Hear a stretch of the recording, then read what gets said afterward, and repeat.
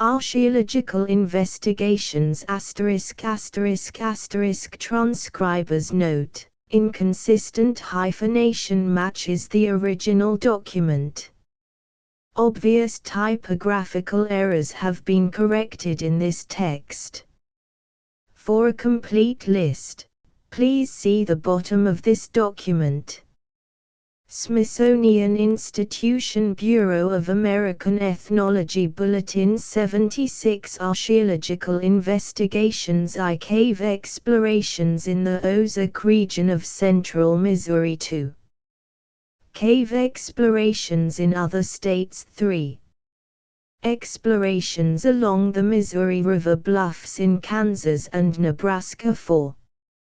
Aboriginal House Mounds v. Archeological Work in Hawaii by Gerard Fowke. Front page Washington Government Printing Office 1922 Letter of Transmittal Smithsonian Institution, Bureau of American Ethnology, Washington, D.C., the 17th of February, 1920. Sir, I have the honor to transmit the accompanying manuscript, entitled Archeological Investigations by Gerard Fowke, and to recommend its publication, subject to your approval, as a bulletin of this Bureau. Very respectfully, J. Walter Fowkes, Chief. Dr. Charles D. Walcott, Secretary of the Smithsonian Institution.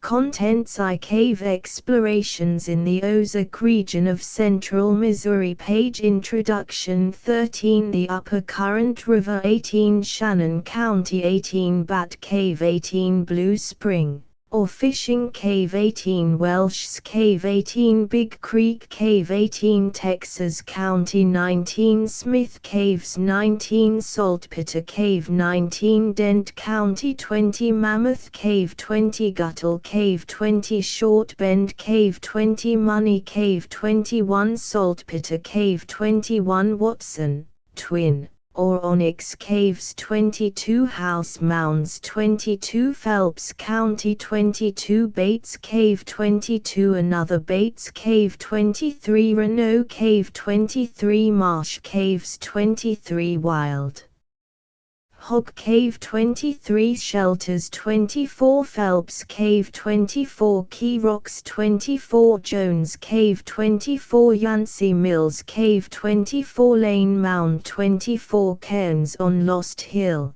at mouth of Gourd Creek 24 Exploration of the Gourd Creek Cave 28 Onyx Cave 34 Goat Bluff Cave 35 Cairns at Sugar Tree Camp 40 Tick Creek Cave 41 Cave in Pool Hollow 41 House Mounds near Roller 41 House Mounds near Dillon 42 House Mounds near St. James 42 Pulaski County 42 Williams Cave 42 Davis Caves 42 Berry Cave 43 Makey Cave 43 York Cave 43 Graves at Laughlin's 44 Kerr Cave 44 Cell Cave 45 Phillips Cave 51 Bells Cave 51 Campground Cave 51 Butcher Cave 51 Graves near McKennan's 52 Rubadoo Cave 52 Richland Cave 52 Rollins Caves 52 Mix Cave 53 Double Cave 54 Railroad Cave 55 Bat,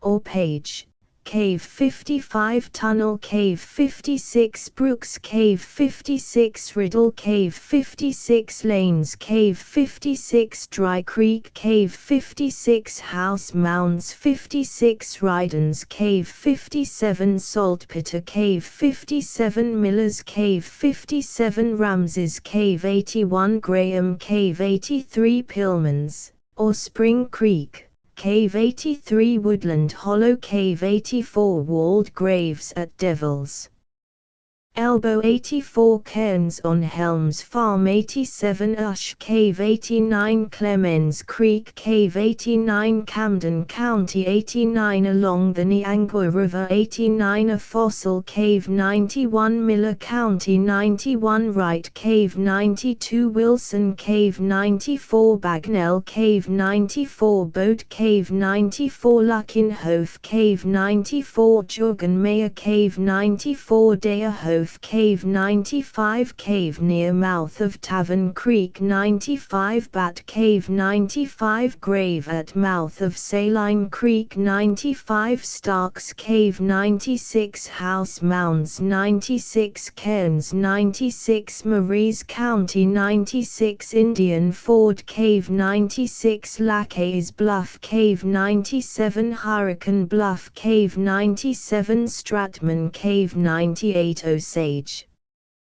County 98 River Cave 98 Rock Shelter 98 Sturfer Cave 99 Cairns 99 House Mounds 99 Indian Fort 99 Cole County 100 Natural Bridge Cave 100 Morgan County 100 Spears Cave 100 House Mounds 102 Cave Explorations in Other States Introduction 101 Indiana 102 Lawrence County 102 Martin County 102 Orange County 106 Crawford County 107 Harrison County 111 Illinois 111 Monroe County 111 Kentucky 112 Hardin County 112 Hart County 112 Edmondson County 115 Warren County 118 Barron County 119 Monroe County 120 Logan County 122 Todd County 122 Tennessee 123 Montgomery County 123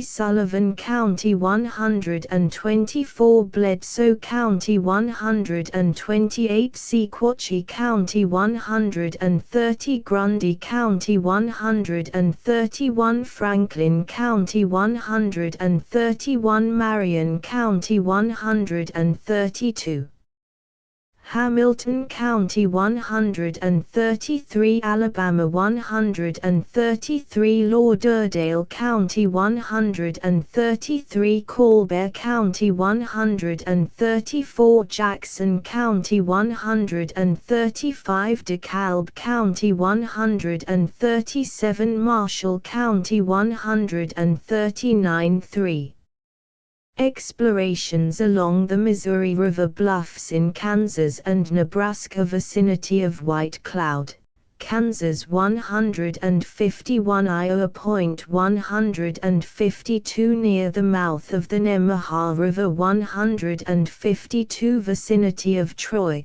Kansas 153 mouth of Mosquito Creek 153 Rilo, Nebraska 154 near Howe, Nebraska 155 Peru, Nebraska 156 Papillion, Nebraska 156 vicinity of Omaha, Nebraska 156 Longs Hill 157 4 Aboriginal Horse Mounds New Madrid County 166 Saint Francois County 166 V Archeological Work in Hawaii Introduction 178 Molokai Island 179 The Rain High Owl 180 The Sacrifice Stones 181 Hawaii Island 182 Kila Flower 183 Waimea 183 Quarry on Mauna Kea 183 Kauai 183 East Point District 184 Napupu 184 Anonau 184 Keauhou 185 Mukinai 185 Laupahuihu 187 Maui Island 188 Kaupo,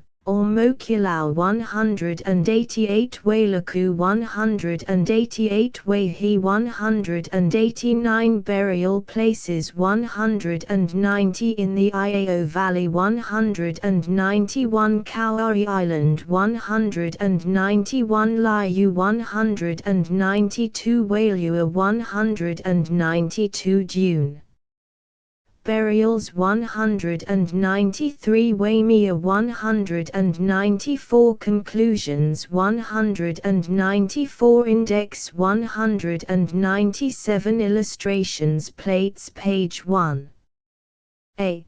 Cave on Big Piney River, Pulaski County, Mo. B. Cave on Big Piney River, Texas County, Mo. 12-2 A. Bluff at mouth of Spring Creek, Pulaski County, Mo. B. Pillman's, or Spring Creek, Cave, Pulaski County, Mo. 12-3 Map of area examined 18-4 Bone and antler implements from Gold Creek Cave, Phelps County, Mo. 34-5 Shell and flint objects from Gold Creek Cave 34-6 Skull from Goat Bluff Cave, Phelps County, Mo. 38-7 Skull from Goat Bluff Cave 38-8 Skull from Goat Bluff Cave 38-9 Skull of Child from Goat Bluff Cave 38-10 Flints from Goat Bluff Cave 38-11 Bone and antler implements from Goat Bluff Cave 38-12 Bone and antler implements from Goat Bluff Cave 38-13 A. Cairn 6 miles north of Arlington, Mo. B. Walled Grave 6 miles north of Arlington, Mo. 38-14 Cairns on Rubadoo Creek, 6 miles from Waynesville, Mo. 46-15 Flints from Cell Cave, near Waynesville, Mo. 46-16 Objects from Cell Cave A. Pestles or grinding stones, B. Celt, pottery discs, paint stones, and skiver 46-17 3 Skulls from Pulaski County, Mo. A. B. Skull from Cell Cave, C. D. Skull from Bell's Cave, near Waynesville, E. F. Skull from Miller's Cave 46-18 Teeth from Cell Cave and other caves, showing manner and amount of wear 48-19 Teeth from Cell Cave and other caves, showing manner and amount of wear 48-20 A. B. Skull from Miller's Cave, Pulaski County, Mo. C. Part of Skull of Child from Miller's Cave 68-21 Skull of Young Woman from Miller's Cave 68-22 Skull of Child from Miller's Cave 72-23 Diseased tibia of adult and diseased bones of child from Miller's Cave 72-24 Skull of Child from Miller's Cave 72-25 Cache of flints from Ushbed in Miller's Cave 72-26 Flints from Miller's Cave 7627. Flints from Miller's Cave 7628. Flints from Miller's Cave 7629. Axes and pestles from Miller's Cave 7630. Bone implements from Miller's Cave 7831. Bone implements from Miller's Cave 7832. Bone implements from Miller's Cave 7833. Bone implements from Miller's Cave 7834. Bone and antler implements from Miller's Cave 7835. Antler implements from Miller's Cave 7836. Skivers, showing stages of manufacture, from Miller's Cave 7837. Shell spoons, pottery discs, and broken spoon made of a deer's skull, from Miller's Cave 7838.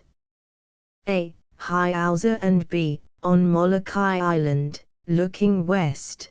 B. High-Owl, on Molokai Island, looking north. C. High-Owser and B. On Molokai Island, looking south 18039. A. High-Owl, on Molokai Island, looking south. B.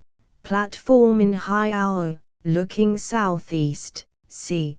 Paved way in High-Owl, looking southwest 18040.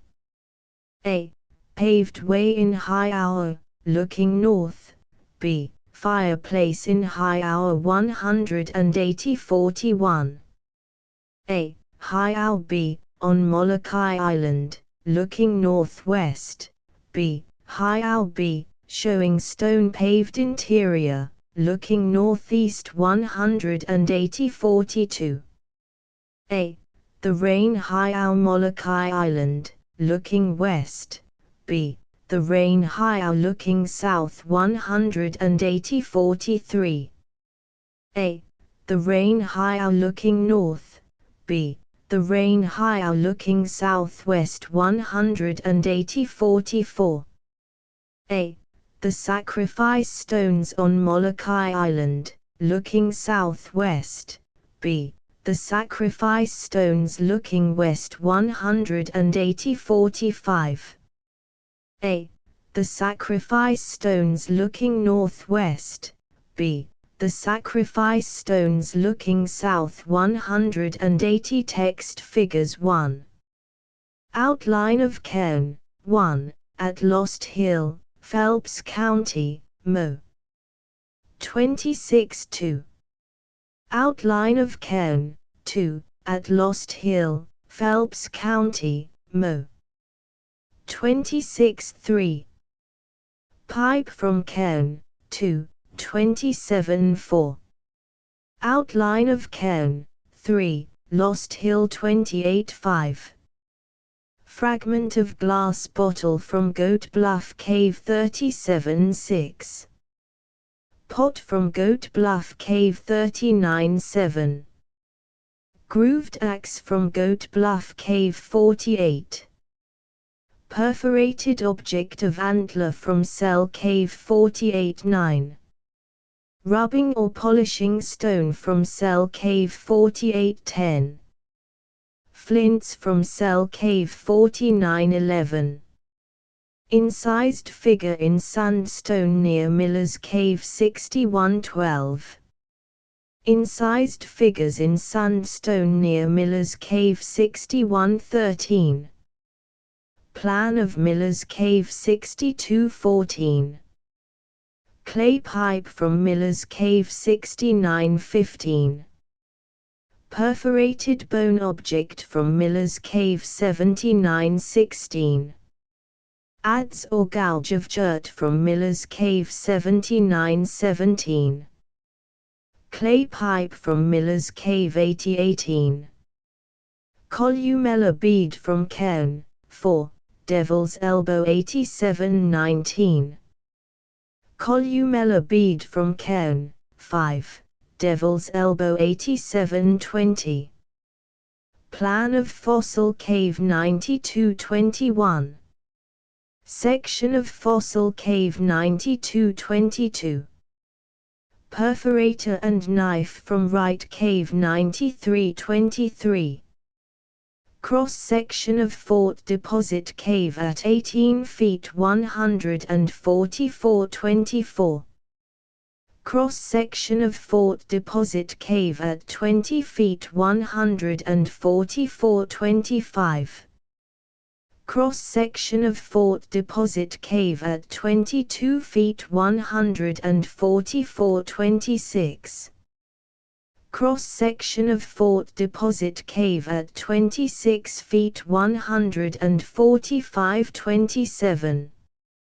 Cross-section of Fort Deposit Cave at 28 feet 145.28.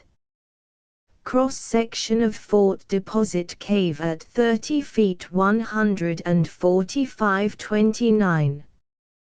Cross-section of Fort Deposit Cave at 35.5 feet 146.30. Cross-section of Fort Deposit Cave at 47.5 feet 146.31. Cross-section of Fort Deposit Cave at 60 feet 146.32. Cross-section of Fort Deposit Cave at 70 feet 147.33. Cross-section of Fort Deposit Cave at 90 feet 147.34. Cross-section of Fort Deposit Cave at 93 feet 148.35. Cross-section of Fort Deposit Cave at 175 feet 149.36. Cross-section of Fort Deposit Cave at 180 feet 149.37. Plan of House Mound in St. François County, Mo. 168. Plate 1 AM, Cave on Big Piney River. Plate 1 AM, Cave on Big Piney River, 3 miles east of Big Piney, Pulaski County, Mo. Courtesy of Dr. P.J. Hewer, St. Louis, to list Plate 1B, Cave on Big Piney River. Plate 1B, Cave on Big Piney River, in Texas County, Mo. Courtesy of Dr. P.J. Hewer, St. Louis, to list Plate 2 AM, Bluff at mouth of Spring Creek. Plate 2 AM, Bluff at mouth of Spring Creek, Pulaski County, Mo. Courtesy of Dr. P.J. Hewer, St. Louis, to list Plate 2 AM, Pillman's, or Spring Creek, Cave. Plate 2B, Pillman's, or Spring Creek, Cave, Pulaski County, Mo. Courtesy of Dr. P.J. Hewer, St. Louis, to list Archeological Investigations I Explorations in the Ozark region of central Missouri by Gerard Fowke. Introduction. The geological structure of that portion of southern Missouri which lies to the westward of the Archean rocks near the Mississippi River is peculiarly suitable for the development of caverns. The Ozark uplift produced far-reaching undulations, and there seem to have been no violent disturbances which would result in extensive faults, considerable displacements, or a pronounced inclination of the strata. Jointing and pressure cleavage, however, gave rise to innumerable crevices in the limestone, through which percolating surface water found its way into all parts of the formations. By its solvent power this water gradually enlarged the crevices into passages which, multiplying and uniting, drained constantly increasing areas until they formed subterranean streams with a perpetual flow. Thus began caverns, and these grew in depth, width, and height as the rock was eroded and dissolved. Tributary crevices were subject to the same action, and there was finally created by each of these water systems a network of cavities whose ramifications sometimes extend throughout several townships. In time, sections of the roof, here and there, became so thin from the combined erosion taking place both above and below as to be unable to sustain their own weight. The overlying strata fell into the cave, and the volume of water flowing through it was augmented by drainage which had previously been disposed of on the surface. All this had to seek an outlet somewhere, except in those rare instances where it maintains its downward course until, below the level of any open stream it can reach, it encounters an impervious stratum and must lose itself in the deep rocks. Usually, however, it emerges in the face of a bluff or on the side of a hill, and the opening becomes the mouth of a cave. Occasionally, in such situations, the water continues to flow out, but usually it finds a way to reach a lower level, and so the cave in time becomes dry except for such water as seeps through from the earth immediately above. Sometimes, too, the point of discharge is at or perhaps somewhat below the level of a stream into which it passes. In the Ozarks are numerous very large springs or fountains which by inverted siphon or artesian action are forced up from subterranean streams lying at a greater depth. Few large caverns have the floor entirely dry, even when they are well above the bottom of the valley. Deposits in the front portion may be dry, perhaps dusty on the surface, but toward the interior moisture usually accumulates until they are muddy or until the water stands in pools or puddles. When this is the case, there is sometimes a little stream making its way to the front through a channel which it has cut, or seepage may dampen, possibly saturate, the lowermost portions of the otherwise dry earth. These details are controlled principally by the direction and degree of slopes and by side openings which allow more or less of the water to escape at some part of its journey. When a cavern is fairly lighted and has a dry floor, whether of rock or earth, it forms an excellent abode for a small community unable or not disposed to construct shelters more comfortable or convenient. And there is abundant evidence that many caves in the Ozarks were utilized as habitations by the Aborigines. It must be remembered, however, that in the centuries which have elapsed since hunters or permanent occupants first entered this region, many superficial changes have taken place, not only about the entrances but within the caverns as well. Very probably these alterations have converted caves once occupied into places which at present are quite unfit for such purposes. Talus has accumulated in front of the openings or partially filled the front chambers. It may well be the case that this conceals much refuse. Caves which, from similar deposits, are now difficult to enter and dark to the doorway, may have been open and convenient. Furthermore, caves with wet or muddy bottoms may owe such condition to causes which have recently come into operation, or if they always contained more or less water, the primitive dwellers could in many cases have overcome such disadvantages by digging drains which have since become choked and obliterated. Very small cavities, such as deep rock shelters, or caverns with a great thickness of earth on the floors, now showing no trace of remains, or those with entrances so small that it is necessary to crawl through, any of these, if cleared out to the bottoms, might disclose material dating back to very early times. It might seem that the air in a cave constantly occupied would grow stale and close, while smoke from the fires would in time become annoying. But Indians used for fuel only dry wood and bark, the smoke from which would be a negligible factor.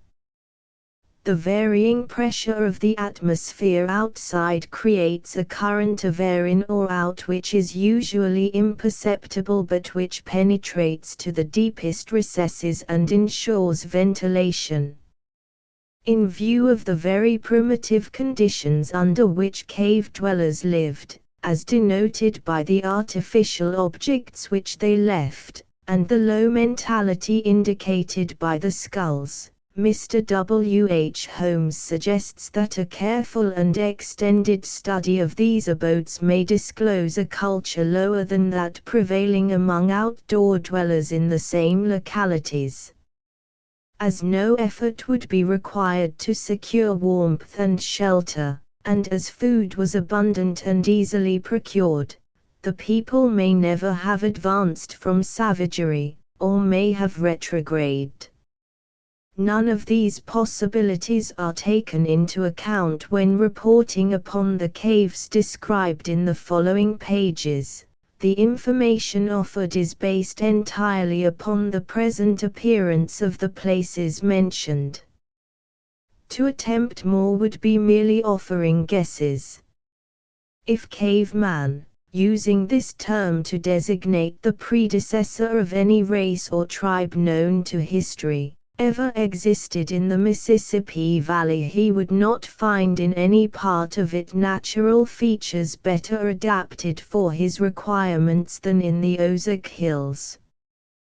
But, so far, not the slightest trace of his presence has been revealed.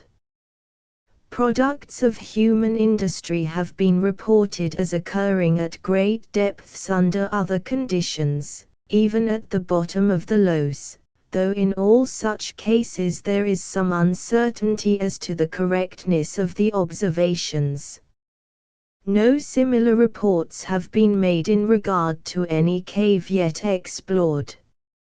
On the contrary, whatever may be the depth of the deposit containing them, the artificial objects exhumed are uniform in character from top to bottom. The specimens found on the clay or solid rock floor are of the same class as those barely covered by the surface earth. Moreover, when they cease to appear, they cease absolutely.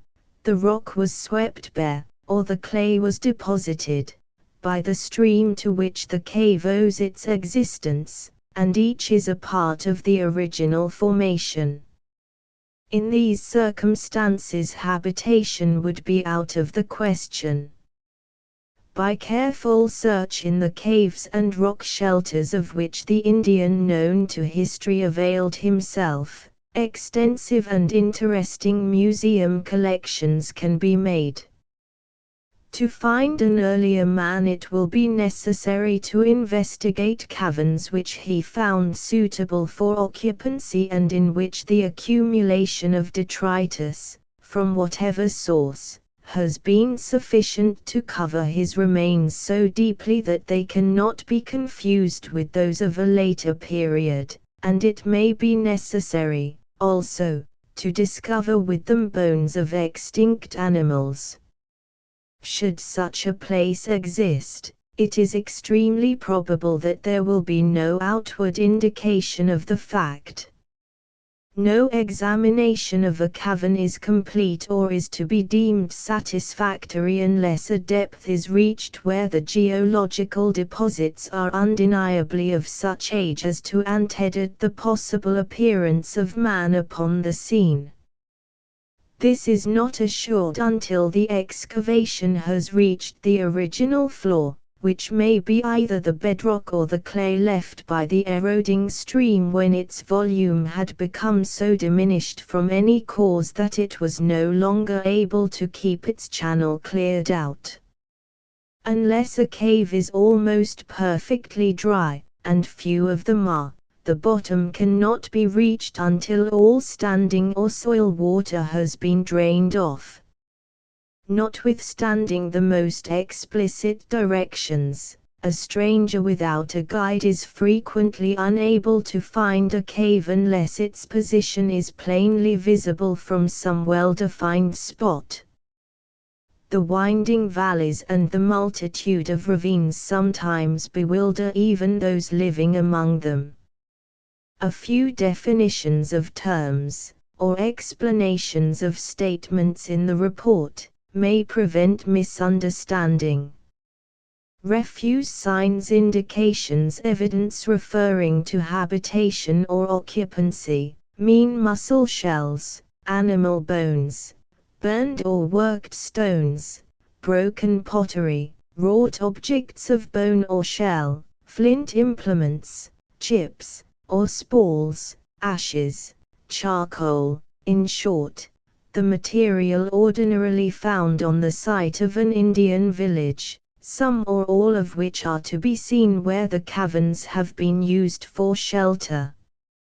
Daylight or in daylight is the greatest distance within the entrance to a cavern at which common print may be easily read or the nature of small objects lying on the floor determined with certainty.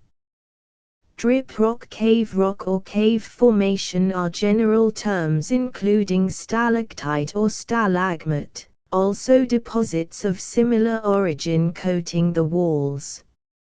Not all of these may be present in the same cavern. Roof dust is a substance, literally lime sand, produced by the superficial disintegration of the roof or walls. This process is greatly accelerated where lichen or rock moss has gained a root hold on the stone.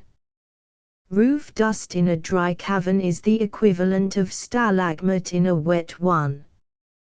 Cave earth is the loose, loamy material usually found in the front chambers of large caverns.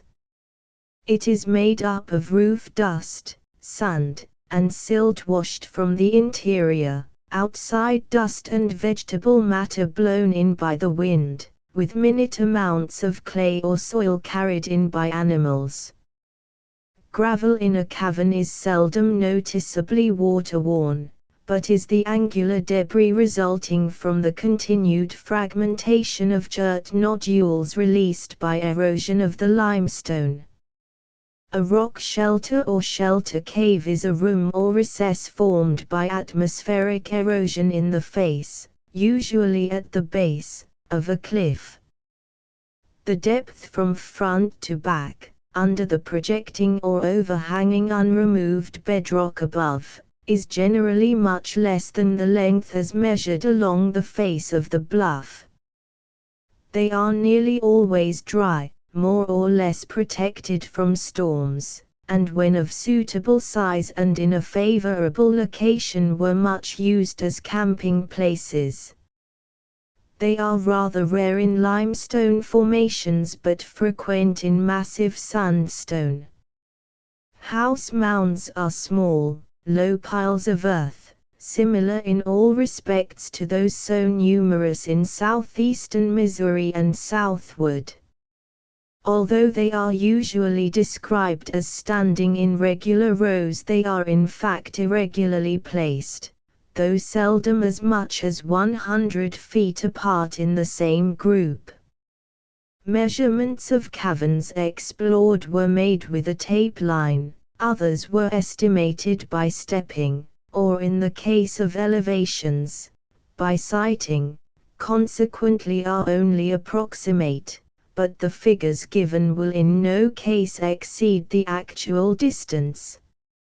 Specimens reported from caves not excavated were found on the floor, sometimes in situations where no addition of cave earth had taken place since the objects were left there, at other times where they were brought from below by burrowing animals, and, again, where they are exposed in the bed or banks of a drainage channel.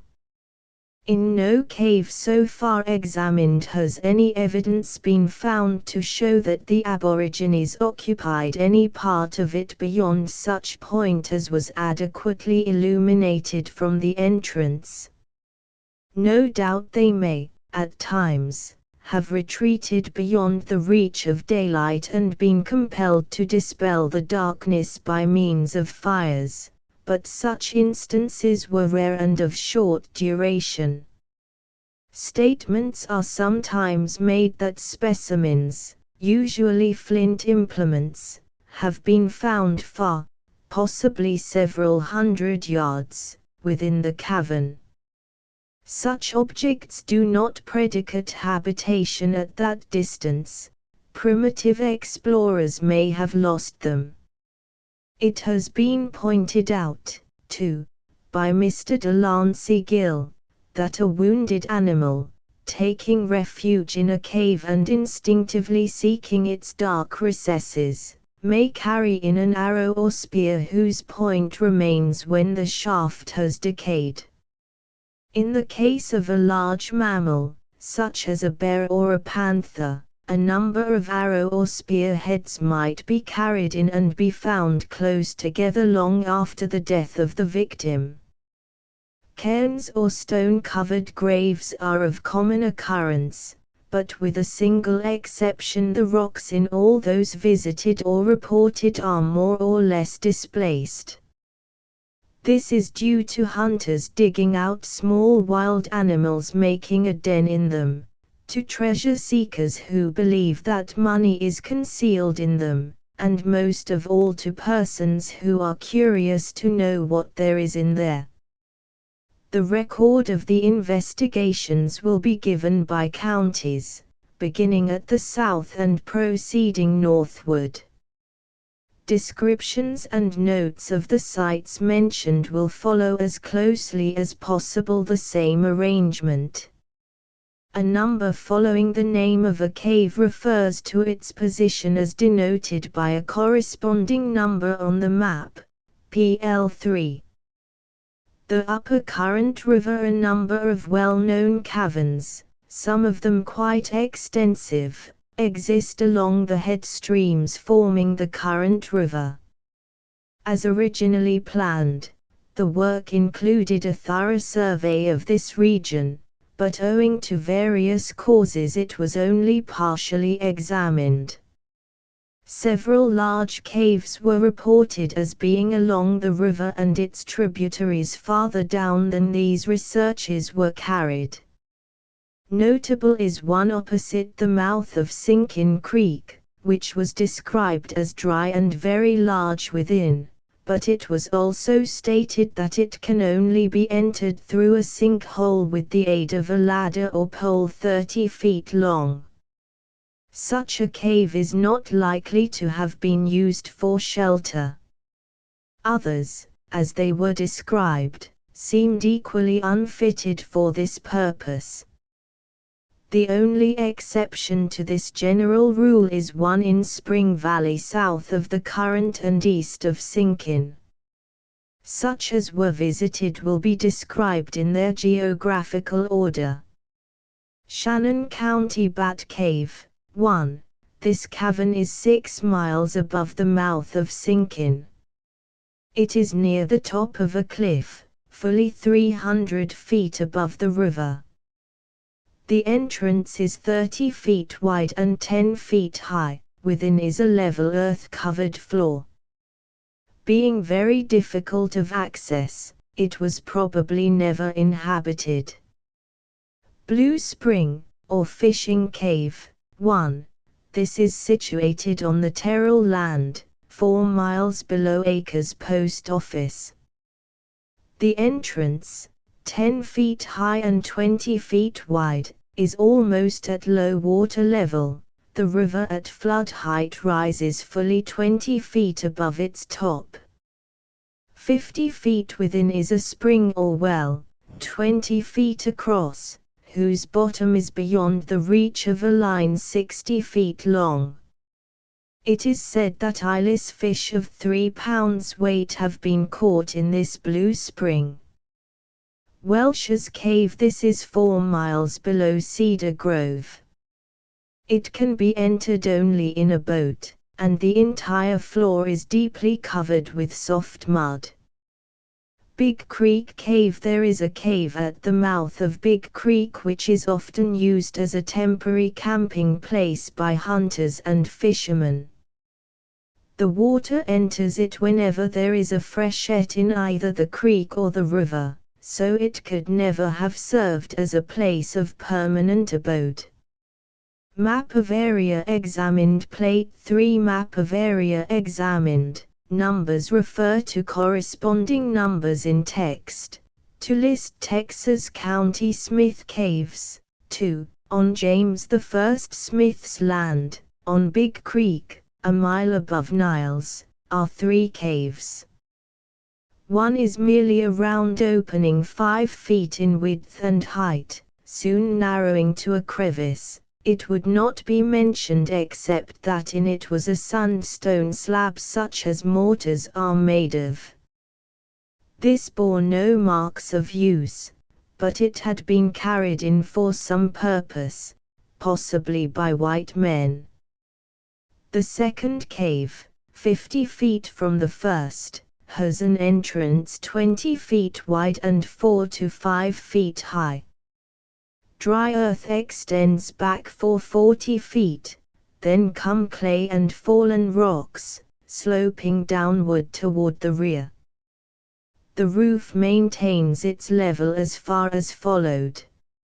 No trace of occupation could be found. The third cave, 150 yards from the second, has an entrance 35 feet wide and 20 feet high. Dry cave earth appears for 20 feet, at which distance it merges with mud containing large rocks. The cavern extends for 50 feet in daylight. Water from the interior spreads over the whole floor to the inner margin of dry earth, where it collects in a little stream which passes out along the foot of one wall. The earth deposit seems to be thin. The only objects that could be found in the cave or about the entrance were a small sandstone slab, unmarked, a small piece of deer bone, and one fragment of shell-tempered pottery. Not a flake of flint was seen. These caves are not worth working. A fourth of a mile from the cave last mentioned is a rock grave on a ledge which projects at about 40 feet, vertically, below the top of the hill. As near as can be judged, in its present torn-up condition, the cairn was originally about 10 by 20 feet in dimensions, so there were probably 2 graves covered by the ordinary conical heaps of stone, the depression between them being filled up to form a single cairn.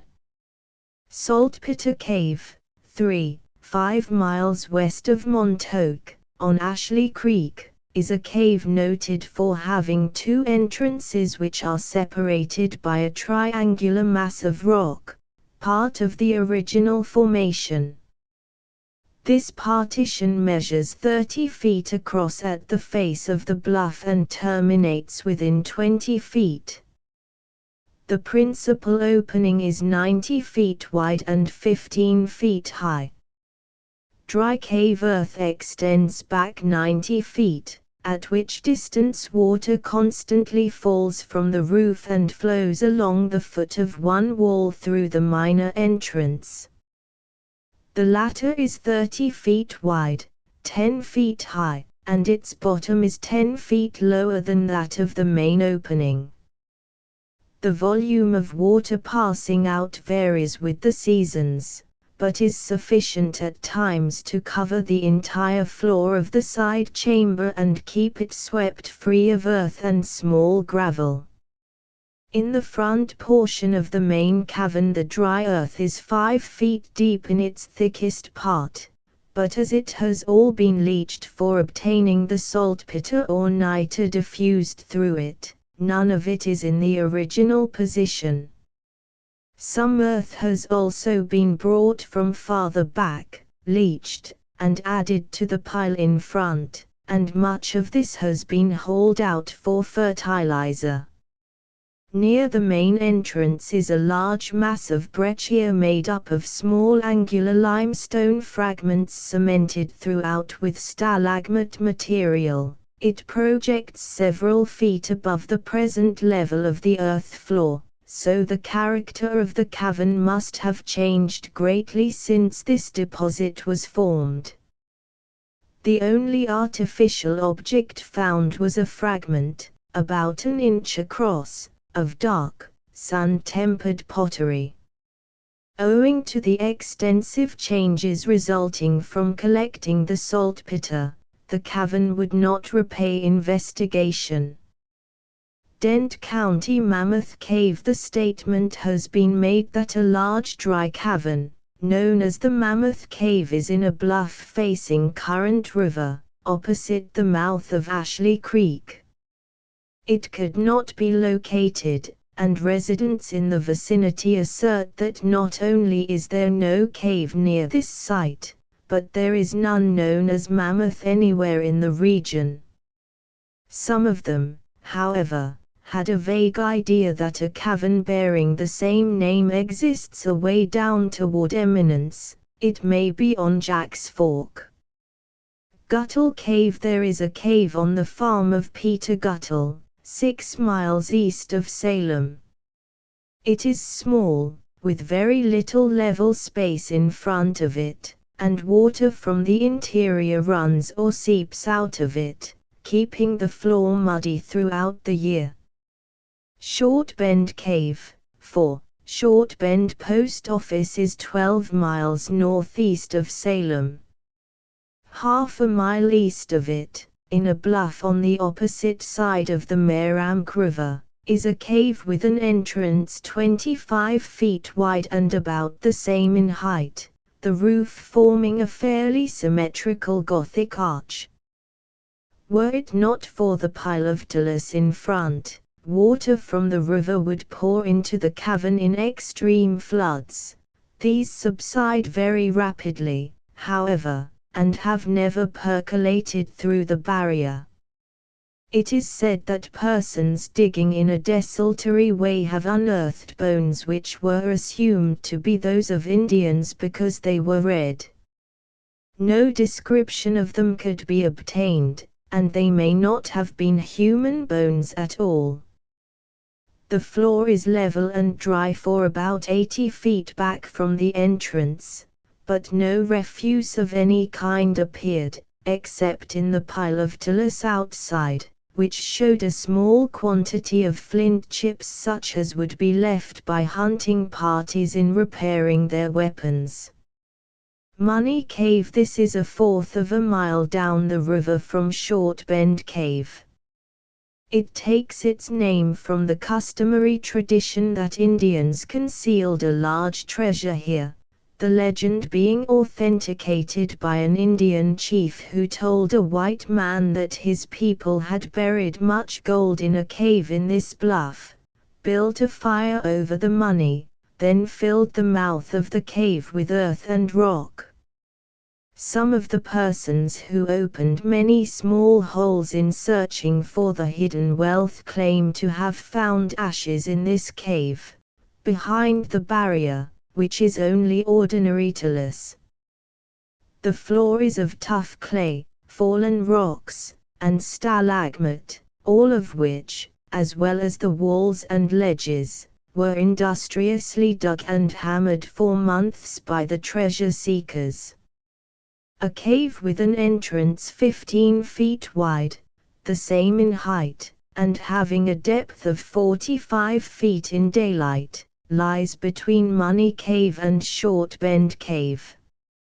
In very wet seasons water runs through it from the interior, and high water backs into it from the Meramec River. Saltpeter Cave. This is 3/4 of a mile north of Short Bend Post Office, on the opposite side of the river. The arched entrance is 25 feet wide and 20 feet high. 15 feet from the front, the cave divides into two branches about equal in size. They have never been explored to the end. One branch continues straight back for about 100 feet, then turns abruptly to the right for 50 or 60 feet, at which distance it resumes its original direction. The other branch turns directly to the right and is in daylight for 50 feet. Much of the cave earth has been hauled away for fertilizer, or leached for obtaining saltpeter, so that only a small quantity remains in front. Farther back, in both chambers, the dry earth where not disturbed is 8 to 10 feet thick. The cavern is easily accessible, close to the river, and otherwise well adapted for habitation, but careful search failed to reveal any indication that it had ever been thus used. Watson, Twin, or Onyx Caves. The two caverns thus variously designated are on the Meramec River, 14 miles north of Salem. They are parallel to a depth of about 100 feet, being separated by only 10 or 12 feet of solid wall. The floors of both slope downward from front to rear, but not so rapidly as the roof, so that at this distance the caves apparently come to an end. But that they continue back into the hill is manifest from the appearance of the roofs. In some manner the rear portion of each has become entirely filled with earth.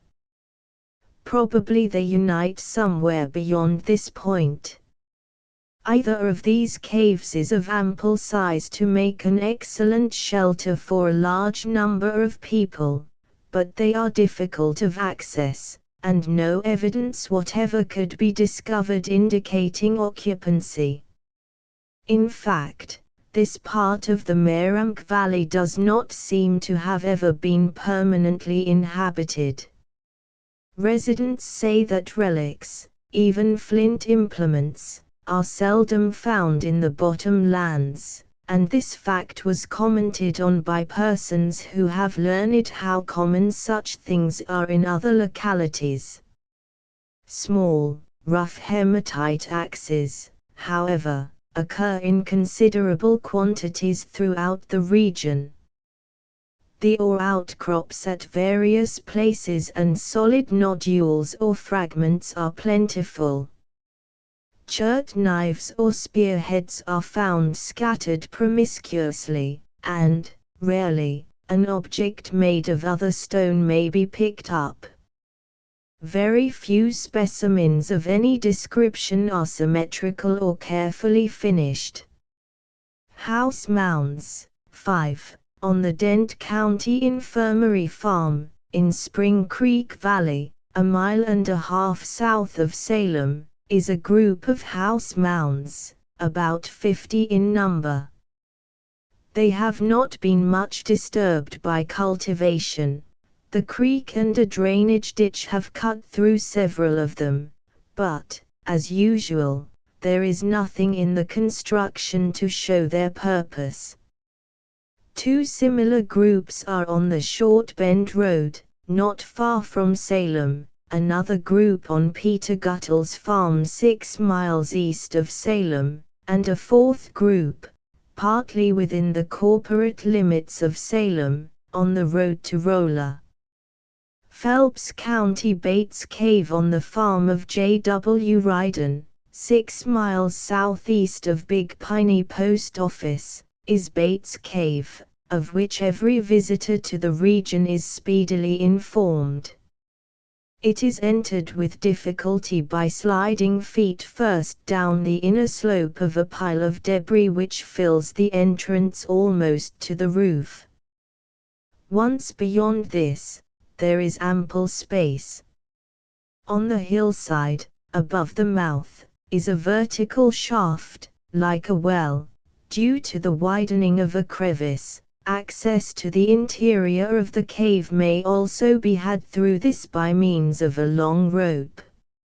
Under present conditions, it would not be used except as a temporary shelter or hiding place, for which purposes bushwhackers availed themselves of its advantages during the Civil War.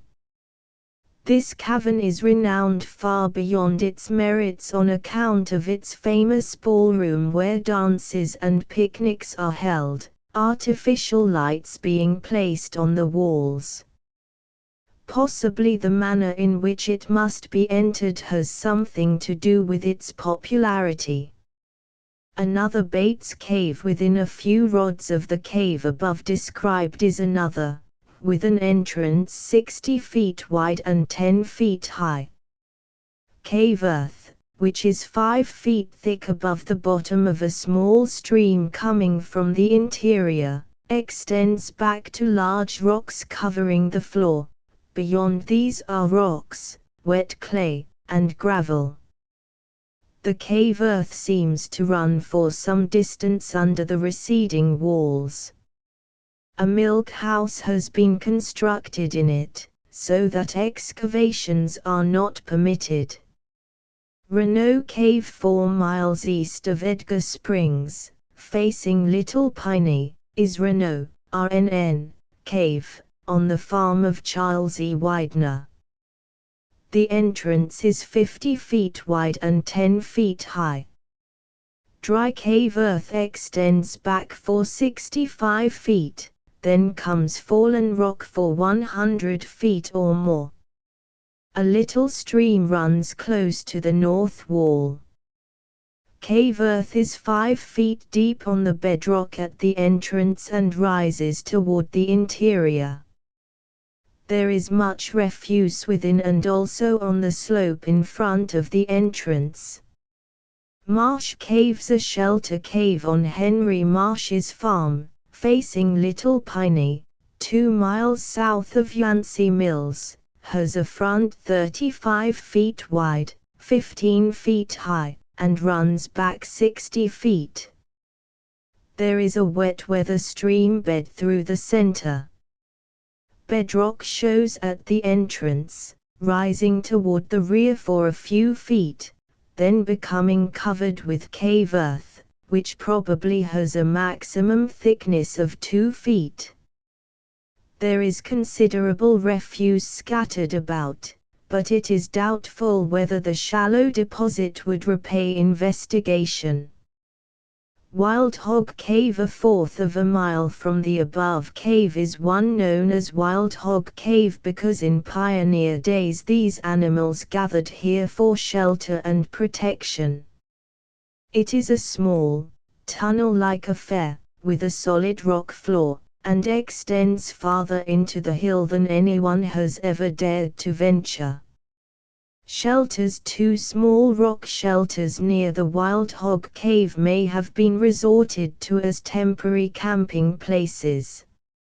Phelps Cave, a cave on the farm of James Phelps, 2 miles south of Yancey Mills, is described as small, with a narrow entrance.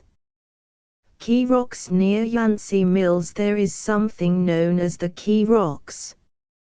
It cannot be found by a stranger and no guide was available at the time the place was sought. It is described as a small, deep, circular hole in solid rock, in which were many stone covers or lids, one above another, gradually diminishing in size and cut to fit down on each other. It is probably due to stream erosion. Jones Cave on Little Piney, half a mile south from Yancey Mills, is a large cave on the Jones farm. It is said to have a large entrance and much earth on the floor. As the owner uses it for a warehouse in which to store fruits and vegetables and utilizes the stream flowing through it for preserving milk and butter, no examination could be made. Yancey Mills Cave. There is a small, shallow cave near the top of the bluff, half a mile north of Yancey Mills. It contains no evidence of occupation, except that walls and ceiling are blackened with smoke, due, probably, to modern refugees or hunters. Lane Mound, 7. It was reported, too late to visit the site, that on George Lane's farm, on Little Piney, a mile north of Yancey Mills, is a mound 8 feet high, built of earth and surrounded with the usual evidences of a village site, scattered over the level bottom on which it stands. Cairns on Lost Hill, at mouth of Gourd Creek, 8. Gourd Creek flows into the east side of Little Piney River 12 miles southwest of Rolla. It is less than 4 miles long, and but for 3 or 4 large springs near its source, which keep its volume fairly uniform, would be dry most of the year. Parallel with it, a short distance to the southward, is a ravine several miles in length, known as Coal Pit Hollow. This originally discharged its drainage into Little Piney about half a mile above the mouth of Gourd Creek. A ravine tributary to the latter, near its mouth, has worked back until it has captured the flow of Coal Pit. The lower end of the stream bed, thus abandoned, now forms a gap or depression with a slight incline from the center in both directions. The crest of the deserted portion is about 50 to 60 feet above the present level of Little Piney. The hill enclosed by this quadrilateral drainage is about 1/4 of a mile in length along its top, has a direction almost north and south, with a nearly uniform slope along the summit, the southern point being somewhat higher than that at the north, and terminates abruptly at each end. The sides descend at once from the center line of the ridge, like a roof with a slightly rounded comb. On account of its isolated position, the eminence is locally known as Lost Hill. It is not to be confused, however, with several similar formations in this region, to which the same term is applied and which may owe their existence to a like cause, or may be due to cut-offs by streams. On the top of this particular Lost Hill are 6 cairns, 5 of them near the northern end, the 6th just where the ridge breaks off to the south. The margins are uncertain owing to the upper stones being scattered by hunters as well as by credulous individuals who are firmly fixed in the belief that all such rock piles contain gold hidden by Indians. So far as can now be determined, the 5 at the northern end were 16 to 18 feet across as left by the builders, the southernmost one being somewhat smaller. All are in uncleared land, and crevices between the stones are filled with a tangled mass of roots from the trees and bushes growing on and around them. The relative positions are about thus: measurements being made on the earth between the scattered stones: 1. 10 feet, 2. 10 feet, 3. 50 feet, 4. 10 feet, 5. 1,000 feet, 6. The distance from 5 to 6 is estimated by stepping and may vary considerably either way from the measure given. Cairns 1, 2, and 3 were thoroughly excavated. Cairn 1. This, the farthest north, was about 16 by 17 feet within the original limits. When the outer loose rocks were removed, there was disclosed a wall of flat stones on the natural surface, so laid as to form an enclosure apparently intended to be practically square. It measured, across the center, from outside to outside, about 14 feet from north to south by 12 feet from east to west. The north and south walls were straight, the others outwardly curved. The approximate outline is shown in Figure 1. In most parts the wall was only 1 stone high, in a few places there was another rock laid up. Over and within this wall had been piled loose stones, ranging in size from small pebbles to fragments of 150 pounds in weight, to form a heap whose original height was about 2 feet. Figure 1 Fig. 1.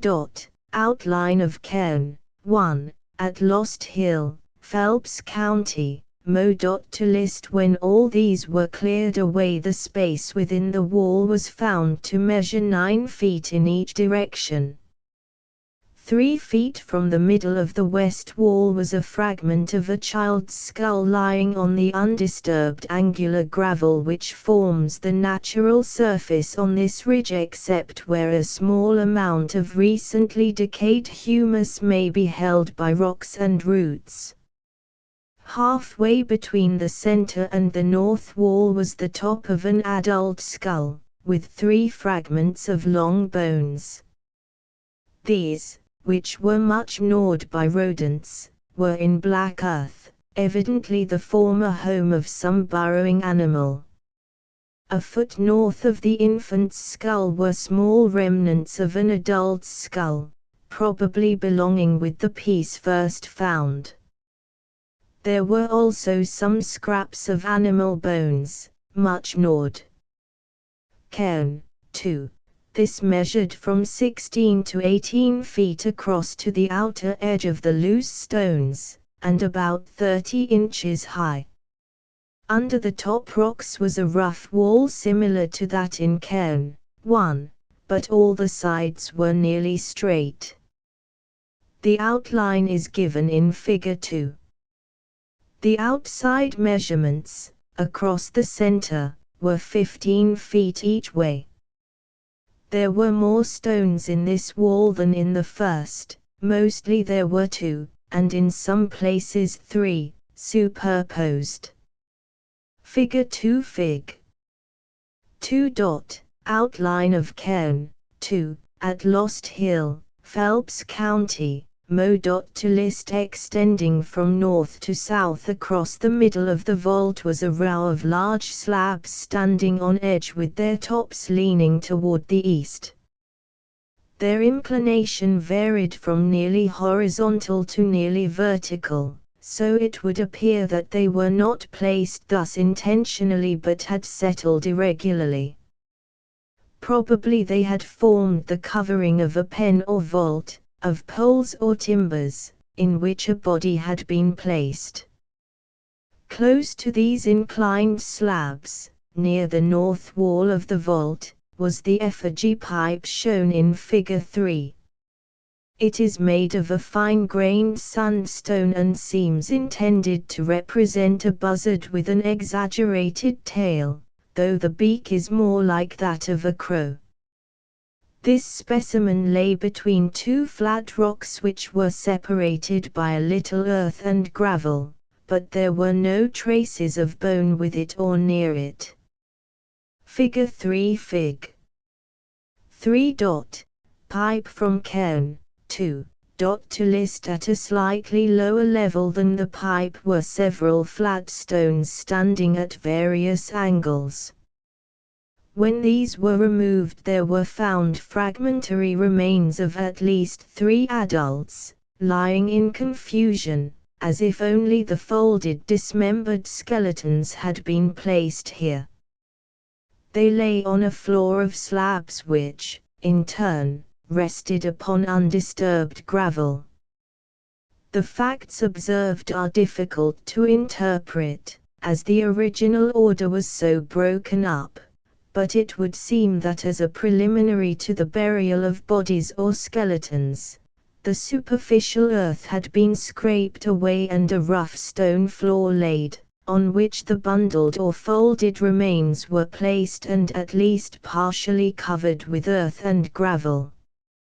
Other flat rocks were then laid over them, either directly on the earth or more probably supported by poles placed across, whose decay had allowed them to fall into the confusion in which they were found.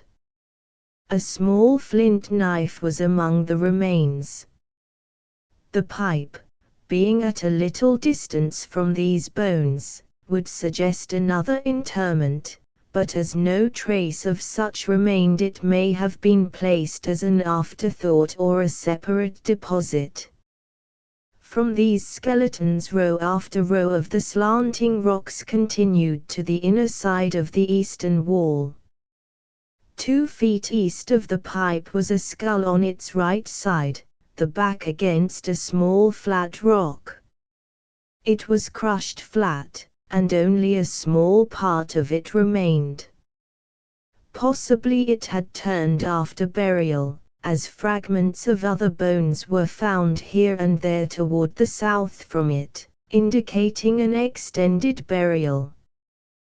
The teeth were hard, solid, and much worn. The bones found were more or less gnawed, and among them were scraps, probably of food animals, burned into charcoal. No bones found could be saved, as they were very soft. Cairn 3. This was similar in construction to 1 and 2, as is shown in Figure 4. The wall, along the outside, measured 14 feet on the south, 13 feet on the north, 15 feet on the west, and 14 feet on the east. The enclosed space was 10 feet across each way. Someone had dug out much of the south end, the northern end was undisturbed. Figure 4 Fig. 4. Outline of Cairn 3. Lost Hill. To list the prior excavation had barely missed, near the west wall, a few fragments of an adult skull and 3 teeth. About even with the middle point of the west wall, 2 feet from it, was evidence of the burial of an adult, pieces of bone and skull, and some teeth. North of these, near the northwest corner, were fragments of 2 adult skulls, with one of which were some beads made of shells of water snails. 18 of these were recovered, all more or less decayed. Between these 2 skulls were parts of a child's skull, the teeth not yet through the bone. Inclined flat stones in the eastern half of the grave, the tops leaning eastward, denoted other burials, but nothing was found under them, although small flat stones laid on the original surface indicated the bottom of a grave. Evidently several burials, of which all traces have disappeared, were made in this vault. Owing to the practical identity of these 3 graves, the poor returns, and the difficulty of working in a tangled mass of tough roots without displacing the stones so greatly that their proper position became a perplexing question, the remaining 3 were not excavated. Exploration of the Gourd Creek Cave 8. Near the mouth of Gourd Creek, on the north side, is a cave which has acquired much local reputation from its size and also from the evidence it affords of a long-continued occupation by the Aborigines. It is easily reached from the road which passes in front, Wagons can be driven into it and there is ample space for them to turn and pass out. Formerly it was much resorted to as a pleasant place for social gatherings, but in recent years it has been used as a barn and storehouse. The owner, Mr. Valentine Allen, gave cheerful permission for all the excavation that was desired, subject only to the proviso that the floor be put back in condition suitable for the purposes for which he needed it. And it is only fair to state that he was not at all difficult to satisfy in this respect. A stream coming from the interior had a flow at the close of the long drought in 1918 sufficient to fill a 2-inch pipe with a rapid fall. In wet seasons the water spreads from wall to wall until it comes to within 100 feet of the mouth. Back in the cave, where the slope is greater, it has sufficient volume and force to carry away all pebbles smaller than coarse gravel and the material that finds lodgment among the stones. The cave is easily traversed for almost 600 feet. Beyond this are narrow crevices and tortuous passages, where explorers must frequently crawl or clamber. One adventurous party proceeded until they reached an opening on the other side of the hill, but this was so choked by fallen rock and debris from the hillside as to be impassable. In storms a strong breeze passes through the main entrance, in or out in accordance with the direction of the wind. Owing to the irregular outline of the cliffs, the width of the entrance cannot be accurately given. From side to side, well under the front of the ceiling the distance is 110 feet. 200 feet toward the interior it contracts to 50 feet. At the entrance the walls are vertical to a height of 25 feet, a short curve at the top on either side, due to the breaking away of the ledges, connects them with the roof, which is somewhat higher. Being a single massive stratum, the top is practically horizontal, but the floor constantly rises from the front with a slight and fairly uniform grade. The front chamber is straight and well lighted for 300 feet, where it turns abruptly westward. From this point the floor is solid rock which the water keeps comparatively free from any loose matter except heavy blocks from the walls or top. Beginning at the entrance is a deposit whose farthest extension reaches 100 feet into the cavern. It is composed to a small extent of sand and clay carried by the stream, and of earth blown or washed in from the outside, but, as investigation proved, it is mainly ashes from prehistoric fires. The surface of this deposit, especially toward the inner end, is very uneven, being higher near the walls than through the central portion. This is due to two causes. In very wet seasons water has carried away much of it, and a large amount has been hauled out by the owner to scatter over his fields as a fertilizer.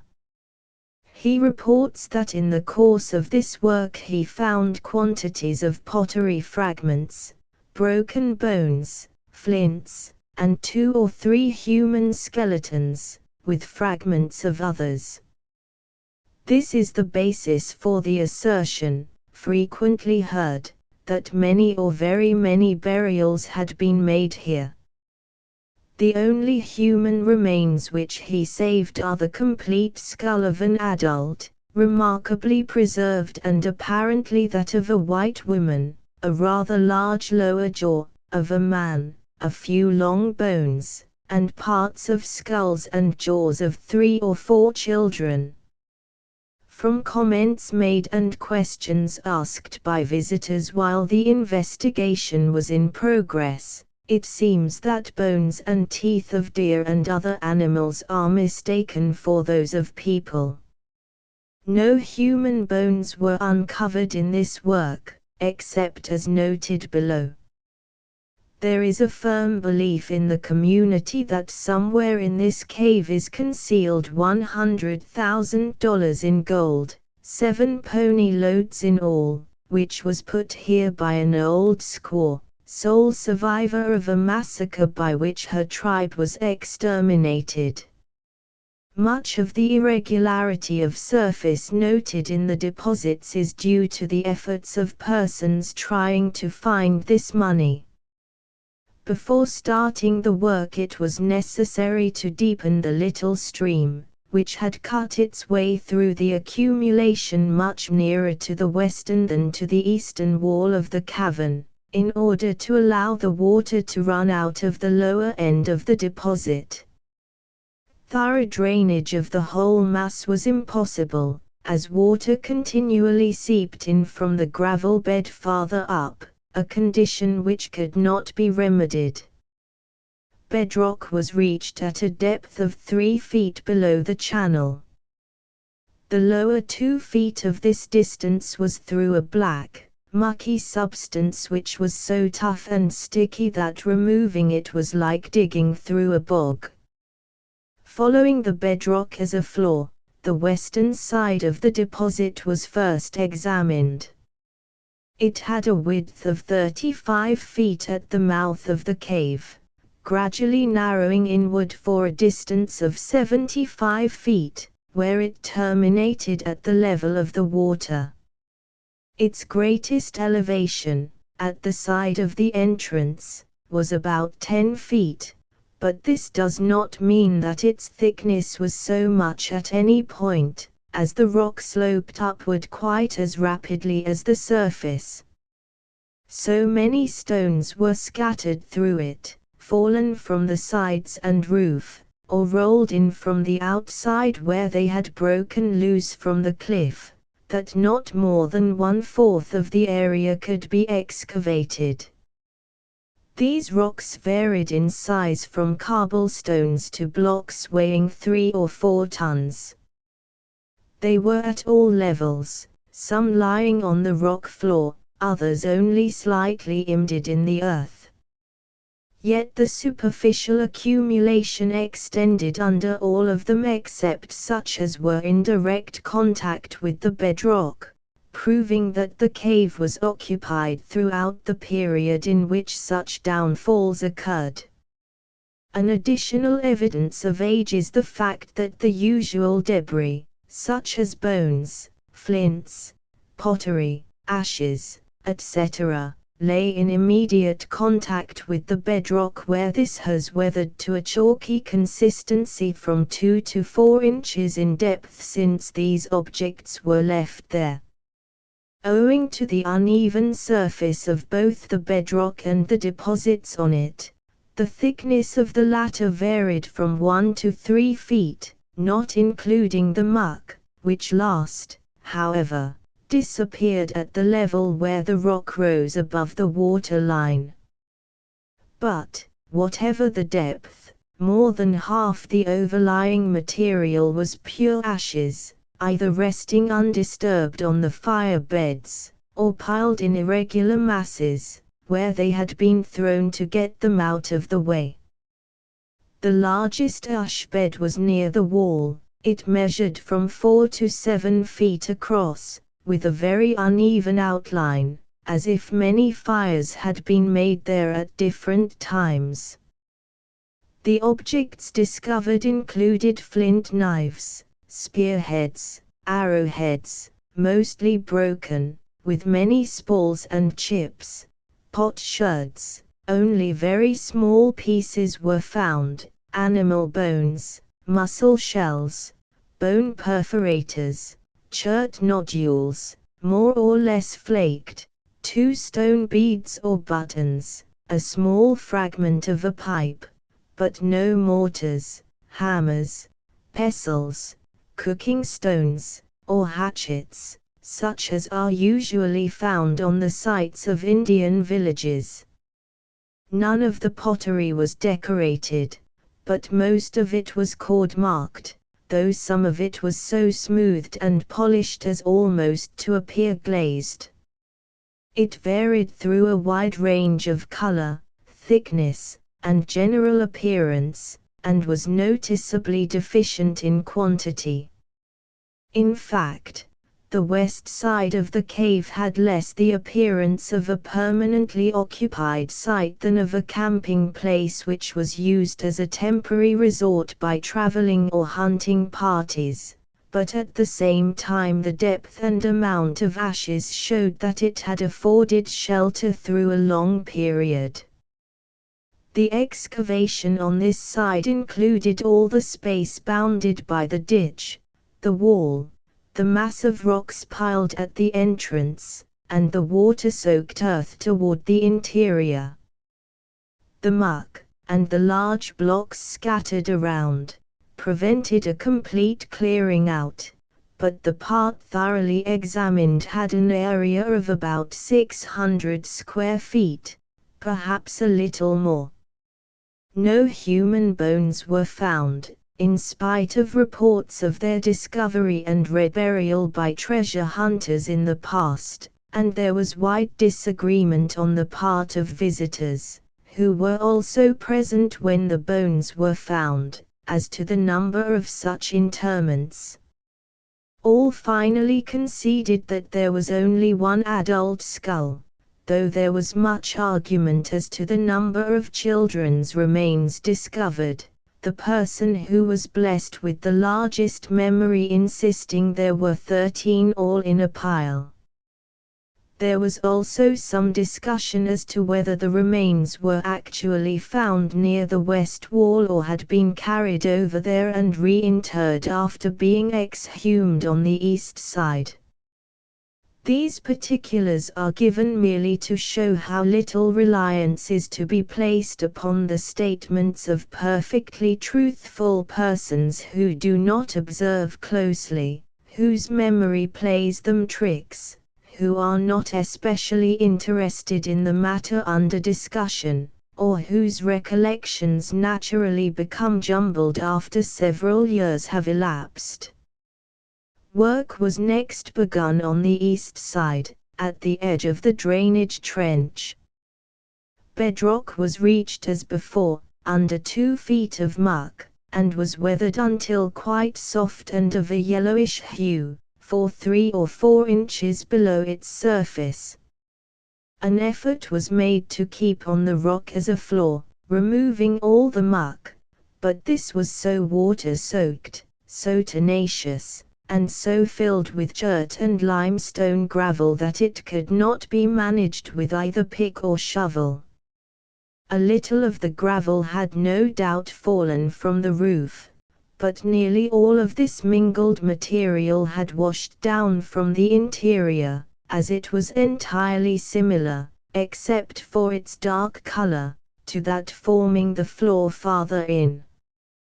Consequently, it was necessary to limit the explorations to that part of the deposit which lay above the wet black mass. Numerous attempts were made to ascertain the thickness of the latter, but water, gravel, and slush oozed or slid into the hole as fast as they could be removed, and it was impossible to reach the bottom.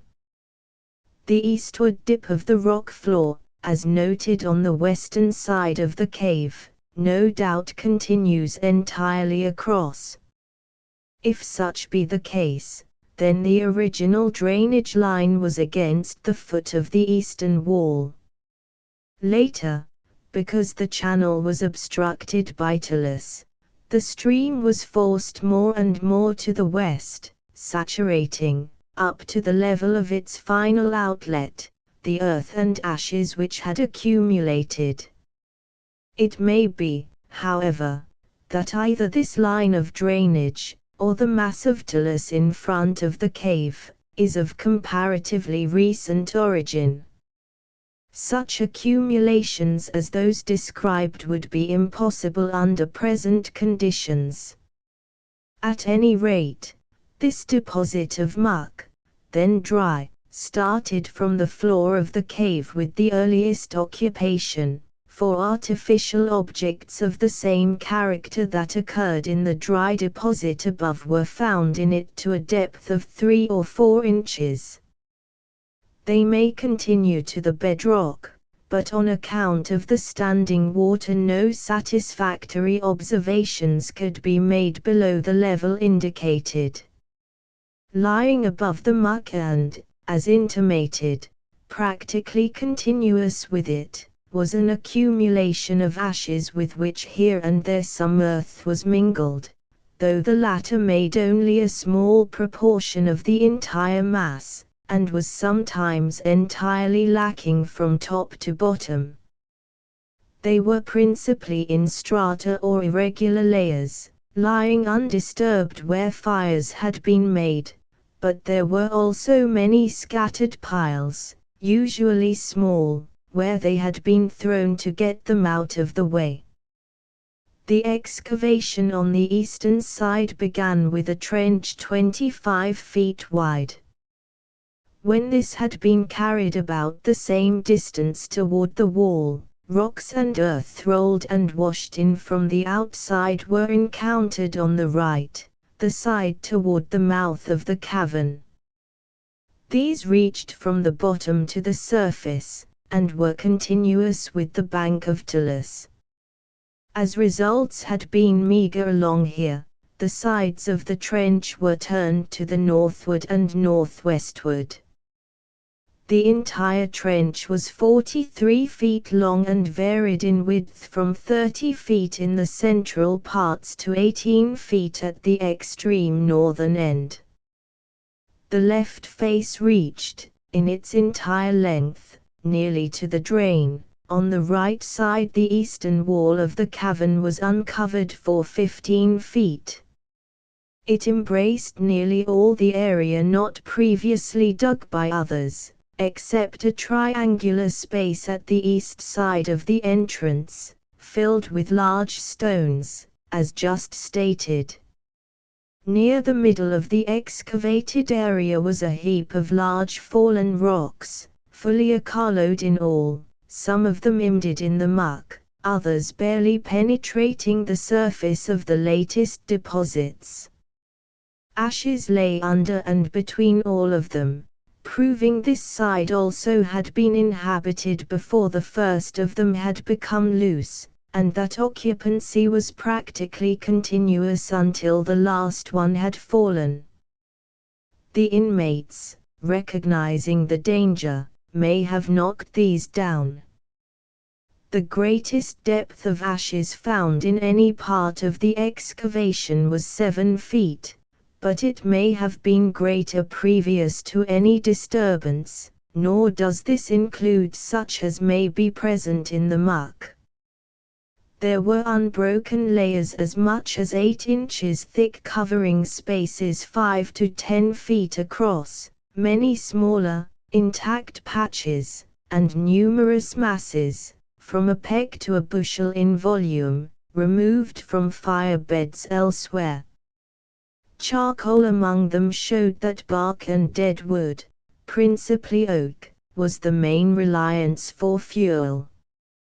The wrought objects found were flints, mostly broken or of rough finish, very many small fragments of pottery, mortars made of sandstone slabs, hammerstones or pestles, bone perforators, mussel shells, some pierced for suspension or for attachment of a handle, some with outer surfaces and edges dressed for use as spoons, hematite or, in the rough or rubbed to procure paint.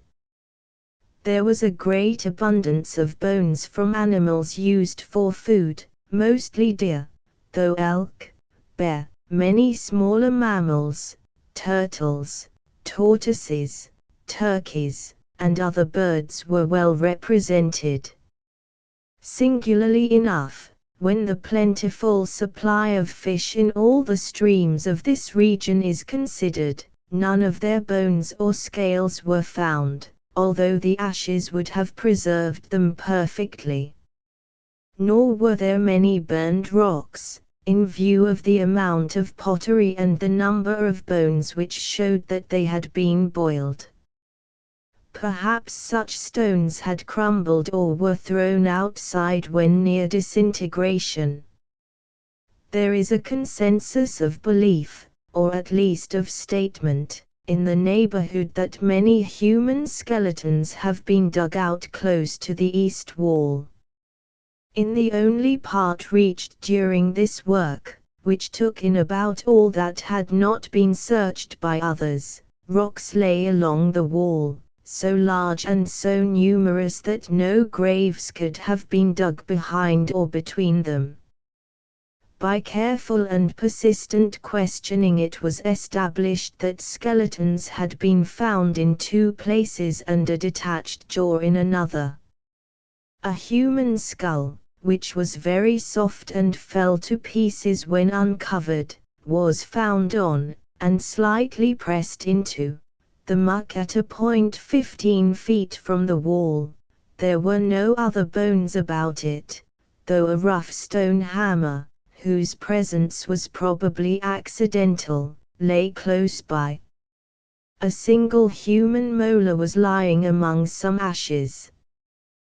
These were the only human remains found during the work, except two adult femurs of different individuals, and fragments of a skull and some other bones from a child and from an infant, all of which lay close to the wall where they had been thrown and slightly covered by parties previously working here. As the depth of the wet material on the rock floor of the eastern side of this cavern is unknown, interesting results might be obtained by a careful examination of it, but this cannot be made until a ditch is dug through it of sufficient depth to drain it thoroughly. Slight investigation outside the entrance showed a large amount of broken bones, pottery, and flint, and this dump may contain even more material than was found in an equal volume in the cavern. But in addition to the rocks of all sizes broken off from the cliff, there were also many which had rolled down from the hillside above, and all these were so interlaced with roots as to make digging very difficult and unsatisfactory. Consequently, further exploration at this site was deemed undesirable. Pointed bone and antler implements from Gourd Creek Cave are shown in Plate 4. A shell knife, a bead from a fragment of seashell, and types of flint arrowheads appear in Plate 5. There is a village site on Gourd Creek bottom, at the foot of Lost Hill, and a little below the cave. 3 small earth mounds are plowed nearly level.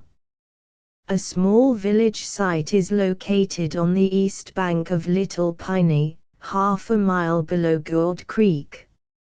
In the bluff facing Little Piney, a mile below Gourd Creek, on the opposite side, is a small, shallow cave with a low roof. Water cracks on the floor show that it is sometimes flooded. No signs of use are apparent. On the hill over the cave just mentioned is a cairn, now destroyed. Plate 4. Bone and antler implements from Gourd Creek Cave. Plate 4. Bone and antler implements from Gourd Creek Cave, Phelps County, MoDOT to list. Plate 5. Bone and antler implements from Gourd Creek Cave. Plate 5. Shell and flint objects from Gourd Creek Cave. List. Onyx Cave, 9, 5 miles southwest of Arlington, near the boiling spring in the Gasconade, is Onyx Cave, so named because much workable stalagmite occurs in it. It has a number of branches, some of which have been explored for several hundred yards without coming to the end. The entrance is 90 feet in width. A pile of talus at the front, lying partly inside the cavern, reaches nearly to the roof. It has a height of 26 to 28 feet above the level of the wet, muddy floor. Drainage is through a small aperture in the north wall, whose outlet is not known. Apparently the bedrock lies at a considerable depth. It is not visible at any point in the steep ravine leading from the mouth of the cave to the river. Formerly a large quantity of ashes covered much of the inner slope of the talus, where it is protected from the weather, but most of them have been hauled away to scatter over the fields. They extend to a greater depth than any digging was ever carried. The cavern has long been a refuge for stock, and this, with the trampling of many visitors, has mingled all the superficial deposits, so that, while ashes may be seen mixed with the debris, no ash beds are now to be found. There must be a very pronounced cavernous condition in this vicinity. At a number of places, even extending to a distance of 2 miles from Onyx Cave, the passage of a wagon produces a rumbling sound, indicative of a cavity at no great depth. There are also many sinkholes, some closed, forming ponds, others with free openings.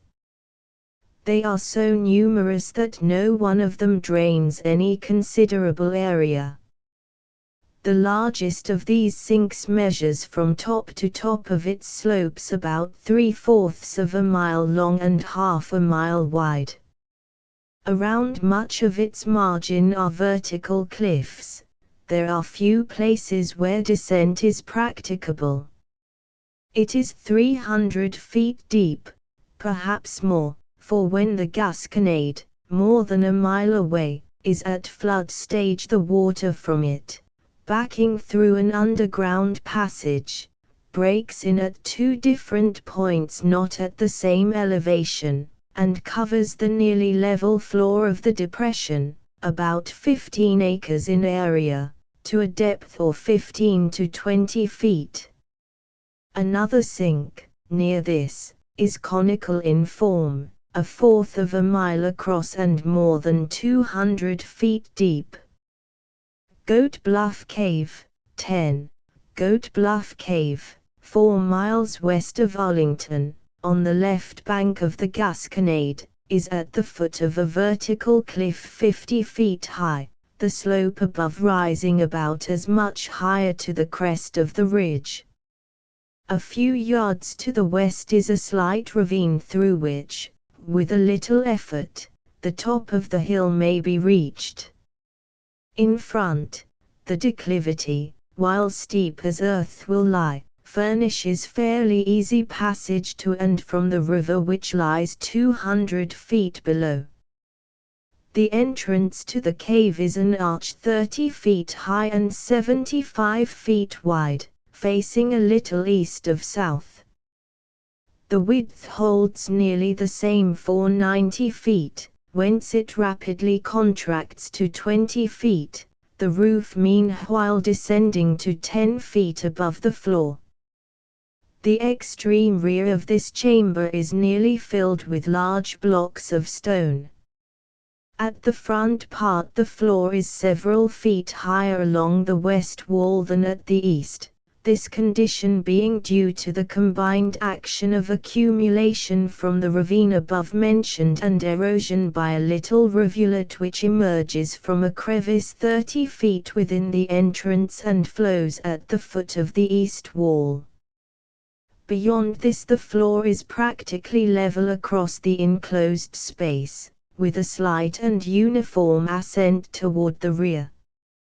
No evidence of rock bottom appears at any point. A preliminary cut at the outer margin of the cave showed 2 distinct, sharply separated strata.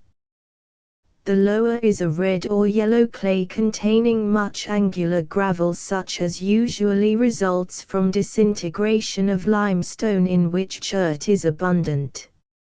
Above this is a deposit of very loose fine material. Toward the rear the upper deposit had been disturbed by curiosity seekers who reported finding much evidence of prehistoric occupation, such as ashes, charcoal, fragments of pottery, and worked flint, as well as several skeletons, the latter in a sitting position. The last part of this statement is a mistake. The bodies were closely flexed and placed on the side, the bones settled to the bottom of the grave, while the skull, if intact, is reached first by excavators and the conclusion drawn at once that it is on top of the other bones. This error of observation is quite common among relic hunters, and is not unknown among student investigators. In order to dispose of material removed in excavating, it was necessary to start a trench from the slope outside the mouth of the cave. As it progressed, the substratum of clay became wetter and more difficult to dig. At 40 feet from the beginning, where the trench was 11 feet deep, the seeping water accumulated until it covered the bottom of the trench, so that no greater depth could be reached. A crowbar forced downward for 18 inches, as far as it could be driven, did not reach solid bottom. Not the slightest trace of human agency was found anywhere below the top of the clay, and from this point excavations were confined to the upper stratum, to which alone the following description is applicable.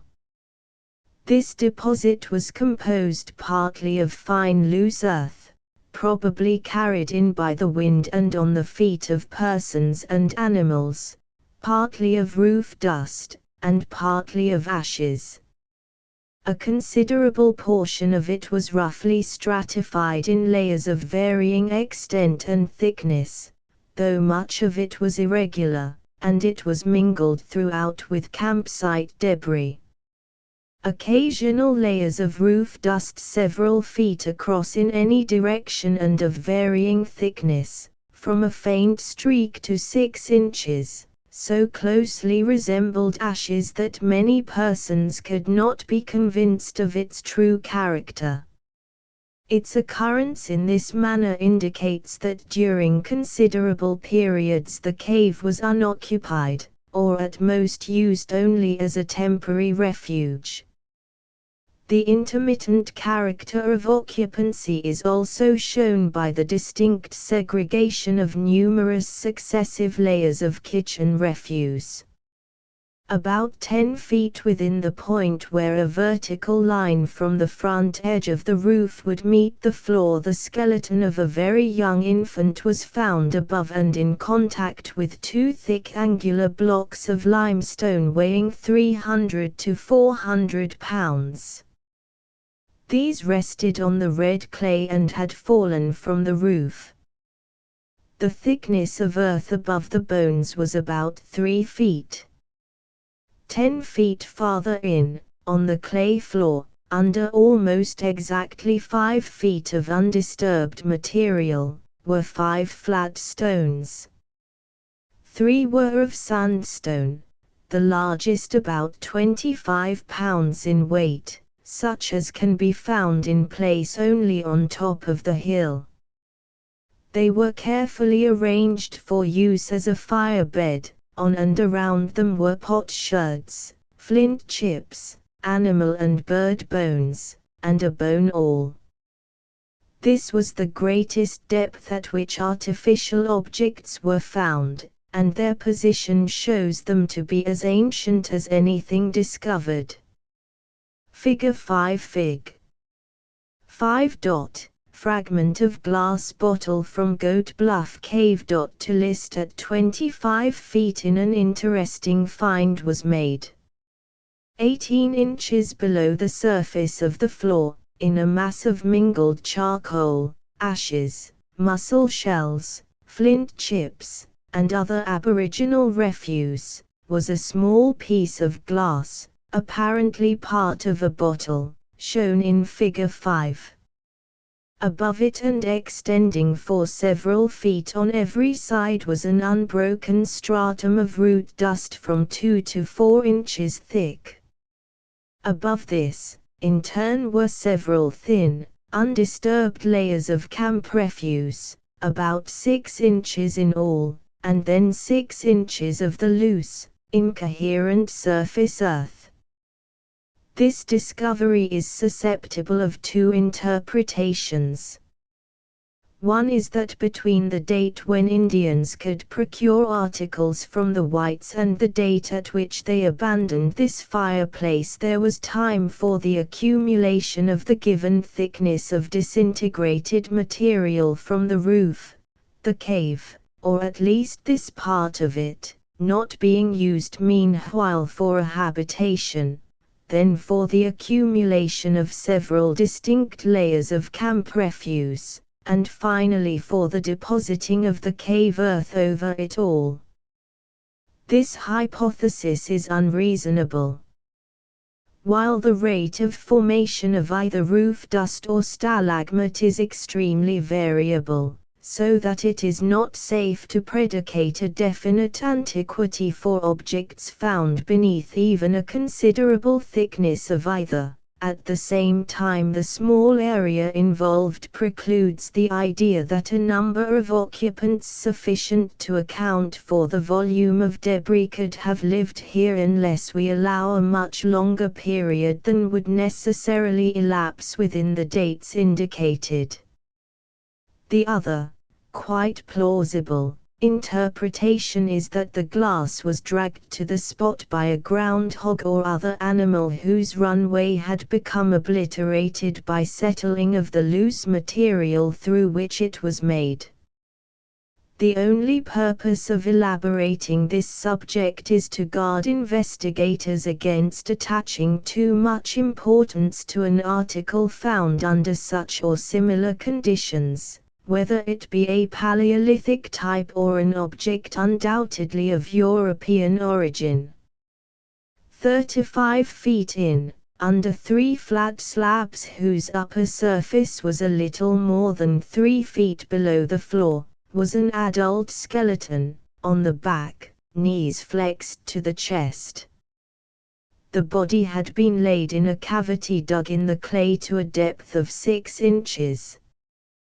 The bones were well preserved and fresh-looking, but light and fragile. 40 feet in, 3.5 feet down, was a flat stone under which were 2 skulls. One, shown in Plate 6, was perfect, with a full set of sound teeth. From the other, seen in Plate 7, the lower jaw was missing. No other bones were found except 2 cervical vertebrae, belonging to the smaller skull. Undisturbed stratified ashes and roof dust were 30 inches thick above the stone. To this point the trench was not dug to a greater width than 15 feet, it was now gradually extended to a width of 40 feet to include most of the central portion. 60 feet in the upper part of the clay, like all the human bones discovered, was a skull with the scapulae, a few ribs, and 1 arm bone. The lower jaw was missing, and 2 phalanges were inside the skull. With the scapulae was one of a much smaller person. 18 inches from these bones, and 6 inches higher, was part of a lower jaw. At 50 to 60 feet in, on the clay stratum, lay a slab 10 to 12 feet across and of varying thickness up to 18 inches or more. It fell from the roof so long ago that the latter is worn and smoothed above it in much the same way as at other parts. At the east edge of this slab was a skull so soft and crushed that it could be taken out only in small fragments. The teeth were very slightly worn, though of large size. A few traces of other bones were found, not enough to identify. At the north edge of the slab were two skulls, one of which is shown in Plate 8, the other, which belonged to a young person, is given in Plate 9. The limb bones, scapulae, and hip bones, with a few others, were in a small pile at one side, but neither lower jaw, no ribs, and only a few vertebrae were found. Plate 6am, front Plate 6 Attalist Plate 6b, profile Plate 6b skull from Goat Bluff Cave, Phelps County, Mo. A front B profile. To list Plate 7am, front Plate 7 Attalist Plate 7b, profile Plate 7b skull from Goat Bluff Cave, a front B profile. To list Plate 8am, front Plate 8 Attalist Plate 8b, profile Plate 8b skull from Goat Bluff Cave, a front B profile. To list Plate 9am, front Plate 9 Attalist Plate 9b, profile Plate 9b skull of child from Goat Bluff Cave, a front B profile. To list Plate 10, flints from Goat Bluff Cave, Plate 10 flints from Goat Bluff Cave, list Plate 11, bone and antler implements from Goat Bluff Cave, Plate 11 bone and antler implements from Goat Bluff Cave, list Plate 12, bone and antler implements from Goat Bluff Cave, Plate 12 bone and antler implements from Goat Bluff Cave, list Plate 13 a Plate 13a, cairn 6 miles north of Arlington, Mo. To list Plate 13b Plate 13b, walled grave 6 miles north of Arlington, Mo. A front B profile.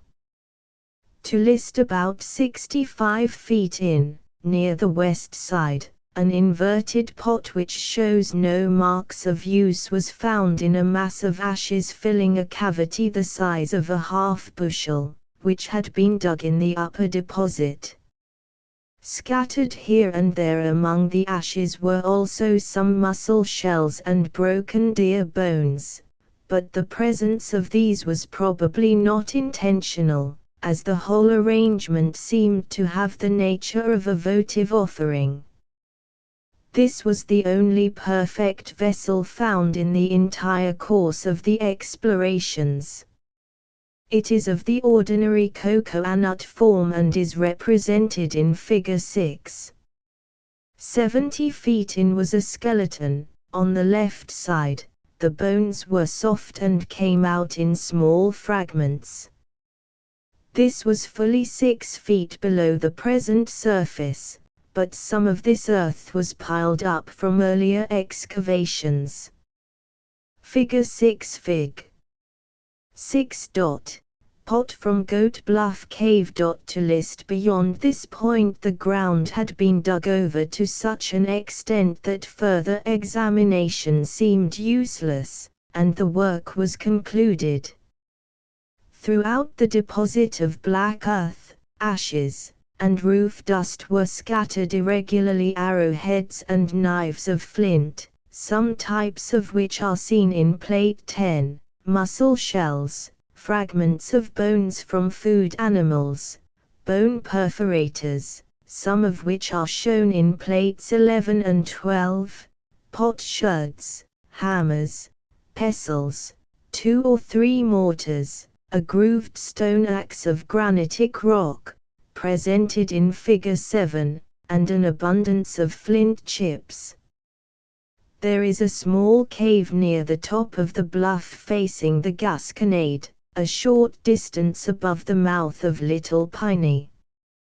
Within a few yards of the entrance, earth and rock carried in from a sink on top of the hill fill the cavity to the roof. Water runs through after every hard rain. Figure 7 Fig. 7. Grooved axe from Goat Bluff Cave. To list 3 small cairns, built of small stones, stood on the point of the bluff at the junction of Little Piney and the Gasconade. All are destroyed. On the edge of a high cliff over the Gasconade, 2 miles north of Arlington, are 3 cairns, destroyed. In Bryant's Bluff, facing the Gasconade 3 miles below Jerome, are 2 rock shelters, neither of them more than 20 feet across in any direction. In both are shells, bones, and pottery. A rough stone hammer was found in one.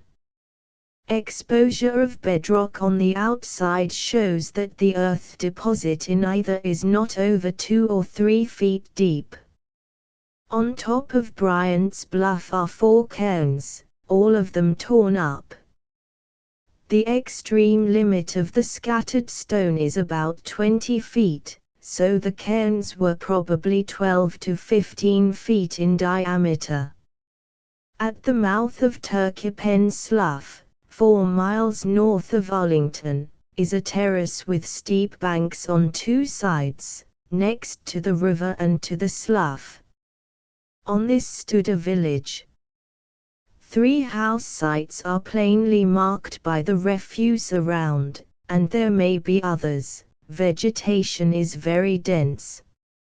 Mussel shells and burned stones are abundant, and many flint implements have been picked up.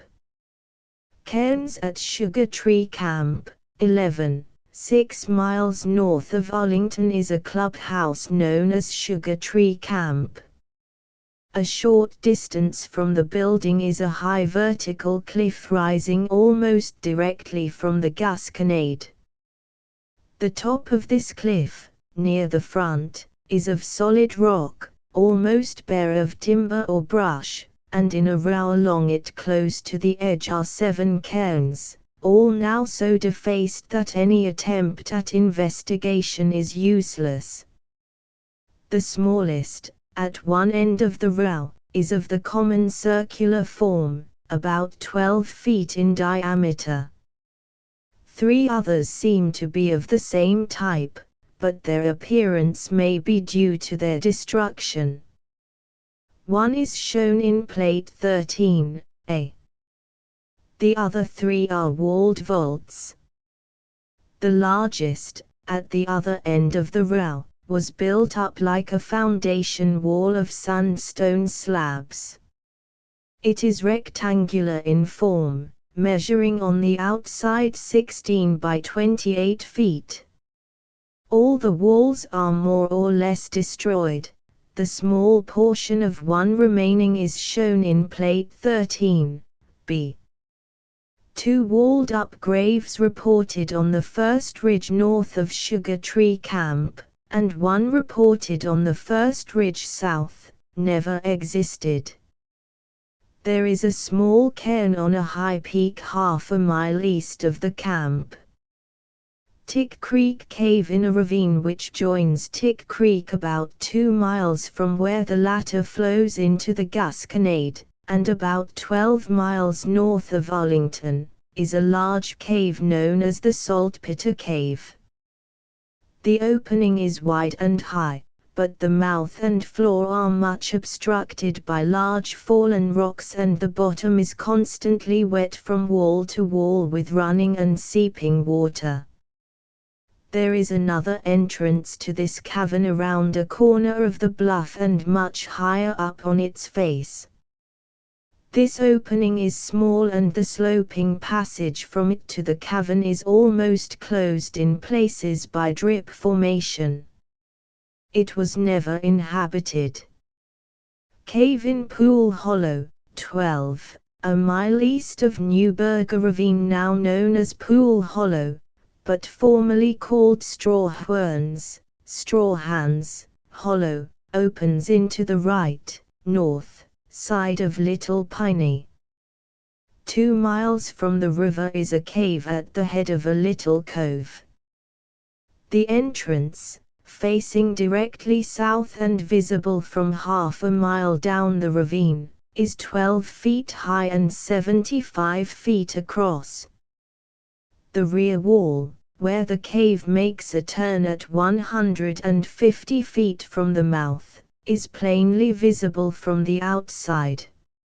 At 60 feet within, water reaches from wall to wall, and a constant stream flows along the left side.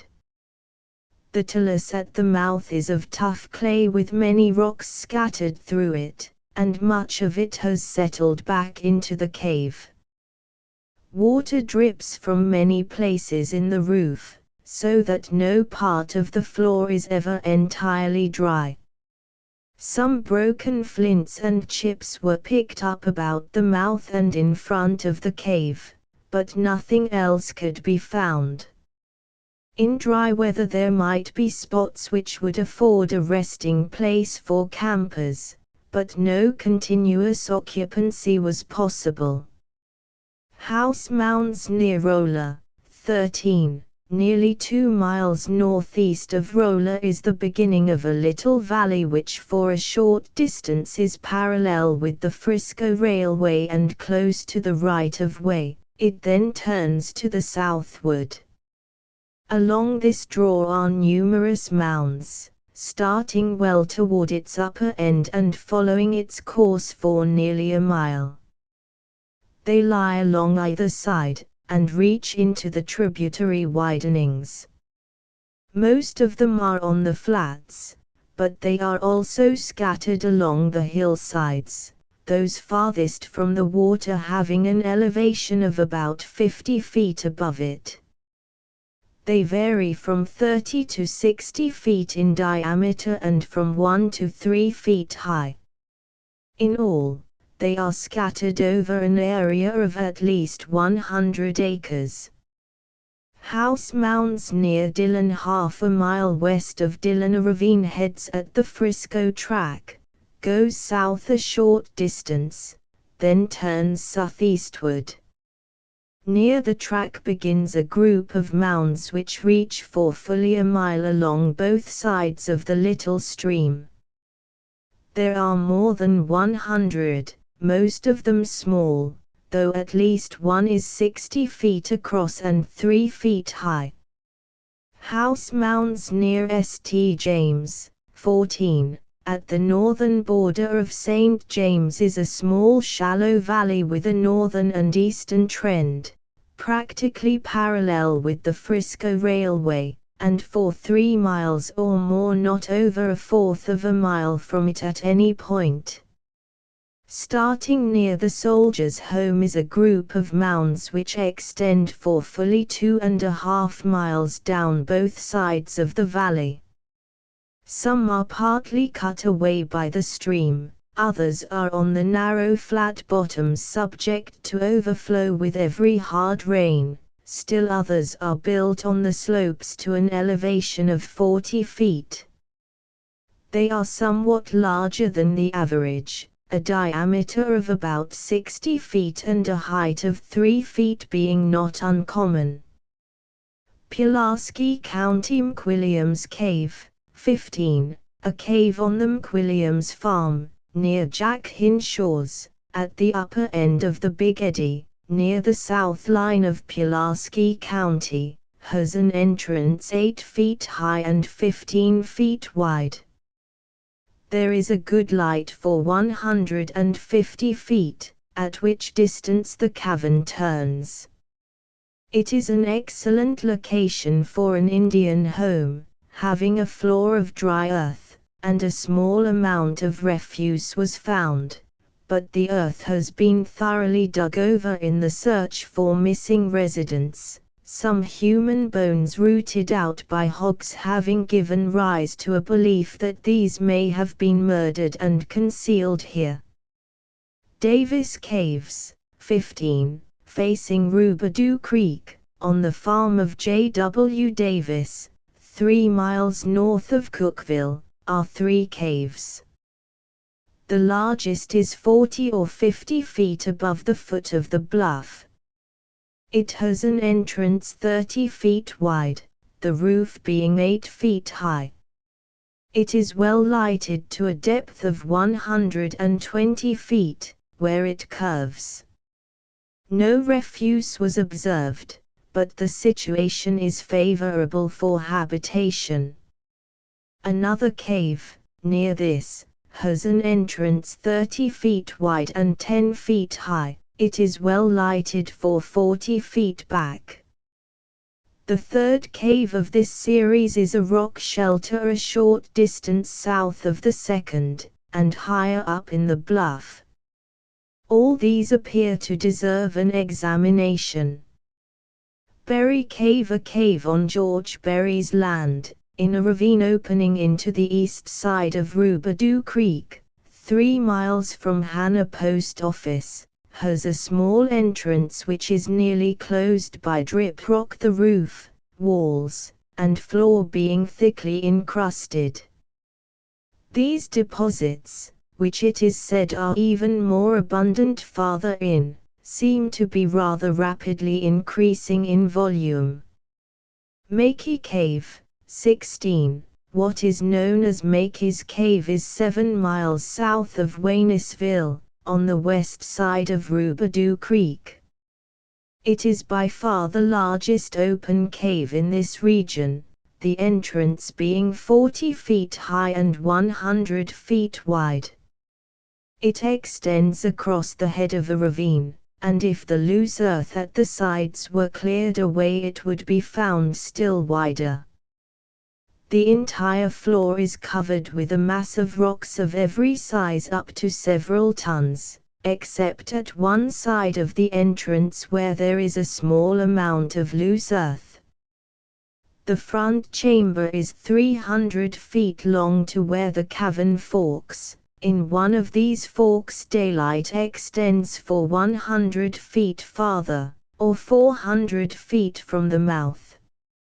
Marks on the walls show that the entire floor is sometimes covered 2 or 3 feet deep with running water. A survey made some years ago disclosed a mass of earth and rock a long ways back in the hill. Definite figures could not be obtained. Beyond this point it was impossible to proceed. By running corresponding angles and lines on the surface outside, the surveyors came to a very large sinkhole, into which flowed the drainage of several farms. This explains the flood marks.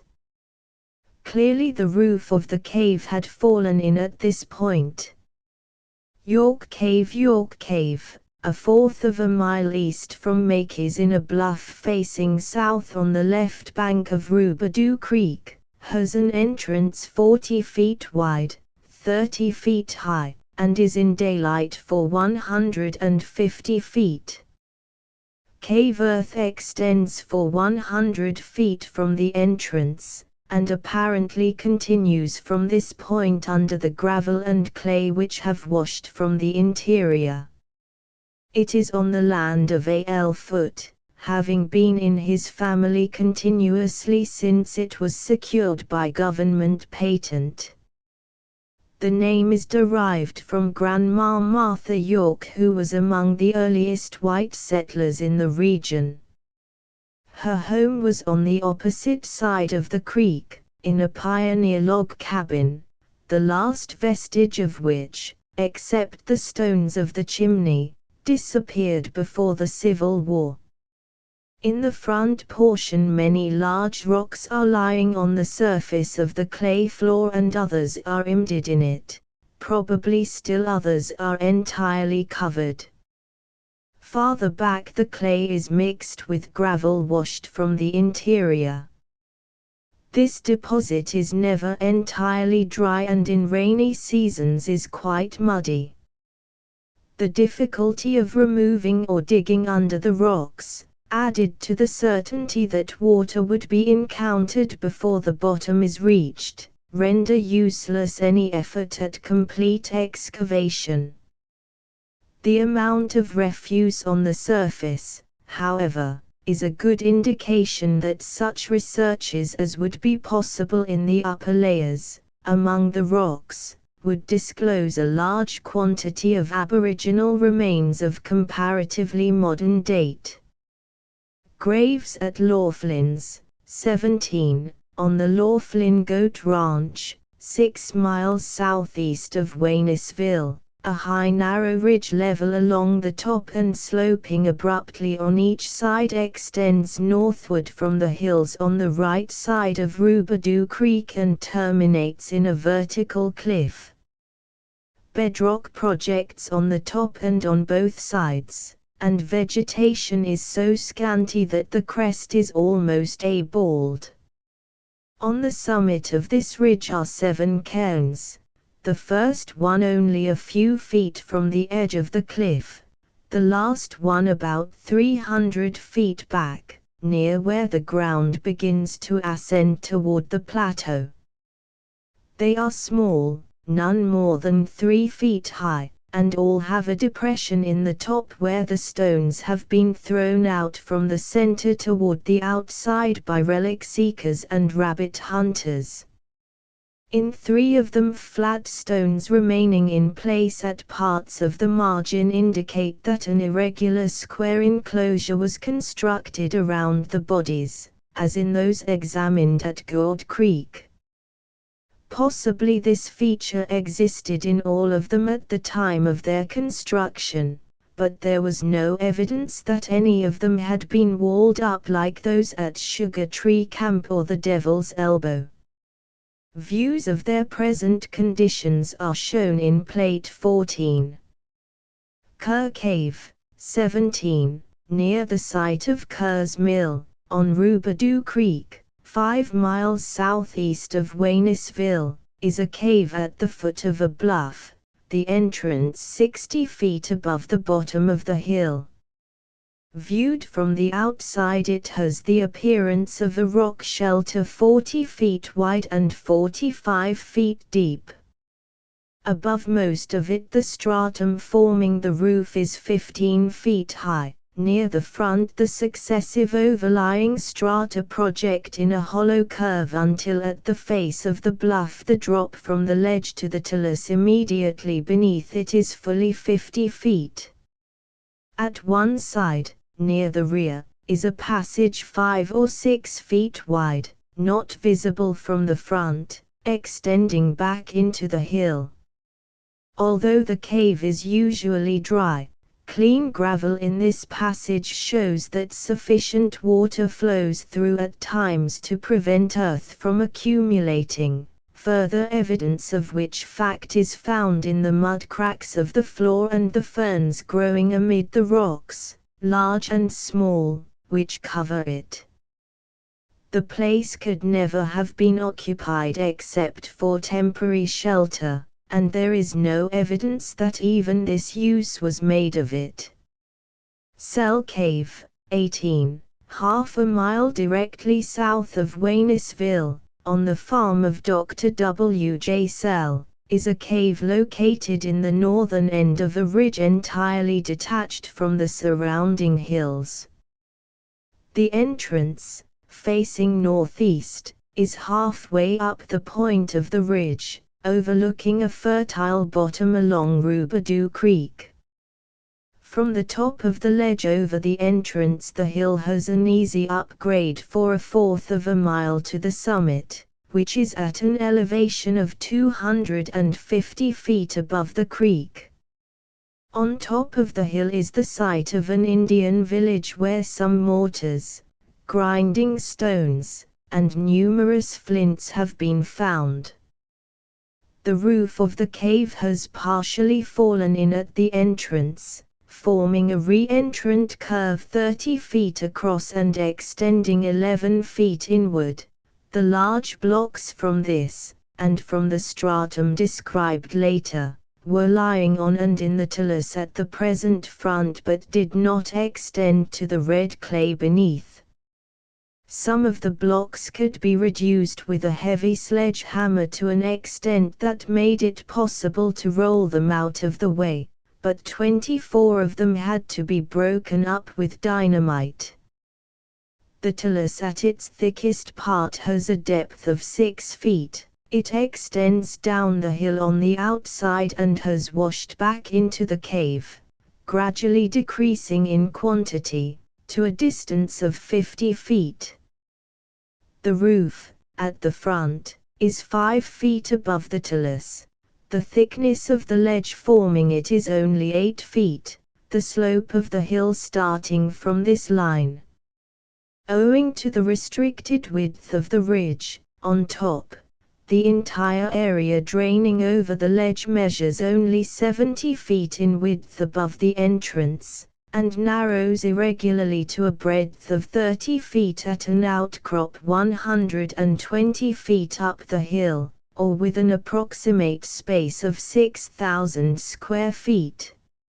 On this small tract more than half the rock is bare, with scanty patches of soil and humus in the crevices and on flat places. At the present time the water which flows over the ledge during hard rains is scarcely turbid, consequently a period of several centuries was required for the debris to accumulate. 14 feet back from the farthest receding part of the curve of the roof at the front is the edge of a stratum 3 feet thick. The bottom of this was 3 feet above the talus immediately beneath it. This stratum is continuous, with a perceptible dip to the interior, as far as it can be seen. The width of the cave at the mouth is 44 feet. 30 feet within it widens to 51 feet. A small amount of water making its way from the interior over the level floor collects in a little basin scooped out to receive it, and sinks into the floor near the inner foot of the talus 55 feet from the entrance. At this point the width of the cave is 36 feet. The height to the roof is 4.5 feet. As the floor beyond here is soft mud, the cavern was not followed farther. Owing to the limited space between the floor and the roof, it was necessary to remove the excavated earth to the outside. The water which flows from the hill and falls upon the talus during rains also had to be provided against. A trench 4 feet wide at the bottom, with sufficient slant to the sides to prevent them from falling in, was started 25 feet out from the entrance, on a level which gave it a depth of 6.5 feet at the highest point of the talus, thus carrying it a few inches into the clay which was the original floor of the cave. This depth also brought it well below the level of the little pool inside. When its greatest depth was reached, the excavation was at once widened to 25 feet, thus reaching well toward the cliff on either side. Growing trees and large rocks made a greater width here impracticable.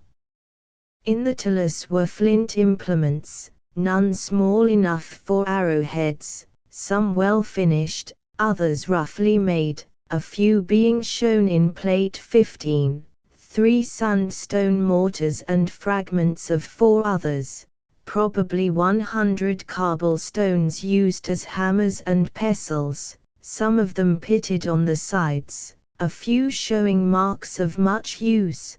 PL 16, a small, very solid piece of hematite worn round by use as a hammer, a small, imperfect tomahawk made of quartzite, PL 16, B.A. Many mussel shells, some used as knives and scrapers, animal bones, some of them worked into implements, including a perfect skiver, PL 16, B.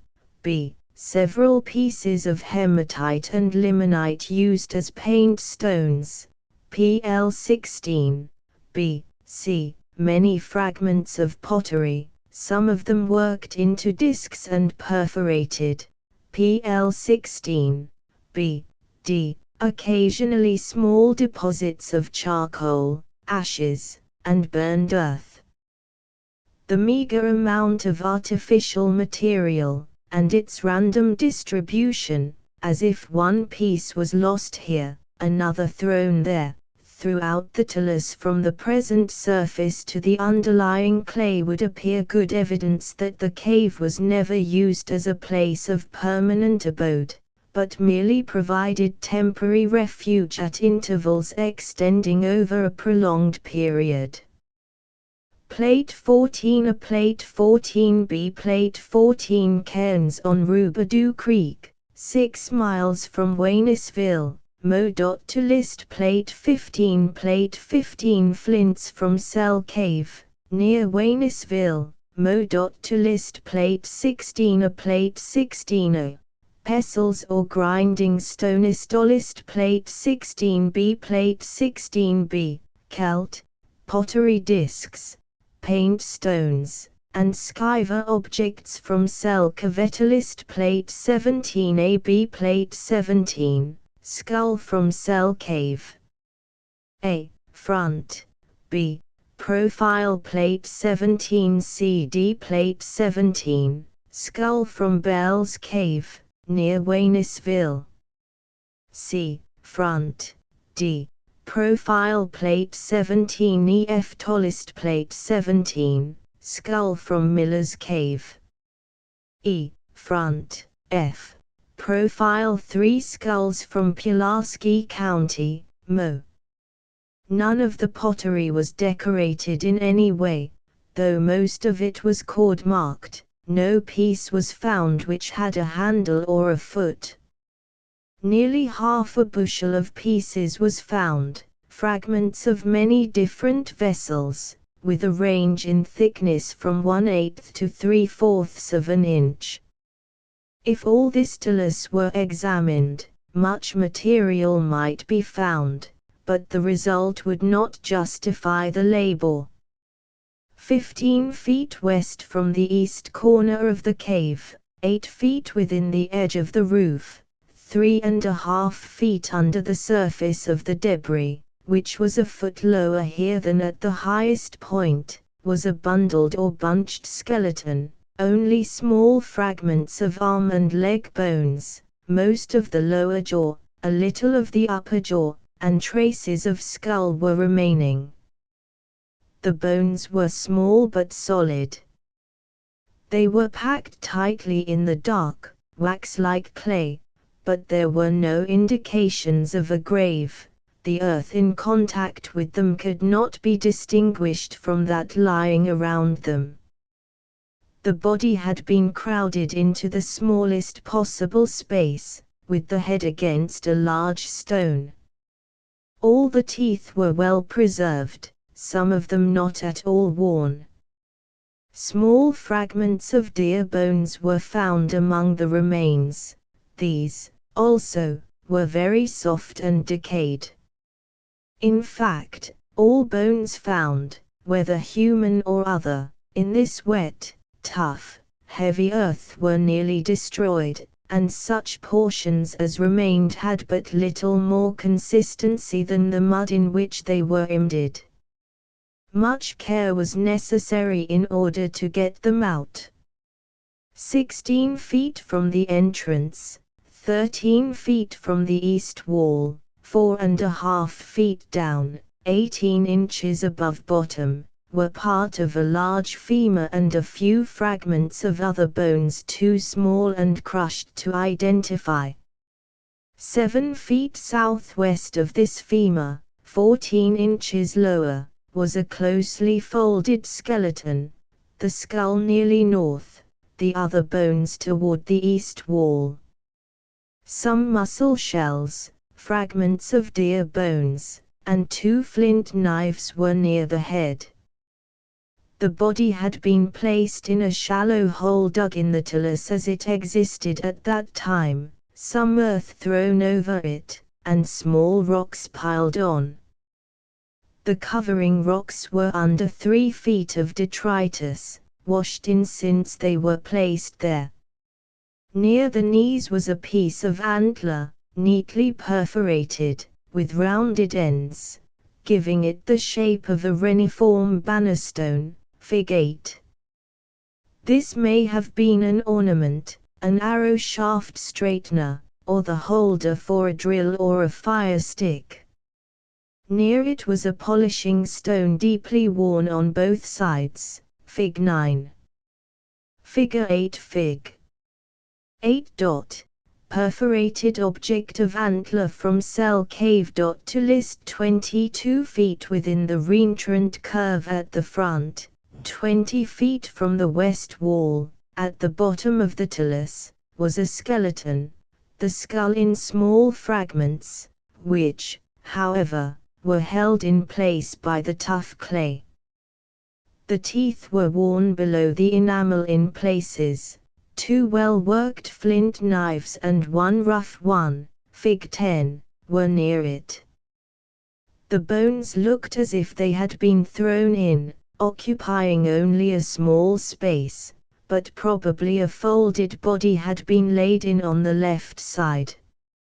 At 24 feet from the entrance, 17 feet from the west wall, in a hole dug to 20 inches below the present surface of the talus, were broken and spongy bones of an adult. Pelvis, feet, and leg bones were in confusion. The tibiae were reversed in position, but it may be that the body was laid on the back with the knees flexed and that the bones had fallen as they were found. This is probable, as each patella was where it belonged, and the body lay extended toward the southeast, as shown by the position of the skull. The humerus was about 12 inches long, all the bones were in small pieces. There were many muscle shells among and above the remains, over which earth and small rocks had been piled. Figure 9 Fig. 9. Rubbing or polishing stone from cell cave. 2 feet south of this skeleton and a few inches lower were the crushed and decayed bones of an old person with the head lying toward the east. The one tooth found, a molar, was worn entirely below the enamel except for a small space at the front. The dentine was polished until it resembled a piece of agate. Mr. Delancey Gill first remarked the fact that wear of this character denotes that the individual did not gnaw bones, crack nuts, or indeed bite hard on any substance. If he had done so, this thin shred of enamel would have broken off. 2 large rocks which lay on the head and body seem to have been thus placed before the grave was filled with earth. Near these bones were fragments indicating 3 other interments. The humerus of the last was perforated. Other arm bones found showed the same olecranal perforation. 21 feet from the entrance, 19 feet from the east wall, was a skeleton, closely folded, on left side, head toward rear of cave. The teeth were worn flat. The bones were crushed by rocks laid on or above the body at the time of burial, as was the case with all the skeletons found in this part of the cave. Probably timbers had been interposed.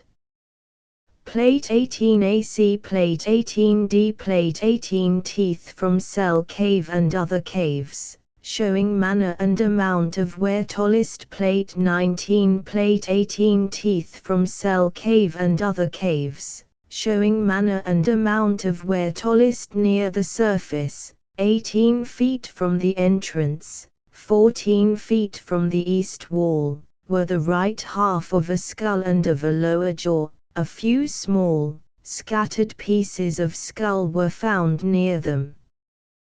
The teeth were much worn, some of them were decayed, and 2 had the roots swollen and distorted by ulceration.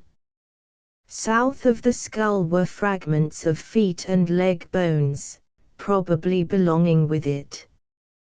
This interment was of much later date than the others. 32 feet from the front, 16 feet from the east wall, 2.5 feet below the surface, and a foot above the bottom of the talus, was a folded skeleton, on left side, head toward the interior of the cave, face directly upward. So much of the skull as could be recovered is shown in plate 17, A, B. The teeth were much worn, the bones broken, soft and spongy, falling away with the clay as it was removed from about them. The femur was about 17.5 inches long. Figure 10 Fig. 10. Flints from Cell Cave. To list whereof teeth among Aboriginal people does not of necessity denote a great age for the individual. Grit from ashes and fine sand from mortars and pestles will cut away the enamel to a much greater extent than would result from the use of ordinary food. The condition of the teeth mentioned, as well as of some from other localities, is shown in plates 18 and 19. From the inner end of the ditch, or runway, at the entrance the excavation was carried back for 40 feet in a direct line, or making allowance for passing around a massive rock which was in a position where it could not be blasted, for 43 feet. The depth of the talus here was 3 feet. On the east side the talus was removed to the wall, a distance of 28 feet from the edge of the trench, and the wall rock exposed for 22 feet, to the rear bank of the excavation. All work, so far, had been carried on at a level a few inches below the bottom of the talus, which rested directly upon the floor of clay washed out from the interior of the cave. Beginning next at the outer end of the trench, the entire space included in the first excavation was deepened by a little more than 6 feet, giving a new floor about 13 feet lower than the highest part of the talus. All the material thus removed showed that it was laid down by flowing water, sometimes so quiet as to deposit clay of impalpable fineness, sometimes with a velocity sufficient to carry stones weighing 3 or 4 pounds. The material varied. Red clay, now jointed, was the topmost layer. Below it, in patches and layers, were dark earth, resembling soil, clay of different shades of yellow, brown, red, and grey, sometimes almost blue, some of it uniform, some of it mingled, one or any or all of the different sorts in small compass, deposits of one sort filling sharply defined channels or potholes cut in some other sort. Occasionally there was a slight admixture of sand. All included limestone pebbles, which were plentiful in some deposits but entirely absent from others, were weathered to a chalky consistency, the larger ones to a depth of perhaps half an inch, the smaller ones throughout. Scarcely any chert was included, although it is abundant on the hill. The few pieces seen were very small. It took 5 weeks of steady work, with 2 men, to clear out the second level. In all this clay there was not the slightest trace of bone or other indication that living beings of any kind had existed either in the cave or in any place from which the clay had come. At 24 feet from the eastern side of the trench, projections on the face of the east wall denoted that bedrock was not far away. A hole 8 feet across, at the rear of the excavation, reached sand with a slight admixture of clay a few inches under the level at which the work was being conducted, and 4 feet down, or 17 feet from the top of the talus, the rock was found. It was rough and furrowed, like a solid stratum that has been long exposed to atmospheric weathering. Further exploration was useless.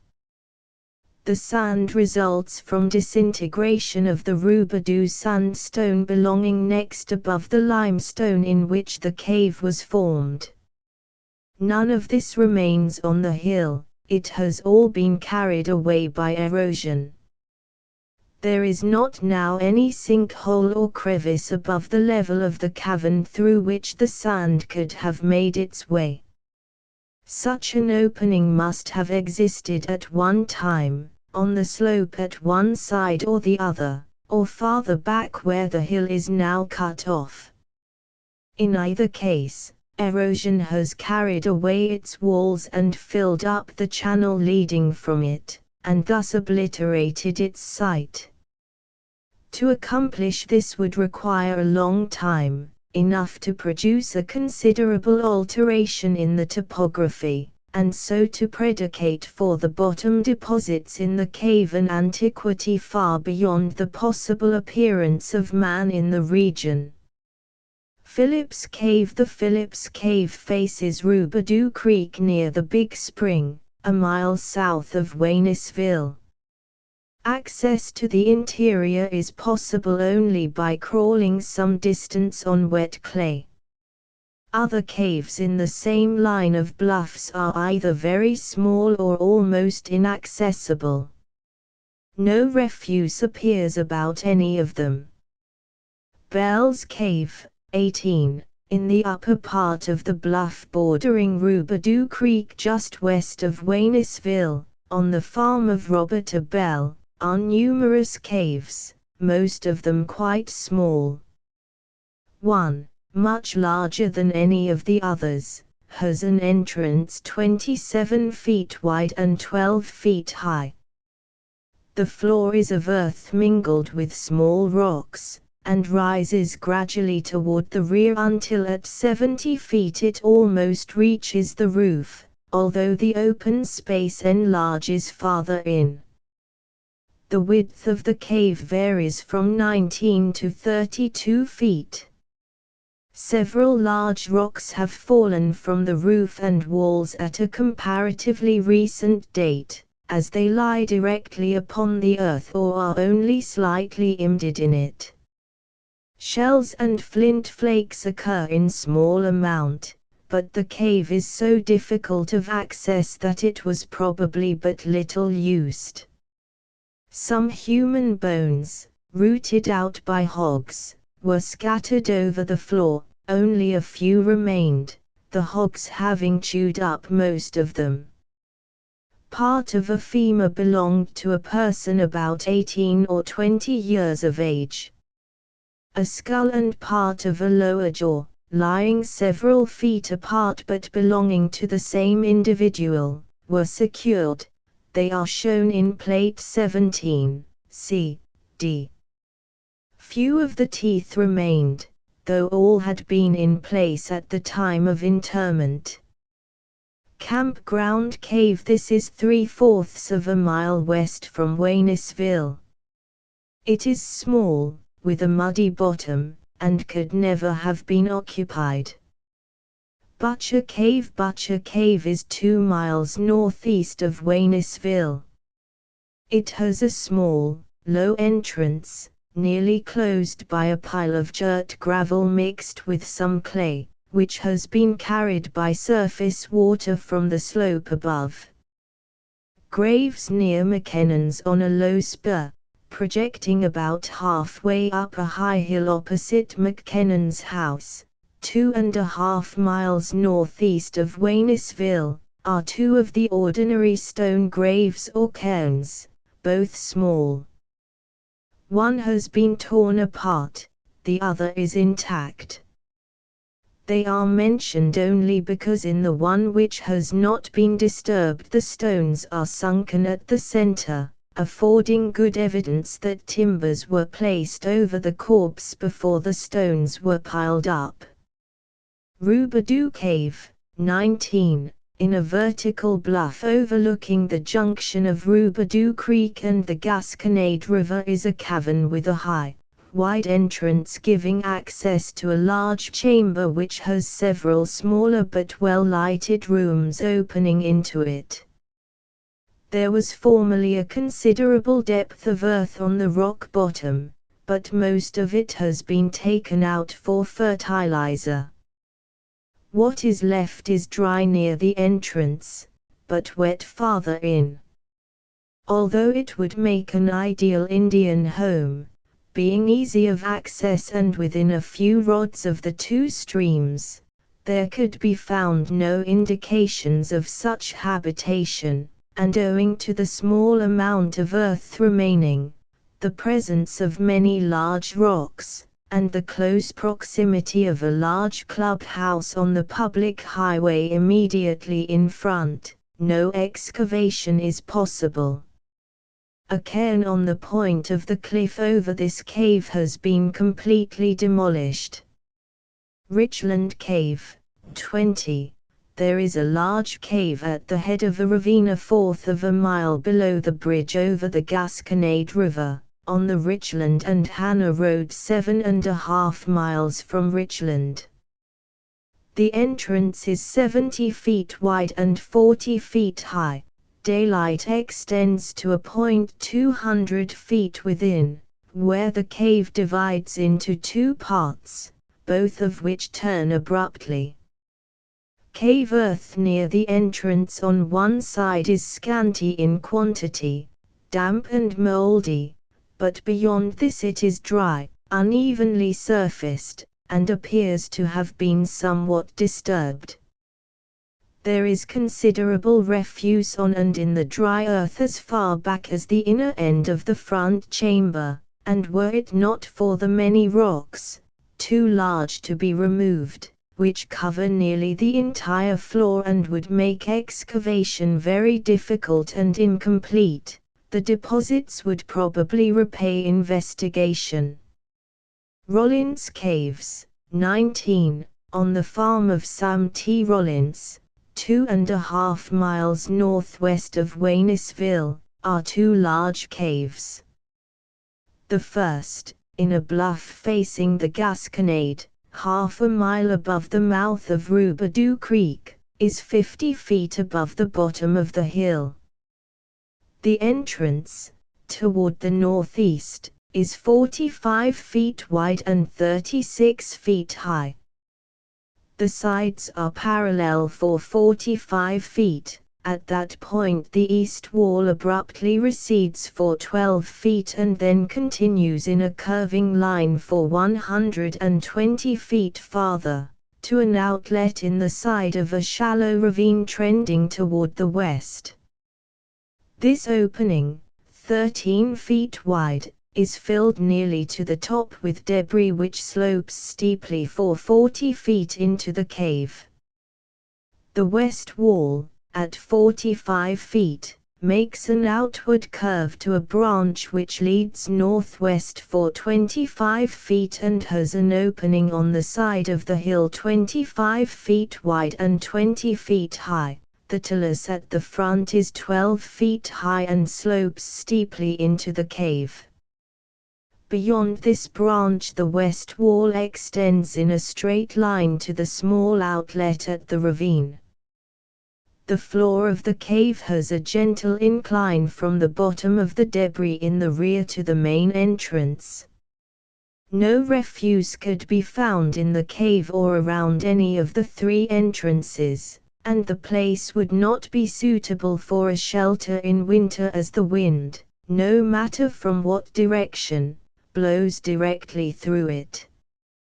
The second cave is near the foot of the hill, half a mile up the river from the first. A gentle slope in front leads to the bottom land along the stream. The entrance, toward the northwest, is 60 feet wide and 10 feet high.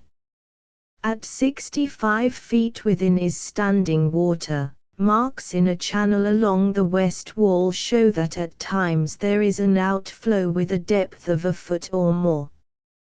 At the front is a great amount of talus partly fallen from the ledge forming the roof, partly washed down from the hillside. The outer slope is 20 feet high, the inner slope has a slight incline to the standing water. The entire deposit within the cave and in front of it is of tough, sticky clay. Many large rocks lie on the surface or slightly imbedded, and large trees grow on the talus. No indications of occupancy could be discovered. Mix Cave, 21, on the Mix Farm, half a mile below the Gasconade Bridge on the Waynesville and Crocker Road. On the left, west, side, at the head of a ravine, is a cave with an entrance 75 feet wide and 20 feet high. Cave earth, apparently not more than 3 feet thick at any point, although it gradually rises to a level 6 feet higher than the floor at the mouth, extends back 80 feet. Beyond this is water-soaked clay and gravel reaching 60 feet farther to a turn in the cave, making a distance of about 140 feet in daylight. There is a shallow channel 12 feet wide along the east wall from the gravel to the entrance, evidence that at times a volume of water of that width flows out of the cave. The cave earth is damp for several feet from the line of its contact with the clay, a certain indication that its lower portion is saturated. Much refuse, including several mortars, is distributed over the floor, and it is especially apparent in the bed of the little stream, but fully half the surface is covered with rocks too large to be removed, and these, together with the water, will effectually prevent satisfactory excavation. One of the mortars has a grinding cavity on one face 12 by 20 inches and 3 inches deep at the middle. On the other face, which has been pecked, apparently with a flint tool, to make it level and even, is also a cavity, but it is small and shallow, showing that this side of the stone was but little used. Double Cave, 21, on Walter Miller's farm, 1.5 miles below the Crocker and Waynesville Bridge, on the left side of the river, is the Double Cave, so called for the reason that it has 2 entrances. The one farthest down the river is more nearly in line with the general trend of the cavern. Its opening is 35 feet wide and 20 feet high. At 40 feet in from the mouth, on the left or upriver side, the 2 parts of the cavern unite, a triangular partition of the original limestone strata separating them up to the point of junction. Across the apex of the triangle the main cave is 50 feet wide. There is no vertical wall on the right, east, side along this portion, the roof sloping down gradually until it meets the earth floor. It may extend farther, making the cave that much wider at the bedrock bottom. The cave earth at its highest point is fully 10 feet higher than at the entrance, but this may not mean that it is 10 feet deeper, for there are indications that the rock floor also rises from the entrance toward the interior. Digging in the front part of the main cave, that is, in the portion behind the lower entrance, would be impracticable owing to the huge rocks, some of them lying on the floor, others deeply embedded in the earth. Consequently, part of them, at least, fell while the cave was inhabited. From the junction of the two branches, the cave earth extends back 60 feet to clay and gravel washed down from the interior. There is ample light at this point, and for some distance beyond. In part, this gravel seems to overlie the loose earth it is still depositing, and the manner in which the various materials intermingle and overlap at their meeting place indicates that the cave earth to some extent underlies the gravel and clay. This feature is worth investigating, as it might have a bearing upon the relative age of the cave deposits. The entrance to the branch cave is 20 feet higher in the face of the bluff than that of the main cave, and consequently much above any water flowing from the interior. It is 20 feet wide by 15 feet high. Measured along the east wall, it is 40 feet from this entrance to the apex of the triangle separating the two parts of the cavern. The greatest width of the united caves, 70 feet, is just beyond this point. The earth floor in the branch, a fine-grained yellow earth apparently deposited by quiet or gently flowing water, is 3 feet higher than it is at the highest point farther back in the cave, and is 4 feet or more higher than the bedrock at the front. No direct communication is possible, in front, from one entrance to the other.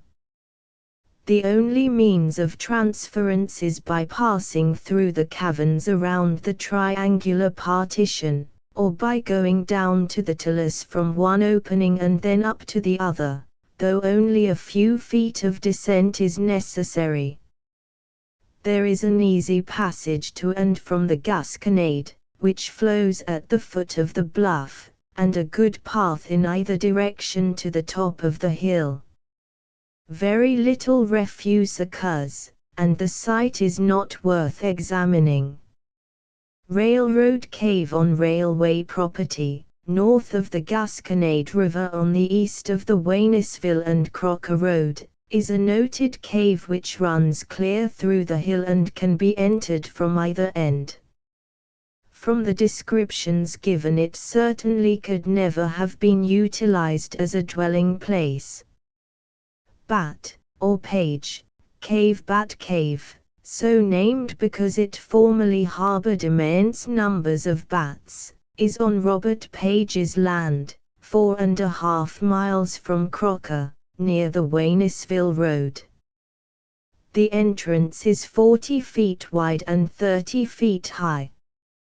Cave earth extends for more than 200 feet in plain daylight. At this depth the cave separates into two branches, one directly over the other. The lower division continues into the hill on a level, the upper rises at a slight angle, neither is high enough to permit a man to stand erect. The greatest width, a few rods from the front, is 55 feet. A drainage channel near one wall shows a considerable outflow in wet weather. In the low, vertical bank of this drain, gravel and small rocks are mingled with the earth in such quantity as to comprise more than half the mass. But this is probably due to the fact that a large quantity of earth, mostly, of course, from the upper part of the deposits, has been taken away for fertilizer. Neither in the bank of the little channel nor about the pits left by this digging is any refuse to be seen, and there is none about the entrance. So, in spite of its suitability for residential purposes and its favorable situation, it does not seem ever to have been utilized. Tunnel Cave, 22, 1/4 of a mile from the Bat Cave is a natural tunnel or underground passage which has its beginning in a deep sinkhole 1/2 mile away on the farther side of the hill. Into this depression pours all the water that comes through a ravine more than 4 miles long, receiving several tributaries on the way, thus draining several hundred acres of steep hillsides from which storm water runs off almost as quickly as from a roof. From the sinkhole it passes into the upper end of the tunnel, an opening 10 feet high and 20 feet wide. Trash and drift around this inlet show that the water rises above its top. The lower opening of the tunnel is a beautiful, regular arch, 100 feet wide and 50 feet high. For some distance in, the interior is so choked with huge rocks, which reach almost to the roof near one side at the front, that it resembles a great quarry.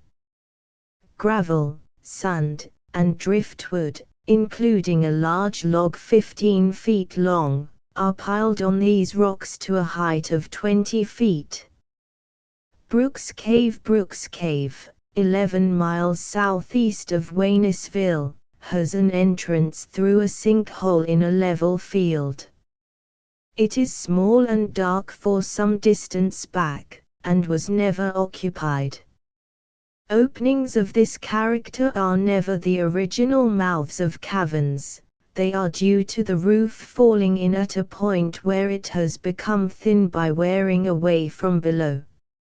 Riddle Cave is on John W. Scord's farm, near Wildwood. The entrance is through a sink, similar to that at Brooks Cave, and is due to the same causes. It could never have been occupied. Lane's Cave, somewhat more than a mile north of Big Piney Post Office, is a cave known as Lane's Cave. Near it is a smaller cave, also a rock shelter. They are all small, high up in the cliff, hard to reach, and unsuitable for living in. Dry Creek Cave, a cave on Dry Creek, north of Lane's Cave, is small and almost inaccessible. Never used. House Mounds, 23. There is a group of house mounds, about 100 in number, close to the site of the ranch house which formerly stood near the falls 4 miles southwest from Big Piney. 2 other groups, north of this one, carry the mounds for about 4 miles along a little valley, which extends north and south about midway between Big Piney and Bloodland.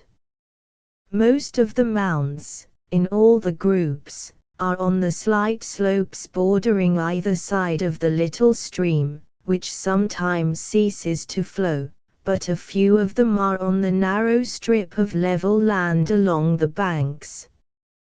There is another group south of Bloodland. They were not learned of in time to visit them. Ryden's Cave, a mile southeast of the steel bridge across Big Piney, on the Edenville Road, is Ryden's Cave, in a small ravine opening into another ravine. The entrance is 25 feet wide and 8 feet high, and the front chamber extends 30 feet to an abrupt turn.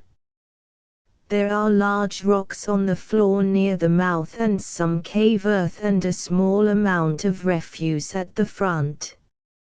Apparently it was never occupied except as a temporary camp.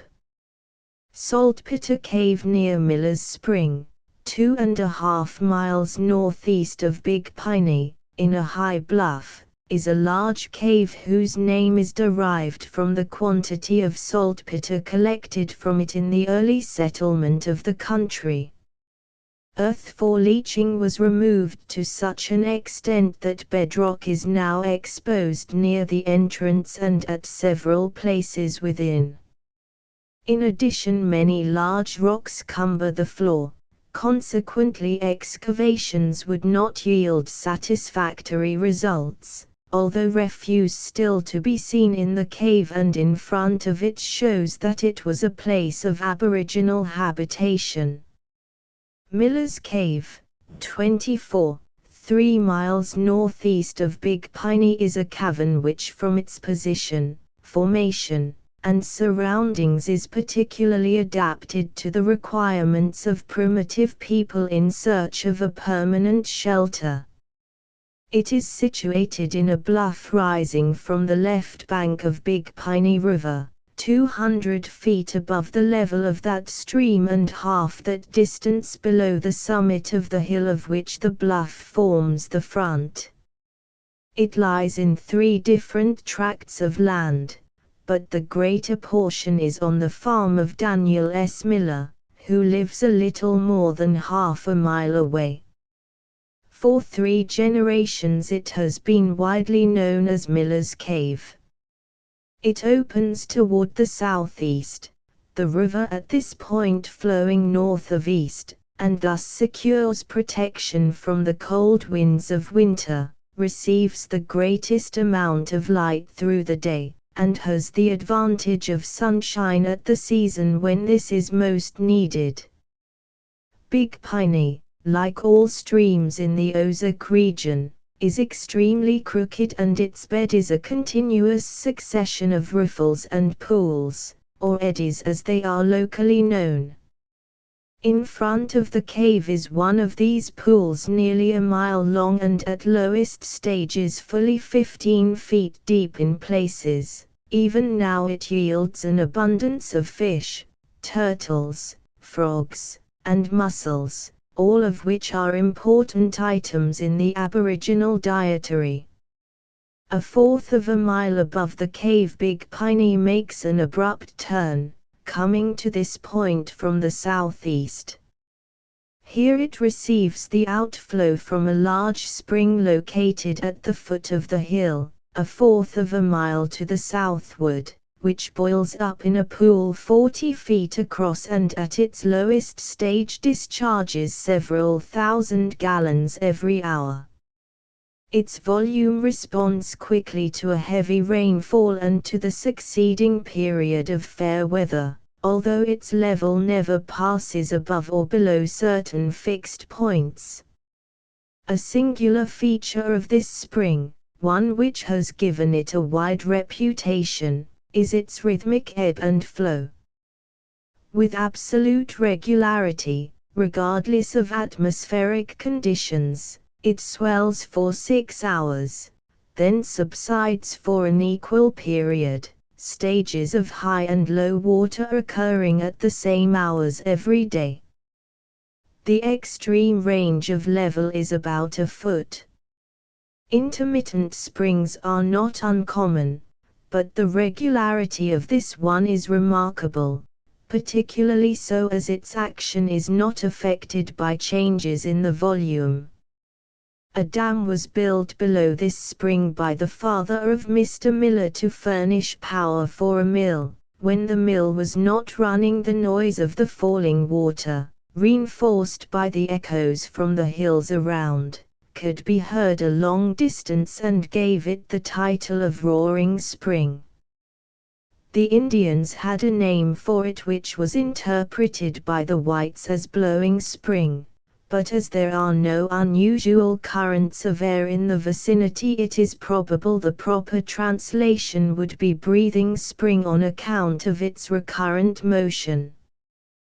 The branch from this spring, following a course along the foot of the hill, is wide and shallow, though swift, and is nearly filled with a dense growth of long, moss-like vegetation which was greedily devoured by deer, herds of them being frequently seen in the water by early settlers.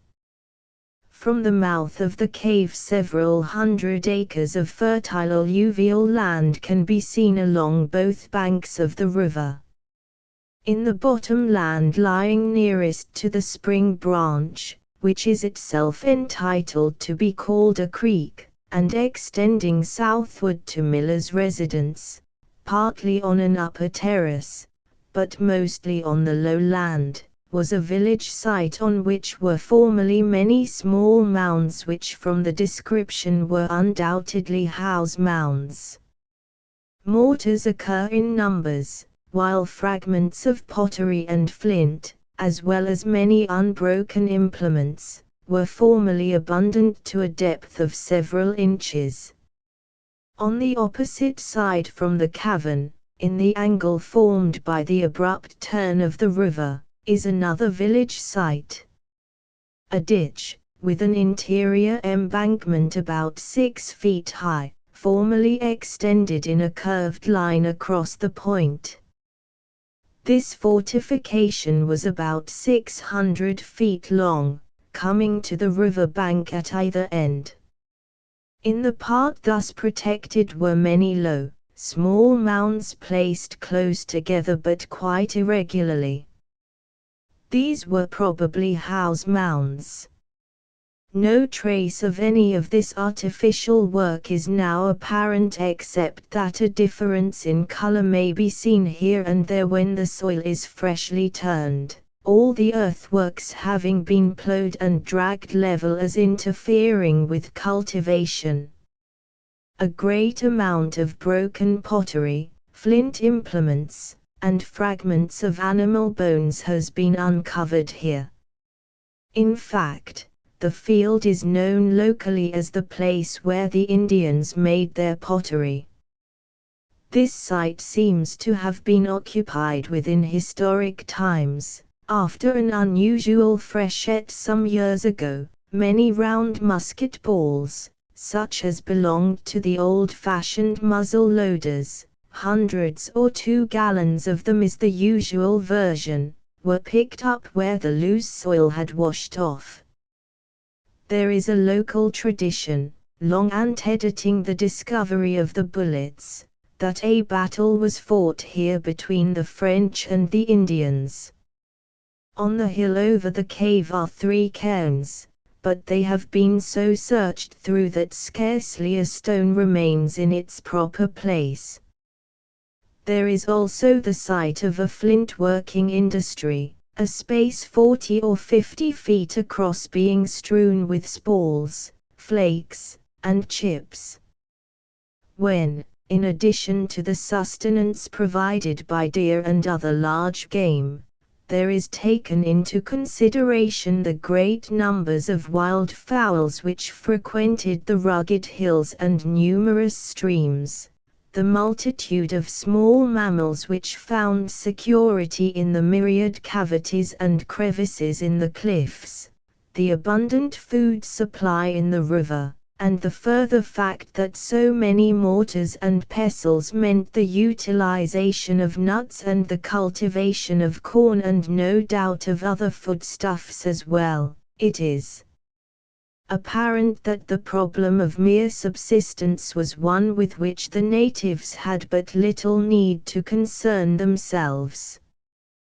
That full recognition was accorded to these advantages is amply attested by the great quantity of flints found everywhere in the vicinity, the numerous workshops on the hills and in the bottoms where the ground is thickly strewn with debris in every stage from the intact nodule or block to the finished implement, and the amount of refuse not only in this cavern, but in the Saltpeter Cave in the same bluff and in the Freeman or Ramsey Cave 3 miles down the river on the opposite side. Miller's Cave, however, possesses an additional advantage, one probably not to be found elsewhere. This is the absolute security of its inmates from the attack of an enemy. The mouth of the cave is in the face of a perpendicular bluff, the wall on either side so smooth that not even a squirrel can obtain a foothold. The upper stratum of the precipice projects to such an extent that a rope or a ladder let down from above would fall several feet beyond the outer edge of the floor. Below, there is a vertical drop of 30 feet to the top of the rough talus which is as steep as rocks and earth will lie. If an assailant, by approaching from either side, should reach the foot of this bluff, he would offer a fair target for stones rolled or hurled down by defenders who are safely out of reach of missiles from any direction. Figure 11. Fig. 11. Incised figure in sandstone near Miller's Cave. To list the only means of entrance is a small opening in the west wall, communicating with another cave. This is so restricted in size as to permit the passage of only one person at a time, and he must assume a crawling or crouching posture. This opening, which for distinction will be called the doorway, has its top, sides, and bottom coated with stalagmite formation, so it may once have been somewhat larger than at present. The limited amount of the deposit over the natural rock at either end of the orifice is evidence, however, that it could never have been high enough for a man to walk through without stooping, or wide enough for two persons to pass each other. Consequently, one man armed with a club or other weapon could easily guard it against any number who might attempt to enter. The cavern from which this opening leads, and which will be called the outer cave, is close to and nearly parallel with the face of the bluff, and its course is therefore approximately east and west, forming nearly a right angle with the main cavern. It has a slight curve, so that the doorway is not visible to one who is approaching from the outside until he is within a few yards of it. The outer cave has its beginning at a point where the bluff bends toward the north, that is, where there is a shallow reentrant curve, formed by the face of the cliff breaking away at this part and rolling down the hill. A considerable portion of this cave itself has been thus destroyed, as shown by another entrance into the bluff beyond. Much talus has accumulated in this cave, over which there is at present a fairly easy though winding and zigzag path to the entrance from the top of the hill, and a rough and difficult way from the bottom. It is a natural presumption that dwellers in the cavern had well constructed though necessarily devious pathways of easy grade to both the top and the bottom of the hill, but owing to the loose nature of the debris on the outside slopes, all trace of these, when abandoned or no longer kept in repair, would soon be obliterated by surface wash, landslides, and the roots of trees. By the side of the upper trail, at the bottom of the sandstone ledge capping the hill, are many large blocks which have split off from this stratum.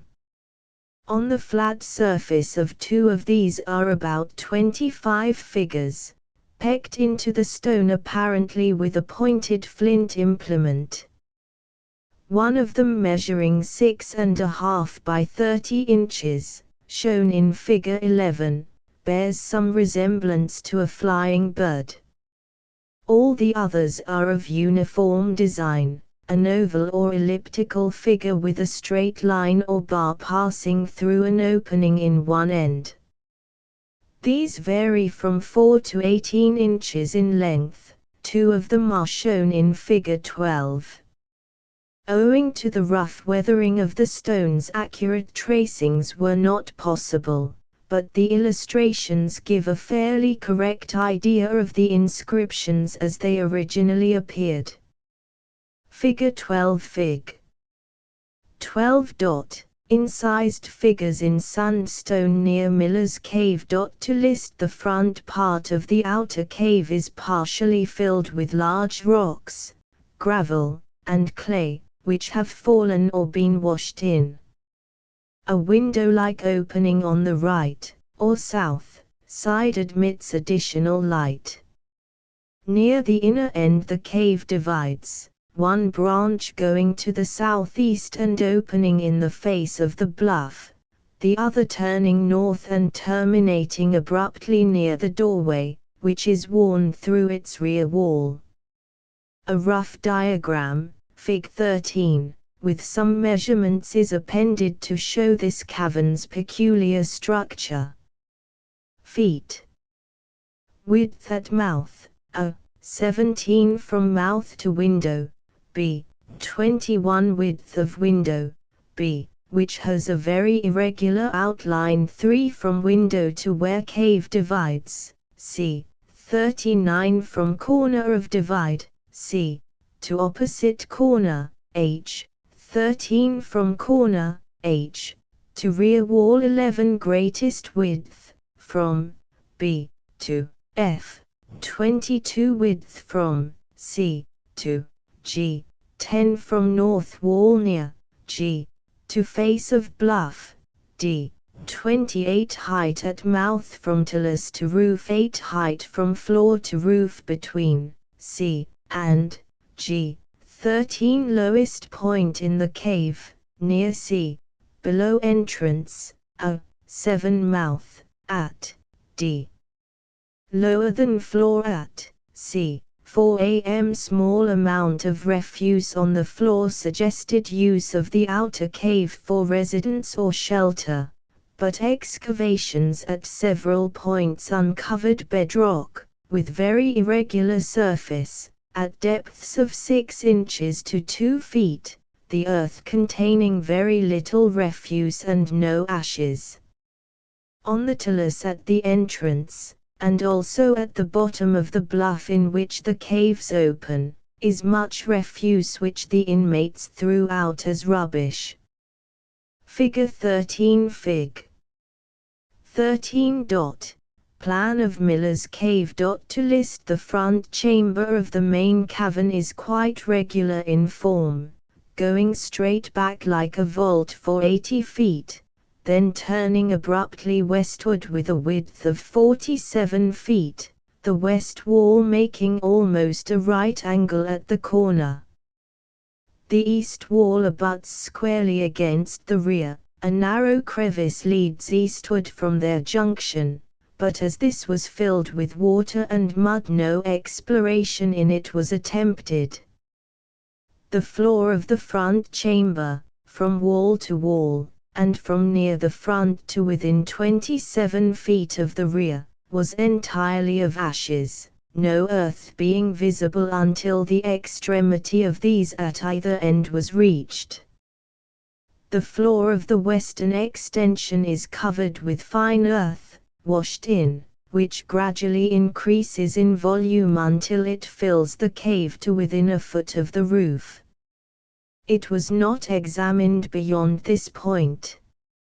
Measurements show these dimensions: width of cave at mouth feet 64, least width of cave 24 feet from mouth to 45, greatest width of cave from doorway to branch in cave in eastern wall feet 74, shortest distance from line of least width to line of greatest width, as given above feet 18 from mouth of cave to doorway do 51, height of doorway inches 42, width of doorway do 33, length of floor of doorway do 56 from mouth of cave to top of slope of ashes at rear feet 84 from top to bottom of slope of ashes at rear do 16 from foot of ash slope to rear wall do 27, extent of ashes in turn of cave along foot of wall beyond corner of west wall feet 22, width of these ashes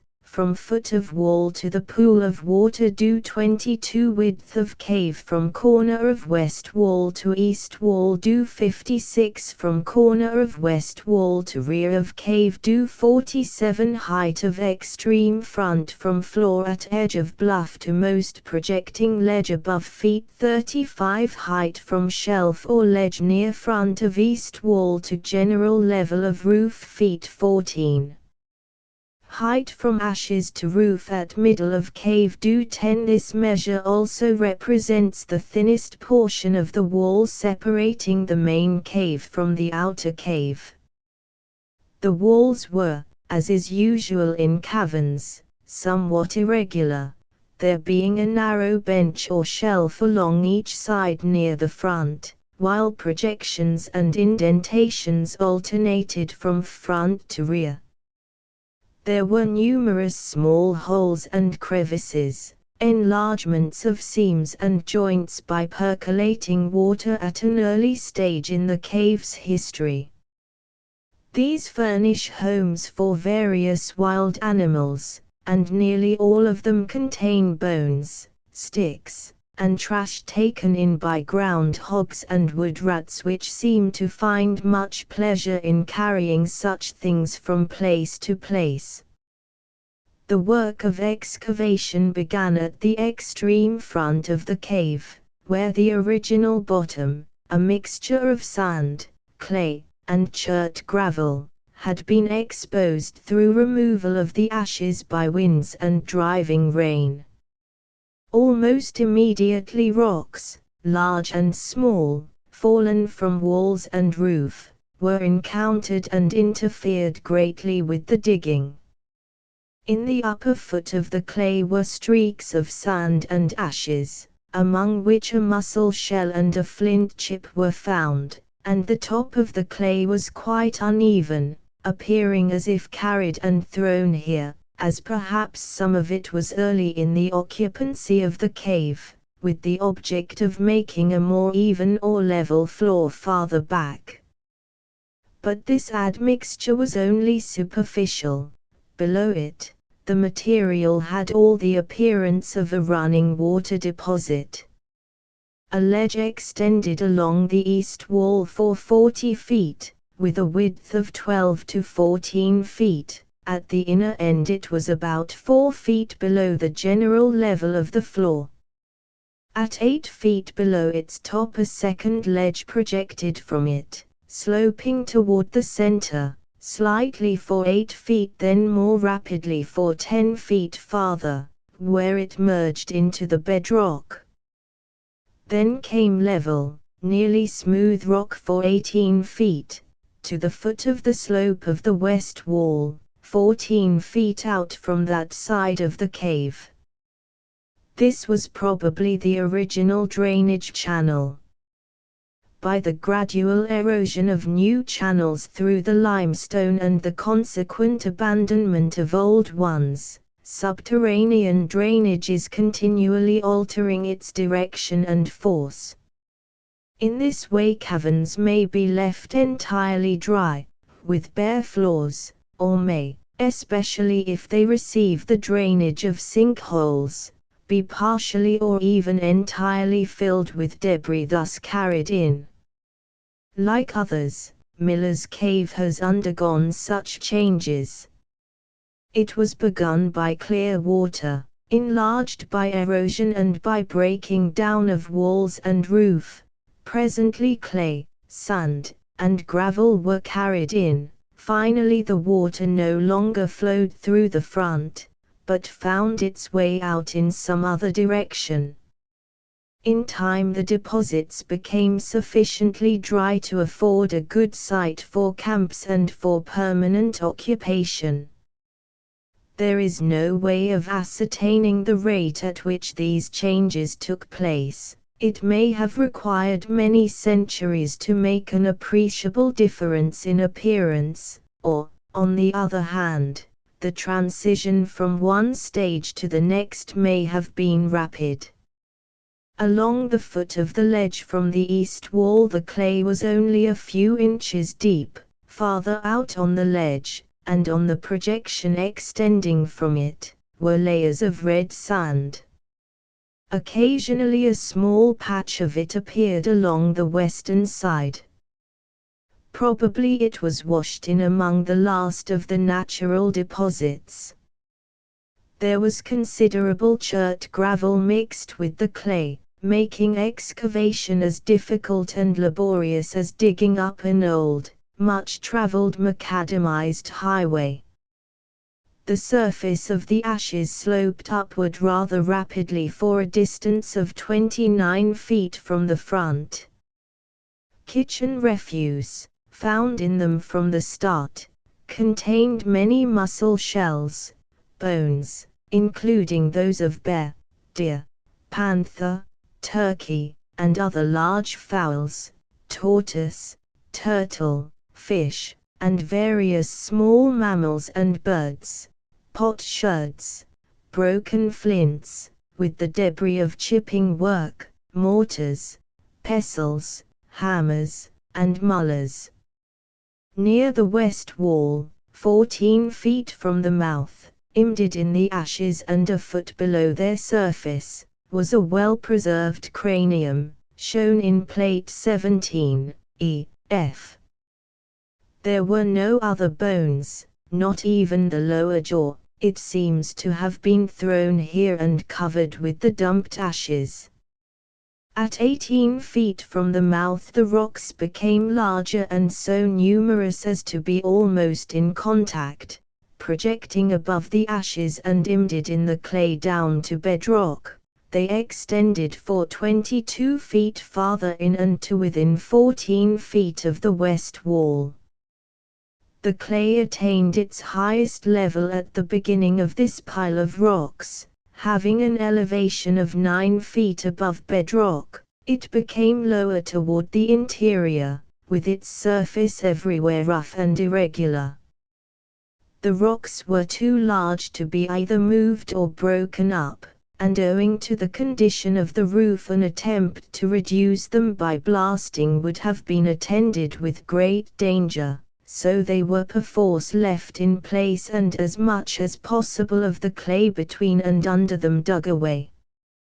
Beyond those near the front, others, not reaching the top, were found one after another buried in the clay, owing to their constantly increasing number, and to the inward slope of the east wall.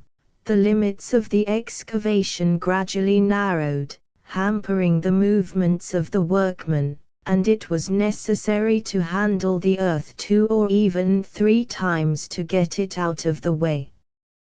There was growing risk, too, of the projecting rocks splitting off or breaking out of the clay matrix.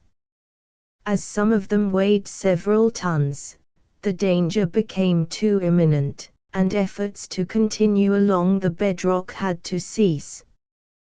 2 other attempts were made to get to the bottom, one at 40 feet from the mouth just beyond the large rocks on the surface, and one at 15 feet farther in. The last one started on an area 8 by 15 feet, which would have been ample if the sides could have been carried down even approximately straight. Neither of these efforts met with success, for the same reason that led to the abandonment of the first one. From here to the end, examinations were confined to the deposit of ashes. The surface, except as it had been disturbed by relic hunters, was practically level from wall to wall, but the depth varied with the undulating top of the clay beneath. Where it was deepest, in the central portion about 50 to 75 feet from the mouth, the deposit had a thickness of 6 feet. From this it diminished to about 3 feet on the sides, with an occasional thinner patch on a narrow shelf formed by a ledge or a crevice. The average thickness was close to 4.5 feet, so the amount was not far from 800 cubic yards. This was composed entirely of ashes from small fires for cooking, heating, and lighting purposes, increased to a very limited extent by kitchen waste, and by discarded or mislaid wrought objects. It represented the combustion of many hundreds, perhaps of thousands, of cords of wood, all of which had to be carried in from the hilltop or slopes and passed through the constricted doorway. This labor would be a sufficient guarantee of economical use. We may be sure that no fuel was wasted.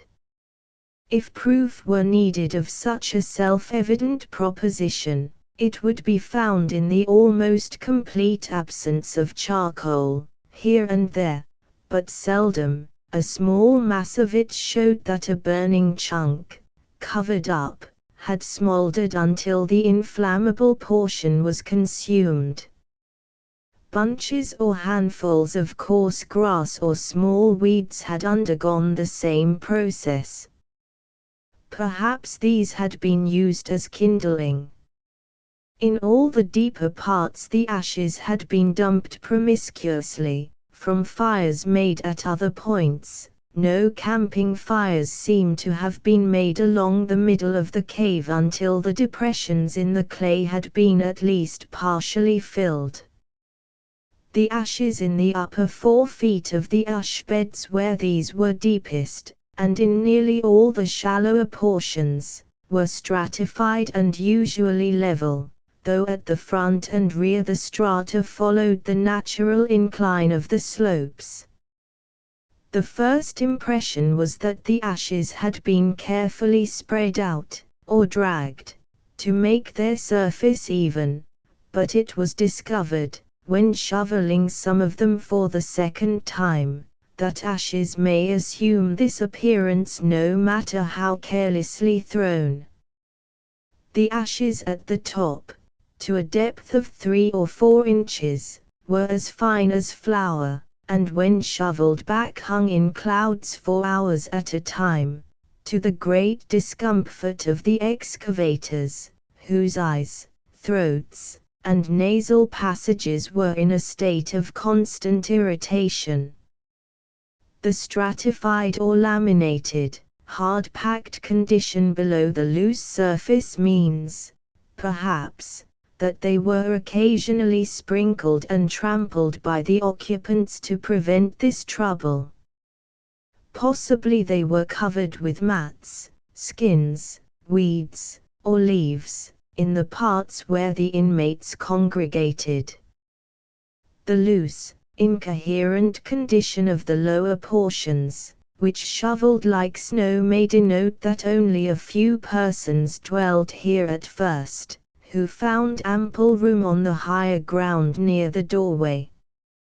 However, all such attempts at explanations are not much better than mere guesswork, and we must be content with accepting the facts as we find them.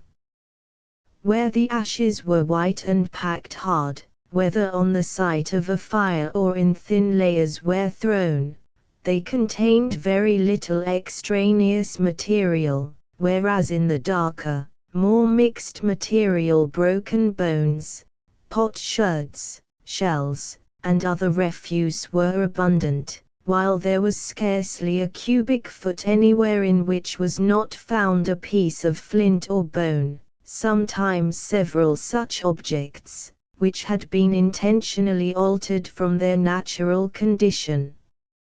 Near the center of the cave was a curving pile, 6 by 2 feet, and several inches thick, of mussel shells of every size from less than an inch to above 5 inches in length. More than half of them were over 3 inches. None of them showed any marks of fire. Some had both valves in position, as if they had never been opened, and a few of the larger of these had been filled with small shells and closed again. A few were broken, but most of them were entire. About 1,400 valves were in this pile, meaning that at least 1/2 of that number of mollusks were consumed. The first interment was found at 46 feet from the front, 14 feet from the east wall. The folded skeleton of a very old person lay on the right side, head east, in loose ashes, on a large flat rock whose top was 30 inches below the surface. This rock had not been placed here, but had fallen from the ceiling. Probably its existence was not known until it was uncovered in digging the grave. The skull still retained its shape, in part, being held in place by the ashes, but fell in pieces when this support was removed. A portion of it was gone. 2 fragments were found, several feet away, not near each other, one of which fits in the skull, and the other probably belongs with it also. The frontal bone is nearly half an inch thick, the sutures partially obliterated, the teeth worn down to the necks, some of them nearly to the bone, the forehead is low and receding. A restoration is seen in plate 20, A, B. In addition to the missing portions of the skull, most of the ribs, half of the lower jaw, and nearly all the dorsal vertebrae were absent, probably having been dragged away by groundhogs. The bones are all light and fragile. Lying above the skull, in contact with it but supported by the ashes on both sides, was half of a large mortar hollowed on both sides. Above the skeleton, and extending for several feet on every side, was an undisturbed stratum of closely packed ashes, 17 inches thick at the middle, which broke off under the pick in large clods. These, of course, had accumulated after the body was interred. The spongy condition of these bones, in spite of the preservative action of the ashes, is evidence of the fact frequently noted, that with advancing age some change takes place which renders them less resistant to destructive influences. Bones of children only a few weeks old near this skeleton held their structure perfectly and were easily secured.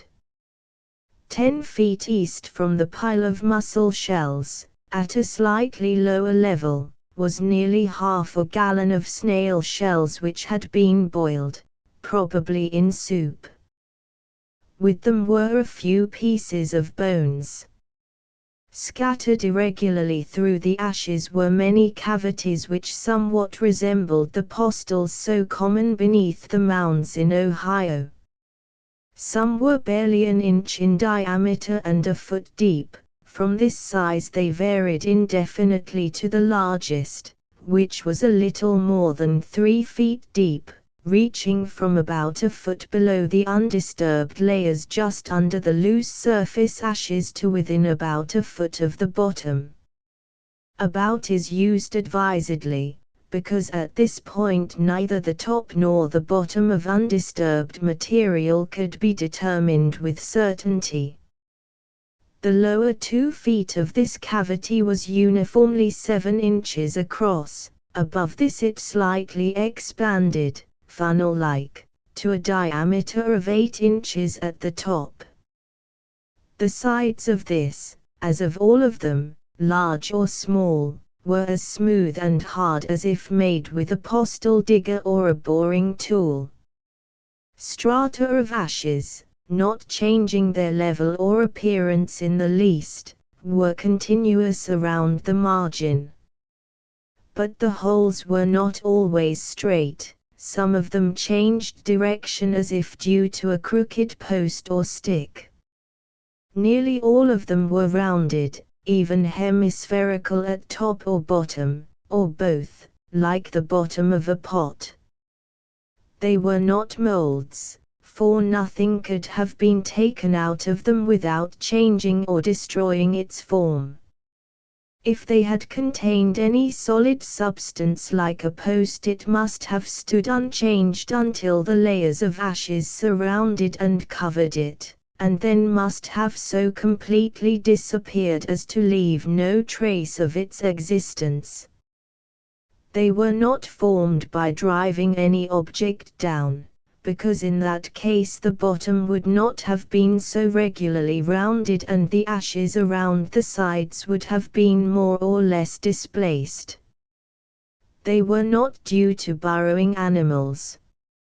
In fact, if there be imagined a nearly cylindrical mass of ice, straight or slightly crooked, with rounded ends, placed upright and retaining its position unmelted until completely buried. The appearance of these cavities will best be understood.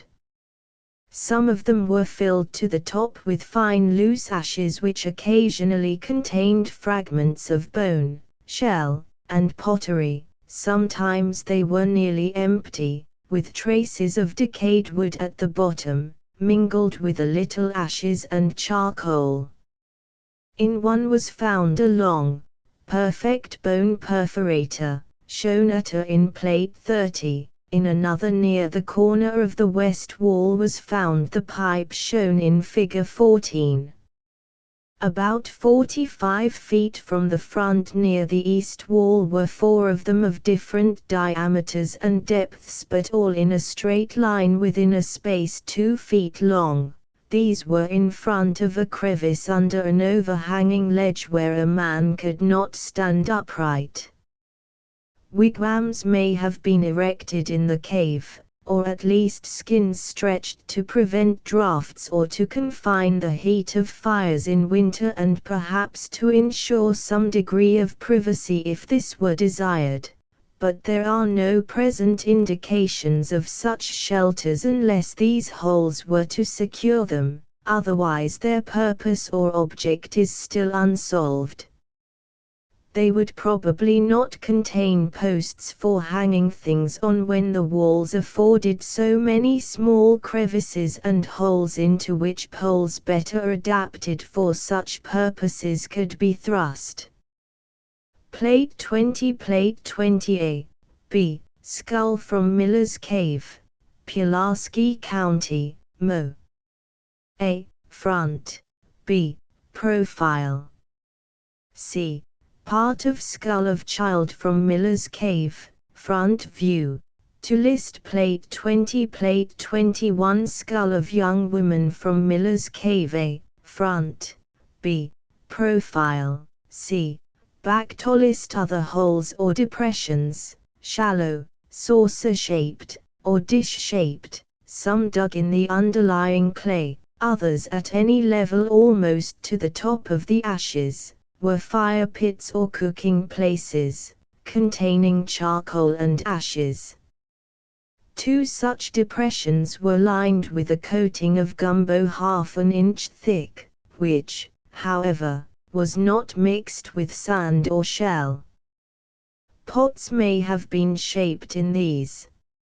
Occasionally a small mass of gumbo, never so much as a peck, sometimes as small as a pint measure, would be found loose in the ashes, seemingly thrown there at random.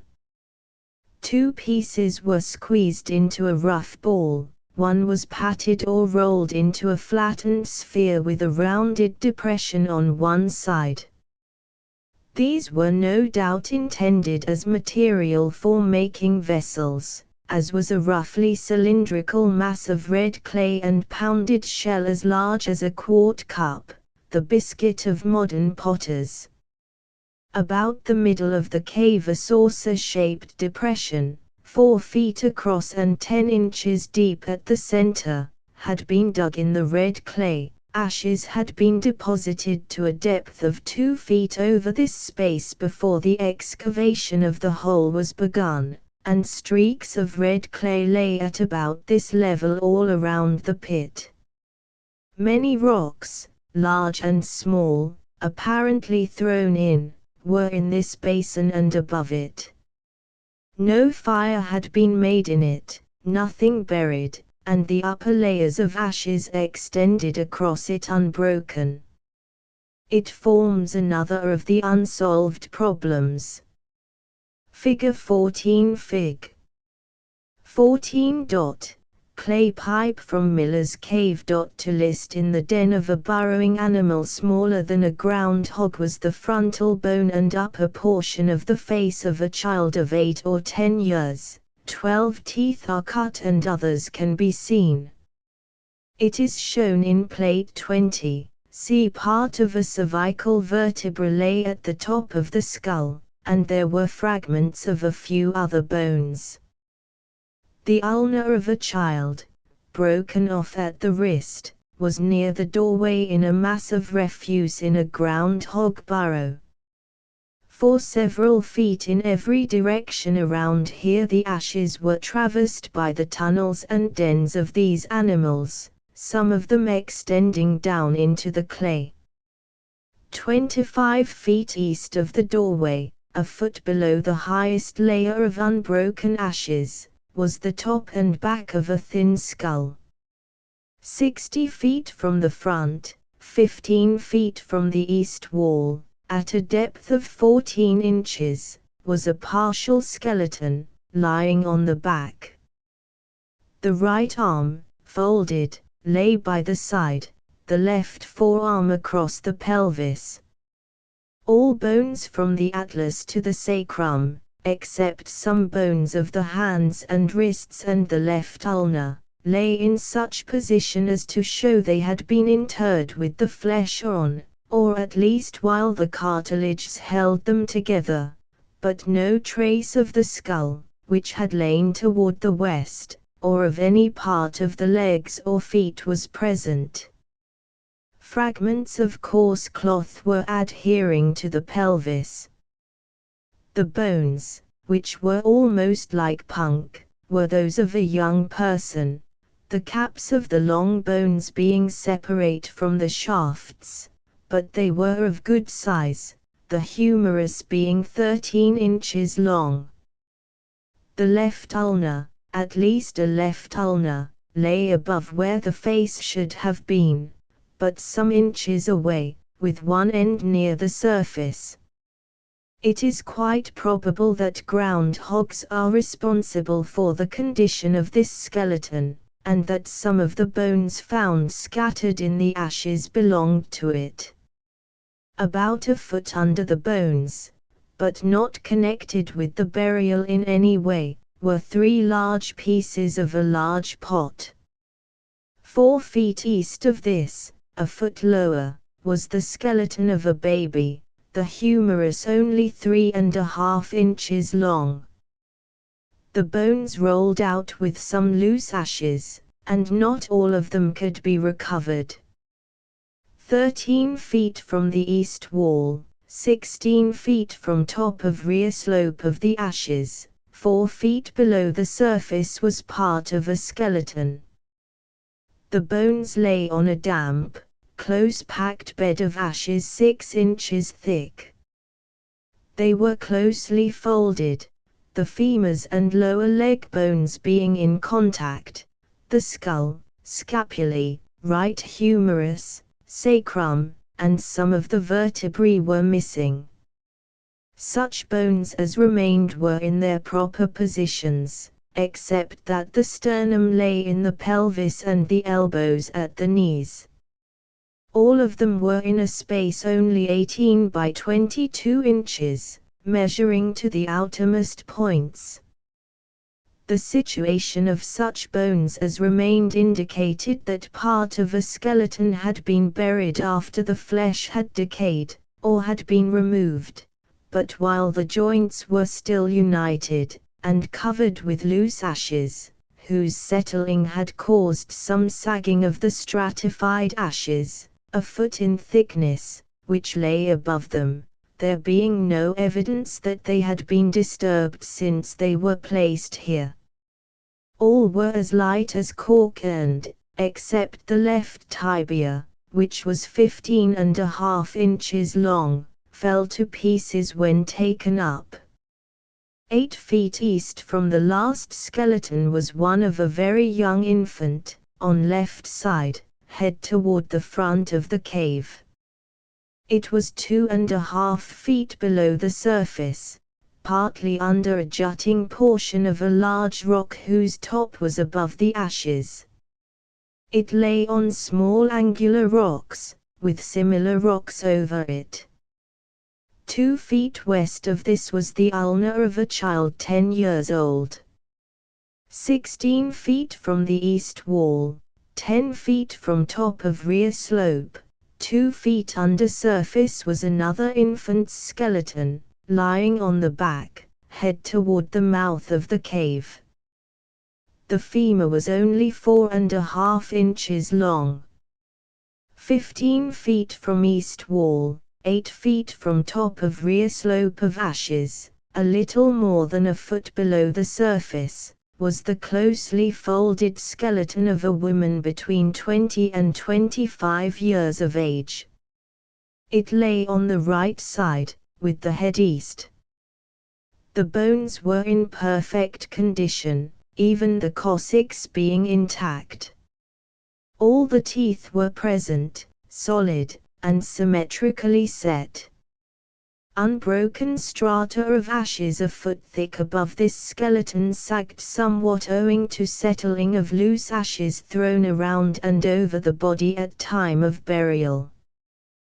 The skull is shown, front, profile, and back, in plate 21. A few inches below these bones, with ashes intervening, were piled some bones of a child of about 8 years. The caps of the joints were not adherent, and some of the teeth had not come through the bone. The skull, which was intact, lay on left side, vertex north, ribs, arm bones, and feet bones lay on the top, at the back, and at the vertex, in contact with the skull and with one another. As there was no evidence that they had ever been disturbed by animals, it would appear that only the bones mentioned had been deposited, even the lower jaw was absent. They lay in a mass of kitchen refuse, shells, burned bones, charcoal, and ashes, the upper layers of which were curved as if the bones had been laid on a level area of this mixed material and the rest of it piled over them. Their position, and the small number of them, indicates that the flesh had been used as food. The skull is shown in plate 22. Between this partial skeleton and the complete one above it, apparently thrown in with the refuse which covered and surrounded both, were fragments of 2 large pelvic bones which did not belong to either of them. Directly below these burials, 3 feet under the surface, was part of an infant's skeleton, with 5 shell disc beads among the bones, the only instance in which ornaments were found with human bones. The skull and some other bones were present, but most of the remains had disappeared into the runway of a burrower. At several places in the central parts of the cavern, at almost any level between the top and the bottom of the ashes, were human bones, singly or a few together, some of them apparently remains of interments, others carried to the points where found.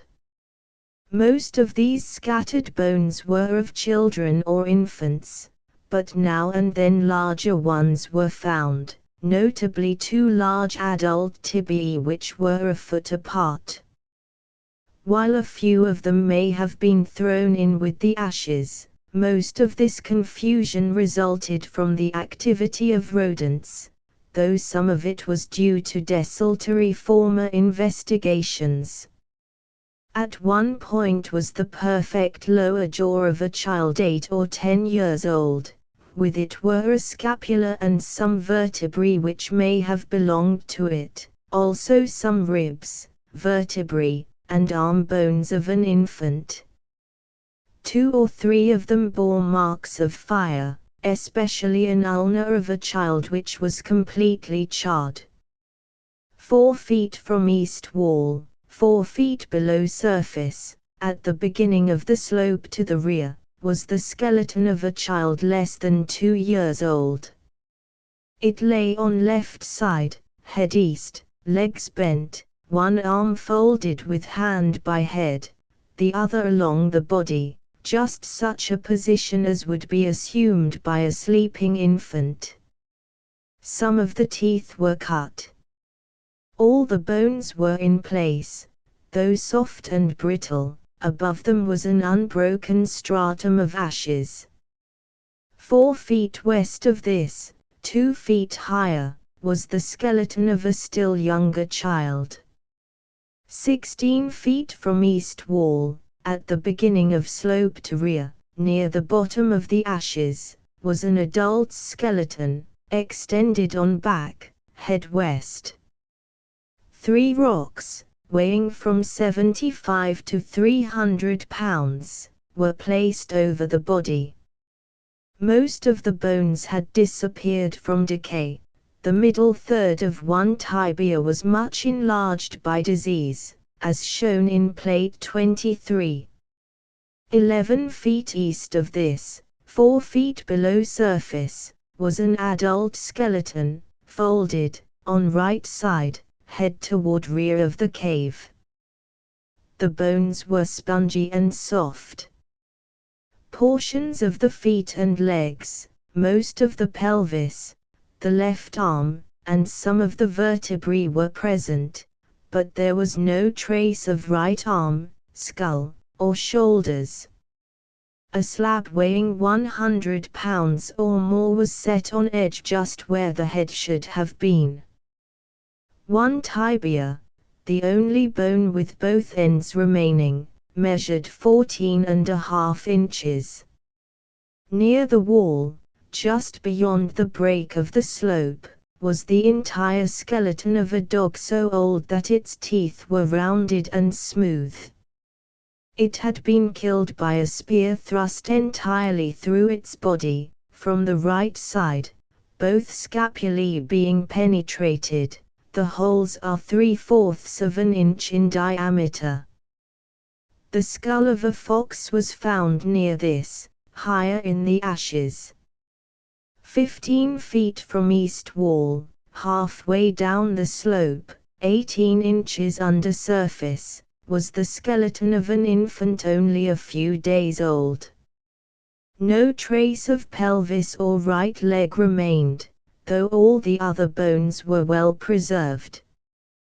24 feet from east wall, at beginning of rear slope, was the complete skeleton of a young child, extended, on back, head toward rear of cave.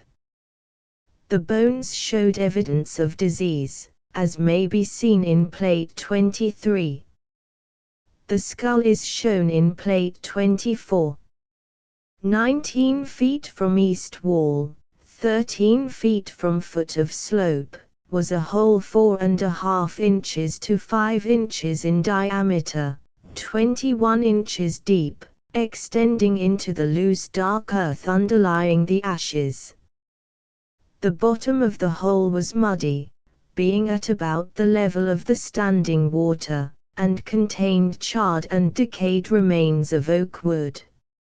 Ashes, in layers having the same slope as the surface, extended over it, proving the post to have been burned some time before the cave was abandoned.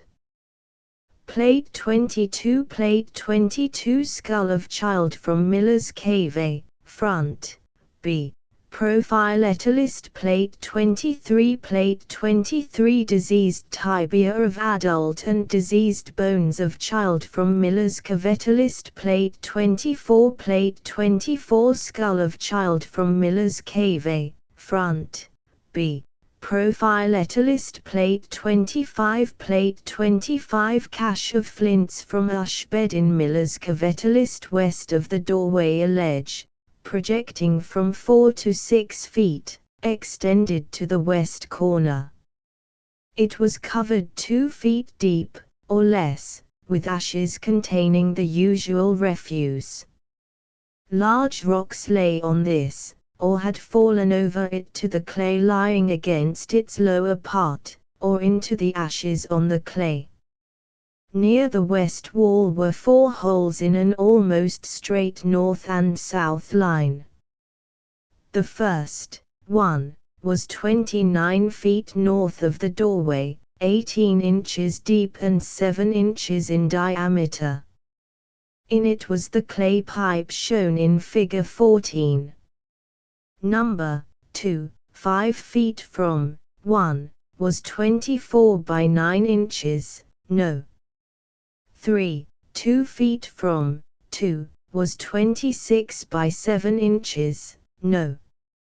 4.5 feet from 3, was 30 by 5 inches.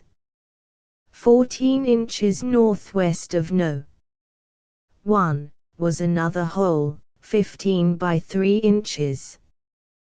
The description on a previous page as to character, appearance, and contents applies to all these holes.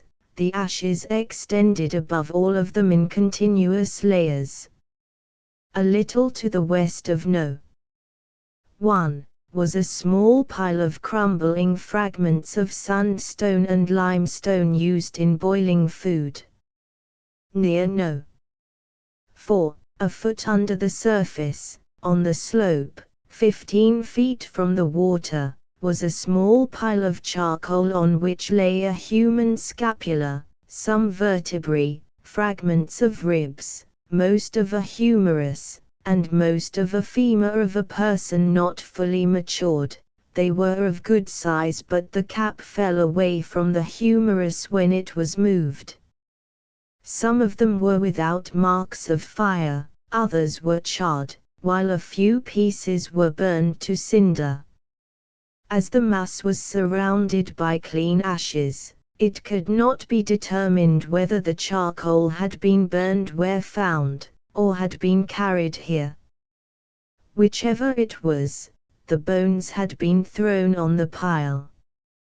13 feet just north from the corner of the west wall was a hole 19 by 7 inches, which differed from the others in that the bottom, instead of being rounded, was irregular, and deeper at one side. The top, however, showed the usual hemispherical contour.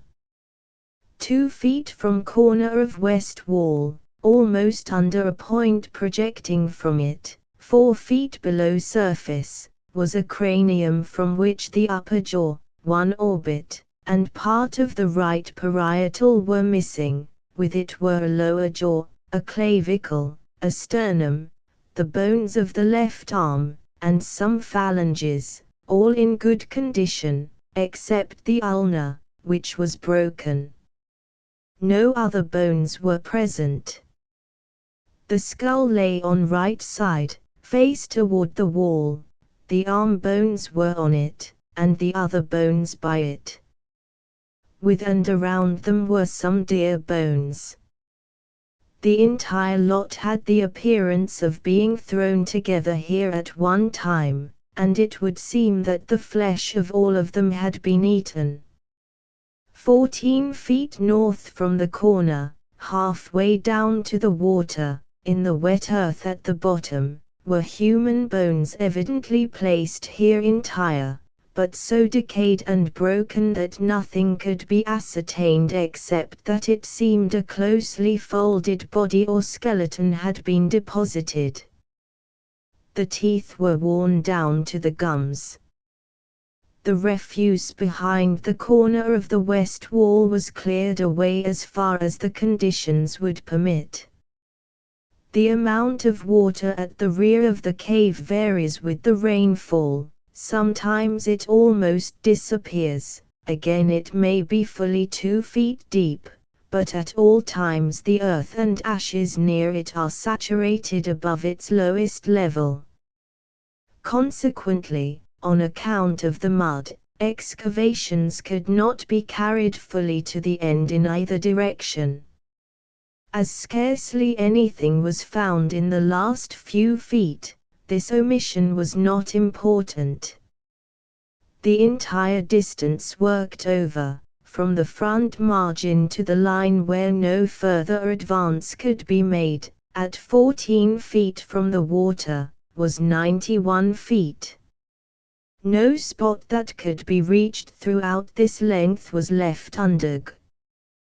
The small openings in the west wall presented no features worthy of special mention, but those in the east wall yielded interesting results. First of these was a small cave 39 feet from the main entrance. At the front its width was 11 feet, 6 feet within it narrowed to 4 feet. A hole on the north side ended at a crevice that led to a chamber higher up, from which, in turn, another crevice extended. All this space, even beyond the point to which a man could worm his way, was filled with fine earth and ashes containing much refuse. Worked objects were found at the greatest distance which could be reached. A few feet within the entrance this minor cave divided into 3 parts. A crevice trending northward is too small to follow.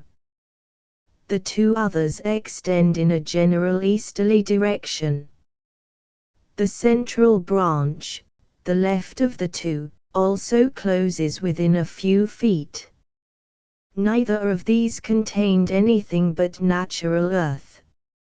In the one to the right, 7 feet from the entrance, was a pocket on the south side, 18 inches wide, 30 inches high, and 4 feet deep.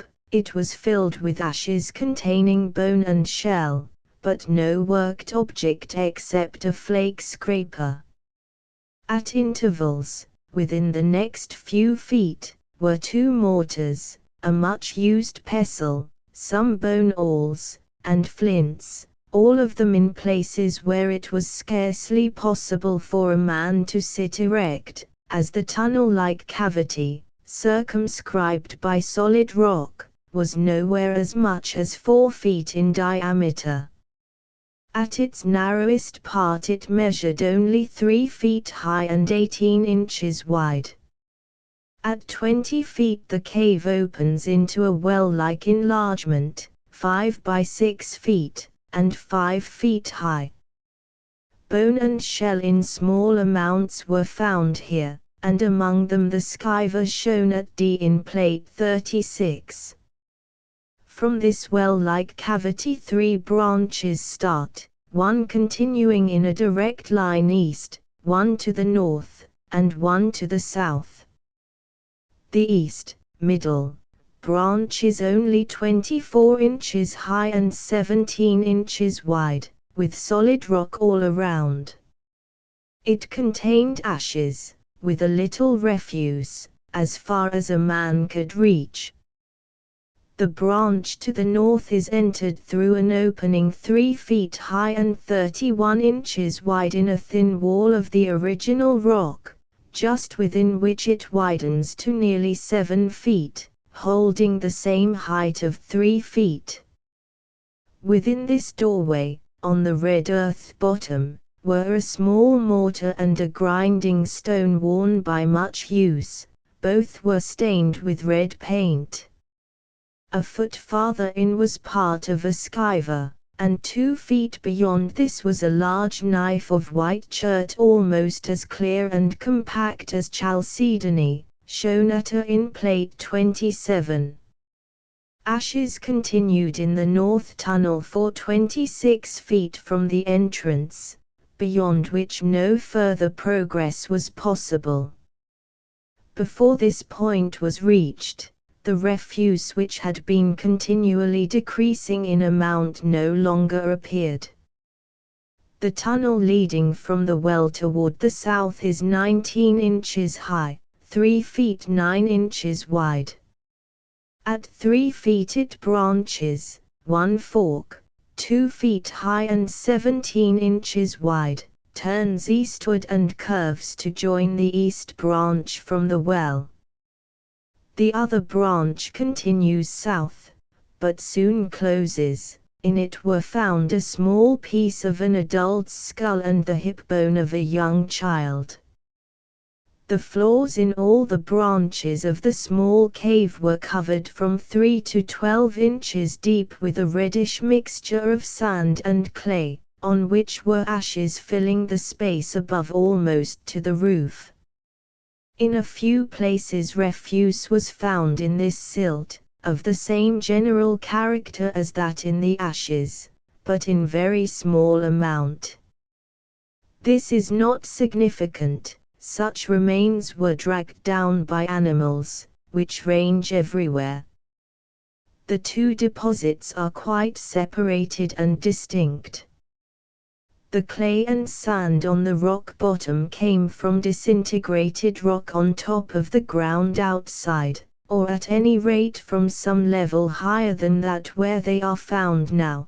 But how ashes, shells, broken bone, and especially how worked objects came to be in places too contracted for a man to creep, and where they could be neither carried nor pushed, is not to be explained except on the hypothesis of a chamber above, whence they may have worked or may have been thrown down, but at no place, either in the cave or in the outside surface, could there be found any evidence of such communication.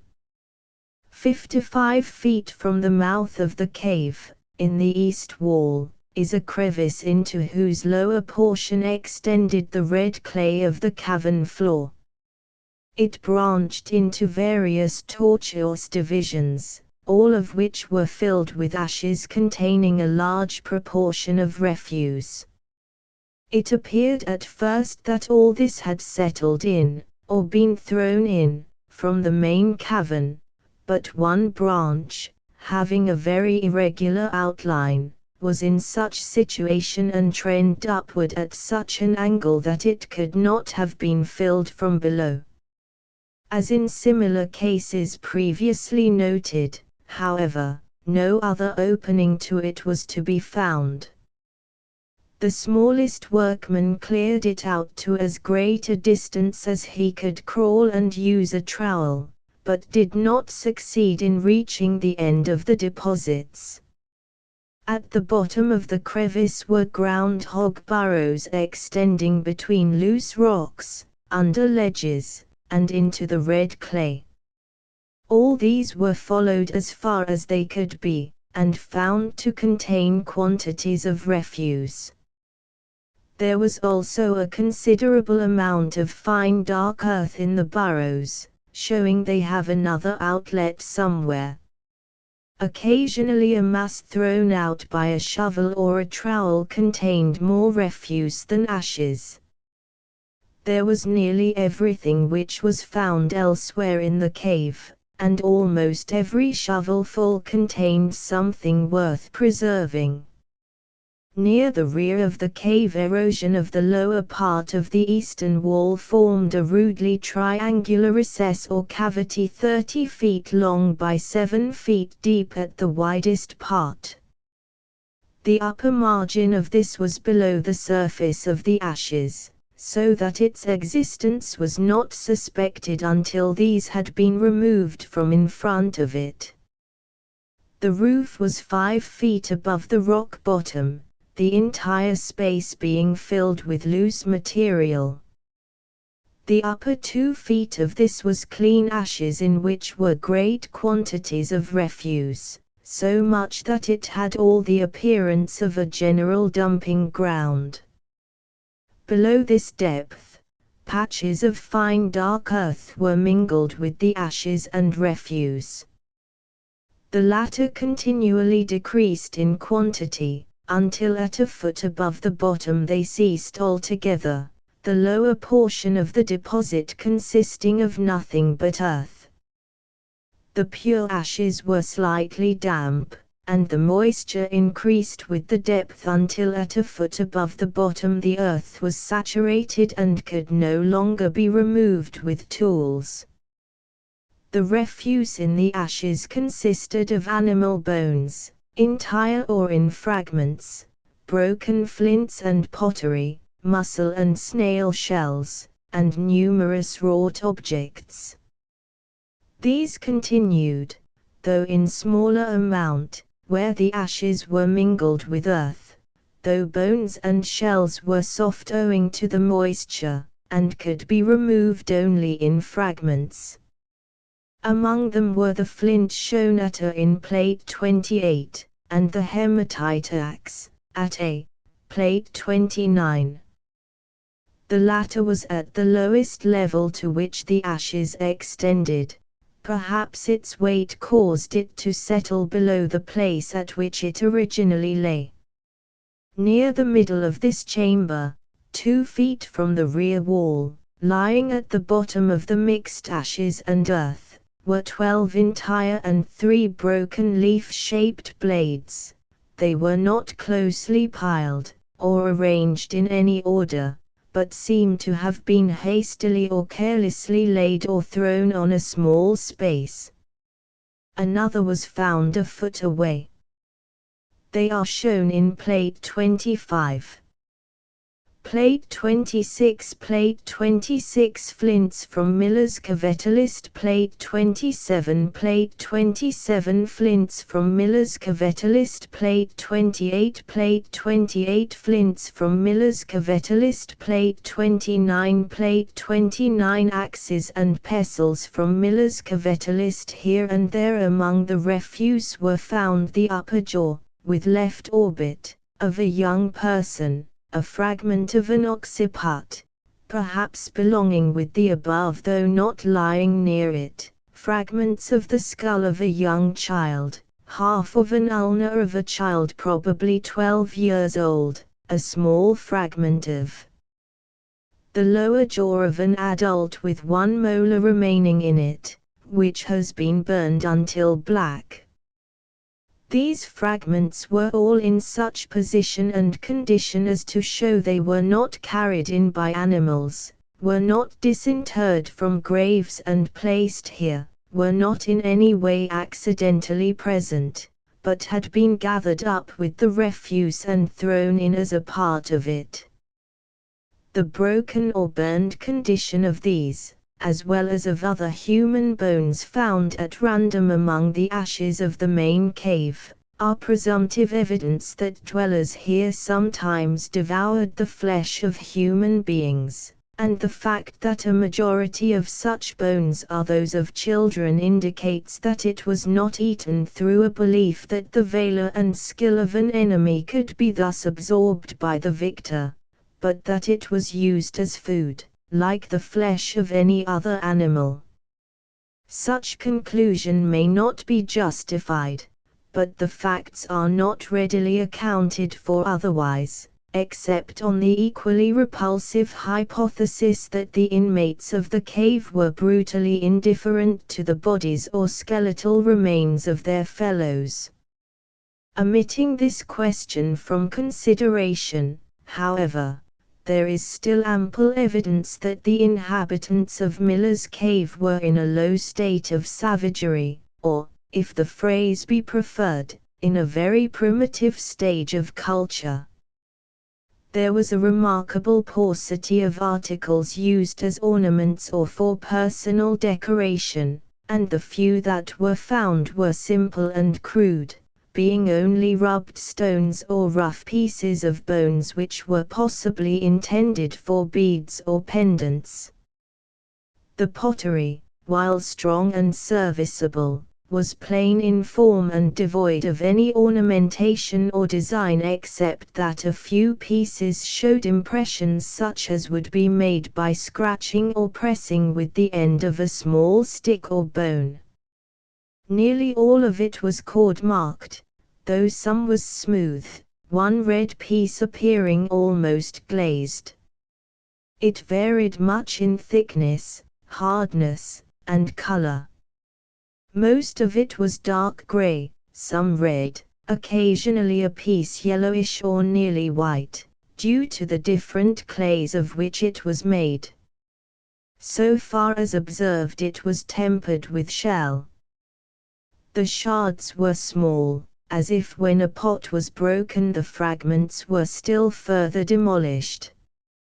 The curvature showed there was a wide range in size, from about a pint to 2 gallons or more. Their mortars were natural blocks or slabs of sandstone, such as may be picked up by thousands in the immediate neighborhood, and showed no alteration of form beyond ordinary wear except that the rough faces of a few were pecked, apparently with a pointed flint tool, to make them less irregular. Some were flat and smooth from use with a muller or grinding stone. Most of them were worked or hollowed on only one face, a few showed depressions on both sides, one had a few hemispherical indentations near the margin, like those observed in cup stones. Only one pestle was dressed into any of the forms which we are accustomed to associate with the name, and this was a truncated cone with rounded top, shown at B in plate 29. All the others were cobblestones from ravines or the river shore. A few had undergone no change in form, most of them were battered on the perimeter, a few had pitted sides, some had been used as pestles, mullers, or grinding stones until the surface was more or less smooth. All such stones are classed as pestles for convenience. They could have also been used as hammers, bone crushers, and in various other ways. In all, 73 mortars were found, counting only those stones which bore marks of use as such. The largest one was at the bottom of the ashes, near the doorway. There were more than 100 pestles which bore evidence of much use, and probably as many more on which there was little or no sign of wear.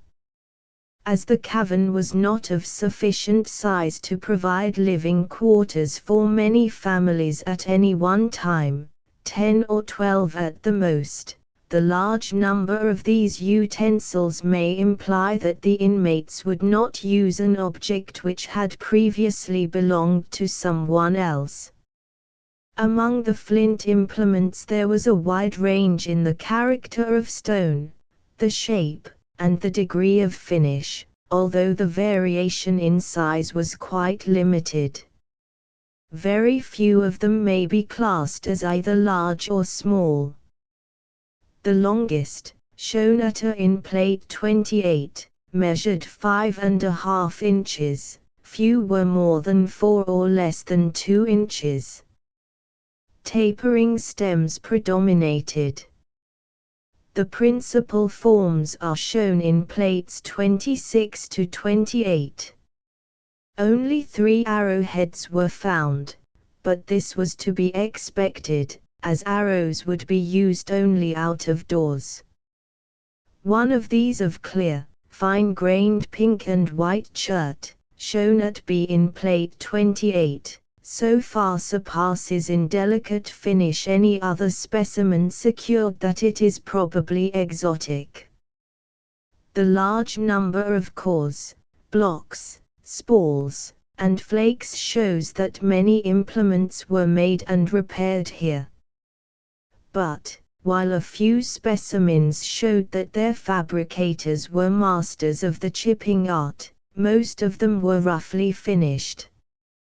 Some which are so little altered from the original form of the rough flake or spall that they would be classed as rejects if found about a flint workshop have a smoothness or hand polish which denotes much service.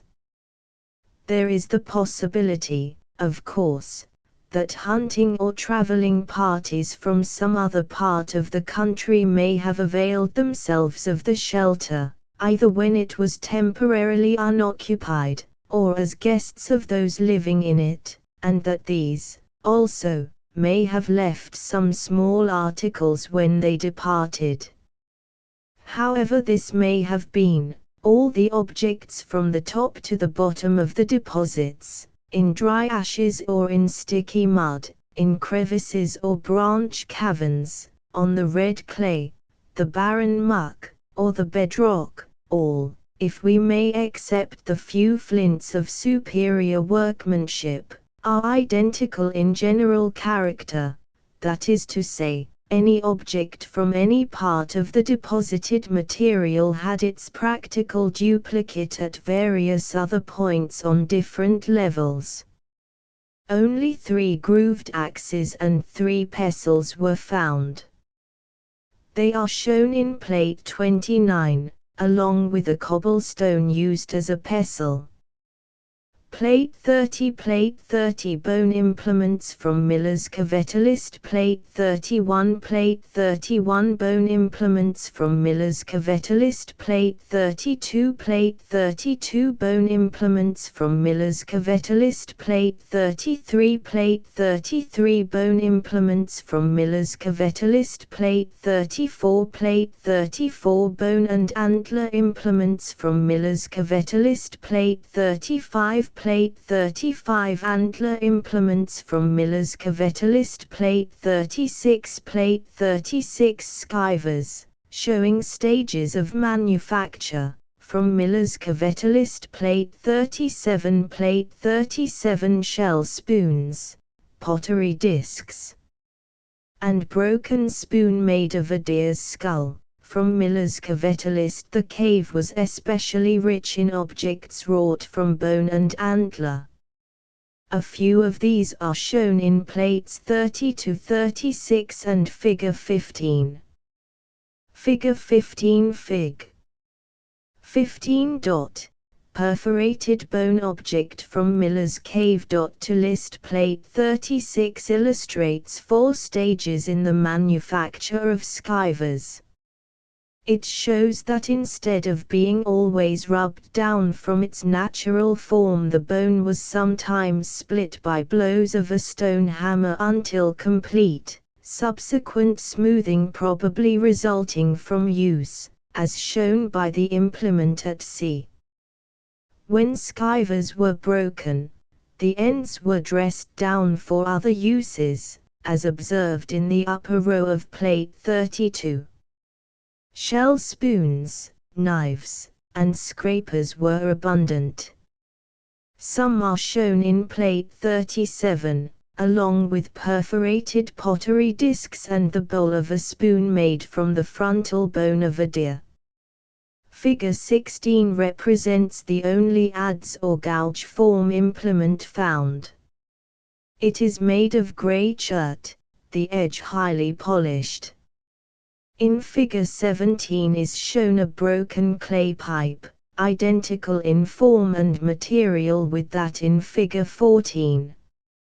Figure 16 Fig. 16. Adze or gouge of chert from Miller's cave. To list the red clay which had formed the floor of the excavated area from the mouth of the cavern to well past the central portion, suddenly dipped to the north and to the east shortly before reaching the corner of the west wall. Attempts to follow it downward were frustrated by black earth, which when dug with pick or shovel assumed the consistency of hogwallow mud.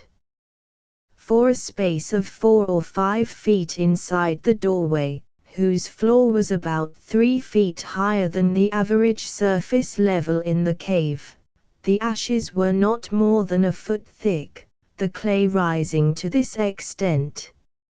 It spread out fan shape, with a continuous slope for several yards in every direction, thus making an easy grade for entrance and exit. There are 3 ways in which this condition could have been brought about. First, the Aborigines may have constructed a graded way, though it is not at all likely they would have piled the clay so far to each side. Secondly, it may have washed through the doorway from the outer cave when the main outlet of the latter in the face of the bluff toward D, Fig 13, was obstructed in some way. This is improbable. Thirdly, it may be due to material deposited in the eddy or swirl created by the corner of the west wall whenever a large volume of drainage water flowed from the westward in the main cave and was sharply deflected toward the south when it struck the east wall. This is no doubt the correct explanation. Figure 17 Fig. 17. Clay pipe from Miller's cave. To list whether or not these floods had any part in piling up the clay at the doorway. Beyond doubt it was to them that the clay, gravel, and sand resting upon the floor of the main cave owe their origin. To them is likewise due the dark earth overlying the clay at the rear and covering the floor of the recess in the east wall. Clearly, there was at one time in the cave's history a current at intervals, which carried mud and small rocks from the interior of the cave, or from the outside surface through sinkholes, and left at least a part of it where the velocity of the stream was checked. Later, much of this water found other drainage channels, and the coarser matter could no longer be carried into the cave, but at times of unusually heavy precipitation enough of the torrent followed the old course to bring in the dark earth. The last is due to topsoil containing a large amount of humus from decaying vegetation. Finally, no more water came this way except as seepage, which is the condition at present.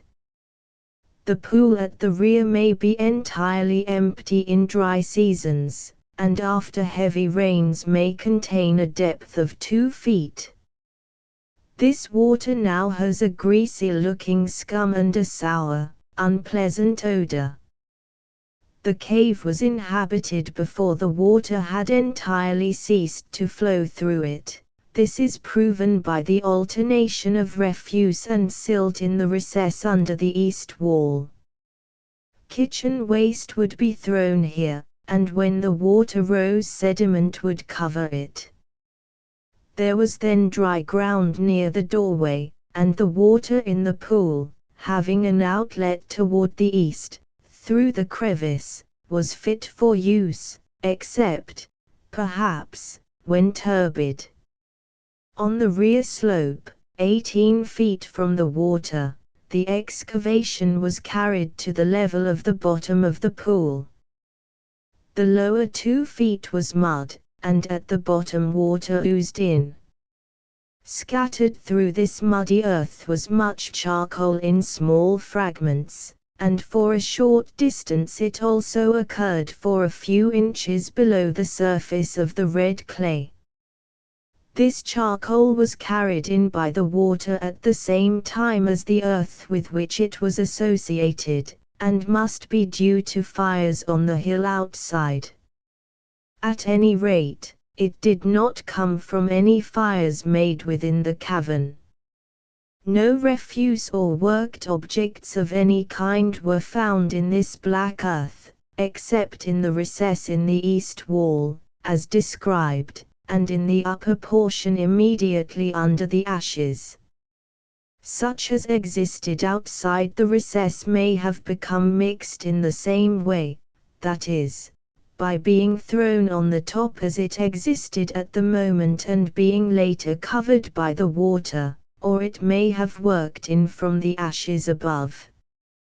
Nor was there much refuse in the ashes on the rear slope, although these were quite regularly stratified. To entirely remove the rocks and clay and expose in a satisfactory manner the bedrock floor would require months of labor, the use of mechanical appliances, and complete drainage to the rear wall through the mouth of the cave. Without attempting to make a detailed list, there may be given a summary of the objects shipped to the National Museum: 12 skulls, most of them more or less broken. 10 partial skeletons, including those of children.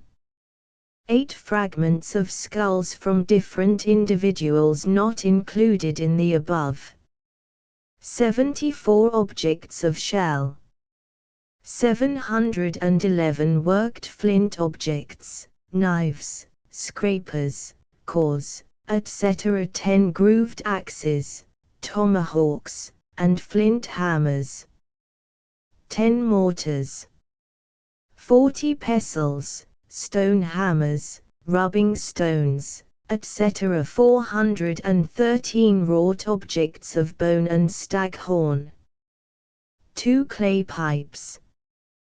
1 box of pottery fragments. a number of small objects, not classified. There were left in the cavern several hundred broken flints, more than 60 mortars, probably 200 stones used as pestles, hammers, etc., and several large wagon loads of shell, bone, and broken pottery. There is no way in which the age of the deposits in either the Miller or the Cells cave can be determined. The accumulation of ashes in the one and of talus at the front of the other would certainly imply the lapse of several centuries, perhaps 1,000 years of continuous occupation. Intermittent habitation would lengthen this period. Ramses Cave, better known as Freeman's Cave, is in a bluff on the right bank of Big Piney River, 3 miles below Miller's Cave. It is about 150 feet above the level of the stream and the same below the summit of the hill behind it. Within 100 yards to east and west are shallow ravines by which access is fairly easy to a ledge nearly on the same level as the cave. This is wide enough for one person to traverse, but in most places too narrow for two abreast. The talus in front is rough and steep, but a crooked path with no difficult grades can be made to the water. Chambers on each side near the entrance, which are accessible only by means of a ladder, provide excellent living quarters and command approach from any direction, even along the foot of the cliff on either side. The entrance, which faces southwest, is a symmetrical arch 75 feet wide and 20 feet high. Bedrock shows just in front, covered with loose material washed over the cliff. The floor ascends and the roof descends toward the rear, until at 70 feet they approach within 6 feet of each other. Beyond this the cave is choked with fallen rocks and with earth and gravel, probably from a sinkhole some distance back on top of the hill. Refuse shows about the entrance and for 40 feet toward the rear, where earth from the interior has worked down over it. The surface is strewn with rocks, large and small, so that excavations are possible only in small areas. Several holes were dug at intervals between the front and the rear. A considerable amount of ashes was found over the middle portion, thrown from still farther back. Very little was found in them. The rock bottom slopes upward slightly and was covered in some places with clay and gravel, on which lay the ashes and other refuse. These were nowhere more than 3 feet deep, and usually much thinner. The place was so difficult to work in and the returns were so scanty that systematic investigation did not seem warranted, and the work was not extended. The only objects secured were a bone perforator, part of another one, a snail shell, apparently a bead, a very small piece of sandstone used as a grinder or polisher for bones, a fragment of worked mussel shell, and 9 rough flints. There were also a few small fragments of pottery. A man living near the cave reported that a few years ago he was digging in a narrow space between the east wall and a large fallen rock. He came upon the feet of 2 skeletons and took out the lower leg bones. Being assured by a friend that these were not bones of Indians because they were not red and so must be remains of white people, he replaced them and threw the earth back on them. He was certain the spot had never since been disturbed, but in this he was mistaken, for investigation revealed a pile of human bones lying in confusion, in which the frames of two individuals, as he had said, were mingled, but no trace of the skull or jaw of either. Evidently someone had come afterwards in search of the skulls. The femur of the larger individual was just 19 inches long, the other frame was much smaller, but all other bones were in such fragmentary condition they could not be measured. There is a rock shelter a short distance down the river from the Ramsey cave and in the same ledge. It is 45 feet long, 15 feet deep, and 8 feet high in front, the roof coming down to the floor at the rear. There is nothing to show that it was ever used, even as a camping place. A fourth of a mile above this cave is another from which flows a never-failing spring. There is a pile of ashes near the front, containing some refuse, but these mark only the site of an occasional camp, as the place could not be occupied in wet weather. Graham Cave on Graham's Land, high up in a bluff facing Big Piney, opposite the mouth of Spring Creek, is a small cave difficult to reach and not suitable for occupancy. Pillman's or Spring Creek, Cave, 25, at the mouth of Spring Creek, on land of John Pillman, near the top of the bluff, is a cave with an entrance 30 feet wide and 30 feet high. A steep rock ledge at the front offers an impassable obstacle to any stock except goats. The front chamber is well lighted for a distance of 80 feet, where it makes a turn. Bedrock is exposed near the entrance and rises toward the rear, showing here and there through the covering of earth, which is not more than 2 feet deep anywhere. Water cracks appear even in the highest spots, proving the floor to be saturated at times. There is considerable refuse inside the cave, but none in front, and it is reported that human skeletons have been found in it. If so, they must have been on a ledge or in a crevice. Plate 2a shows the hill, from the west. Plate 2b, the entrance to the cave.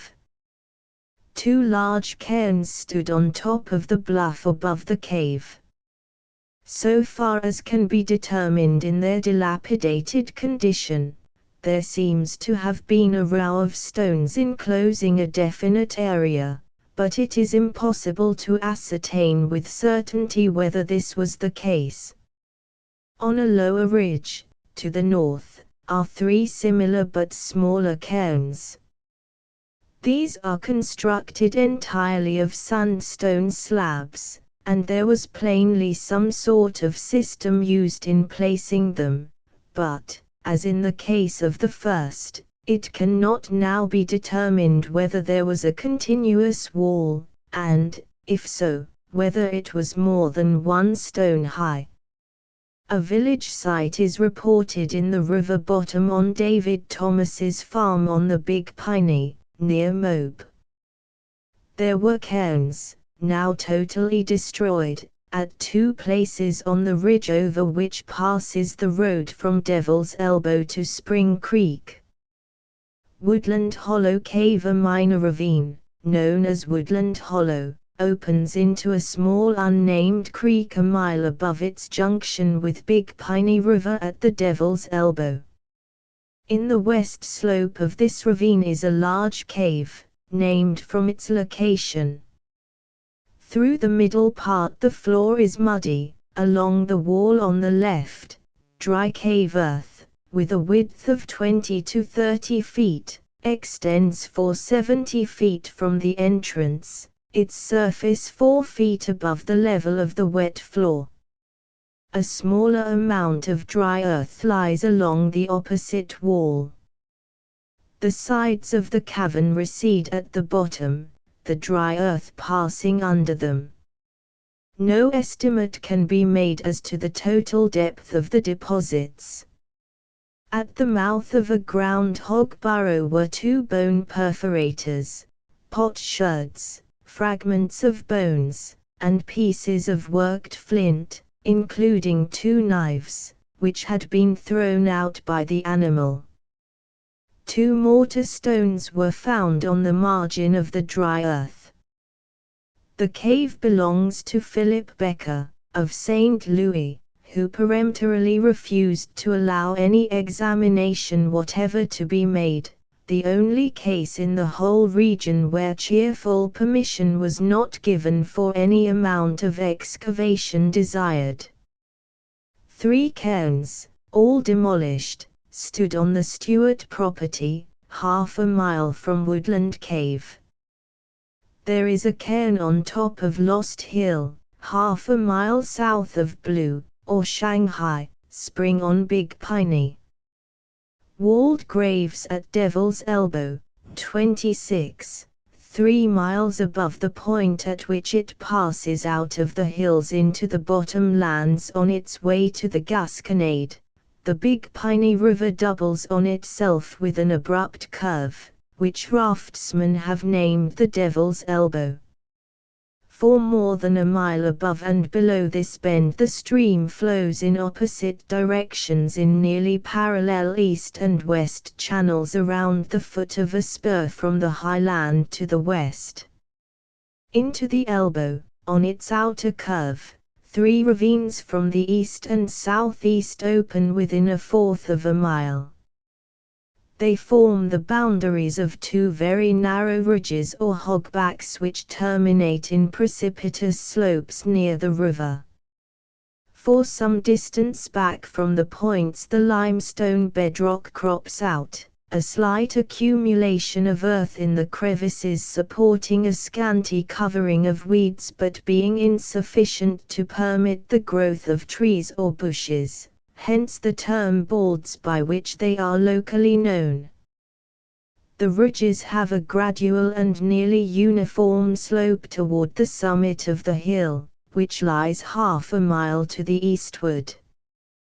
The sandstone capping the hill appears within a few hundred feet and is covered with an abundant growth.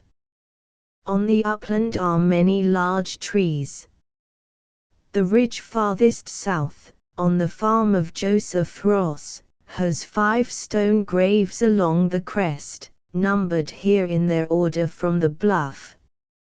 Number 1 is a few rods below the sandstone outcrop, and is constructed partly of weathered limestone blocks such as are now lying around it and partly of sandstone slabs carried from farther up the hill. All the other cairns, although 2 and 3 stand on the limestone bedrock, are built entirely of sandstone fragments ranging from the size of a brick or smaller to pieces weighing over 200 pounds.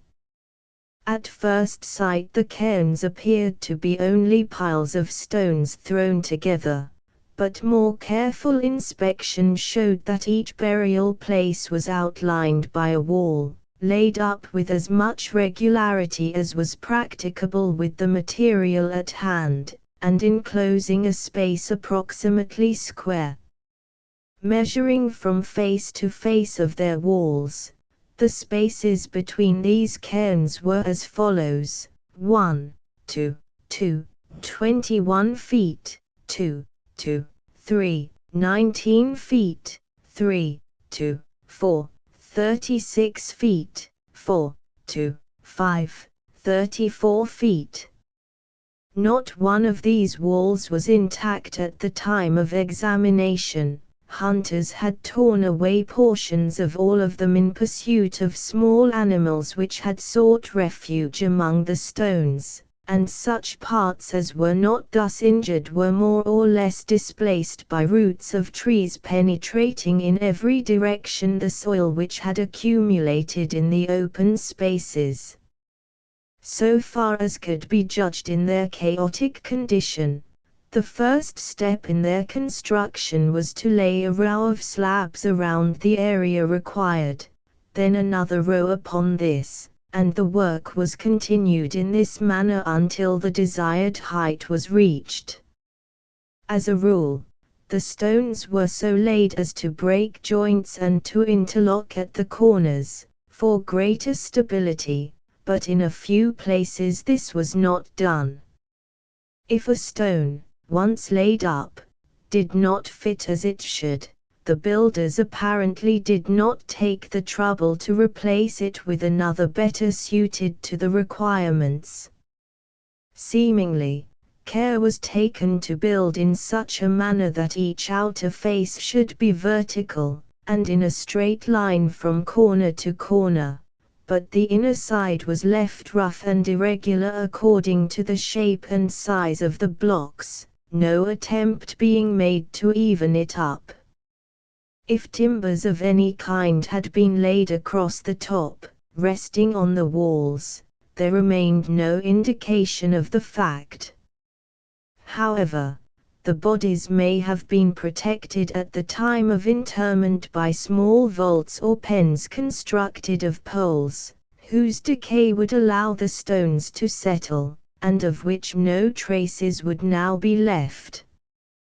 The space enclosed by the walls was filled with loose stones lying in such disorder as to suggest that they had been carelessly or hastily thrown in to fill the interior and round up the top, but some of this confusion may have resulted from the same causes by which the walls were defaced.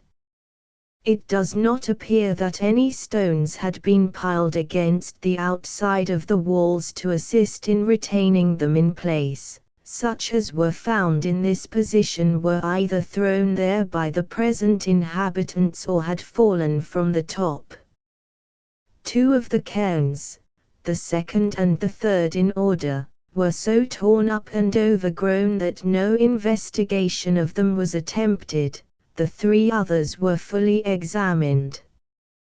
Cairn 1, in the first, that nearest the terminus of the ridge, all stones lying against the outside of the structure were thrown aside, bringing the outer face into plain view.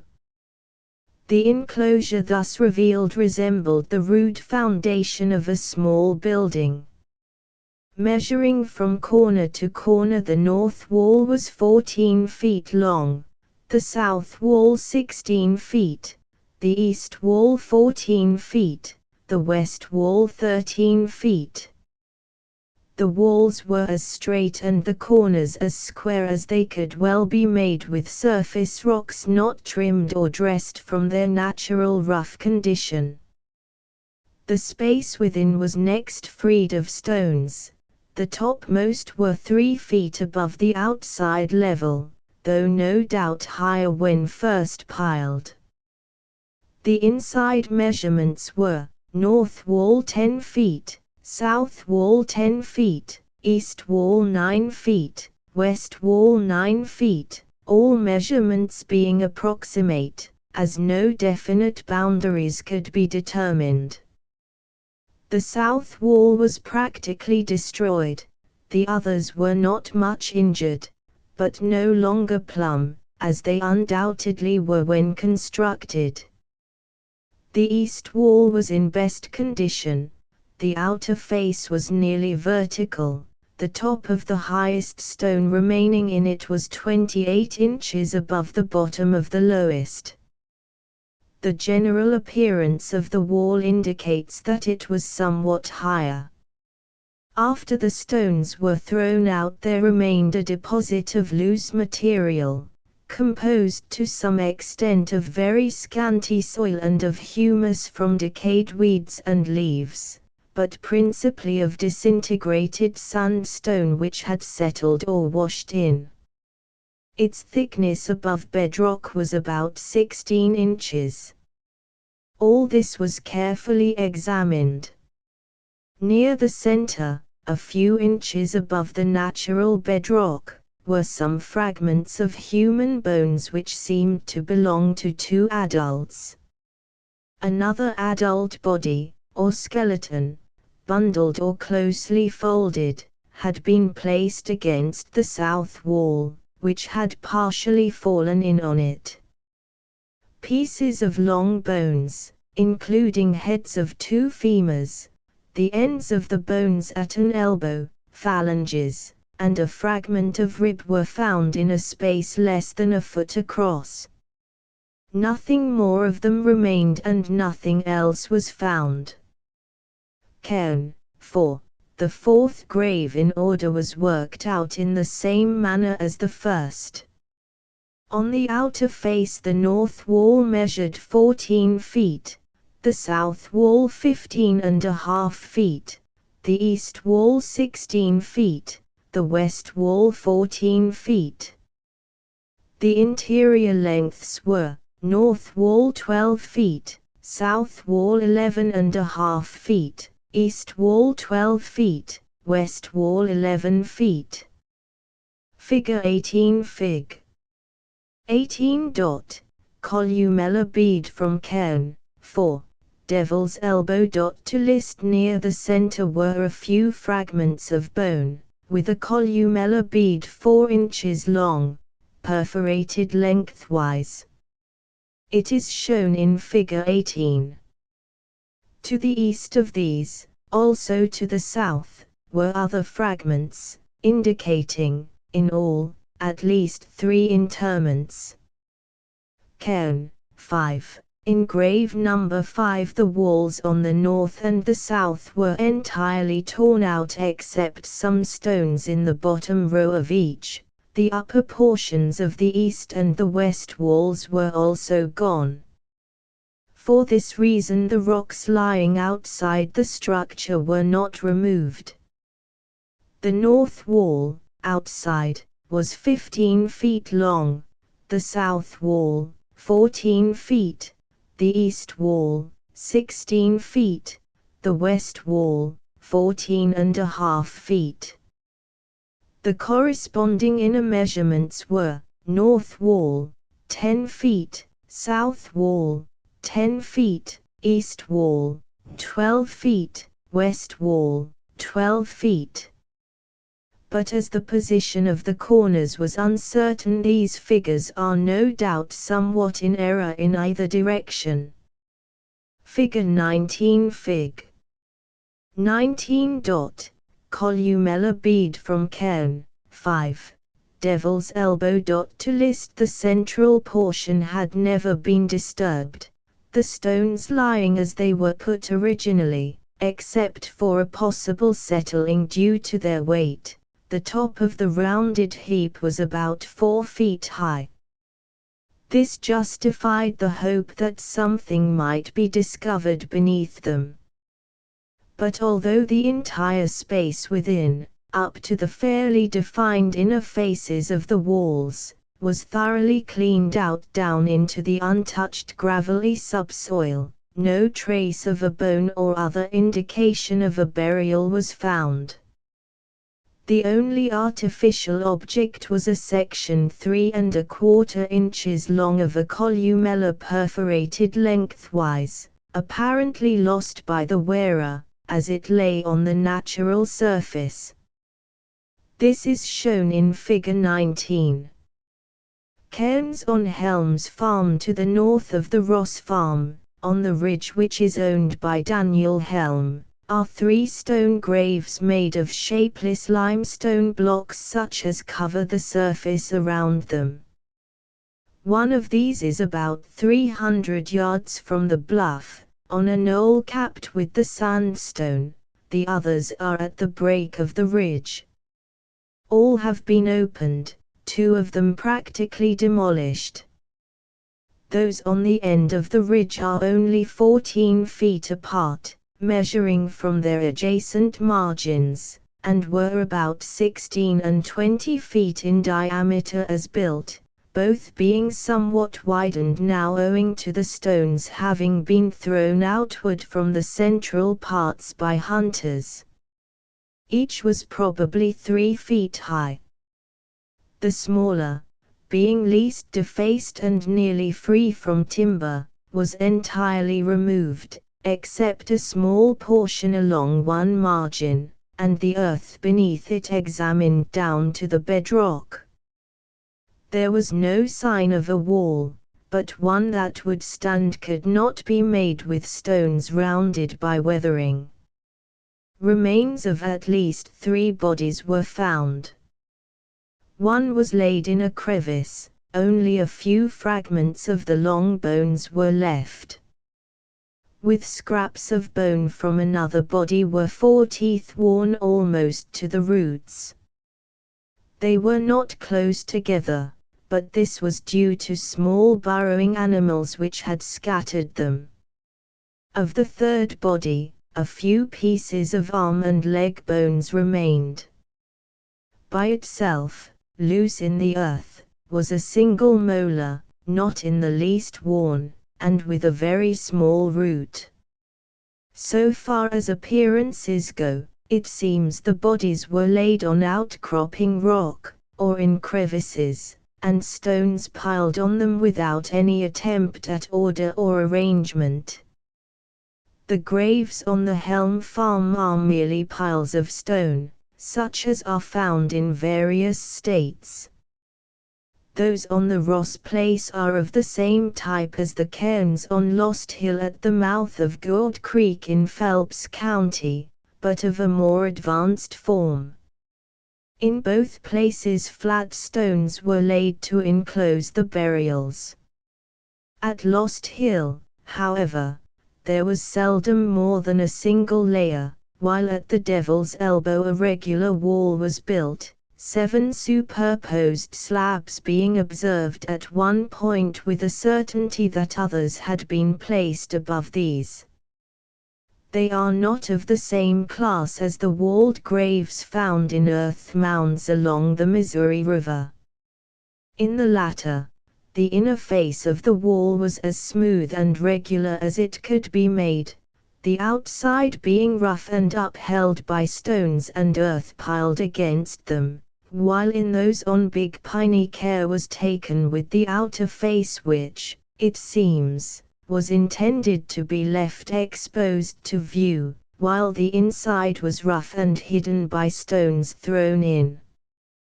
But no inference must be drawn from the different methods of filling or covering the vaults after they were completed. Along the Missouri, earth was abundant right at hand, but stones had, as a rule, to be carried some distance, while on the bluffs of the Gasconade and its tributaries the reverse was the case. Petroglyphs, 75 feet above the level of the river bottom, are reported to be cut in a bluff facing the Gasconade River on the east side, 2 miles below the mouth of Big Piney. A rock shelter not more than 15 feet wide and 10 feet deep is near the top of the bluff overlooking the Gasconade, almost opposite the mouth of Big Piney. It contains a quantity of ashes, but as it was frequently resorted to by bushwhackers during the Civil War, and is still much used by trappers and hunters who camp in it, these are probably not due to Indians. Ash Cave so near to the county line that there is some uncertainty as to whether it lies in Pulaski or Phelps County is Ash Cave in a bluff over Baker's Lake, an artificial pond, 4 miles west of Arlington. The cave is small, and notwithstanding its name it contains no ashes or other remains of occupancy. The great number of large rocks on the floor makes examination impossible. Clemens Creek Cave, 27, at the head of a ravine opening into Clemens Creek, about 4 miles south of Dixon, near the Piquette Orchards, is a cavern with an entrance 55 feet wide and 40 feet high.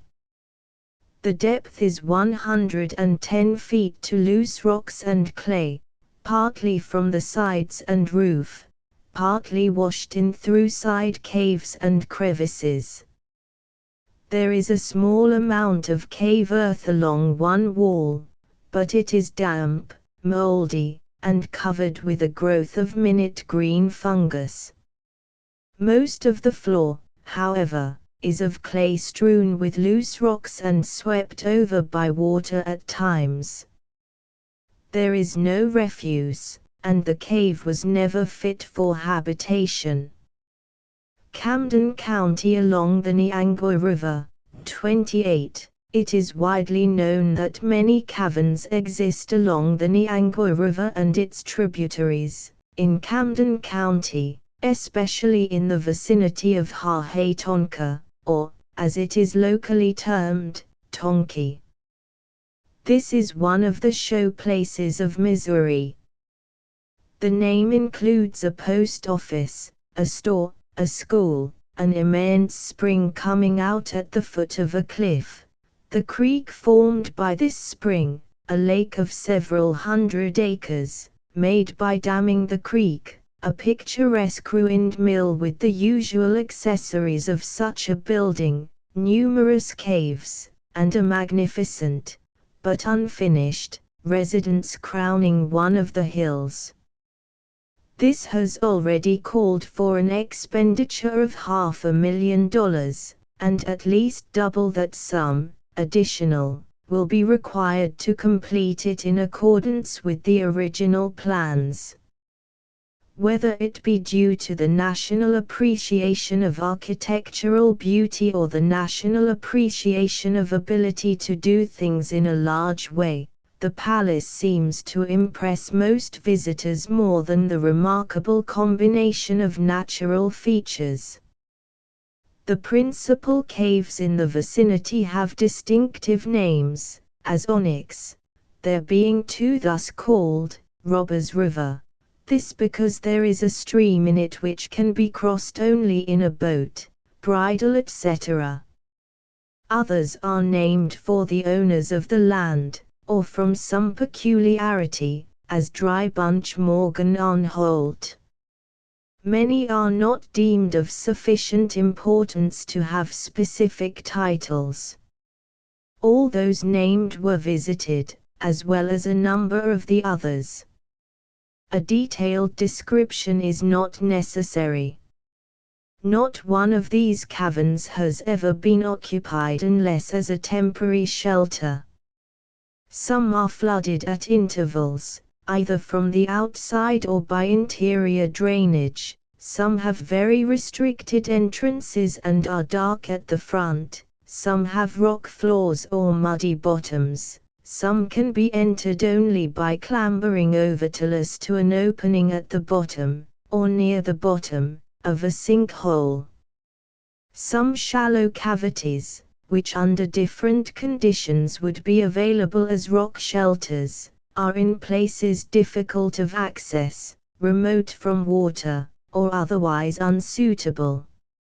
Some of these caverns have wonderful deposits on ceilings, walls, and floors, rivaling in beauty and ornate patterns those of the most famous caves of the country, and if they were easily accessible or could be conveniently explored, would attract hosts of visitors. One in particular, the Bridal Cave, so called from a mass of stalactite material fully 10 feet from side to side at the top, which hangs in delicate translucent loops and folds and convolutions, equals Luray or Wyandotte for beauty, though not for extent. It was reported that 2 walled graves stand on a bald on the farm of Will Robert Eadson, on the divide between the Niangua and the Little Niangua rivers, about 4 miles north of Roach Post Office. They were described as rocks laid up in a regular wall about 4 feet high, and about 30 steps square, and filled up inside with rocks. A visit to the site disclosed 2 ordinary cairns, made by throwing weathered limestone boulders into a rounded heap. Both piles have been scattered, and as they now exist, one is about 25 feet, the other about 30 feet across.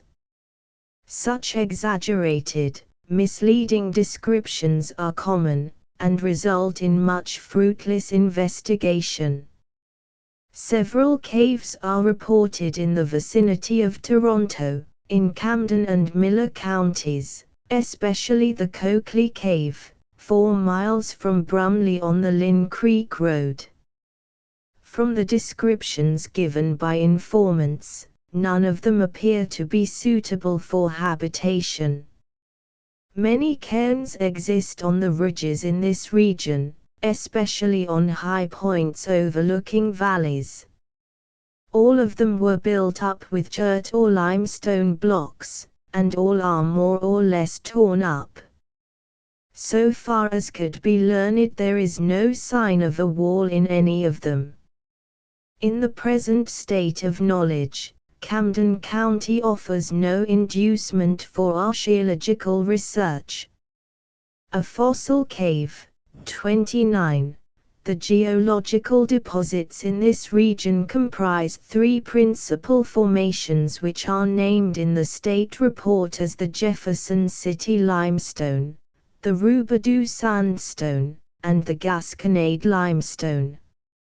It is in the last, which is the lowest, that caverns are found. In various places erosion, either internal or superficial, or both, has formed crevices or sinkholes through which the disintegrated sandstone finds its way into caverns below, where it accumulates and hardens until more resistant than when in its original condition. Further erosion has in several places carried away the limestone from around these intrusive masses, allowing them to project above the present surface. Sometimes, where the sand piled up, they resemble haystacks, but usually they are of indefinite form, having spread out on the floor of the cavern, as such material will do in a shallow stream. An interesting example of this action is the Standing Rock 4 miles west of Lynn Creek, the county seat. Here was formerly a large cave with an eastward trend until near the mouth, when it turned sharply southward, the opening being in the direction of a little stream. The lower end of this cave became solidly filled with sand, and the water found an outlet farther back. All the limestone which formed the roof and walls of the middle portion of the cave is gone, a narrow ravine marking its course. The sandstone obstruction held its place, and now extends directly across the ridge between the 2 ravines. Its surface is an exact cast of the interior of the cave which it filled, and nodules of chert, remaining when the limestone dissolved, are still embedded in its surface. The line of demarcation between the limestone matrix, where this still exists in part, and the siliceous filling is as distinct as that between the stone and brick in a building. The loose cave earth shows plainly under the sandstone near the former mouth of the cavern. Plan and section are shown in figures 20 and 21. Miller County Right Cave, 30, a mile and a half west of Brumley, near Glaze Creek, is Right, or Brumley, Cave. The entrance is 15 feet high and 40 feet wide. At 20 feet from the mouth the width contracts to 20 feet. The depth is 120 feet in daylight to a stalagmite floor. Dry cave earth extends for 35 feet from the entrance, at which distance it reaches tough, sticky clay. This continues to the stalagmite. Above the clay are growing stalactites. Figure 20 Fig. 20. Plan of fossil cave. To list in front of the entrance were a few flint chips, but no indications of pottery or shell. A small implement, shown in Figure 22, was found, which is of interest because it was worked to a sharp point at one end of a narrow drill, while the other end widened into a squared form with a straight base which was dulled and polished from use as a cutting tool. The entire surface was polished from long service. An object of this kind would be highly suitable for mending moccasins and leggings. Finding this and nothing else strengthens the probability that this cave was used as a temporary camping place, but was never permanently occupied. Figure 21 Fig. 21. Section of fossil cave. To list Wilson Cave, 31, facing Baron Fowke of Tavern Creek, on the farm of John R. Bond, 8 miles northwest of Iberia and 12 miles southeast of Tuscumbia, is a cave celebrated by reason of a provision in the will of a former eccentric owner. There is a small cave which has an opening in the bluff, a few feet to one side of the larger cave. This can be reached only by means of ladders 60 feet long. Jack Wilson came from Ireland and settled on Tavern, or Cavan, Creek in 1822. For a number of years he lived in this cave, with his family. He died in 1855, leaving instructions that his body was to be packed in salt and placed in the small cave, with a 10-gallon cask of good whiskey, the entrance then to be sealed up. In order to carry out his last wishes, and at the same time to give him a Christian burial, his wife had all his internal organs removed and interred in a cemetery. His body was filled with salt, and placed in a coffin, which, according to his wishes, was deposited in the cave, with the whiskey. On the 7th anniversary of his death, the whole community was to assemble to eat, drink, and be merry. For many years residents in the vicinity had used the cave as a place for festive gatherings, but this occasion was to be on a scale beyond anything previously attempted. If necessary, scriptural methods were to be employed, that is, messengers were to be sent out in all directions, urging everyone to come. The floor was to be enlarged, and a platform erected on it. When all were assembled, the whiskey and the coffin were to be brought from their resting place and set on the platform. Then certain famous fiddlers were to ascend the platform and play, while the guests danced. When the whiskey was exhausted, and the fiddlers in the same condition, the picnic was over and the assembly would disperse. The coffin was then to be replaced in the little cave, which was to be again sealed up, not to be reopened until the Day of Judgment. Figure 22 Fig. 22. Perforator and knife from right cave. To list the preliminaries were carried out according to program, but when the time for the celebration came round, the people were more concerned with the civil war, and especially in the activities of the bushwhackers who infested that part of the country, than they were in picnics, and Wilson's resurrection was brought about by persons whose identity was never discovered. They got into his tomb in some manner, drank all the whiskey, broke open the coffin, and threw Wilson's bones to the outside, where they were scattered down the slope. Horrified relatives gathered them up, replaced them in the cave, sealed it again, and Wilson is still there awaiting his final summons. The entrance is 20 feet high and 45 feet wide. Dry cave earth extends for 135 feet. From this point it continues, partially filled with fallen rock and stalagmite, 40 feet farther, or 175 feet in all, in plain daylight, at which distance the cave makes a turn, and the cave earth was followed in this to complete darkness without coming to its termination. Beginning 100 feet from the entrance and extending for 35 feet, a narrow row of loose rocks fallen from the outcrop of stratum along the center of the roof lies on the surface. The cavern here measures 35 feet in width. There is a wet weather stream along one wall, but the amount of water passing out is never large.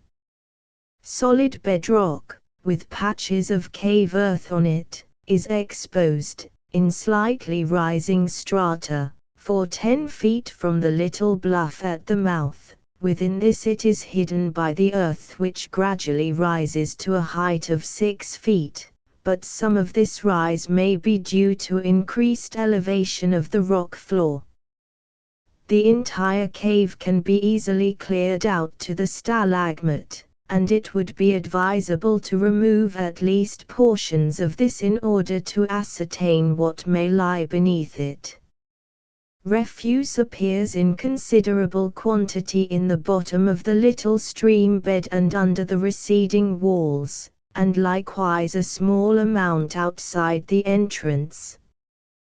But the bedrock crops out frequently in narrow ledges between the mouth of the cavern and the foot of the hill, so very little debris of any kind lies on the slope outside. Some alteration of the surface of the earth floor has taken place in consequence of the construction of platforms, but aside from this it has remained practically undisturbed. Bagnell Cave, 32. A large cavern is near the top of the Bagnell Hill on the Bagnell and Lynn Creek Road, on the right, south, side of the Osage River, and about 3 miles from the town of Bagnell. On account of the millions of bats which shelter in it, the name of Bat Cave is applied to this as it is to many other caves in the region. The entrance is so small that the cavern can be entered only by crawling in, and as no traces of Indian remains have ever been observed in it, or around the front, no examination was deemed necessary. Boat Cave, 33, half a mile south of St. Elizabeth is the Ben Boat Cave. The roof has fallen in near the front, leaving the original exterior standing as a natural bridge a few feet wide. The present entrance to the cavern is 40 feet behind the bridge. It has a wet, rocky floor, and much water flows through it after a rain. Luckenhof Cave on John Luckenhof's farm, 3/4 of a mile south of St. Elizabeth, facing Tavern Creek, is a small cave with a rocky floor. The entrance is nearly blocked with a mass of stalagmite, behind which the cave is dark. Jorgenmeyer Cave. It was reported that in a cave on the farm of Conrad Jorgenmeyer, 2.5 miles east of St. Elizabeth, a human skull was discovered. The statement may be true, but instead of a cave there is only a tunnel a few rods in length. Beyond the upper arch is an open ravine. Deyerhof Cave on Ben Deyerhof's farm, 4 miles north of St. Elizabeth, is a cavern facing a narrow valley through which a small stream flows to Tavern Creek 1.5 miles away. The entrance is 8 feet high and 55 feet wide. It is well lighted to a depth of 120 feet, where it makes a turn. Dry earth extends back for 55 feet, from there on it is muddy.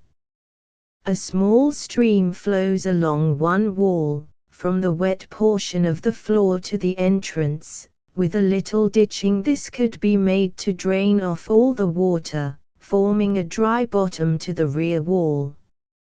No refuse of any kind could be found, and the owner says he has never observed any either in the cave or in front of it. Cave near mouth of Tavern Creek in the bluff facing Tavern Creek, half a mile above its junction with the Osage, is a cave with an entrance 10 feet high and the same in width. It has a depth of 45 feet in daylight. The floor is of clay and angular gravel, and so wet that puddles are found near the entrance. Bat Cave, 34.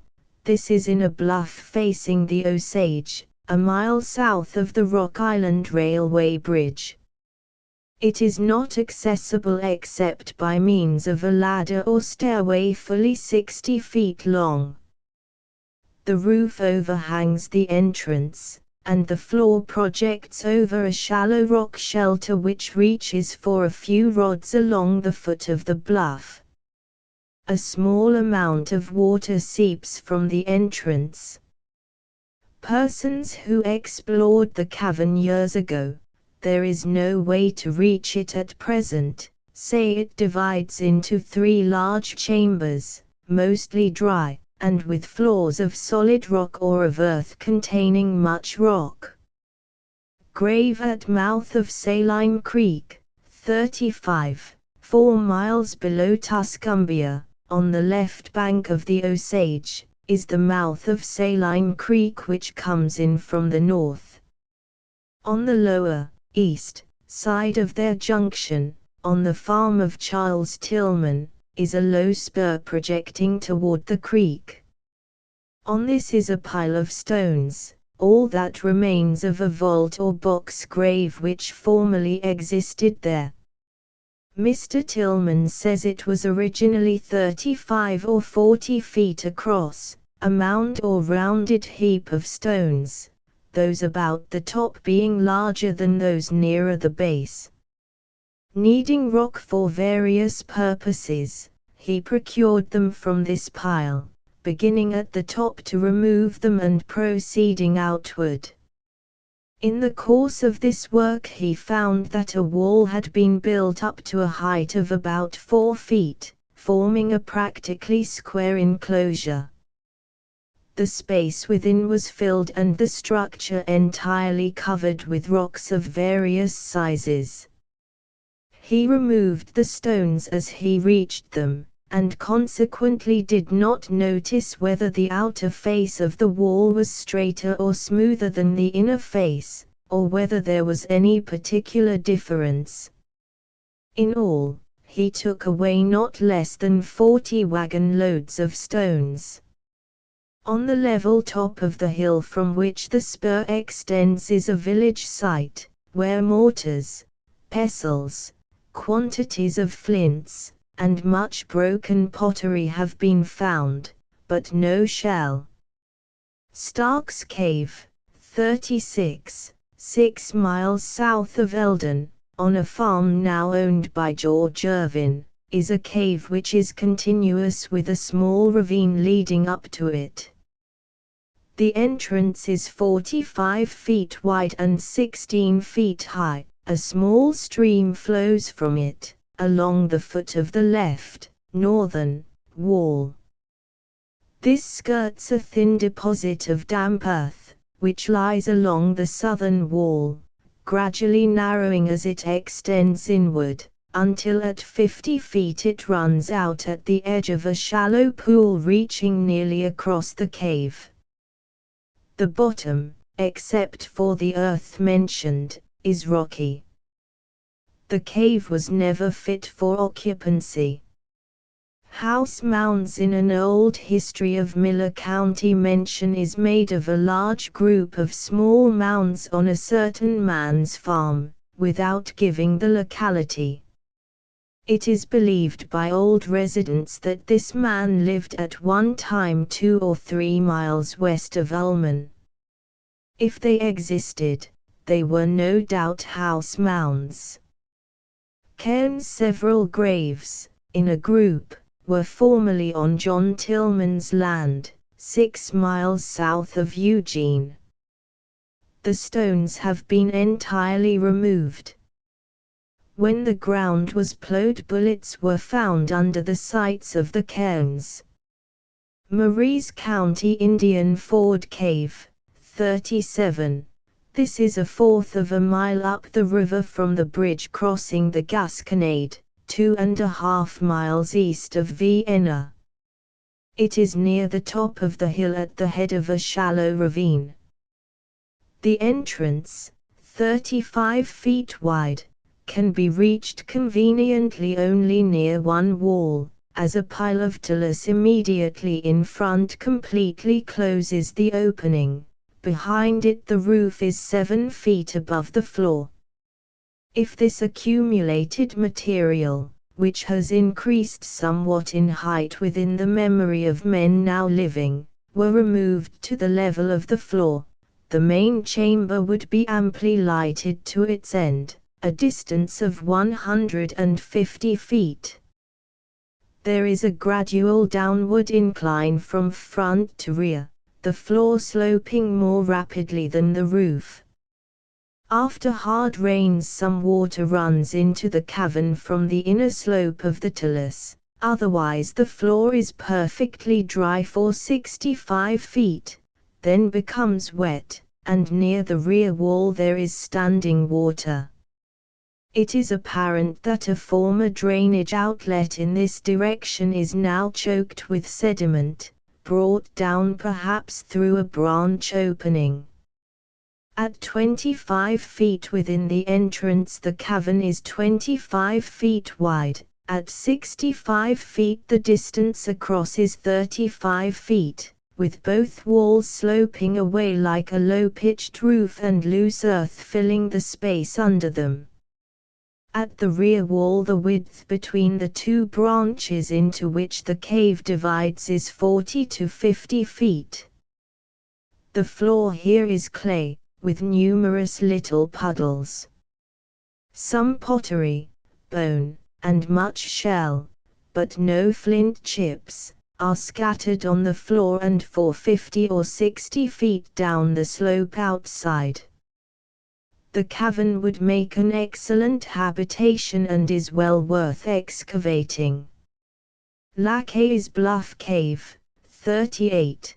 This is on the farm of Harrison Hutchinson, who lives 10 miles southeast of Freiburg, on the road to Paydown.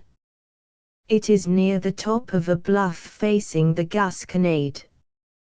Talus has accumulated in the front part of the cavern until it rises within 2 feet of the roof. Farther back the cavity is of sufficient height for a man to stand erect, although nowhere more than 10 feet wide. Owing to the talus the interior is in almost total darkness. Were this accumulation removed, the roof at the entrance would be 8 or 9 feet above the floor. The cavern may have been occupied, but there are no indications of such fact, although the recent natural deposits may conceal some remains.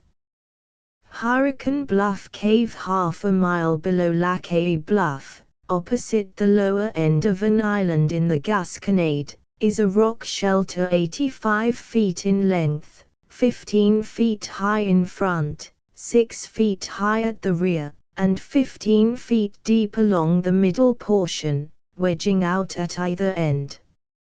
A large pile of talus in front forms a natural windbreak, and the depression is a favorite camping place with present-day hunters and fishermen. A small quantity of flint chips and many shells can be seen around the wall and for some distance down the slope in front. The site may repay investigation, though there is no great depth of earth. It is reported that paintings of a deer or elk and other objects are to be seen on the face of a bluff near Paydown. Stratman Cave, 39, on the farm of Henry L. Stratman, 2.5 miles above the Rock Island Railway Bridge across the Gasconade River, is a cave near the top of a bluff facing the Gasconade. The entrance is 33 feet wide and 35 feet high. 40 feet back the walls approach each other, forming a doorway or short passage 5 feet wide. Beyond this is a room 18 feet deep and 9 feet across, with a rock ledge or shelf on each side several feet wide and elevated from a foot to 2 feet above the earth floor. This room is well lighted. The earth at the rear is 10 feet higher than at the main entrance. Behind this, in turn, nearly shut off by a large column of stalagmite, is a third room, 8 feet wide, whose earth floor rises rapidly. Were the stalagmite removed, there would be ample light for 20 or 30 feet farther, or about 90 feet in all. Refuse, mostly shell, shows for 100 feet down the hill. There is some shell in the cave, along the walls, but most of the floor is a comparatively recent accumulation of roof dust and small fragments of rock, and is quite dry as far as light penetrates. The entrance is much more easily reached from the top of the hill than from the foot of the bluff. The trend and appearance of the reentrant side walls connecting the present entrance with the straight face of the cliff indicates that the earth in the cavern has a depth of 30 feet or more. Should this prove to be the case, here would be a most excellent place to search for evidence of occupation which, whether continuous or not, might bridge the time from the modern Indian to the earliest inhabitant. Certainly no other cave in Missouri offers such facilities or inducements for careful and thorough investigation with a view to determining the existence of an early caveman in this country. Osage County River Cave, 40. This is at the foot of a bluff facing the Gasconade, 2.5 miles below Gascondi. It has a solid rock bottom, rising steeply for a few feet within the entrance, and a constantly flowing stream covers half the space between the walls. Rock shelter. There is an excellent rock shelter, 50 feet long, over which the cliff projects for 15 feet, in front and to one side of the entrance of River Cave. On this is a slight depth of earth in which were found some broken bones and shells. The site is an excellent one for camping parties, but has no evidence of other than temporary use. Sturfer Cave, 4 miles east of Freeburg, in a ravine, is a cavern popularly known as Beer Cave, being formerly used as a storage room for beer made in a brewery built just in front of it. The entrance is 8 feet wide and 12 feet high. The front chamber, having practically the same dimensions, extends directly back for 50 feet, then makes a turn. The floor is a mixture of clay and angular gravel, with a continuous downward slope from front to rear. Water cracks show that it is sometimes flooded. The place was never fit for living in. Cairns at the Gasconade River Bridge, on the Rich Fountain Road, 2 creeks on the west side, Brush and Swan, separated only by a narrow ridge which terminates abruptly at either end, come in 1/4 of a mile apart. Both rise in the same lake, 6 miles from the river, and flow through parallel valleys, thus draining an abandoned oxbow curve of the stream. On the extreme eastern point of this ridge are two cairns. A fourth of a mile from these are two others, and farther back still more of them. All are now destroyed. They were the usual conical heaps of stone, 18 to 20 feet across. House mounds, 41. A group of house mounds extends for half a mile eastward from Rich Fountain, along the valley of Brush Creek. They are fully 100 in number, and it is said there were formerly many more which are now leveled by cultivation. The ground is low, in some places swampy, so that water or mud surrounds many of them after a heavy rain. Indian Fort, 42. This structure, also called the Indian Lookout, is located on a bluff facing the Osage, half a mile below the Painted Rock and near the buildings of the Painted Rock Country Club, of Jefferson City.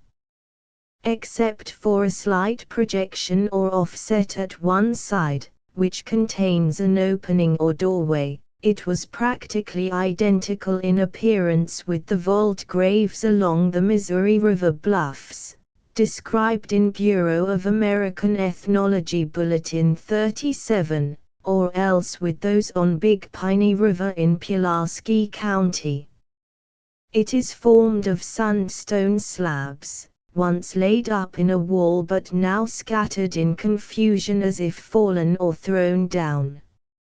Apparently it measured about 32 to 35 feet outside and 12 or 13 feet inside. Cole County Natural Bridge Cave. This is at the top of a bluff facing the Osage, 1/2 mile below the Rock Island Bridge. It is only 10 feet wide and the same in height, and extends back 20 feet to a narrow passage which is almost closed by stalagmite. The site is difficult to reach, but disclosed a few fragments of pottery and some shell. The earth of the floor ascends rather steeply to the rear and contains many large rocks. It was only a camping place. Morgan County Spears Cave on the Brown property, 7 miles southeast of Stover, is a reported cave, which proved to be a natural tunnel 400 feet long. The drainage from several farms passes through it from ravines above. The lower entrance is 40 feet wide and 50 feet high. The upper entrance 20 feet wide and 10 feet high.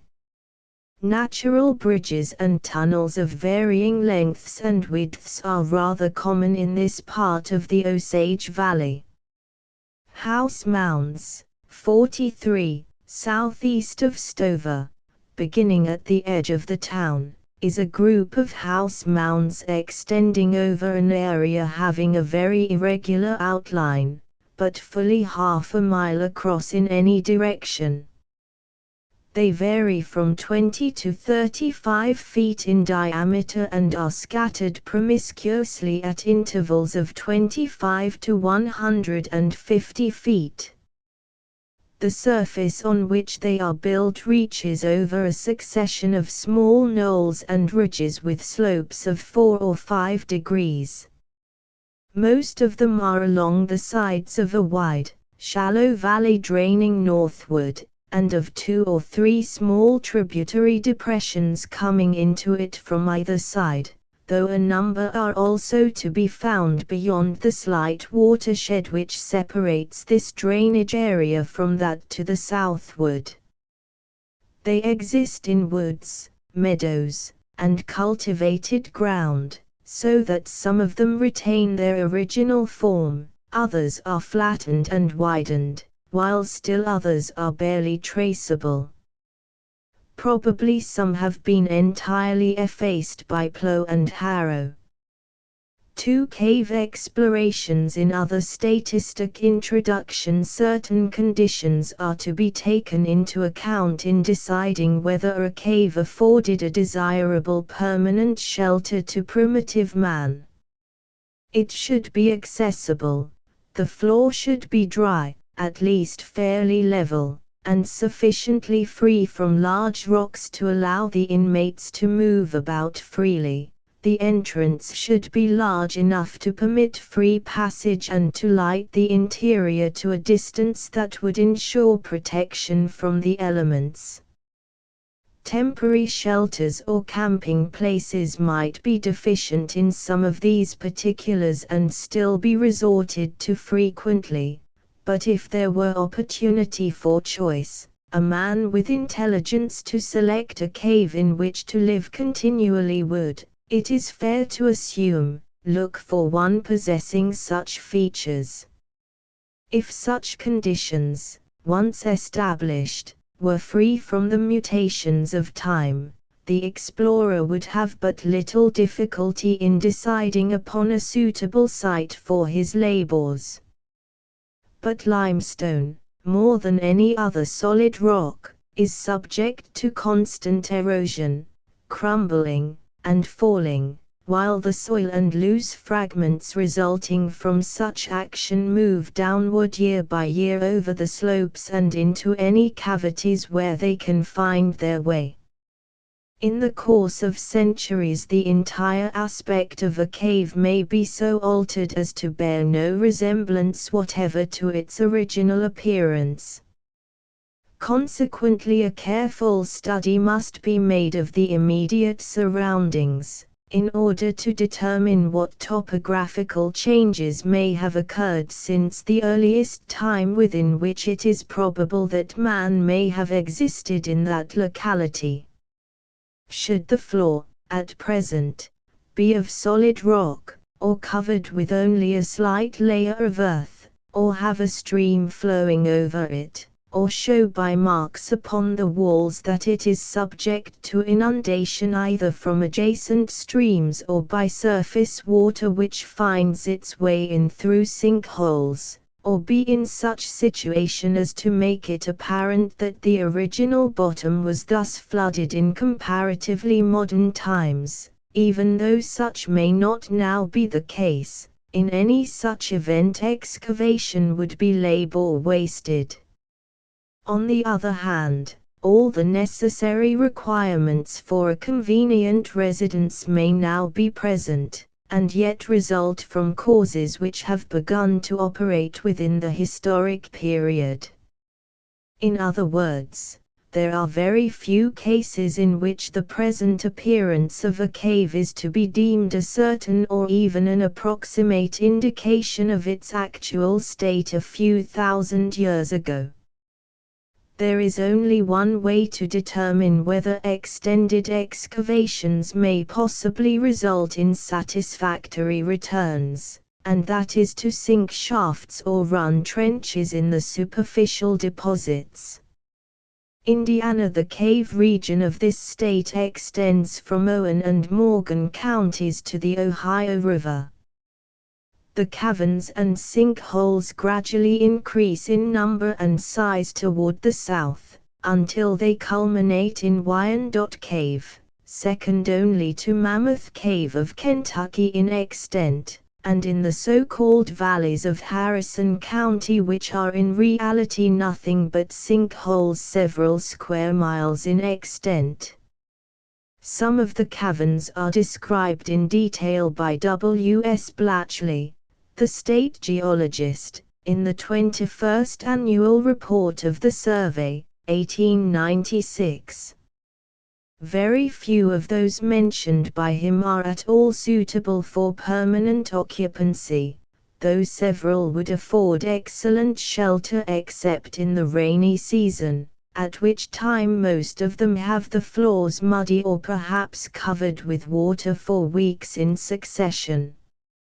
Such as were visited in these explorations will now be taken up in their order. Lawrence County Rock Ledge Quarry. Early in 1903 periodicals mentioned an interesting discovery made at this place.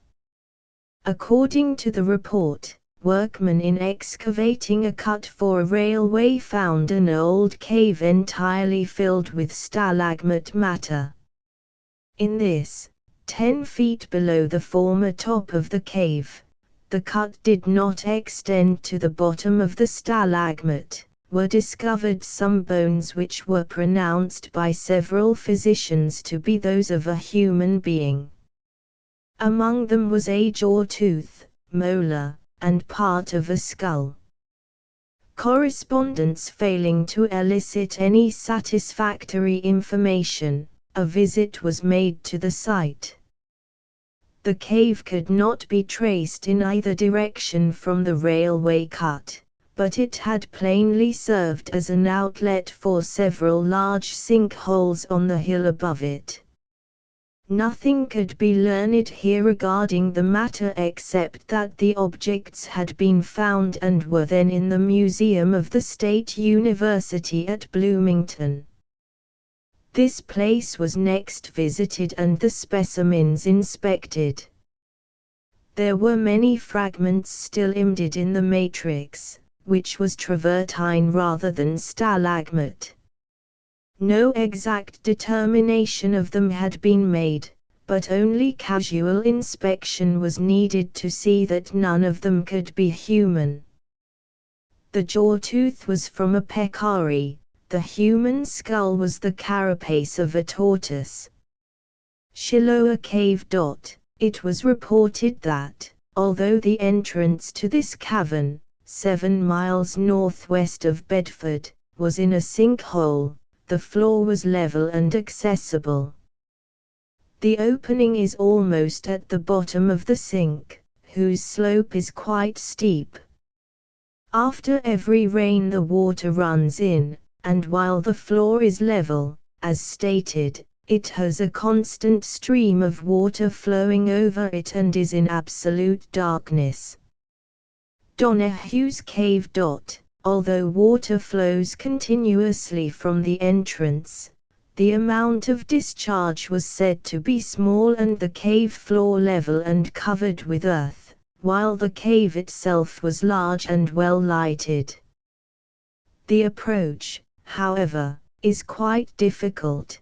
The earth is nowhere more than 2 or 3 feet thick, and after a heavy rain the stream extends from wall to wall. Between Bedford and Donahue's Cave is one, unnamed, at the head of a ravine which was once an extension of the cavern. The opening is of fair size but the floor is of rock and the outflow of water is steady.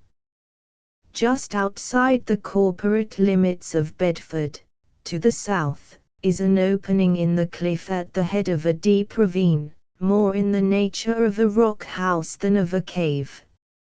It would make an excellent shelter for a few persons, being accessible, protected from winds, and close to water. While it may have been so used formerly, the deposit of earth and stone on the floor is very scanty and anything beneath could well be quite modern. 2 caves were reported 2 miles south of Bedford.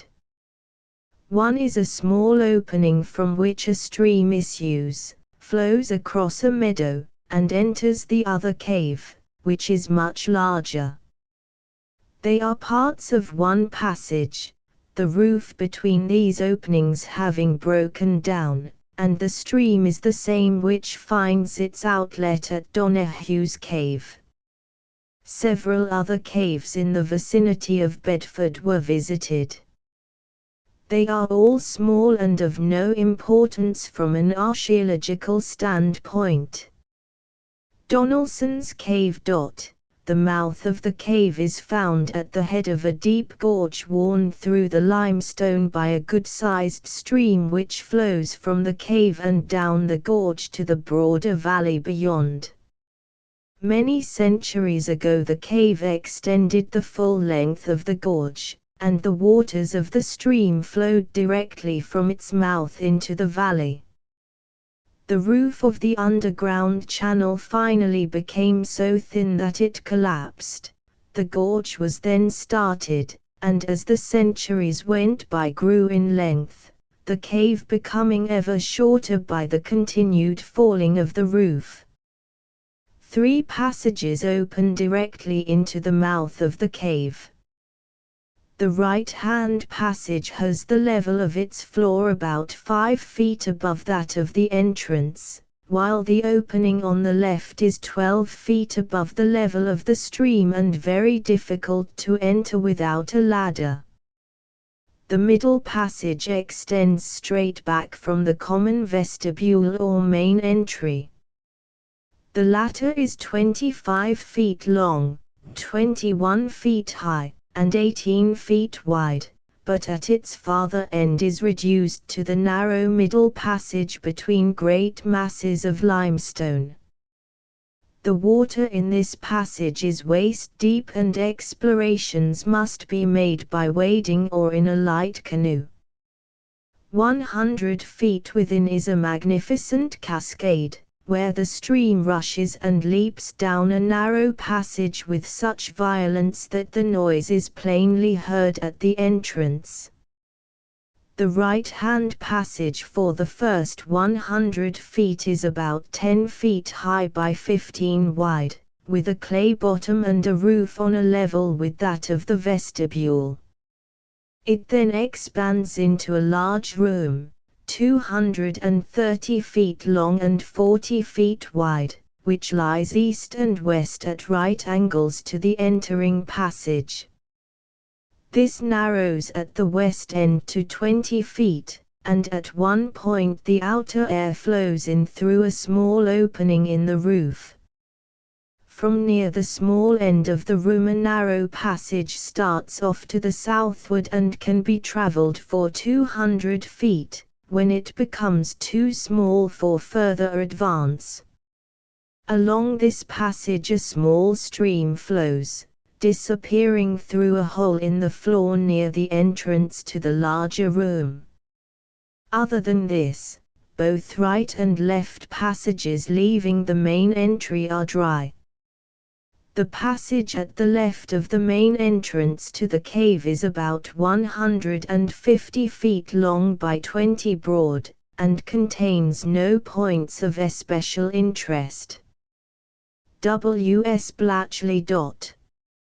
It may be added to the above description that a heavy rain causes a rapid rise of several feet in the stream through the middle passage. The cavern is situated 3.5 miles east of Mitchell. It has been fitted up by the State University as an experiment station for the study of underground fauna and flora. The branch to the right is never entirely dry.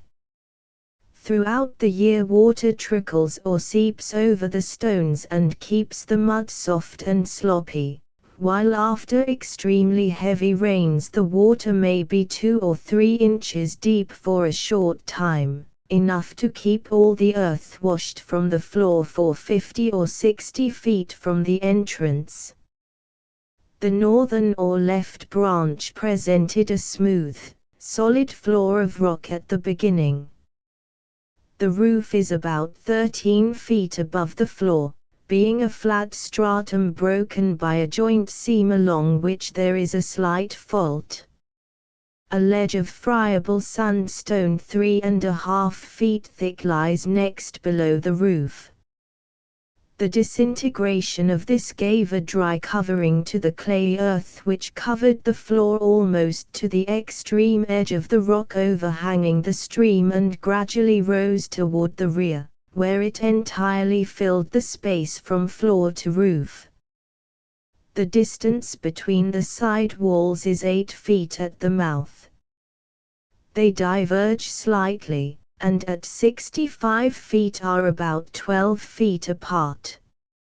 Here they separate more sharply, forming a chamber 30 feet in diameter, measuring on every side to the contact of the earth and the roof.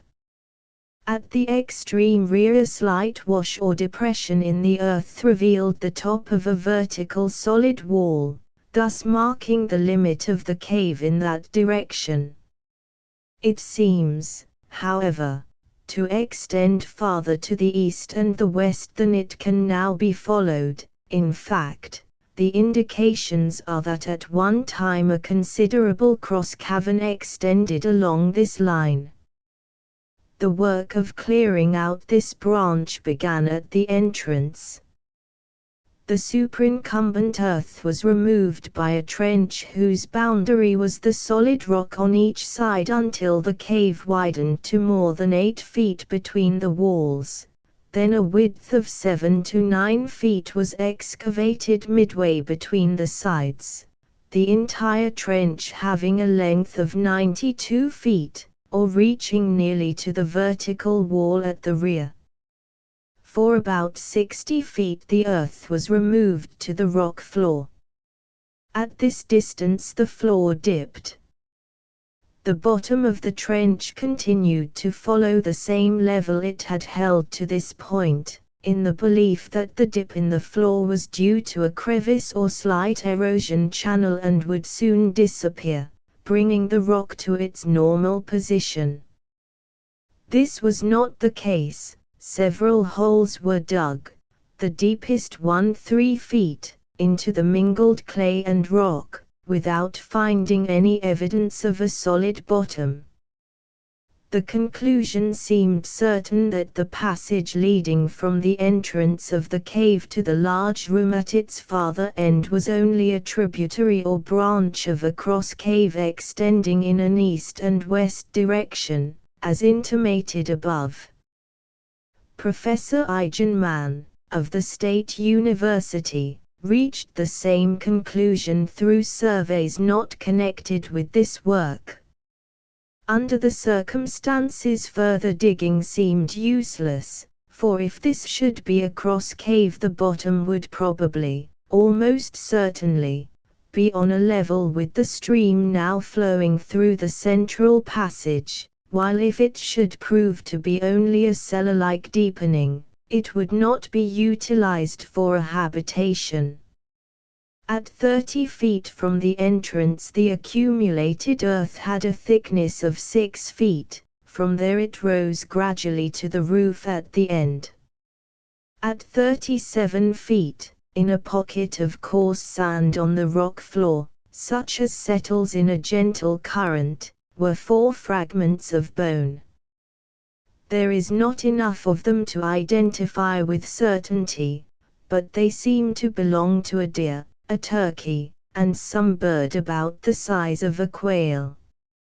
At 66 feet in, a foot lower than the surface of the bedrock, being 5 or 6 feet beyond the above-mentioned dip, were small fragments or particles of charcoal, or what had every appearance of such. They were in earth that showed the lamination or stratification due to successive water deposits, and had been introduced in the same manner. The entire earth deposit below the sand capping showed this lamination, sometimes horizontal, sometimes curved, proving a long period of deposition. Further evidence of age is found in the travertine, 7 inches thick, that occurs on top of the earth at the back of the cave. In the absence of all other evidence, the specks of charcoal cannot be accepted as proof of human life in the vicinity at the time these deposits were forming. While the work was in progress, 3 students from the university came through the central cave in a small boat, having entered through a sinkhole 3 miles away in an airline. At some point of their course they lost their lanterns and made the remainder of the journey in absolute darkness, feeling their way along the walls, dragging or carrying the craft over shallows, and at one place lying flat in the bottom and propelling the boat by applying hands and feet to the roof, which was less than a foot above the water. Martin County. Various caves are reported in the vicinity of shoals. Those whose location was clearly given are merely rock houses or recesses in the Carboniferous conglomerate bluffs bordering the East Fork of White River. Some of them would make fairly good shelters, but all which can now be examined are at so low a level that the river gets into them or very close to them in flood periods. Consequently, there is no probability that ancient remains are to be found in them. Some of the shelters higher up on the cliffs may have been utilized, but the bottom of these is now covered with huge blocks, some weighing 100 tons. It is true that such rock houses, in all parts of the country, were regular resorts for modern Indians, and they probably furnished shelter to the earliest inhabitants of this region, no matter how remote the period of occupation.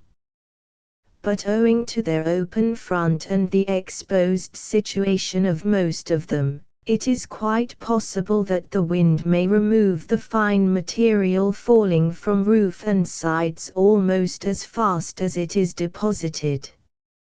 At any rate, the debris on the floors is seldom more than 3 or 4 feet deep, and articles very plainly of no great age are frequently found at all levels in it. In a few places along the river bluffs limestone crops out beneath the sandstone, and springs occasionally appear along the line of junction, eroding small cavities. But these are subject to overflow, and none of them has an opening large enough to enter without crawling. Orange County, vicinity of Powley.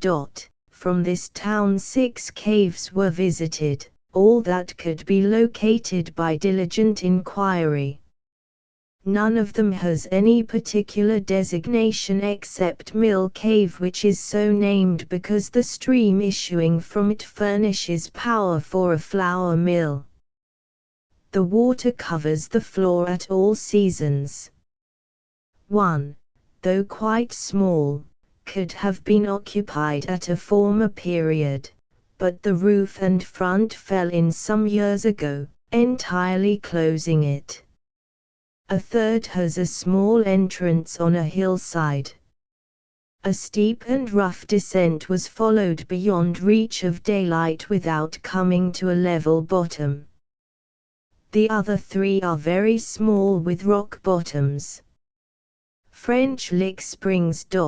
2 or 3 miles from this place is Star Cavern, which is advertised as being of great size and beauty. The immediate surroundings are quite romantic and deserve the praise accorded the spot by visitors. The cave itself, however, more resembles an artificial tunnel than a natural result of erosion. The floor is clean rock with a little brook flowing over it. 2 other caves not far from Star Cave are dry, but with solid rock floors, so they were not visited. Orangeville. Near this place are the so-called Gulfs of Lost River. The stream sinks a few miles east of Orleans, emerges at the Gulfs from one side of a very large sinkhole with precipitous margin, and immediately goes out of sight again in a deep pool or chasm. It reappears a mile or so away at the foot of a cliff where, after heavy rains, it boils up like a gigantic fountain. Numerous small caves or sinkholes exist in the neighborhood, 3 of which were reported as being dry, lighted, having good entrances, and well suited for habitancy. One of them is at the bottom of a sinkhole on a hill. The descent is steep and rocky for 20 feet, it was not followed farther, and no doubt so continues to the level of the river, which flows almost directly under it. The 2 others are in the principal gulf. They are open and of good size, but mud high on the walls shows they are filled with water in wet seasons. Crawford County Marengo Cave. This is growing famous as it becomes better known. Blatchley says that in it are probably crowded more beautiful formations of crystalline limestone than in any other known cave of similar size in the United States. Visitors who have been in both say it surpasses Luray Cavern in the magnificence of its sheets and columns of deposited material. As it was not opened until 1883, and the bottom can be reached only by a stairway 60 feet high, it was of course unknown to the Aborigines. A small cave near Marengo has an opening on a hillside, and can be directly entered from the outside, but it is at times a passageway for a strong current of water 3 feet deep and extending the full width of the cavity. Milltown. A mile north of the town is a large cave which would furnish an abode for scores of people. The entrance is in a slight depression on the level upland west of Blue River. The descent is down an easy slope of fallen rock and earth about 30 feet deep to a rock floor. Beyond the foot of the slope there is a slight thickness of earth, so that explorations could reveal nothing that had a certainty of antiquity. There is presented here a fine example of the manner in which caves of this character become exposed to the upper world. At first, there was an underground channel draining the adjacent country over a territory of varying extent, sometimes many square miles. At some point the roof fell in more rapidly than in other parts, until at last it became so thin as to give way entirely. If the debris was not sufficient in amount to extend above that part of the roof which remained intact on either side, so that it would be gradually carried away, the cave would remain open in both directions, as is the case at the gulfs just described and at other caves, statements of which appear in subsequent pages. Usually the debris quite chokes up one side and all the superficial drainage is turned into the other, which is thus kept open. In time, the slope around the depression becomes tolerably uniform except close to the entrance, and there is no outward indication that the cave ever extended farther than the spot where the new entrance is located. So the cave, as it is now open to examination, is only a portion of the original passage, and as the explorer pursues his way, he may be going toward either the former mouth or the source. In the former case, he comes out of a large opening, or what was formerly such, on some slope in the neighborhood, or descends until his way is obstructed by water.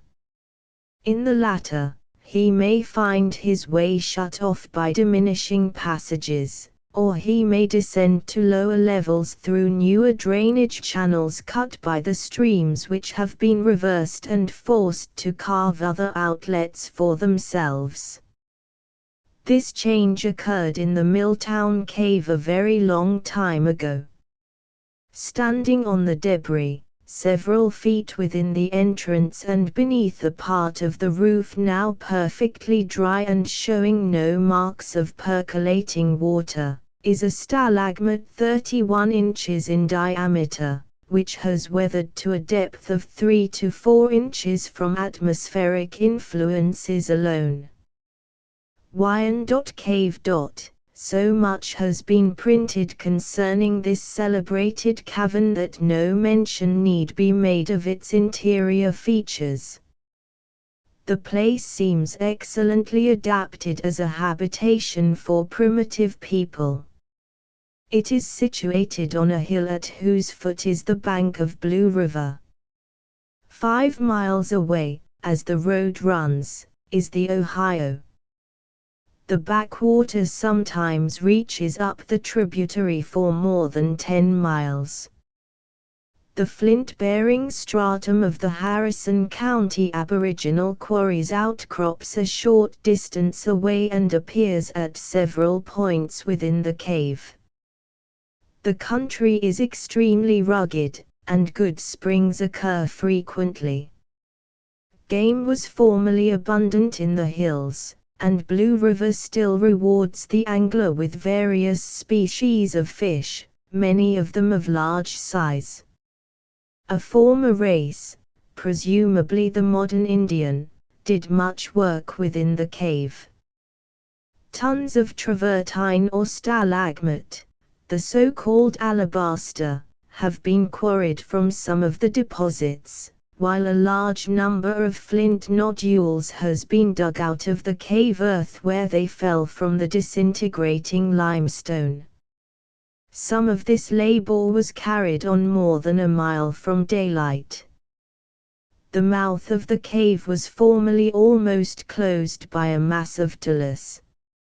About 10 feet has been removed from the top of this, so that one may now walk in without difficulty. On the inner side of the portion remaining there is a slope for 96 feet, to a vertical depth of a little more than 27 feet. The next 100 feet gives a descent of about 3 feet, then another steep slope begins. The first point at which bedrock floor is found within the cave is 120 feet lower than the point of entry. It is supposed that the drainage to which the cave owes its origin was outward. If this was the case, the floor must be more than 120 feet below the roof at the doorway. While this may be true, it is not indicated by the condition of the visible strata. For about 50 feet outward the side walls are nearly parallel and nowhere more than 30 feet apart. Then they terminate at an angle in the outcrop of the ledge along the hillside.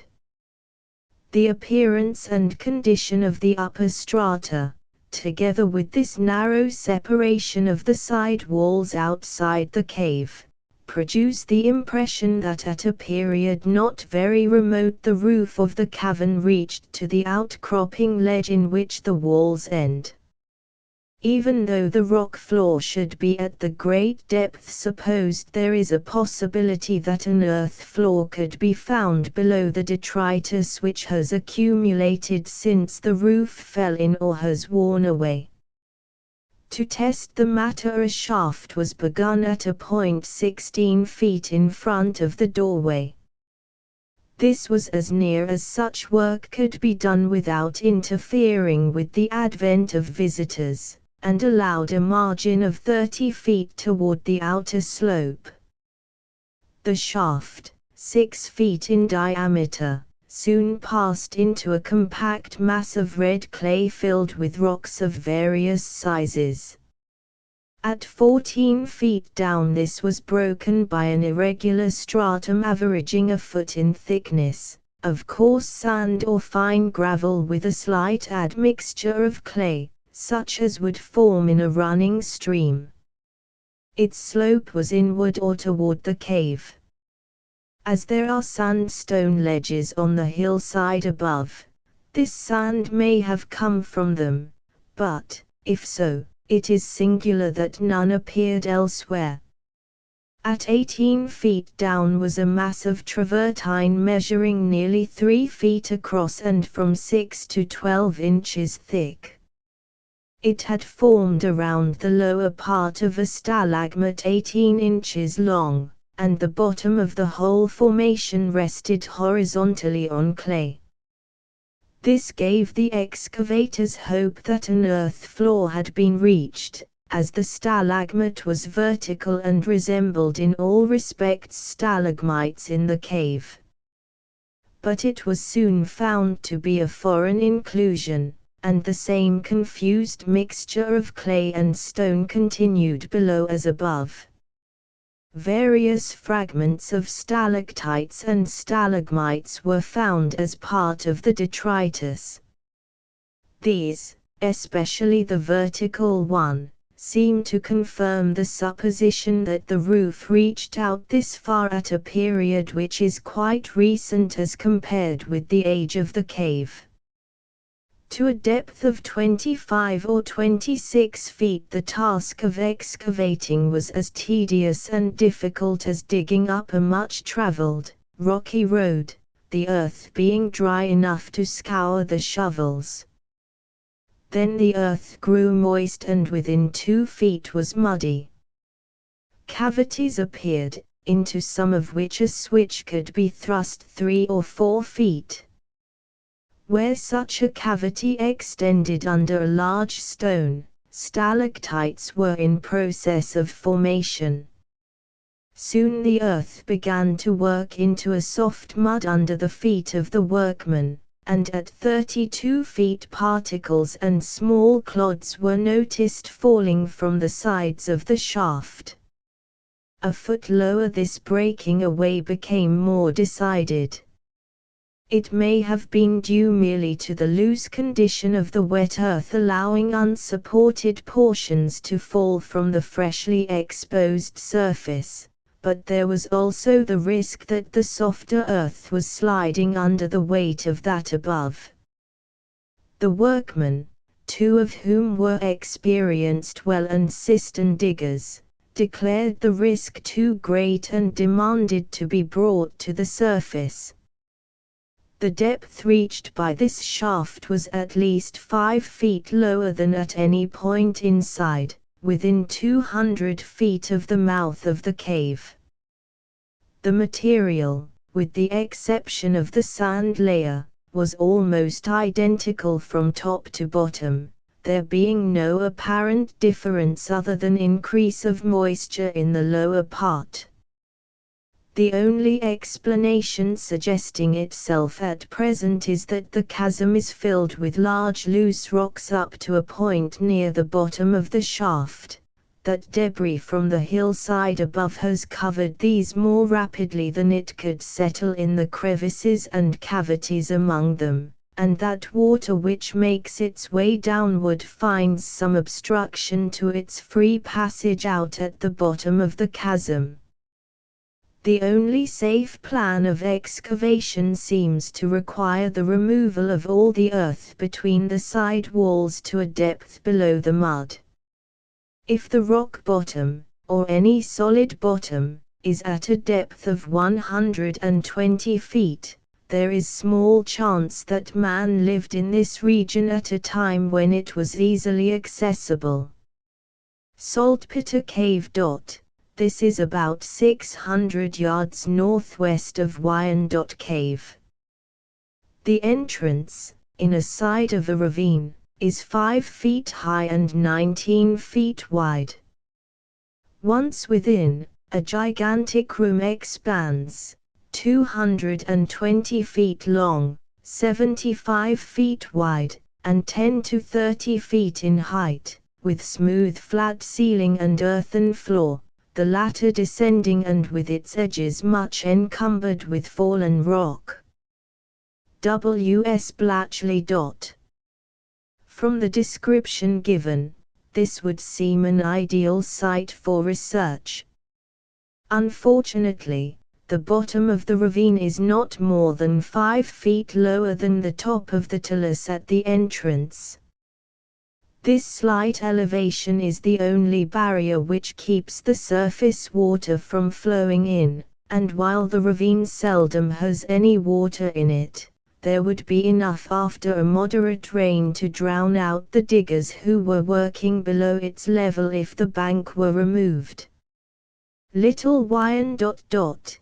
This, like 3 caves on Blue River above Wyandotte, 4 in the vicinity of Leavenworth, and 1 on the opposite side of the river in Meade County, KY, has a small entrance in solid rock, with a steep and narrow passage to the foot of a slope which does not expand into a room of any size until at some distance beyond daylight. Harrison County. The only cave of any note in Harrison County is at the King Quarries, 5 miles east of Corydon.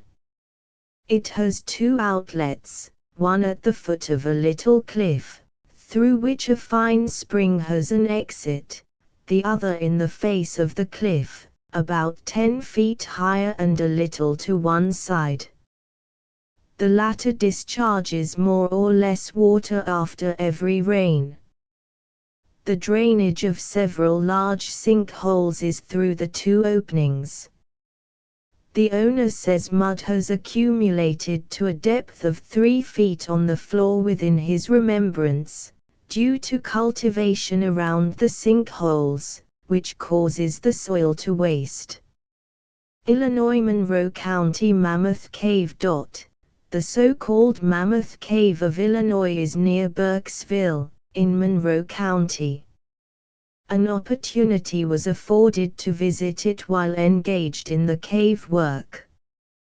It is very extensive, according to the owner's description, being 7 or 8 miles long.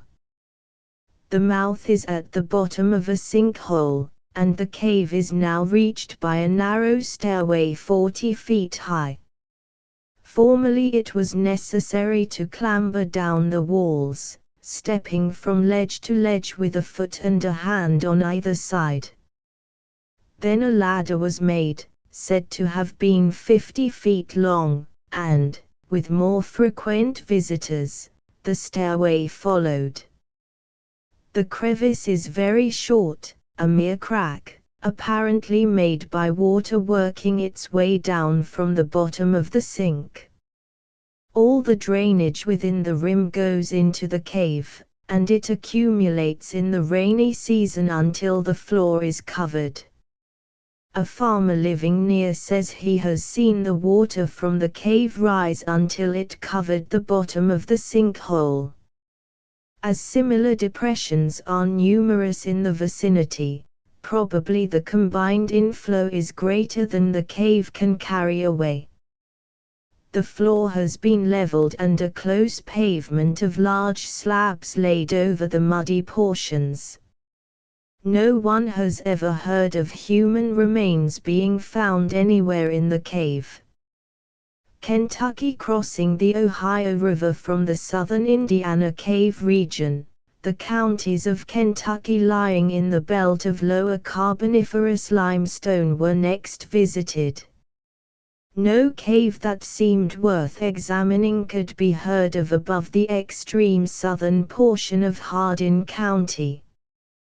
The sections examined will be taken in their geographical order from north to south. Hardin County. Hutchins or Bradley Cave. This is in the bluff bordering on the left bank of Nolin River, 2 miles west of Upton. It was reported that human remains had been found in it. The present owners, who have known the cave for a long time, never heard of any such finds. The entrance is low and narrow, so that access to the cave is to be had only by creeping several yards. The cavern then expands into a very large chamber, separated into 3 by curtains or partitions of stalactites and stalagmites. Very little of floor, roof, or walls is to be seen, being almost entirely covered by secondary deposits. Some of these are remarkable for size and beauty. There is no probability that the cave was ever inhabited. Saltpeter Cave. This is 3 miles southwest of Upton. It has a large entrance and an earth floor, but the dirt has all been worked over for making saltpeter, so there is nothing to search for. Hart County. Laird's Cave. About 2 miles north of Northtown is a large, roomy cave, with a good entrance, but water drips from all parts of the ceiling, and the floor is muddy and rocky. The drainage from 3 or 4 acres of hillside flows over the arch of the entrance, and logs 6 inches in diameter are carried into it by the surface floods. Locks Cave. This is a mile east of Rowlett Station, near the top of a ridge, and lying nearly parallel with its crest. It affords another instance of a cave which has come to light only after a portion of its roof has fallen in.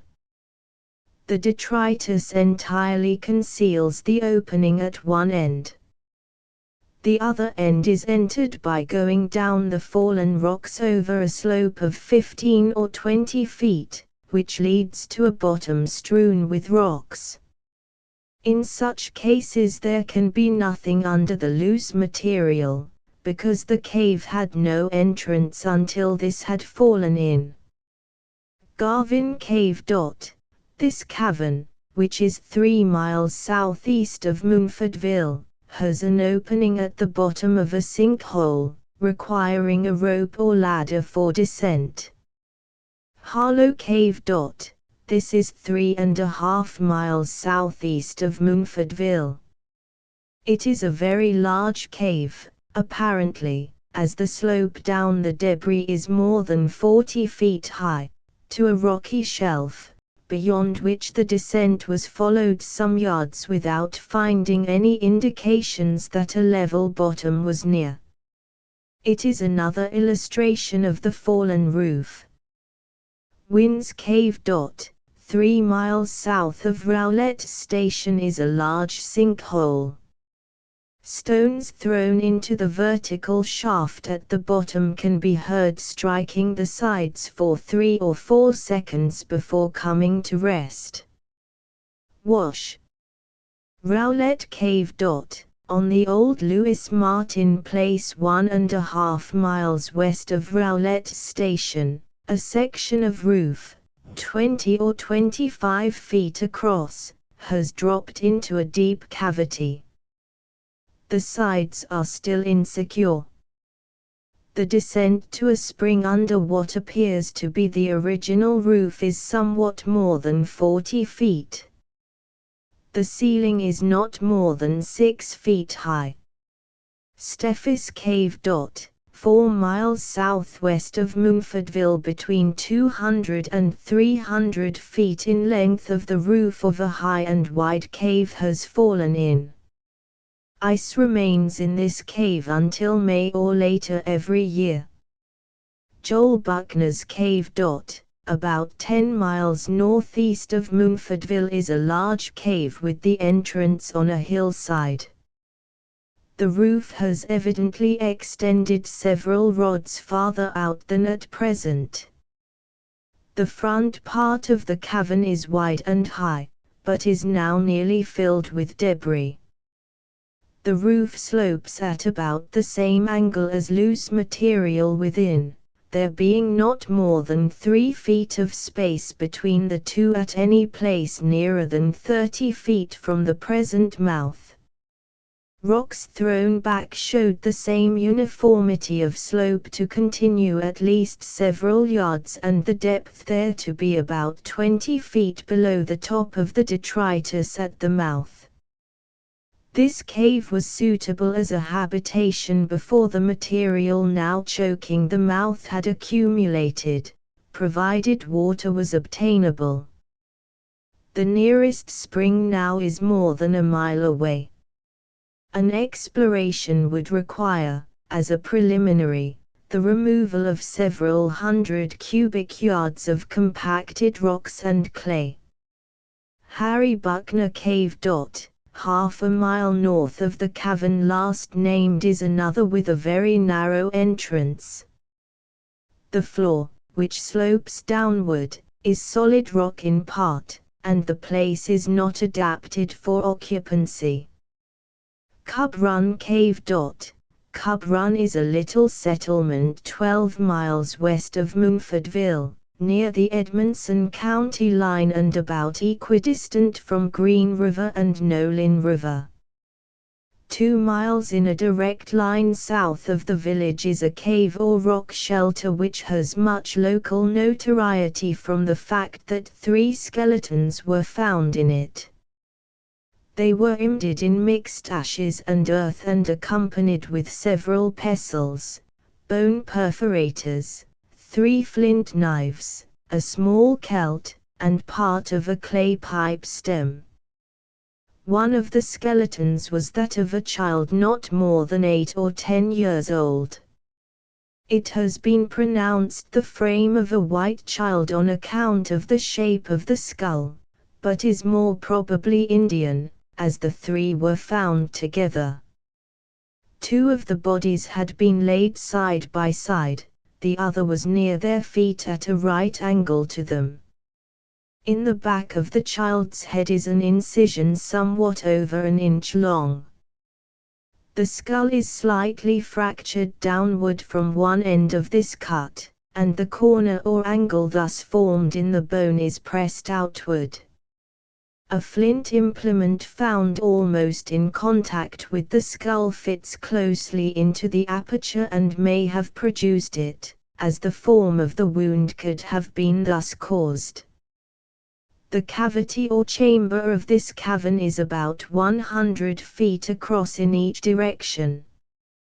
There is a small opening near the back which has been examined to a distance of 75 or 80 feet, being there obstructed by large blocks of sandstone similar to those which fill the space from floor to ceiling along the back end of the shelter. There is another very large block just at the entrance, in which are 1 shallow and 2 deep circular depressions which were probably mortars. Bones of deer, bear, and other animals have been found within a foot or 2 of the surface both outside and inside of the cave. Contrary to what is usual in sandstone cavities of this sort, the outside earth slopes upward from the entrance and after heavy rains considerable water flows into the cave. This makes the earth on the floor quite sticky at times, although it is mainly sand, containing very little clay. The skeletons were found at a depth of about 16 inches, close to the side wall.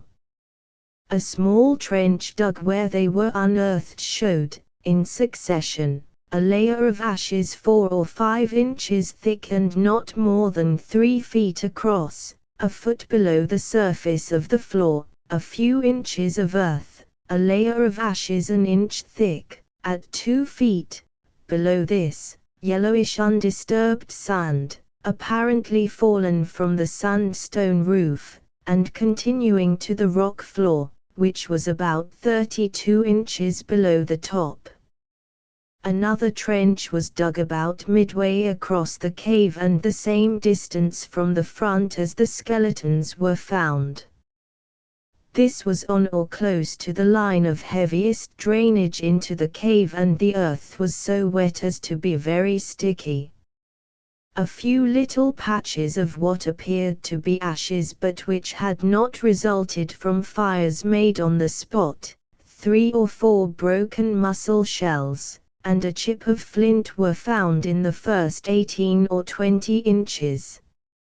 More than this amount of earth could easily have washed in since they were left here by modern Indians.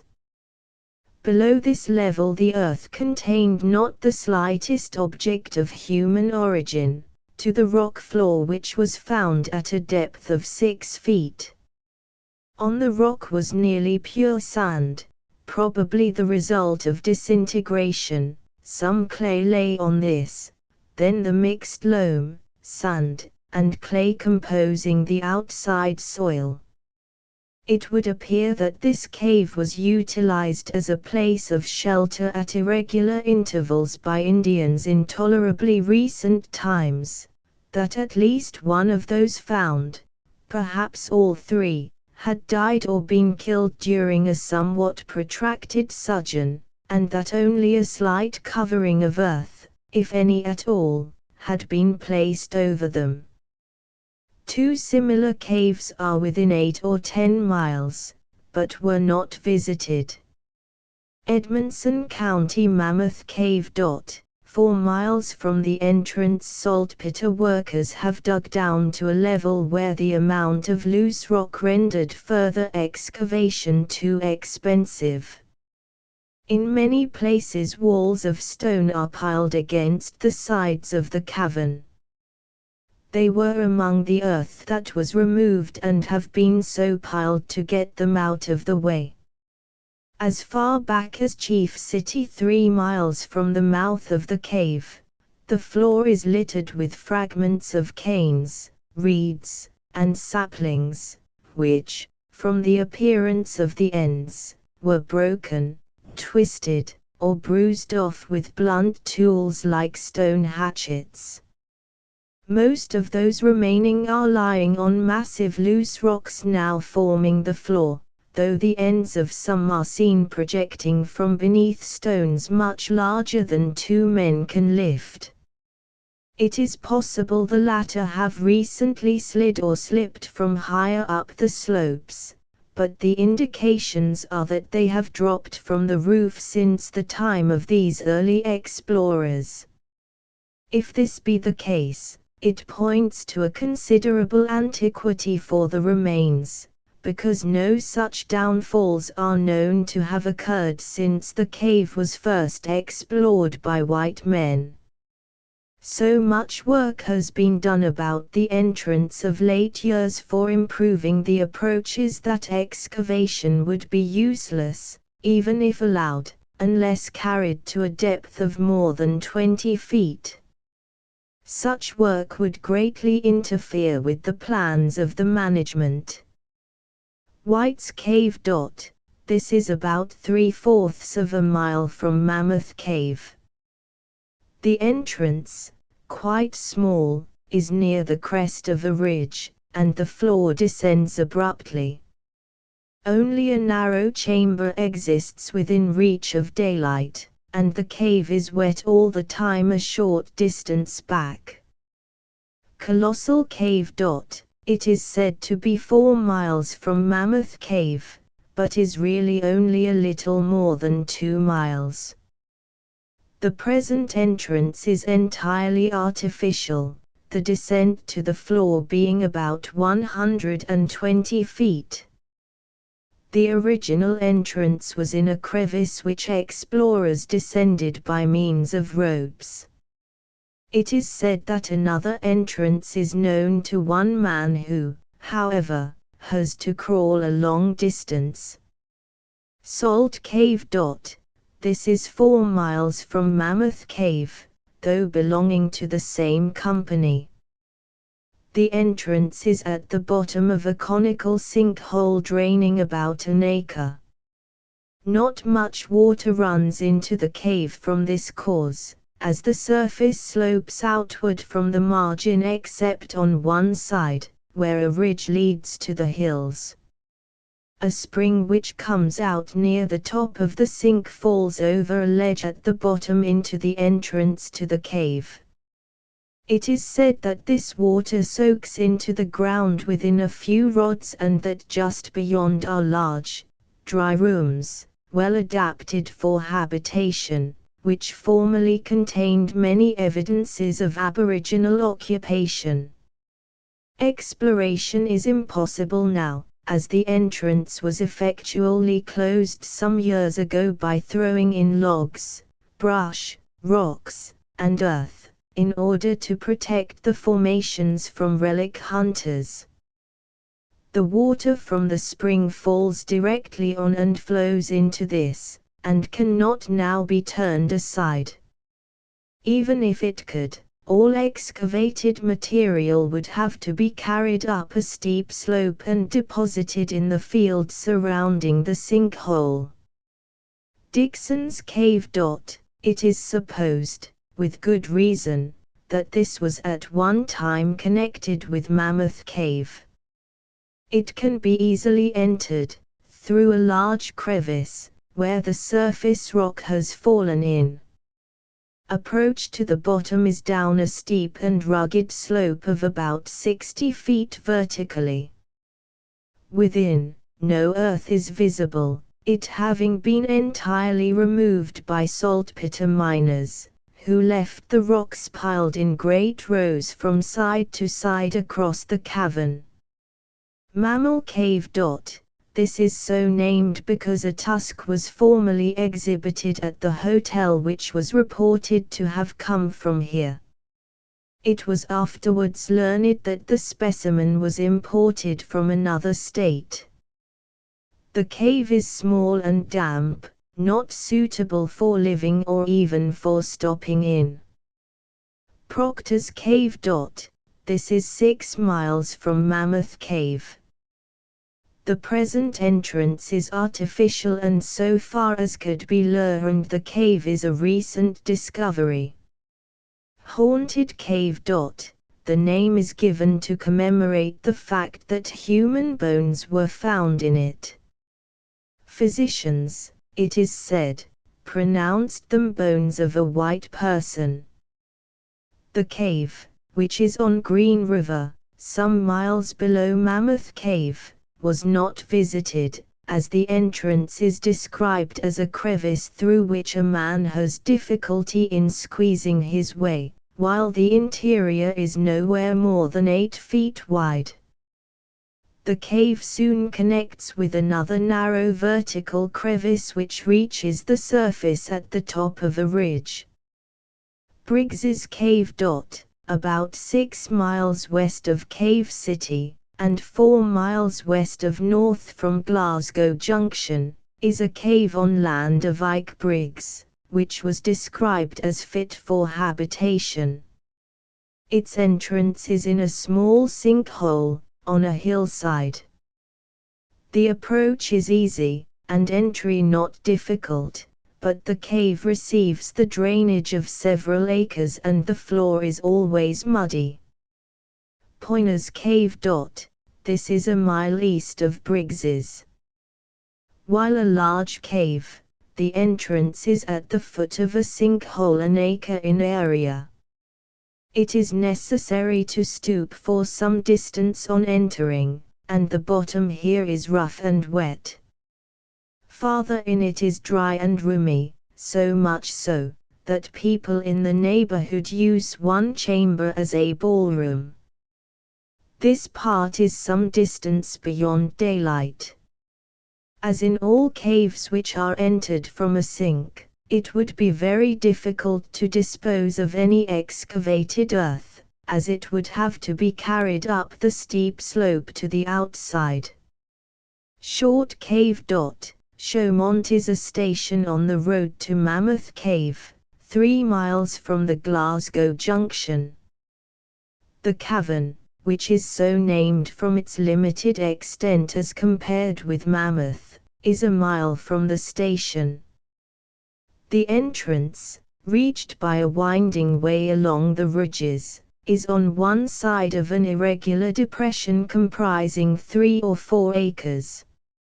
At present there is a heavy bank of earth, several feet high, across the entrance, nearly closing it to the top, except at the middle where a wagon road has been cut through to allow fertilizers for mushroom beds to be hauled in.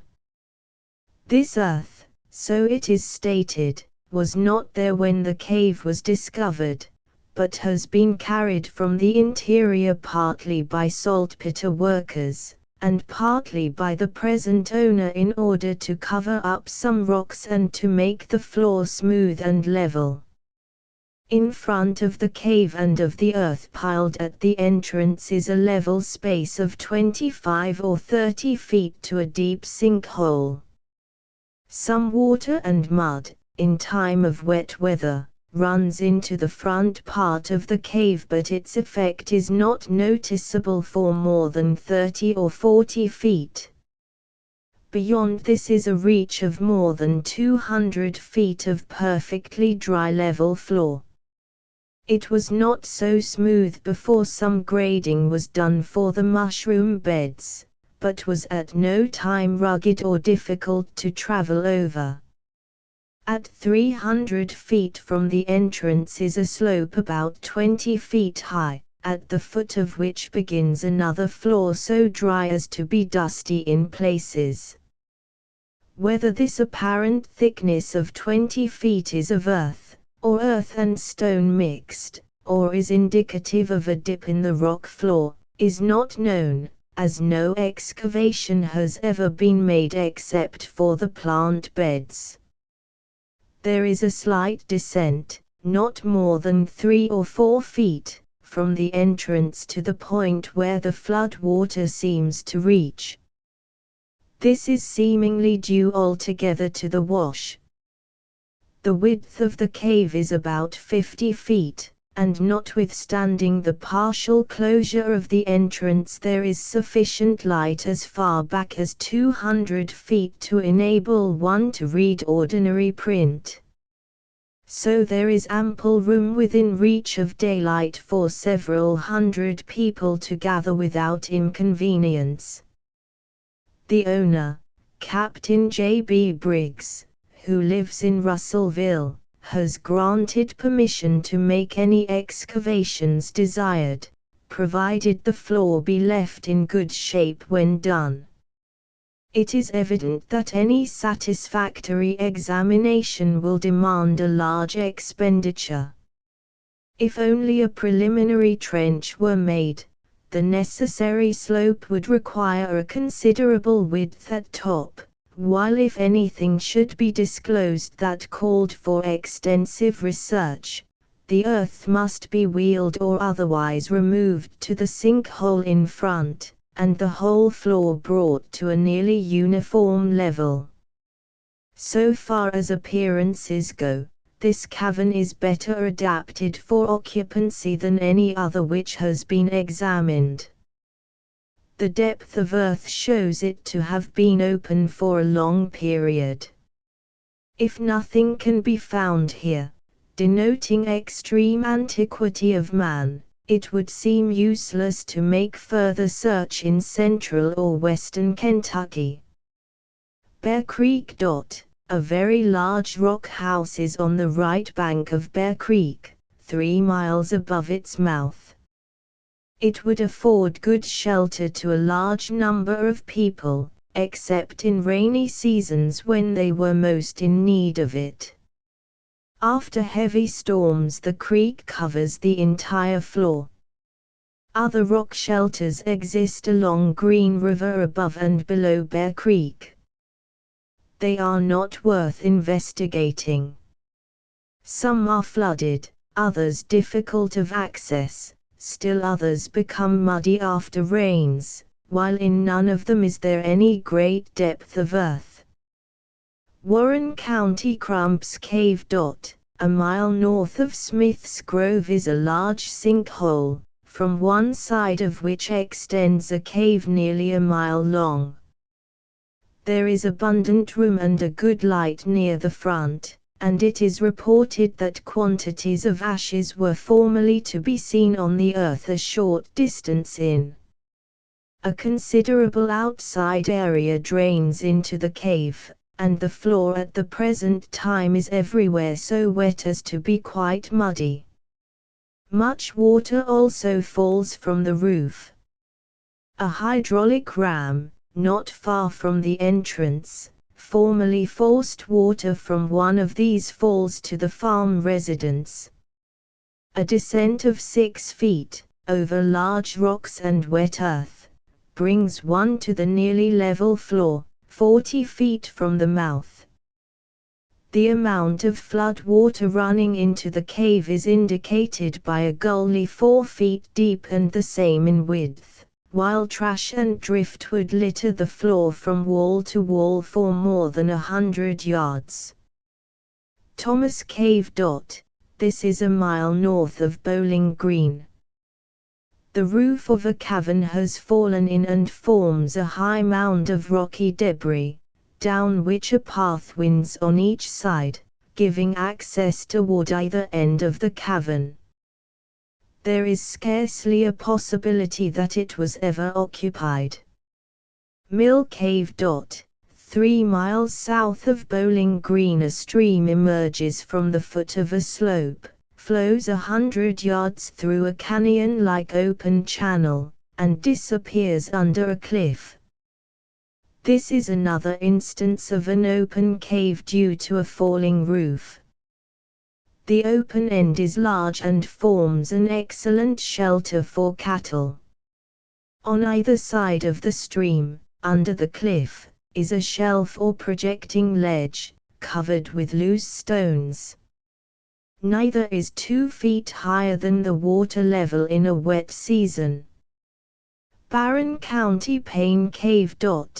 This, also known as Saltpeter Cave, is near Temple Hill, 9 miles southeast of Glasgow. The bluff in which it is situated is a conglomerate limestone, rising from the waters of Skaggs Creek. The cave has 3 different entrances, 100 feet or more apart, and each entrance is broken into 3 or 4 by columns or masses of stone that have resisted erosion. None of the entrances is large, or opens into spacious chambers within daylight. Flood marks are visible in all, and it is said that after prolonged or heavy spring rains the water covers the floors. Ben Smith's Cave. This was discovered while digging out a fox den. It is a tunnel-like cavity, not more than 6 feet high or wide, and not suitable for habitation. It lies 1.5 miles south of Temple Hill. Ford's Cave. This is between Freedom and Mount Hermon, about 14 miles southeast of Glasgow. Originally the entrance was about 8 feet high and 20 feet wide, and opened into a well-lighted chamber probably 40 feet wide and 60 feet long. The floor was of earth and level, with ample space between it and the roof, as shown by marks on the walls, for people to move about readily in any part of the room. The entrance is now artificially closed by earth and stone, except for a space 4 feet square in which a door is hung. Old men in the neighborhood claim they can remember when the floor was 20 feet lower than at present, a manifest impossibility, for that measure would bring it several feet lower than the bed of Mill Creek just in front of the cave. They also claim that blocks of conglomerate and travertine 5 to 10 feet in each dimension have formed from drip within their recollection, which, if true, would prove these persons to be almost contemporaneous with the cavemen.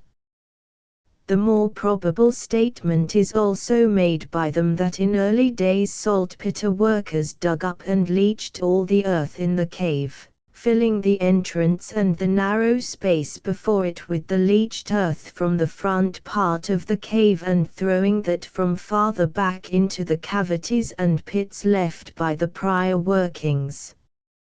Inside the cave, near the entrance, is a never-failing spring whose waters flow through a short, narrow crevice at one side.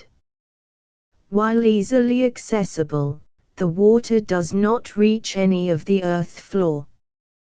This would have been an excellent site for Aboriginal residents, but there is now no undisturbed earth within daylight nor for some distance beyond, and no one can remember that anything of an artificial nature was ever exhumed. The Esmith Caves. 2 caves situated on Peters Creek near Dry Fork Post Office, 14 miles southeast of Glasgow, were reported to be admirably suited for shelter purposes. The smaller is not more than a foot high, from floor to roof, and is filled with flood water after every heavy rain. The larger is above flood line, but the entrance is not over 2 feet high, and the cave is scarcely sufficient for a sheep shelter. If the floor were cleared off to a depth of 4 feet from its present level, it would be covered whenever the creek reached high water mark. Bone Cave. 5 miles east of Glasgow, human bones were found in a cavern. Particulars could not be obtained. The cave is on a hillside and is entered through a narrow crevice by straddling the walls or going down a ladder. Rocks and trash form a mound in this, the top being 15 feet below the outside surface. On either side of this mound one can make his way continuously downward to darkness, and a rock thrown ahead can be heard going on down some distance over loose stones. If human bones were ever found in here, either they were thrown in or some person fell in and was unable to escape. Slick Rock Cave. This is near the post office of Slick Rock, 7 miles east of Glasgow. The entrance is in a narrow crevice at the brow of a low hill. The descent is steep and rugged to beyond daylight. Love's Cave. This is located on Dr. Love's farm, 3 miles north of Slick Rock. It is now used for storing apples and potatoes. The entrance is through a large sinkhole, formed by the falling in of the roof of a cave which was at least 50 feet wide at this point. As is usual, the debris has blocked the cave in one direction. Descent is regular, though steep, along the slope into the other end of the cave. The floor is wet and muddy the entire year on account of the drip from roof and overhanging rock at the mouth. The vertical distance from top of the debris to the level floor is about 30 feet, and from the top to the outer surface about 20 feet more. Any attempt at excavation would be difficult and costly, and conditions are such as to make it probably fruitless. Monroe County. 4 caves in this county were represented as being worth investigation. All are north of Tompkinsville, the county seat. 1. A rock house in the conglomerate sandstone on the land of Dr. E. Palmer, 7 miles north of Tompkinsville, shows smoke stains on the ceiling, and some flint chips among the gravel and earth in front where they have been exposed by water dripping over the face of the cliff. There is, however, only 2 to 4 feet of space between the earth floor and the roof, across the cave from side to side, a distance of 20 feet, and from the front to a point 10 feet back. From this rear portion the earth slopes downward, parallel with the roof of the cave, to the wall behind. The amount of descent could not be accurately ascertained owing to the cramped space, but seems to be 5 or 6 feet. At about that level on the outside a ledge was found on both sides of the entrance and appears to continue across. If so, the earth covers the part immediately in front of the cave. Neither tools nor men could be found to do any trenching, but it is not probable the shelter was ever high enough for a man to stand erect in, because most, or all, of the floor earth must have come from the ceiling. 2. A mile north of Dr. Palmer's is the McCreary Cave. The entrance is from 60 to 70 feet across and the cavern reaches back fully 100 feet without any diminution of breadth. 2 branches then start under the hill. Each has been explored more than a mile. From each branch flows a considerable brook. They unite near the entrance, sink into the floor, and reappear as a strong spring 30 feet lower in the ravine leading from the cave. The earth is not more than 3 feet deep near the front. It becomes greater in amount farther back, but is wet everywhere below the level of the running water, consequently no excavation was practicable. Flood marks show that the whole floor, except in places a strip along the side walls, is completely submerged at times. On one side a rock ledge or shelf above reach of the water is covered with dry loose earth from 1 to 3 feet deep. This has been dug up in nearly every part by treasure seekers, but nothing of human workmanship has ever been found. 3. The Belcher Cave is 7 miles northwest of Tompkinsville. It is also called Mill Cave, because a grist mill near the foot of the hill below it is run by the outflowing stream. The entrance is wide and high. The front chamber or vault is fully 100 feet across each way. But the bedrock is exposed in places and the earth is not more than 2 feet thick anywhere. Water from the brook percolating through this keeps the lower portion saturated. 4. On John Black Tooley's land, on Meshark Creek, 6 miles northeast of Tompkinsville, 2 human skeletons were found in a small opening, which has since been known as the Bone Cave. It is a room not over 10 feet across at any part, in a limestone conglomerate, and may be of quite recent origin. Being inconvenient of access, it is not in a position for residence purposes. The skeletons, which were less than 2 feet below the surface, were probably those of Indian hunters.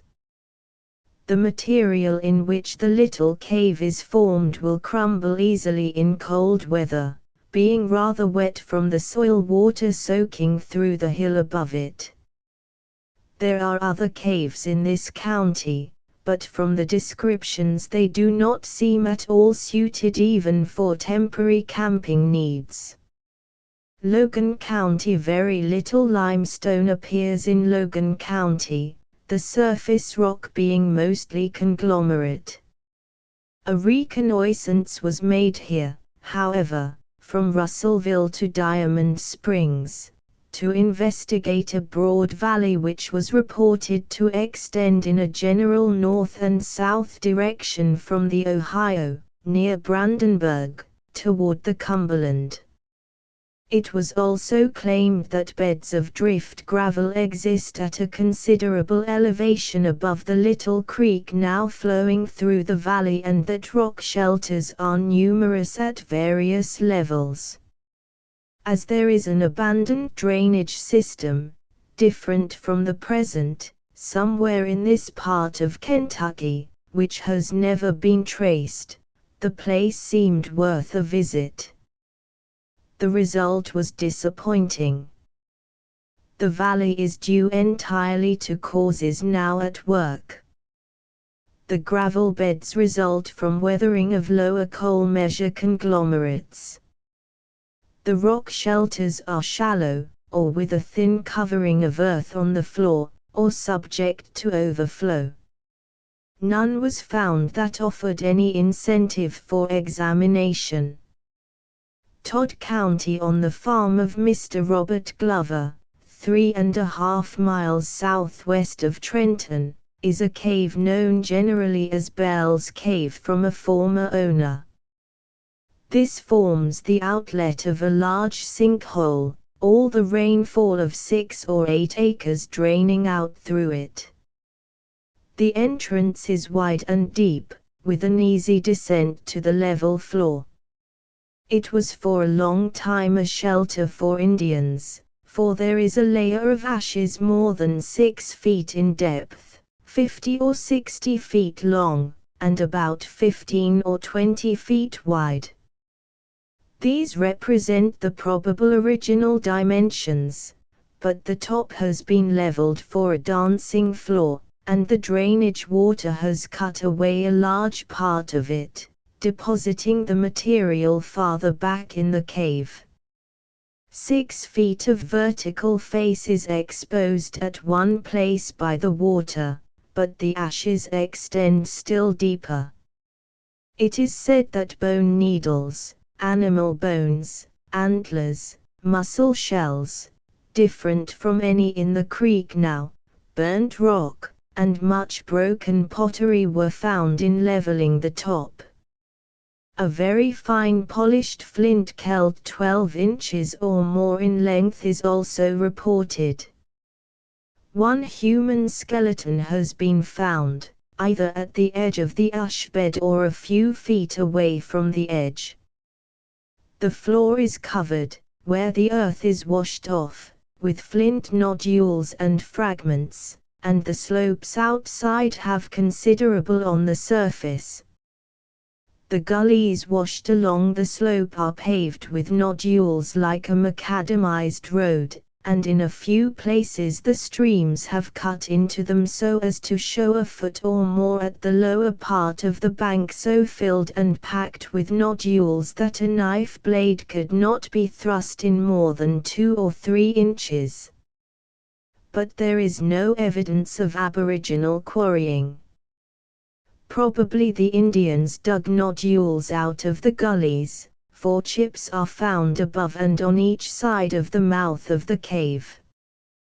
To the west, on top of the hill in which the sinkhole occurs, and beginning at its edge, is an Aboriginal cemetery. There are 2 small mounds and numerous graves. Scores of the latter have been opened. They are all alike, flat stones form bottom, ends, sides, and top. Many have only one skeleton, others more. The greatest number yet found in one was 6. Few are more than a foot deep or much over 5 feet long.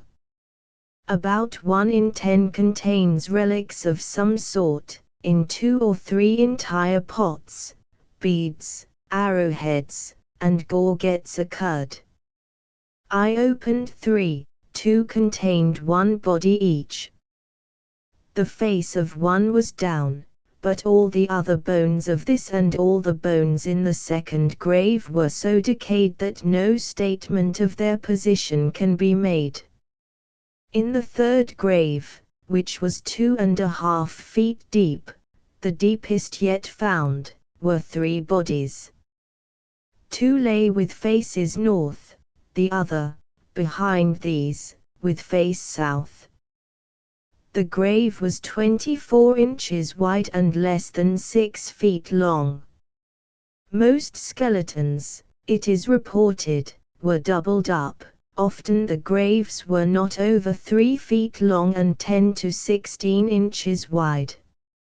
In some the bones denoted skeleton burial. One skull had been perforated by a ball, at least there was a round hole on each side exactly such as would have been produced by a bullet. Another large cemetery is on the farm of Mr. G. S. Wood, next north of Glover's. Mr. Wood has opened 50 or more graves and found some relics. Flint arrows, spears, knives, drills, hoes, spades, and celts, not to mention unfinished pieces, have been found by the thousand on the surface within a mile radius of these cemeteries. It would seem useless to make any further examination of the level limestone region of central or southern Kentucky. Nearly all the minor drainage is underground, and most of the caves have inlets through sinkholes or in small crevices.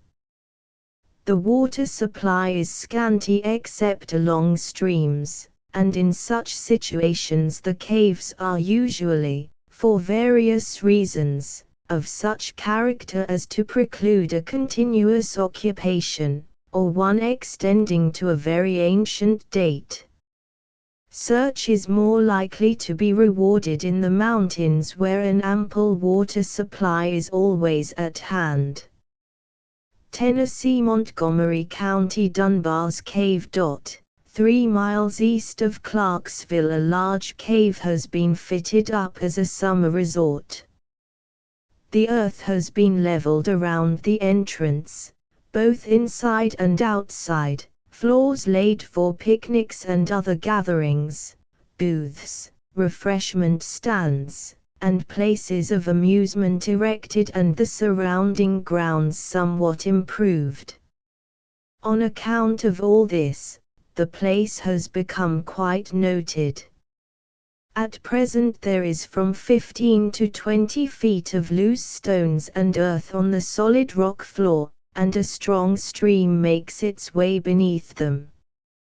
It could never have been occupied in prehistoric times until the debris had practically reached the stage at which it was found by the whites. Indian Mound Cave.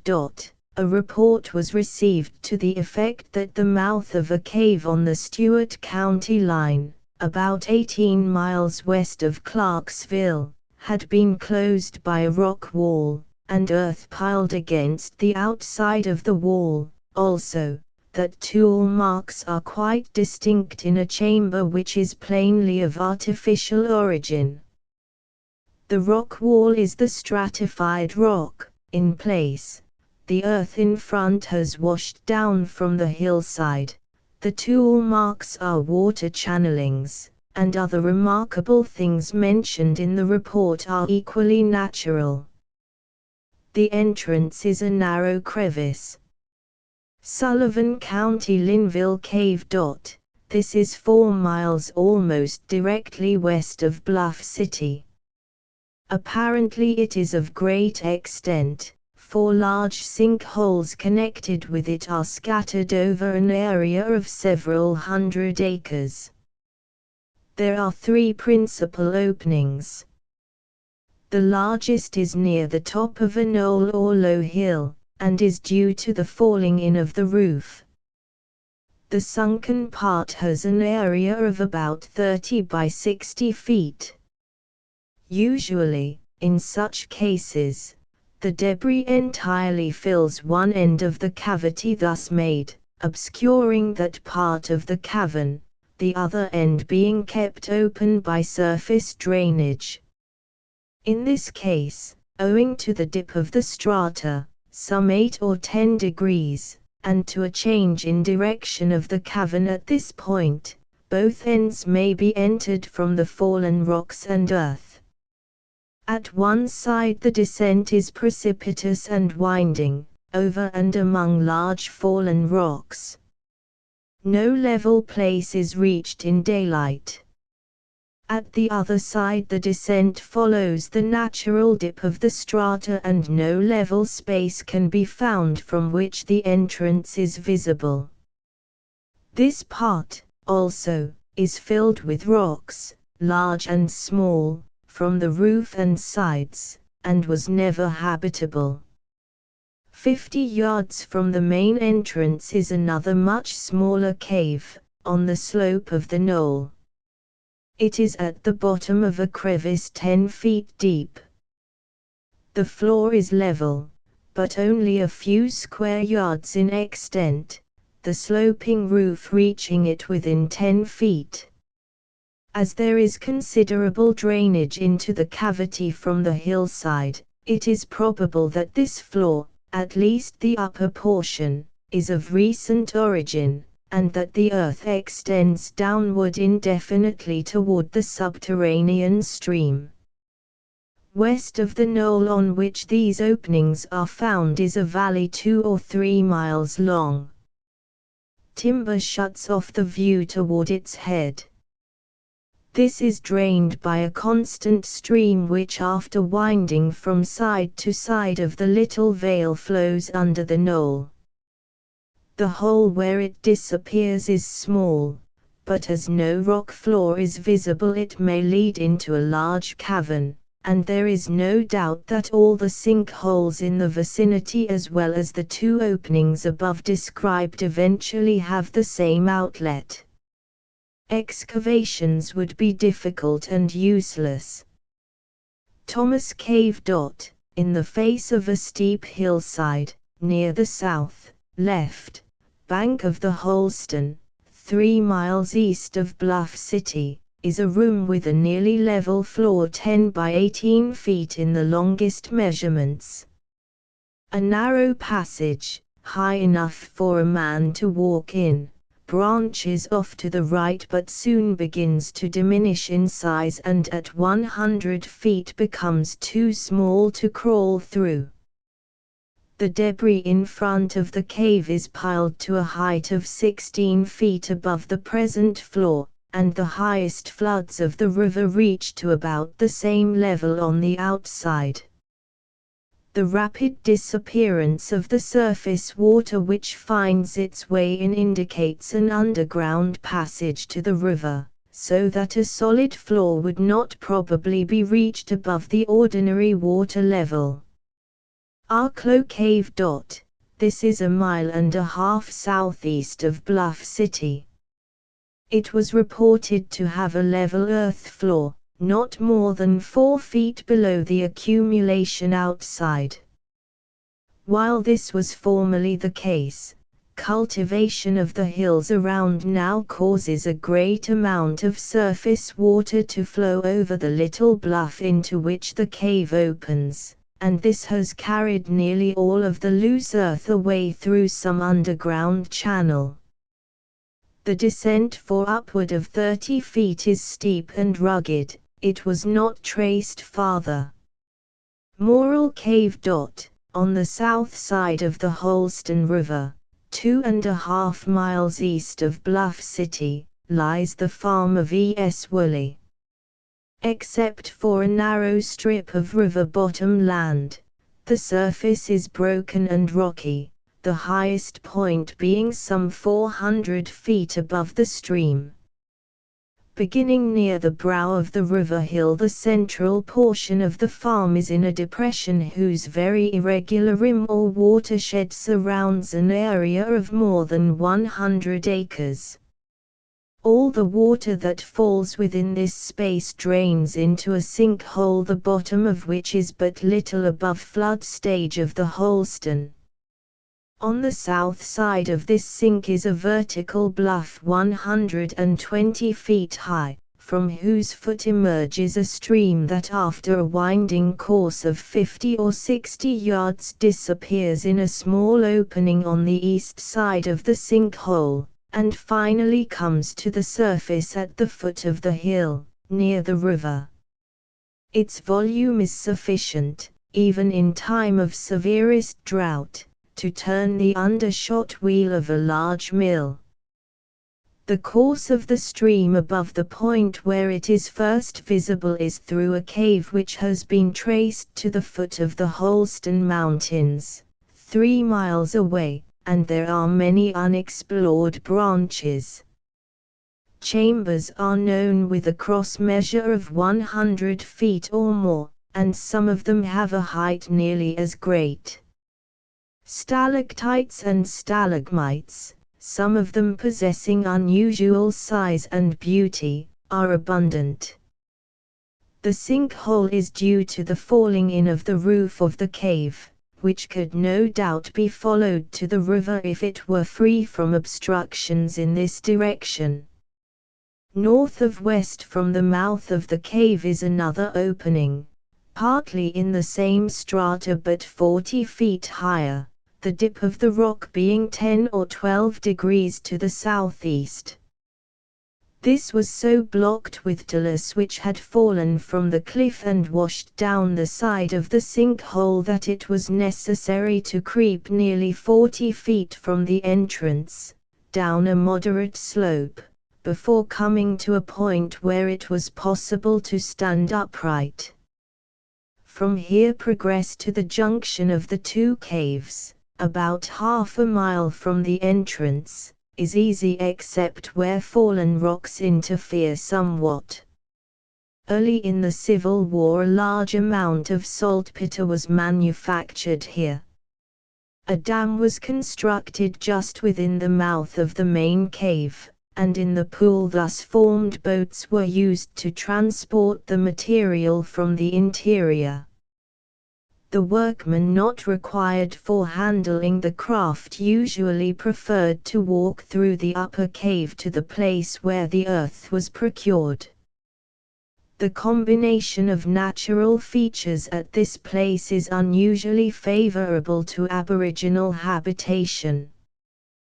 The main cave is excluded from consideration by reason of the stream filling it from wall to wall after very heavy rains.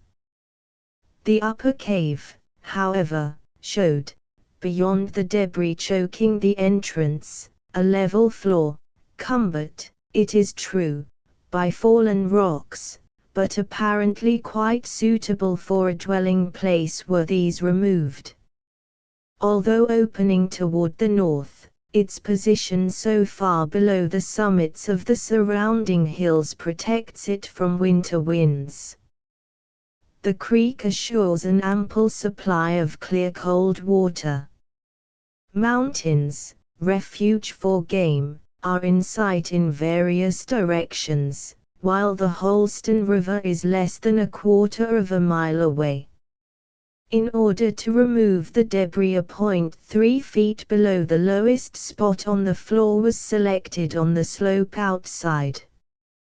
From here a trench was carried in on a level, the additional depth being taken to facilitate clearing away all material that had accumulated inside the cavern in comparatively recent time, and thus lighten the task of deeper excavations should these be required.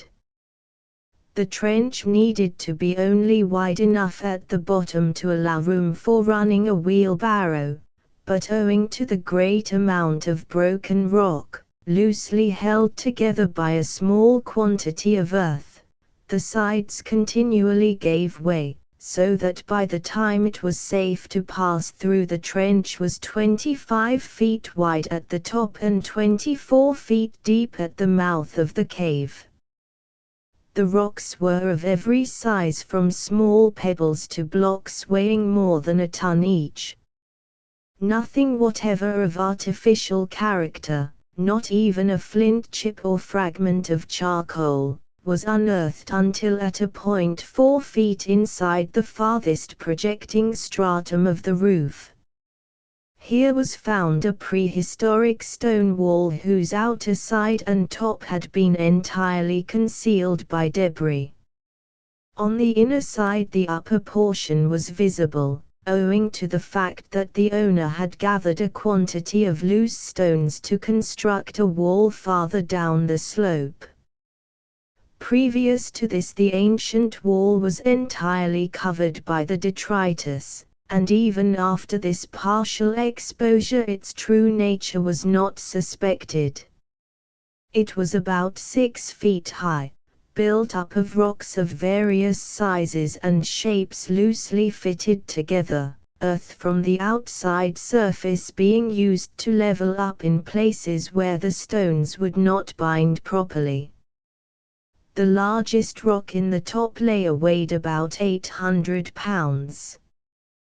The horizontal distance between the top of the wall as it was when cleared off and the corresponding portion of the cave roof was 4 feet, to the roof directly above it, about 2 feet. Apparently it had at one time entirely closed the entrance. At the western end where it abutted against the solid rock the upper portion was firmly consolidated by travertine. Directly above it, nearly 2 feet higher, a slab and some small irregular fragments were securely attached to the side and roof by the same agency. A crevice in the bedrock just at the end of the artificial wall contained several wagon loads of small rocks which had been thrown into it. These also were united into a solid mass by the travertine, all of which had been deposited by water flowing through the crevice. It does not follow that the wall was ever higher toward the opposite end than at this time. In the centuries that have elapsed since it was put up, the roof at the front of the cave, being rather thin-bedded, may have disintegrated. It was not possible to uncover the wall in shape for illustrating. Portions of it continually crumbled as the looser material piled against it was removed. From the wall inward, the foreign material piled against the west side of the cave was composed almost entirely of small rocks, with scarcely any earth, and so compactly bound with travertine and stalagmite as to resist all attempts to remove it by ordinary means. On the east side, the left as the cave is entered, there was a great variation in the size of the stones. They were intermixed with much loose dry earth, and there was scarcely any drip formation in the mass. The removal of all this disclosed a projection of solid rock forming a shelf from 8 to 12 feet wide, whose top was about 2 feet higher than the bottom of our trench. About 20 feet from the ancient wall the trench reached the original bottom of the cave, as the latter was left by the stream to which its origin was due.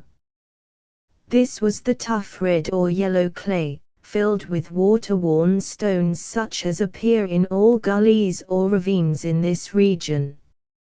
It contained a small quantity of stalagmitic material here and there, and gradually rose until at 20 feet farther, or 40 feet from the old wall, it terminated against solid bedrock, reaching across the cave, the entire width of which at this point was 26 feet. The shelf on the left belonged to the same stratum. This brought the work to the terminus that had been the aim from the first, namely, the lowest level of the floor, which was thus shown to be only a foot above the solid rock instead of at least 10 or 12 feet as the general appearance of the entrance and its surroundings had indicated. It was completely cleaned off as far as this was possible, but within 3 feet of the end of the trench began a mass several feet in thickness of fragmentary rocks of every size up to 20 tons or more, which had fallen from the roof and were bound together by stalagmite.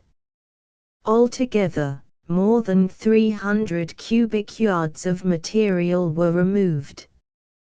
The workmen had been carefully instructed as to what the search was for, and kept a close lookout, as evidenced by the very small objects they were continually offering for inspection. It is safe to say that not a spadeful of earth missed scrutiny, but, aside from the artificial wall, the only traces of human presence were 3 valves of muscles, a turkey bone rudely pointed for use as a perforator, and 3 or 4 bones which seem to have been subjected to fire. Not a chip of flint or other stone showing work, no ashes or charcoal, not a piece of pottery, were discovered.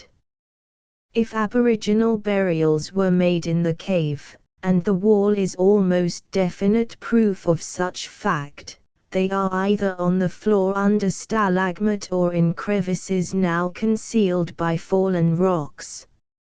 Numerous small fragments of animal bones were found scattered singly at all depths in the material removed. Nearly every one showed marks of the teeth of rodents. According to Professor F.A. Lucas, of the National Museum, they all belong to modern species except one tooth, which is that of the cave tapir, and, possibly, the jaw of an otter. Bledsoe County College Cave. about 3/4 of a mile west from the old Sequatchie College, is a cave which was described as the largest in the county, and as the only one in which people might ever have lived. The opening is about 5 feet wide and 4 feet high, and from it comes a stream sufficient to run a mill. No other caves could be located in this county or in the Sequatchie Valley north of it. Sequatchie County Lakeley's Cave. In the foothills of the Cumberland Plateau, about 5 miles southeast of Dunlap, the county seat, is the largest cave in the county. A great quantity of earth and rock has accumulated in front of the entrance, washed from the mountainside over an area of several acres. Formerly most of the surface drainage carrying this down flowed into the cave, thus keeping a passageway open through which a man could crawl. Ditches have recently been cut to turn away the water, the entrance walled up, a solid door hung, and the cave is now used for a storeroom. It was never habitable. A mile north of the above-mentioned cave, toward Dunlap, is a cave with a very large entrance, a sort of rock house or half-dome. The floor is covered with huge rocks and a constant stream flows out. It is said that a party once entered Lakeley's cave and emerged at this one. There is no dry place in it. Piquet's Cave. 7 miles southwest of Dunlap is a cave, described as having an ample entrance, with much room inside, perfectly dry, and opening in a cliff 20 or 30 feet above a large, never-failing spring. The description is correct as to location, but not as to size. The opening is about 4 feet across each way, with a slight covering of earth on the floor. The cave winds like a flattened corkscrew. At no place near enough to the mouth for a glimmer of light to penetrate is the roof more than 5 feet above the floor or the side walls more than 5 feet apart. There are 2 recesses in the cliff on the opposite side of the little creek formed by the spring. They are 40 to 50 feet above the water, each with an irregular floor of 20 by 30 feet under shelter of the rock. No solid rock is visible in front of them, but a projecting ledge, which seems continuous, appears on either side about 6 feet below the present average level of the floor, and this is probably the depth of accumulation at the front. It may be less toward the rear. The cavities are in a stratum which is somewhat shelly and crumbles easily. Hickson's Cave. 6 miles northeast of Dunlap is a cave said to be large, accessible, dry, and well suited for occupancy. It is on the side of Walden's Ridge, 400 feet or more above the base, a mile from water, and with an opening in the solid rock that cannot be entered except on hands and knees. By the time one can straighten up he is in absolute darkness. Land Company's Cave. This is 7 miles northeast of Dunlap. To enter, one must crawl between the rock front and the detritus, descending 10 or 12 feet. The floor is fairly level, where it can be found, but is nearly hidden from sight by rocks of all sizes, over and between which it is necessary to scramble almost from the starting point. Henson's Cave. This cave, 9 or 10 miles northeast from Dunlap, and perhaps in Bledsoe County, is somewhere on Raccoon Mountains, near the head of a valley up which a mountain road winds along in the bed of a stream. It is said to have a dry dirt floor, with an entrance through which one must crawl. After driving until the horses were tired out and being assured at several scattered cabins that it was just a little mite further up, their search for it was abandoned. Grundy County Hublins or Bat Cave.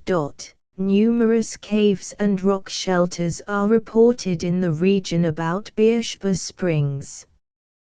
The shelters seem to be shallow with comparatively little earth on the floor. Of the caves, the description given of all but the one named was such as to show them not worth visiting. It is about 10 miles northwest of the springs. Its course is approximately parallel with the mountain ridge, passing under two low foothills or spurs separated by a ravine. When the stream flowing through the latter had cut its channel down to the top of the cave, it poured into the hole it had worn. Frost and the natural erosion have made an opening more than 60 feet long. Both parts of the cave remain open, being too large at this point to become choked by the small amount of material which the brook had left as a roof. In some places, so far as it was examined, the ceiling is 50 feet or more above the rocks covering the floor, and one end, that into which the ravine drains, has a continuous and rather steep descent along the natural dip, as far as it could be followed. Where the exploration ended, logs, drift, brush, etc., piled 10 or 12 feet high against huge rocks that had tumbled down, proved a current strong enough to wash away any deposits that may ever have existed. Consequently, the only earth in this end was that brought by floods. The other end of the cave is large, with an entrance of such size that small print could easily be read 100 feet from the front if the broad fence across it were removed. This fence was made to close the cave against changes of temperature and also against marauders, it having been used until lately as a storage room for fruit, potatoes, etc. During the Civil War it was worked for saltpeter. All the earth, down to the rock floor, was removed, even in crevices only wide enough for a man to squeeze through. An incline was built so that horses could be brought into the cave, and no earth now remains within reach of daylight. The rock floor is almost as clean as if swept. Their exhaustive digging extended for about 200 yards from the entrance. The face of the earth is here about 15 feet high. For some reason, which could not be learned, the miners continued their work from here by means of a tunnel 4 or 5 feet high and wide, leaving a floor of earth, and a covering of the same nearly 6 feet thick. This tunnel was not followed. Near the entrance a crevice barely wide enough for a man to walk in and in some places only 4 feet high turns off toward the left and holds practically the same size for about 100 yards. Here it becomes larger and higher. Earth has been carried out of this and its narrow branches wherever there is room to use a shovel. In a large chamber 200 yards from the front, at the end of the crevice, much digging was done. The face left is 13 or 14 feet high. As far as the diggers went, there is nothing left to explore. Beyond that it is not probable any remains can be found, as it is totally dark long before any remaining earth is reached.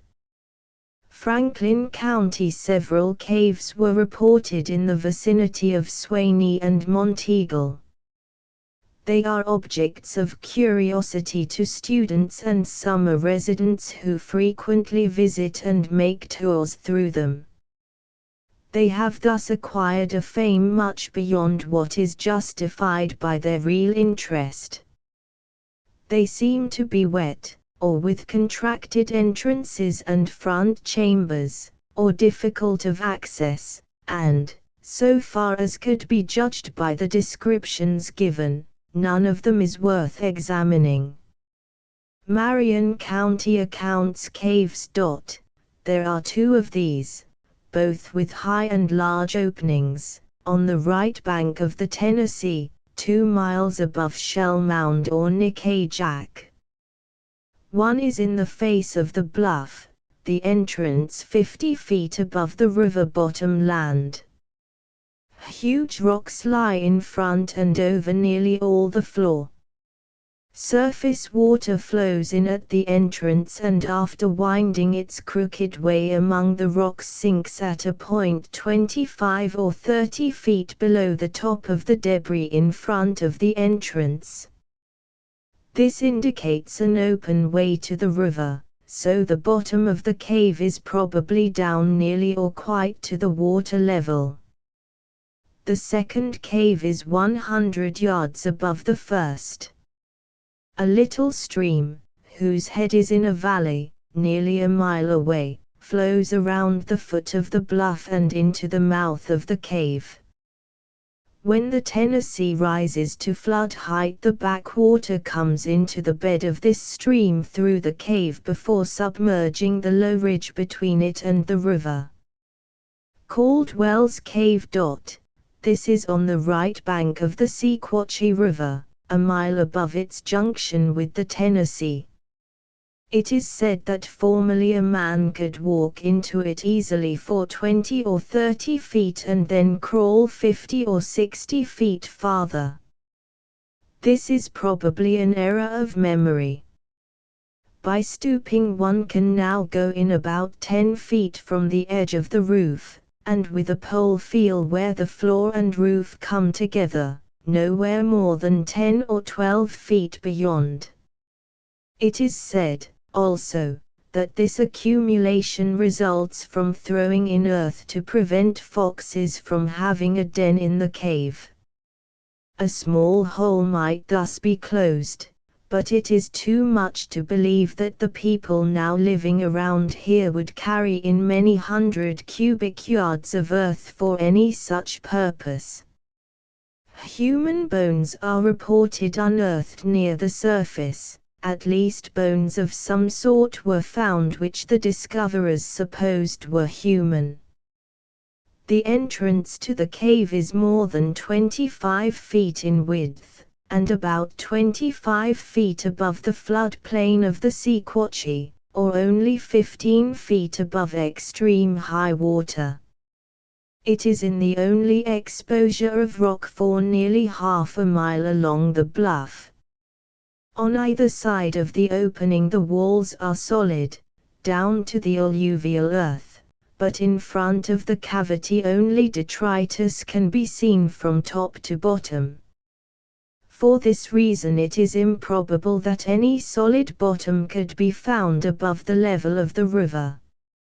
Much of the stone weathers out in small fragments, and the process of disintegration is going on continually, as shown by the fresh appearance of the sheltered fragments. How rapid or how regular it may have been in former time is impossible to guess, so that excavation, to be of any value, would have to begin at the bottom of the slope, with the knowledge that the original floor of the cave may be still lower. Nickajack Cave. This is the largest and most widely known cave in Tennessee. It is half a mile from and within plain sight of the railway station of Shell Mound, 20 miles west of Chattanooga. The entrance is fully 100 feet wide and 40 feet high. A short distance within the cave enlarges, a little farther it contracts somewhat. Daylight penetrates, in spite of curves and immense piles of debris, for more than 500 feet. It has been a resort from time out of mind, first, for Indians and pioneers, then for refugees, now for various social gatherings. All the earth in sight has been worked for saltpeter, leached, and thrown aside. A vastly greater quantity than now remains has been washed out of the cave by Nickajack Creek, which always has some flowing water and in wet weather rises 5 or 6 feet. Long bridges are required where the highway and railroad cross it. It takes its name from the Nickajack Indians, who once dwelt here. The field in front is strewn with flint chips and other indications of Aboriginal settlement. There is nothing in the cave to dig for. The saltpeter miners moved all the earth they could reach, while the immense rocks and the creek make any further excavations impossible. Hamilton County. There are many caves in the vicinity of Chattanooga, but all that were visited possess some feature which makes examination appear useless. Most of them have small, inconvenient entrances, others are subject to overflow or have running water in them. None could be heard of in which conditions were better. Alabama Lauderdale County Smithsonian. There is a noted cave at Smithsonian, near Chetham's Ferry, 15 miles west of Florence. It was reported as suitable for a dwelling, but at the entrance the roof is not more than 4 feet high, and a stream a foot deep reaches to the wall on either side. Key's Cave. On the Buck Key Farm, 6 miles west of Florence, is a cave which may have afforded shelter to the earliest man in the region. There are 2 entrances or antechambers, separated by a solid rock partition a few yards thick. One is partially filled with huge solid blocks, some of them several hundred cubic feet in size. The other has in it and in front of it a mass of earth and loose rock whose crest is fully 20 feet above the highest part of the inside floor, a few feet back from the front margin of the roof. From here an additional descent of 10 feet leads to the floor behind the first mentioned entrance, and there is about the same descent to a nearly level floor in the cave a short distance beyond. The way is partially blocked by large rocks which, it is said, have fallen within a few years. For this reason persons in the neighborhood are afraid to venture in. There is a rumor that the corpse of a woman, coated with stalagmite, can be seen in this cave, also several bodies, sex apparently indeterminate, lying like spokes in a wheel, with heads at the center. No one could be persuaded to go in and point out the place where they lie. From its position, high in a bluff but easy to reach, not more than 1/4 of a mile from the Tennessee River and the same distance from a clear creek, with a strip of bottom land between it and the streams, this cave seems worthy of exploration. At least a month of work by several laborers would be required to clean away the fallen material so that excavations would be practicable. Collier's Cave. This is about 5 miles west of Florence. It faces a ravine that leads into the creek discharging near Key's Cave. Human bones were found in it many years ago. The entrance is a round hole, through which one must creep a few yards, then by means of a pole or ladder descend 6 feet. From here the cave is nearly level, with several branches. In some places the floor is solid rock, in other parts it is covered with a thin layer of earth. The human bones consisted of one skeleton, lying on a rock floor, fully a fourth of a mile from the mouth of the cave. Coffee Cave. This cave, 4 miles west of Florence, is said to be like the Collier Cave, but smaller in every way. It was not visited. Shoal Creek. A cave is reported on Shoal Creek 3 or 4 miles above its mouth.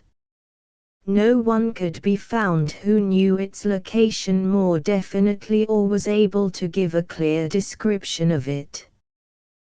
Blue Water Cave. Blue Water Creek comes in several miles above Lock No. 6 of the Muscle Shoals Canal.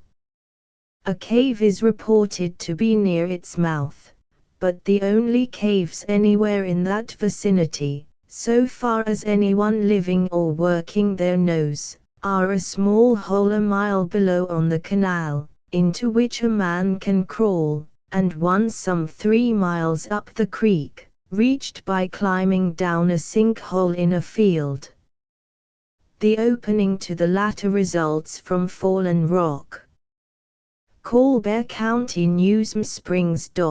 Numerous caves, most of them small, are reported in the county. The best known is at Newsom Springs, 8 miles south of Barton, on the Southern Railway. It is locally known as the 3-story cave.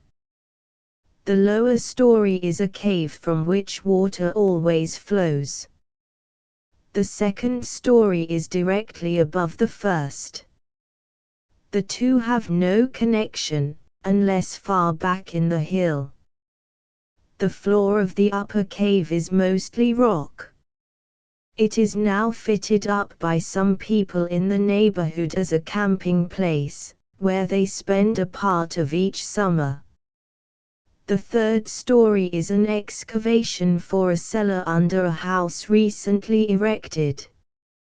Murrell's Cave. Tradition has it that this cave was one of the hiding places of a famous desperado and horse thief whose gang operated over all this country in early days. The only entry is by means of a ladder in a narrow crevice 20 feet deep. The place may have been a refuge, but never a residence. It is 1/4 of a mile from Bear Creek, not far above the mouth. 2 other holes or crevices within a few hundred yards, difficult to crawl through, reach small caves. Possibly all these are connected. Bat Cave. 1/4 of a mile from Murrell's Cave is a small cavern, the roof not more than 4 feet above the floor.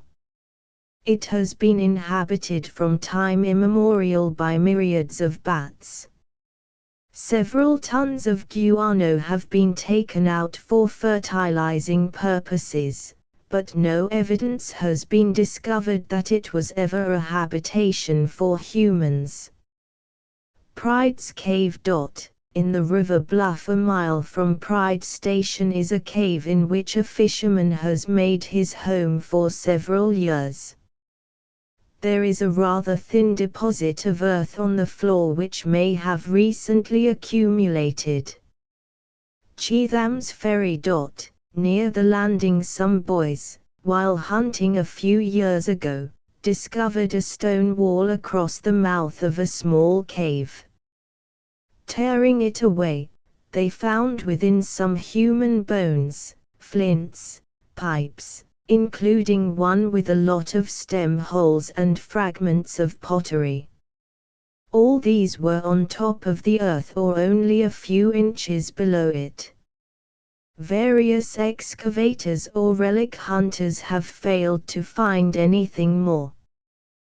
The cavity is quite small and difficult to reach, and is undoubtedly a burial place for modern Indians. On both sides of the river here are immense shell heaps. The shell is mingled with earth near the top, but below 2 or 3 feet the masses of clean shell to a depth, as exposed by the river, of at least 10 feet.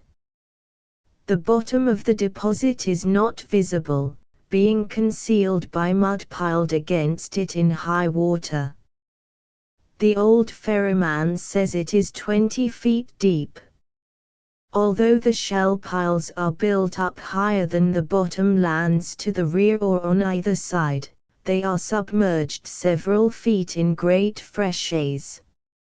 It is impossible to explain this fact otherwise than by the assumption that the bed of the river has been elevated in recent times, although there are no other indications apparent that such is the case. Sheffield's Dot. In the river bluff 2 miles above the Sheffield end of the railway bridge is a crevice or joint which has been widened to 10 feet at the outlet by water percolating from the top of the bluff. When discovered, a rock wall was piled across it near the entrance. Behind this human bones were found with pieces of pottery and other things. They were close to the surface. Subsequent explorations have revealed nothing below them. It is plainly a burial cave for Indians. The river now reaches at flood tide to within 10 feet of the floor. The earth covering the bones may have washed over them, as there is some evidence farther back in the crevice that surface material is still carried in from the rear, in very small amounts, during rainy seasons. Rock shelters. Several very large rock houses exist on the southern slope of the hill or mountain lying 1 mile to 2 miles south of Pride, 7 miles west of Tuscumbia. Water drips from the roofs, keeping the floors wet all the year and collecting in pools to which stock resorts when the little creeks or brooks in the ravines become dry. It is useless to search in this part of Alabama for caves presenting indications that they may have been habitable, or the reverse, in ages past. The native rock is a cherty or flinty limestone, crumbling easily, and readily susceptible to changes from atmospheric influences, and especially so to the action of water. New subterranean channels are continually developing, with consequent changes in the interior of any cavern near them. Jackson County Isbal Caves. It was reported that habitable caves with spacious rooms occur on the Isbal Farms, near Lime Rock. They have entrances and front chambers of ample size to move about in, though not more than 15 feet wide. There are broader expansions back some distance beyond daylight. In both caves rocks up to 15 or 20 tons in weight strew the floor, until only narrow passageways exist between them. In addition, water flows from them in rainy seasons, being frequently 2 feet or more in depth. Blowing Cave. This takes its name from an outward current of cold air which is so strong as to distinctly modify the temperature of the atmosphere at least 100 yards from the entrance. The opening and the front chamber are nearly 40 feet across, but the distance from the roof to the muddy floor strewn with large rocks is not more than 5 feet at any point. A creek flows across the cave 200 or 300 yards from the mouth, and there is evidence in the way of drift and mud to prove the statement by the owner that after very heavy rains the overflow comes out the front of the cave in such amount as to fill it to the ceiling, and with a velocity that will roll stones larger than a man can lift. Culver's Cave. This is somewhere on the side of a mountain about 4 miles from the station of Limrock. Owing to destruction of forests and subsequent growth of brush, the guide was unable to locate it. He described it as a room in which a man could walk about and reached by going in through an opening like a sinkhole, which, however, is only about 5 feet deep.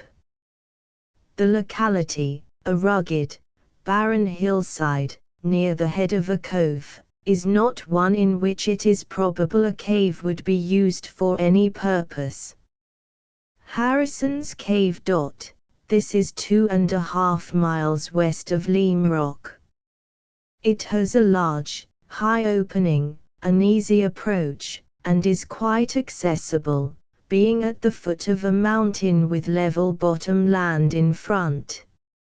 A stream flows directly across it some 30 feet from the entrance, emerging at the foot of one wall and disappearing under the other.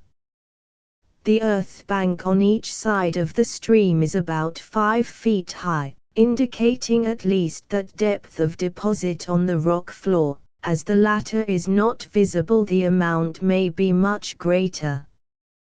This earth is soft and wet.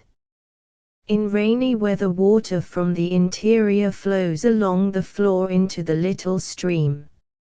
Sometimes this cannot dispose of the surplus, and the overflow rises until it makes its exit through the mouth of the cave. When this happens, all the earth within is covered from 2 to 5 feet deep. Saltpeter Cave. This lies 4 miles south of the railway, between Limrock and Larkinsville. It is described as being dry, with a large, high entrance, and plenty of room inside right at the front. But it was thoroughly worked during the war by saltpeter miners who took out all the dirt they could easily reach, going back 200 or 300 yards. For this reason it was not visited. DeKalb County Fort Payne Cave. A mile south of Fort Payne is a cave in Lookout Mountain, which a boom company some years ago converted into a summer resort. The detritus in front of the entrance was leveled off, steps constructed to the top, and a heavy stone wall built across the mouth, leaving an entrance a little less than 7 feet in width, which was closed by gates. Inside the barrier, the floor, now made tolerably level, extends about 30 feet toward the rear, to the natural rock wall, and is 50 feet from side to side, with a roof from 6 to 15 feet high. In the wall at the rear are 2 small openings through which explorers can pass to large chambers farther within. To the right of the front chamber is a branch cave which is high and wide at the beginning but soon becomes impassable from the accumulated rocks and earth rising to the roof. The left side of the front chamber is continued in another branch going directly back into the mountain. The roof and floor have an equal slope downward to a point some rods from the beginning, the clear space between them being not more than 4 feet. Beyond here the roof is high and there are some large expansions. A creek flows from the rear of the cave to a point estimated as 200 yards from the doorway, where it sinks into the earth. The noise of its fall is distinct throughout the front part of the cavern. There is considerable drip, and though dry stalactites and stalagmites occur in some places, over most of the front chamber their formation is still in progress. Outside of the doorway the solid rock walls show on each side, nowhere less than 25 feet apart. At a depth of 30 feet water flows from the rock and earth between these side walls, but there is no sign of solid bottom, so the depth of the cave is probably more than 30 feet below the present floor. Under existing conditions, the cave would form an excellent shelter, being accessible, roomy, and with an abundant supply of fresh water. The drip from the ceiling could be avoided. But it does not follow that such was the case in the remote past. It is apparent that at one time the creek had its outlet through the mouth and down the gorge in front, the right branch of the cave being then open. From some cause, probably the formation of a sinkhole above, water from the surface or near the surface found a way through this branch, carrying mud and rocks sufficient to fill the front chamber to its present floor, diverting the flow of the stream, and finally filling the cave through which it came. While the creek was flowing, occupation would be impossible, or at least inconvenient. When the mud began to settle in, the front portion would be shut off. This condition would hold until the stream found its new outlet and the branch cave had become entirely filled, and when these processes were completed, the floor of the cave would be practically at its present level. Under the circumstances, exploration would probably, almost certainly, be fruitless. The company which owns the cave would also wish it restored to something like its present state. Ellis Cave. On the estate of Dr. Ellis, 19 miles north of Fort Payne and 3 miles from Sulphur Springs, are two caves known locally as Big Mouth and Little Mouth. The smaller is closed by a locked gate. The larger has a rather imposing appearance from the outside. From a ledge of rock, in place, in front of it, one looks down a steep slope in which rocks up to 40 or 50 tons weight are embedded. At a vertical depth of 30 feet is a level space not more than 8 or 10 square yards in area. From this a narrow crevice goes to the right. Within a few yards it reaches a hole which can be descended only by means of a rope or ladder. Persons have, however, gone several hundred yards in it. On the left of the level space and bounded on each side by solid rock walls is a pit 10 feet deep, caused by inflowing storm waters which have created this depression in seeking a small outlet, also toward the left. The height from the bottom of this sink to the roof of the cave is nearly 50 feet. Crossing this pit on a foot log, which rests on loose rock and earth at its farther end, a crevice varying from 6 to 10 feet wide goes inward for 50 feet. Earth covers the loose rock at the level of the foot log almost at once, and this earth has a steep ascent toward the rear. The crevice widens beyond the distance mentioned, though irregularly, being in some places 25 feet from side to side. So far as progress is concerned, the cave terminates 150 feet from the doorway in a blank wall. It may be that if the earth were out of the way, further progress would be possible. Considerable digging has been done for saltpeter, but except near the front it has been only superficial. The top of the earth at the extreme rear of the cave is almost or quite as high as the roof at the front, which means that, if the bottom should be level, the thickness of this accumulated deposit is not less than 35 feet. As the dip is toward the rear and quite sharp, about 10 or 12 degrees, the earth here may well be much thicker than indicated. Excavation would be tedious and costly, as it would be impossible to dispose of the dirt except by blasting a deep trench through the rock in front to make room for wheeling it out. Killian Caves. There are two of these, both on the west slope of Lookout Mountain. One is near Brandon, 6 miles south of Fort Payne. The entrance is a large sinkhole on the side of the mountain, descent into which is difficult owing to the steepness and large rocks. At the bottom the water which flows in over the muddy floor from the slope above, several acres in extent, rushes into a hole choked with loose stones and disappears. The second cave is about 3 miles northeast of Collinsville. Debris from the mountain has formed a wall across the entrance, which is naturally wide and high and opening out on a little flat in front. Some digging has been done for saltpeter at the front part of the cave, reaching about 30 feet back from the inner foot of the accumulation. In the pit thus formed, water stands after every rain until it soaks away. Where it ends, the face is about 5 feet high.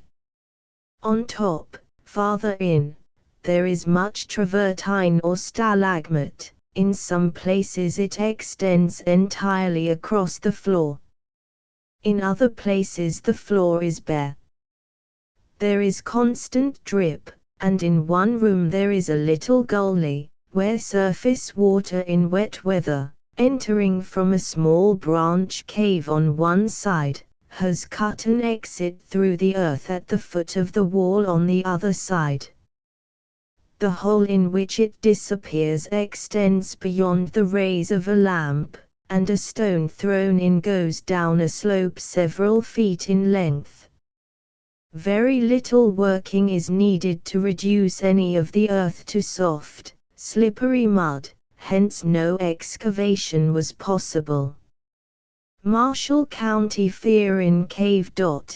This is in a bluff on the right bank of the Tennessee River, 10 miles below Guntersville. It has 3 divisions. Shortly after passing the spacious entrance, a branch turns to the right. In a few feet a wall is reached which can be scaled only with a ladder. Climbing this, a large chamber is reached, totally dark, and the home of innumerable bats whose guano covers the floor and fills the air with a stifling odor.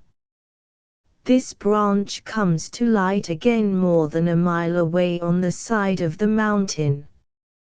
Returning to the lower chamber and going back about 100 feet from the main entrance, a wall similar to the first is reached, above which is another large cave.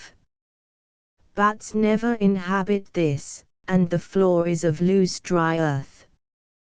But no ray of daylight penetrates it, and as a great amount of saltpeter was made here during the War of 1812, scarcely any of the earth retains its original position.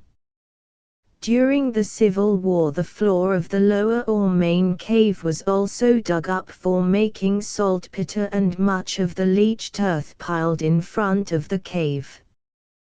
This acts as a dam against encroachment of the river except in the highest floods.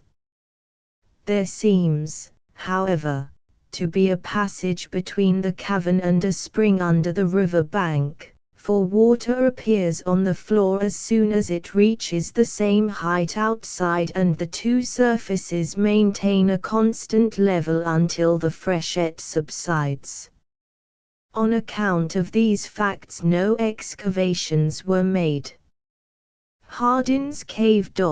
9 miles below Guntersville, on the right bank of the Tennessee, is a ferry known as Honey Landing.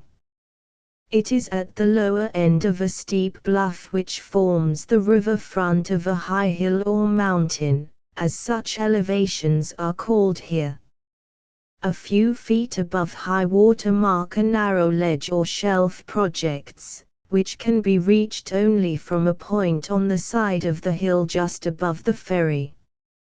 About 100 yards from here the ledge reaches a cave, which has a high and wide entrance, with ample space for several families to live on a fairly level, well-lighted floor.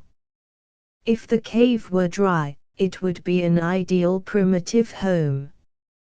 But water continually seeps down the hill above and falls over the roof at the entrance, while a gully through the cave and several minor washes, as well as the mud spread over the floor, show that a large amount of water flows through the cave in wet seasons and covers all the floor except an area some 15 feet in diameter.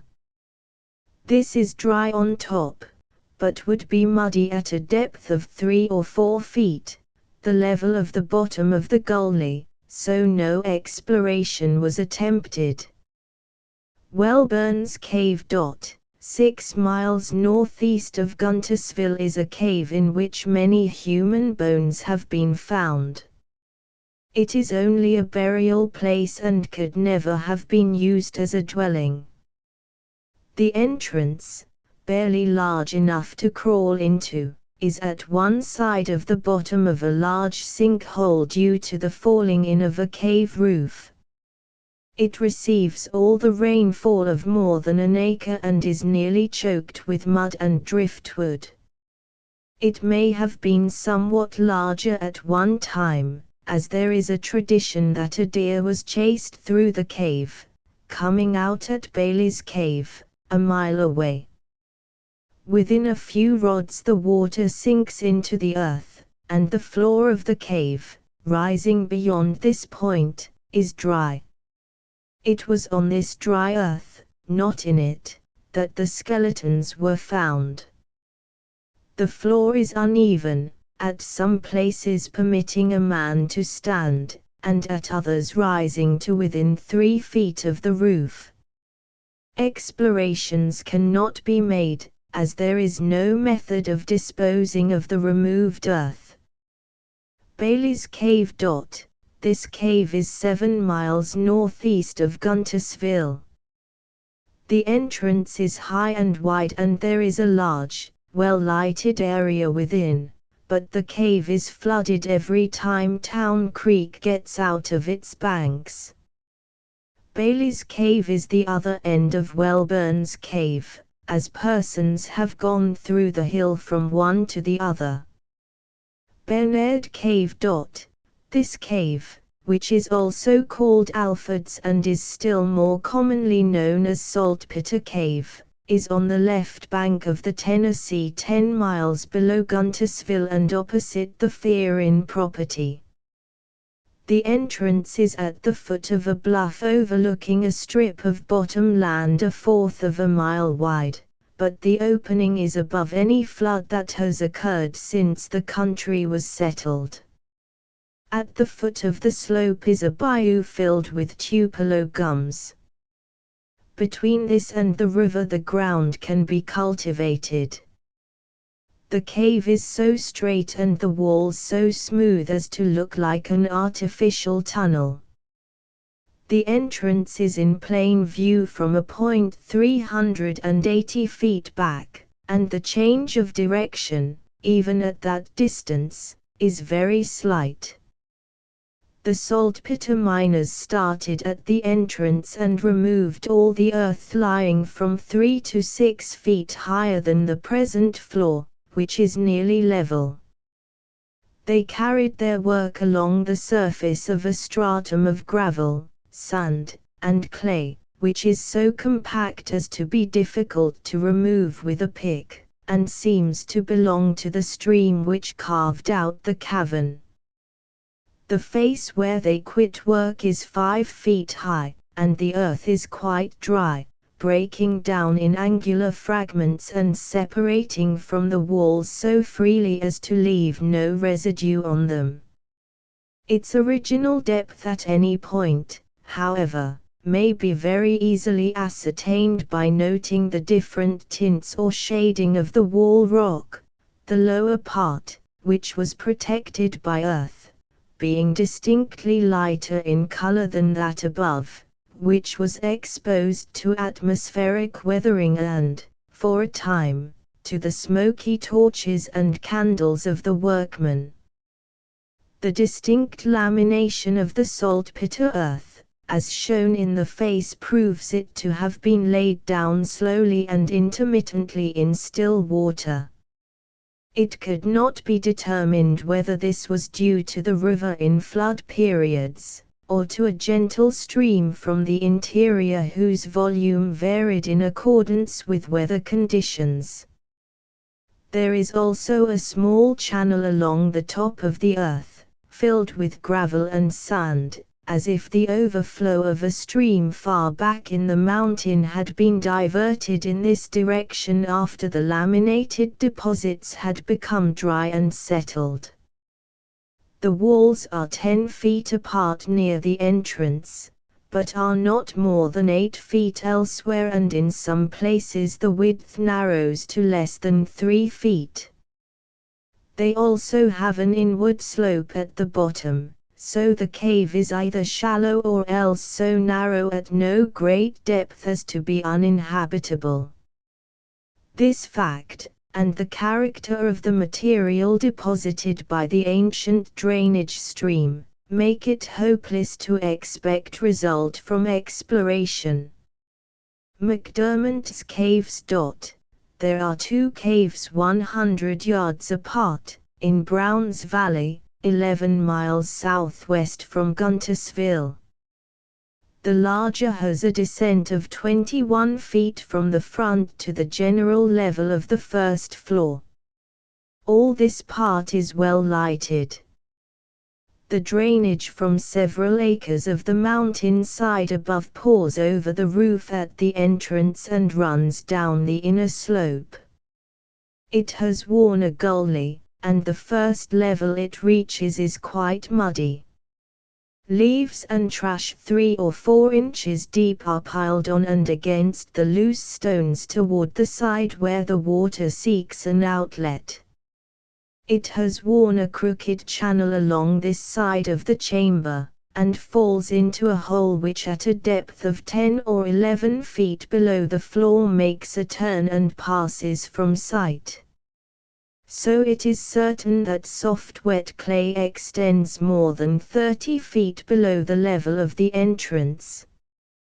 The drier deposits of this room have been extensively worked for saltpeter, and a much greater quantity of earth would have been removed but for the fact that masses of stalagmite, too thick to break off with a sledgehammer, and scores of columns, some of them 6 or 8 feet in diameter and many tons in weight, cover a considerable part of it. The first room is succeeded by several others, all of which are dry and of large size, but in total darkness, and the floors in all have been more or less disturbed in the search for nitre. The general direction of the bottom is downward. The last floor is probably 50 or 60 feet lower than the entrance, and is reached by a slope on which it is difficult to retain a footing.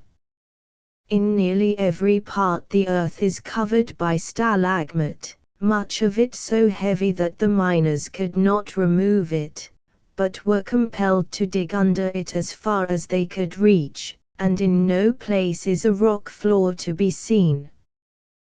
The thickness of stalagmite on the floor, and the great size of the columns, is proof of their antiquity, while the depth of earth beneath must have been thousands of years in accumulating before the deposits began to cover them. Excavations here, while quite desirable, would be very expensive. Much stalagmite would have to be blasted, upward of 1,000 yards of earth moved, and all of it taken out of the cave, because there is no room for it inside. As a man cannot push a wheelbarrow up such an incline, a trench must be cut through to the exterior slope, and as solid rock lies not more than 5 feet below the surface at any point, blasting would be necessary the rest of the way. The task is equal to opening a stone quarry. The second cave on McDermott's Place has a good opening. A trench 4 feet wide and 6 feet deep where the rock is thickest has been blasted out to make a level approach to the entrance. Masses of stalagmite on each side, sloping like solid rock from the walls, leave barely room for a man to walk for the first 30 feet. Here the walls recede somewhat, and a pit nearly 15 feet deep yawns before the explorer. After continuing for some distance with this depth, there is another drop of 10 feet which holds until the end of the cave is reached. This entire depression is due to the removal of earth for making saltpeter. It is evident that a vast amount of material has been carried out. As in the first cave, excavation would be very difficult and expensive. All rock and earth would have to be carried up a steep grade, or a deep cut made to wheel it out. As the light is very dim at the first widening of the walls, it is not probable the space farther back would be occupied unless as a refuge.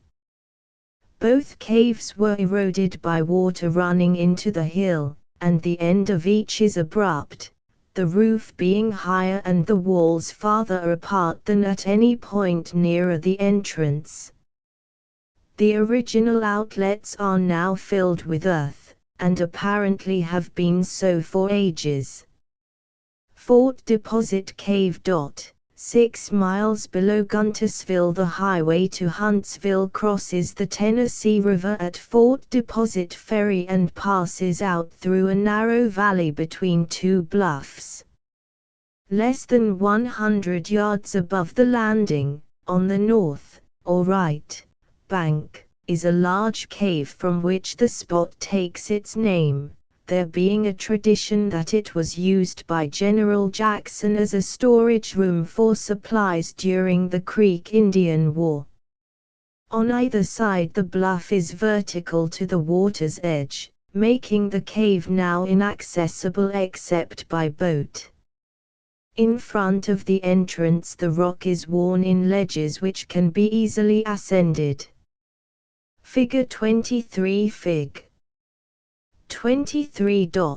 Cross-section of Fort Deposit Cave at 18 feet. The opening or mouth of the cave is oval in form, about 18 feet high and 15 feet wide. The sides are uneven, there being a projecting shelf on each side near the floor. At 40 feet from the opening these disappear, owing to the narrowing of the cavern. There is a gradual ascent of the floor toward the rear, the rise being about 2 feet in the first 60 and more rapid from that point onward. A thin deposit of dried mud on each side, where it escapes the feet of visitors, shows that the river enters the cave at times, but not to a depth that carries it back more than 25 feet. The present ferryman says the flood of 1867 is the only one which has reached so far within that period. After clearing away the earth, roots, and rocks at the front, a straight vertical face at a distance of 18 feet from the entrance measured 9.5 feet at top and 5 feet at the bottom between the solid rock wall on each side, and was 4 feet 4 inches high. The floor was not of solid rock entirely across, there being a crevice less than 4 feet wide which was not cleaned out, because no one could have lived in it. About the middle of this bank, vertically, Streaks of red earth, burned elsewhere, extended 3.5 feet out from the right wall. There was very little ashes and no charcoal mixed with it. Above this red the earth was dark like garden soil and contained a few shells and fragments of pottery, with a little charcoal and ashes. It had all been disturbed and apparently resulted from scraping the debris away from campfires. Below this, the line of demarcation being very distinct, the earth was yellow and sandy, like river-bottom land, and contained no foreign matter except roots of trees growing outside. Figure 23 shows a section on this line. The crevice is omitted from this and the subsequent illustrations. Figure 24 Fig. 24. Cross-section of Fort Deposit Cave at 20 feet. To list at 20 feet in, a foot below the top of the dark earth, was some charred corn. The yellow earth became irregular, thinner, and higher against the side walls than at the center. See Fig. 24. At 22 feet the yellow earth had nearly run out, there being only a small amount against either wall, while the darker earth reached down into the crevice that opened in the narrow strip of rock floor. In the lower portion were mingled a few shells, pebbles, and specks of charcoal, as if it had been thrown there. Across the upper portion of the deposit extended fire beds, burned earth, ashes, shells, broken pottery, and occasionally a fragment of bone. See Fig. 25. At 24 feet it was found that what had been taken for a solid floor in the last section represented was only a large flat rock which had fallen into the crevice and wedged tightly. When this was past, the yellow earth reappeared, at a slightly lower level. Figure 25 Fig. 25. Cross-section of Fort Deposit Cave at 22 feet. At 26 feet the yellow earth became mixed with red. It was excavated to a depth of 5 feet in the endeavor to discover the reason for this. As there was not the slightest trace of ashes or charcoal, the red admixture must be a natural result of staining by iron in some form and not due to heat. Above the yellow was the usual stratum of dark earth, containing culinary debris. In the central portion of this was a mass, sufficient to fill a wheelbarrow, of angular, unburnt fragments of limestone from 3 to 15 pounds in weight.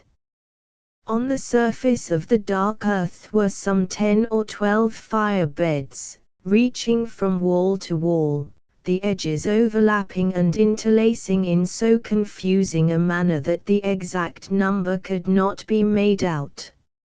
See Fig. 26. At this stage it appeared that the crevice, or at least its upper part, had been filled by river floods and a slight ridge of sand thrown across the mouth of the cave. The Indians, it seems, occupied both this ridge and the lower area behind it, throwing debris to the rear to fill up the depression instead of carrying it all to the outside. It is equally possible, however, that this waste was brought from points farther back and thrown here to fill and level the floor. These heavy fire beds came to an end at about 28 feet on the right and 29 feet on the left. A section at 28 feet is given in Figure 27. At their inner margin, among the ordinary refuse characteristic of such deposits, were many fragments of human bones, including ulnus of 2 individuals, one much larger than the other. They plainly indicated cannibalism, as they were broken when thrown here. Besides the ulnus, there are pieces of ribs, scapula, tibia, and feet. Figure 26 Fig. 26. Cross-section of Fort Deposit Cave at 26 feet. To list at 29 feet the underlying yellow earth became comparatively level across its upper surface, again closely resembling a river deposit. The darker earth above it contained a greater amount than heretofore of ashes, bones in small pieces, potsherds, mussel, snail, and periwinkle shells, and the like.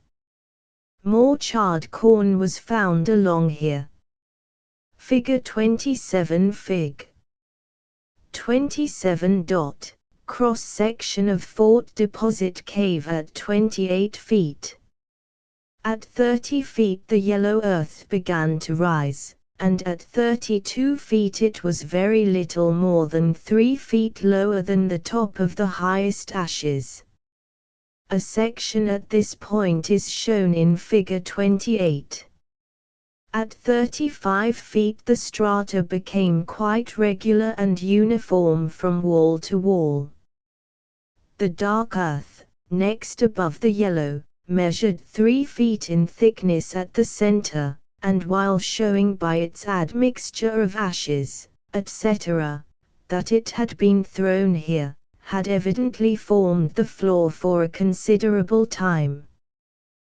The upper foot was burned red or dark from long-continued fires, the ashes above it being from 6 to 8 inches thick, and forming the present floor of the cave at this place. The dark earth contained much less of refuse than nearer the entrance. Such shells and ashes as appeared were promiscuously distributed and not in little piles or masses as before. A section at 35.5 feet appears in Figure 29. It may be remarked here that this is the only sketch in which the upper line coincides with the surface of the deposits. In the others a thin covering, less than 6 inches at any point, of disintegrated material from walls and roof covers the ashes left by aboriginal fires. This is omitted from the drawings. Figure 28 Fig. 28. Cross-section of Fort Deposit Cave at 30 feet. To list at 38 feet the yellow earth had risen until it was within 3 feet of the top of the entire overlying deposit. The latter contained little of the dark earth, being mostly composed of ashes and burned earth, some of which resulted from fires made on the spot, but the greater part being thrown from other points. The rise of the yellow earth, consequently, is more rapid than the rise of the material covering it. Figure 29 Fig. 29. Cross-section of Fort Deposit Cave at 35.5 feet. To list at 40 feet there was a dip in the yellow earth, extending for 4 or 5 feet and descending 2 feet at the deepest point. This may be due to drainage at a lower level. At 47.5 feet a pocket of the dark earth extended a few inches into the underlying yellow earth. A hole seems to have been dug into the latter. There was no more of foreign material in this hole than elsewhere in the dark earth above and around it. It is shown in Figure 30. Figure 30 Fig. 30. Cross-section of Fort Deposit Cave at 47.5 feet. To list the amount of shells, pottery, etc., had been decreasing for several feet before this point was reached. Indeed, From 40 feet onward there was very little of it, enough, however, to show that all the dark earth had been disturbed and thoroughly mixed. The fire beds, too, while holding their depth of about a foot, contained more earth between the successive layers of ashes, showing as great age, probably, as those nearer the entrance, but less continuous occupation. This condition prevailed to about 60 feet from the entrance, at which point the yellow earth, now mixed with sand and gravel, was only 3 feet below the surface of the floor. The appearance of this line is sketched in Figure 31. At 62 feet there was a dip in the yellow earth, extending to 67 feet and 2 feet deep at its lowest point. It then rose to the usual level. Figure 31 Fig. 31. Cross-section of Fort Deposit Cave at 60 feet. To list at 70 feet ashes appeared in greater quantities. At 73 feet the dark earth was only a foot thick, the ashes and burned earth being 2 feet thick and apparently all dumped, as there was no definite arrangement of the various parts. See Fig. 32. A small perforated disc and a double-pointed bone needle were found here. The fire beds now began to thin out rapidly, the dark earth also diminishing in quantity, until at 80 feet, from which point the entrance was no longer visible owing to curvature of the walls. There was only 5 or 6 inches of them in all, resting directly on the yellow earth, which contained much more clay than farther toward the front. The walls began to diverge here, forming a room whose greatest width was 11 feet 6 inches at 95 feet. At 100 feet a reverse curve brought the cavern on a course parallel to that which it had held up to 60 feet. Figure 32 Fig. 32. Cross-section of Fort Deposit Cave at 70 feet. To list at 90 feet there was evidence of fire at one side, the ashes and burned earth being 5 inches thick at the wall, and thinning out to a feather edge within 4 feet. This was the last fireplace discovered which may not with certainty be attributed to white men.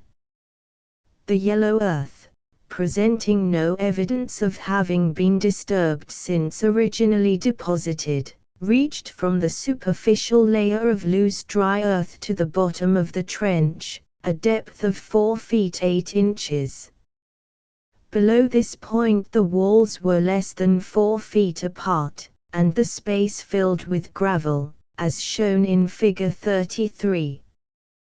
This gravel had exactly the appearance of that in gullies on the hills outside, and plainly dates back to the period at which the cave was formed. The stream which aided in the erosion, or which flowed through from some sinkhole or other outside opening, carried this gravel into the crevice. Consequently, even if the space between the walls had been ample for dwelling purposes, an attempt to live here when the gravel was being carried in would result in the intending settler having his effects washed out into the river. At 93 feet the side walls confining the yellow clay narrowed to a little less than 5 feet apart. The upper portion of the one to the left has been eroded into a recess or cavity, forming the chamber above mentioned. The earth on the rock floor in this recess is nowhere more than a foot deep. A section is presented in Figure 34. Figure 33 Fig. 33. Cross-section of Fort Deposit Cave at 90 feet. To list at 100 feet the room came to an end. The space between the walls was 7.5 feet at the floor level and 4 feet at a depth of 4 feet. At 105 feet the nearly vertical walls were only 5 feet apart on the floor. At 112 feet the space increased to 7 feet. A section showed about a foot of loose earth mixed with ashes, 3 feet of yellow clay earth, rather compact, then gravel and sand. The latter was dug into for a foot, at which level the walls were converging, and it was useless to go any deeper. Enough was done, however, to verify the supposition that this stratum was due to the action of running water seeking its outlet at the mouth of the cave.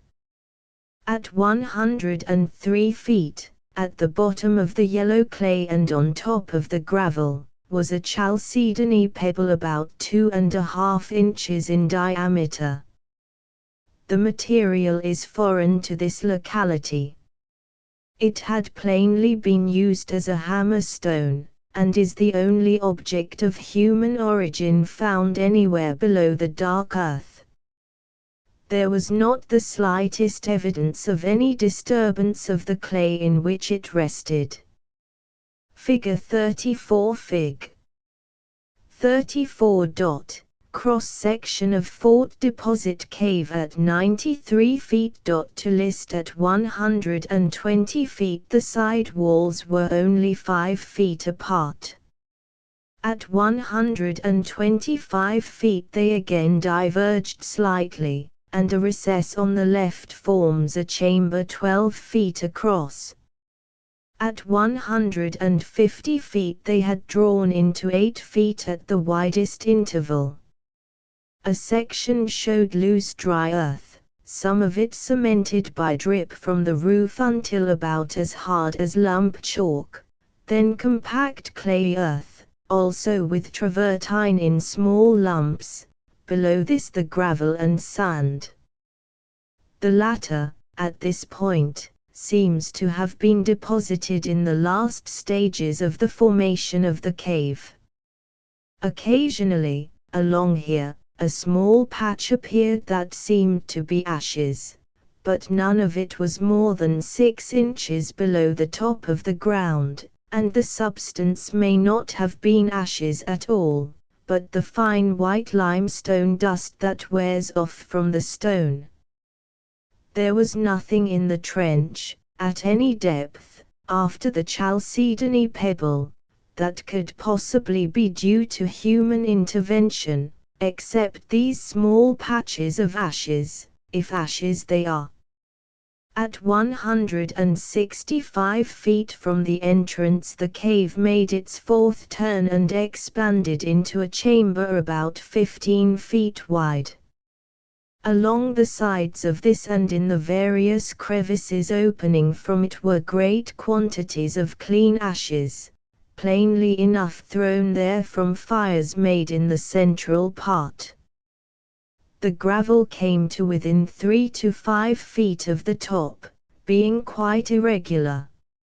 On the gravel was dry clay, seamed and fissured in all directions so that it fell out under the pick in clods like angular pebbles from 1 inch to 3 or 4 inches across. This was clearly the result of muddy water settling in a hole and thoroughly evaporating. There was also some travertine in small lumps here and there through the clay, and above it was a mass fully 2 feet thick at one side of the trench but running out before it reached the other side. It was porous, almost spongy, and seemed to be the lime dust from the roof and sides cemented by dripping water. Above all this, so far as the trench extended toward the sides of the cave, was 1 inch to 4 inches of loose, dry, dark earth, which on the left dipped down to the clay, thus replacing the travertine. Figure 35 Fig. 35. cross-section of Fort Deposit Cave at 175 feet. To list at 175 feet the gravel had leveled down and was more or less mixed with clay and sand. Above this was another mud-hole deposit of clay which had thoroughly dried out and become checked and cracked in all directions. On the right this was covered with travertine slightly mixed with earth and clay. On the left, above it and also at one place within it, was a coarse gritty earth fallen from the roof but not converted into a compact travertine. The section appears in Figure 35. At 180 feet the trench was carried to a depth of 6 feet. This exposed a fine clay and sand, or silt, like that deposited in the eddies of streams. Above this was another deposit of mud-hole material which had thoroughly dried out, checked and cracked in all directions so that it formed angular masses of various sizes, and had then become wet again so that it was now soft and sticky. To the left of this, on the silt also, was a small amount of the gravel. It had the appearance common to a bank of such material on the side of a little stream which has undermined and carried away part of it. Clearly, these three formations were of an age that witnessed the erosion of the cave. Next above them was a stratum of loose dark earth similar to that noticed in the front part of the cavern, but here were found no traces whatever of man's presence. Into the right side of this stratum projected the wedge-like edge of a mass of travertine, which was not traced to a termination. Over all lay a deposit 3 or 4 inches thick of dark, nearly black earth, mixed with ashes. This is quite modern. The section appears in Figure 36. Figure 36 Fig. 36. Cross-section of Fort Deposit Cave at 180 feet. To list during the Civil War the cave was continuously resorted to by deserters, refugees, moonshiners, fugitives, and food for powder, dodging the conscript. All these sought shelter in this chamber and behind it, in order that their fires might not be visible from the river. The piles of ashes in the crevices and corners were thrown there by these hiders out, to get them out of the way. Similar but smaller piles of ashes are to be seen all along as far as the spring, 200 yards from the entrance. The presence of pottery of a type common to this region in fields and shell heaps, and of maize, denotes that all the fire beds, etc., are the results of habitation by the modern Indian. Where these ceased nothing else was found. In or below the yellow earth, clay, or gravel, nothing can be found, for until these were laid down and the stream of the cave had sought another outlet, there was no dry place in which to live. It may be worth recording that a dead mulberry tree stood about 20 feet in front of the entrance to the cave. Under it was a narrow crevice filled with earth, but all around it was bare rock. A root, larger than the tree, grew into the cave and followed along one side wall as if fastened there for a distance of some 60 feet. Here the earth floor of the cave came high enough to cover it.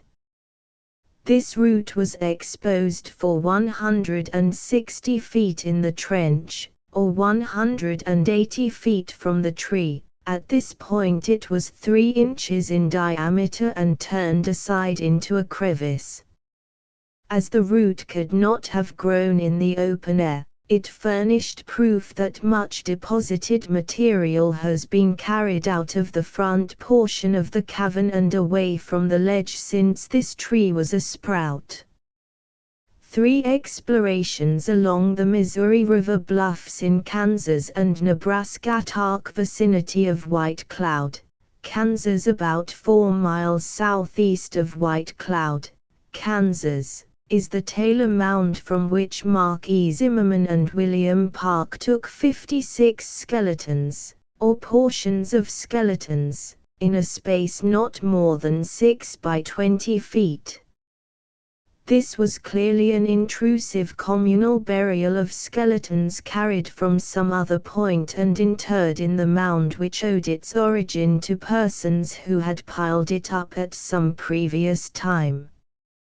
The bones, which were not arranged in any order, were 30 inches beneath the present surface of the mound, but this does not mean they were no deeper originally, as the mound has been plowed for many years and is in a situation where it will easily wear down when cultivated.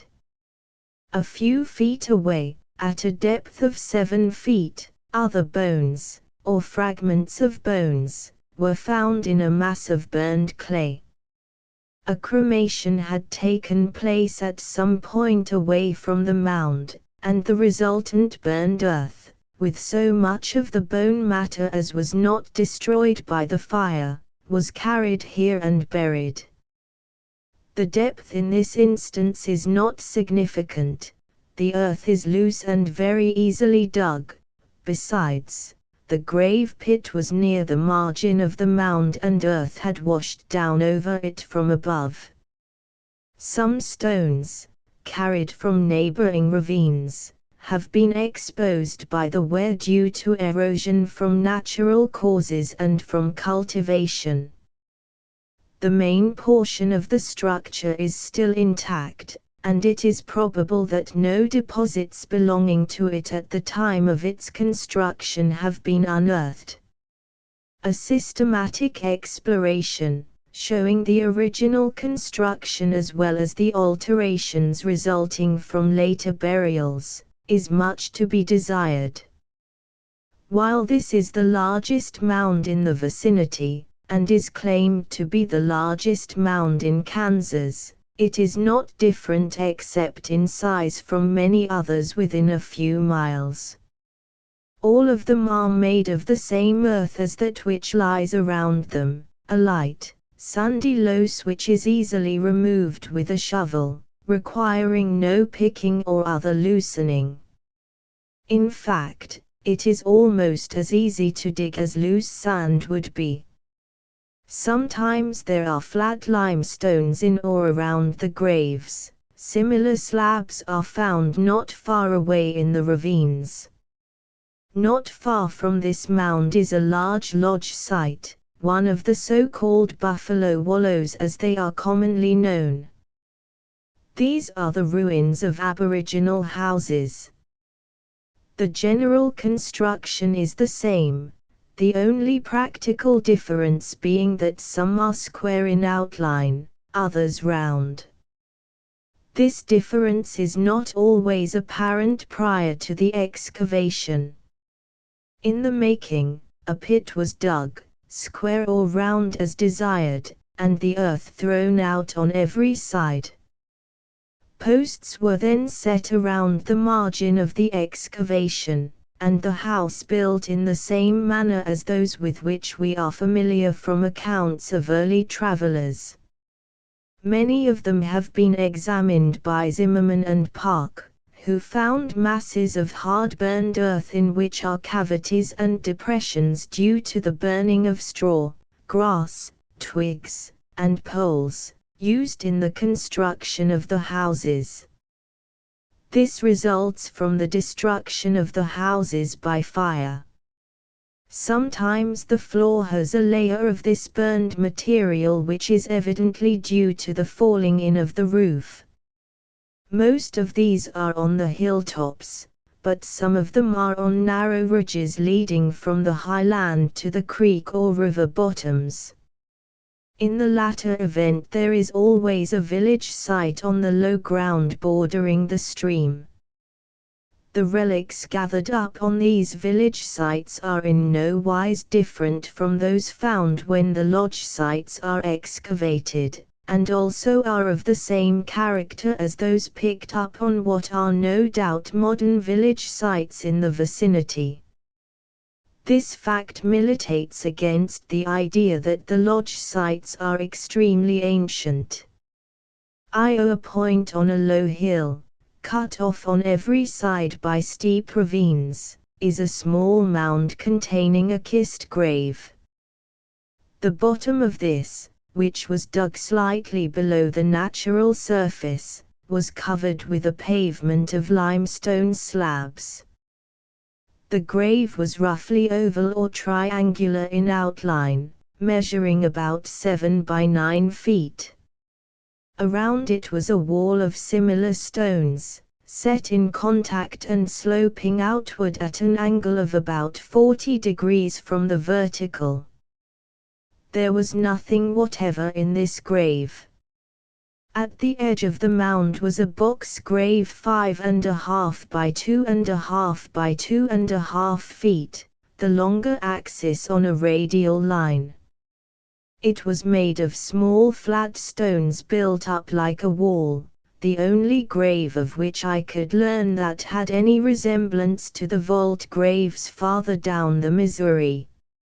In the grave were 2 skulls and some other bones, all bunched in the northern end.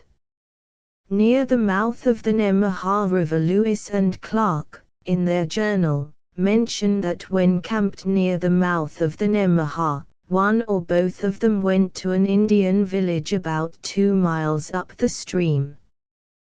He, or they, climbed a low ridge near the river and stood on a mound which commanded a fine view of the surrounding country. There is a dispute as to the site of this mound, but the journal plainly says it was on the lower, east, side of a little creek which comes in here. 2 miles farther up is a larger mound on higher ground which is generally supposed to be the one meant by the explorer, but this is on the other side of the creek and at some distance from the Pawnee village which was located near the mouth of the creek, on the lower side.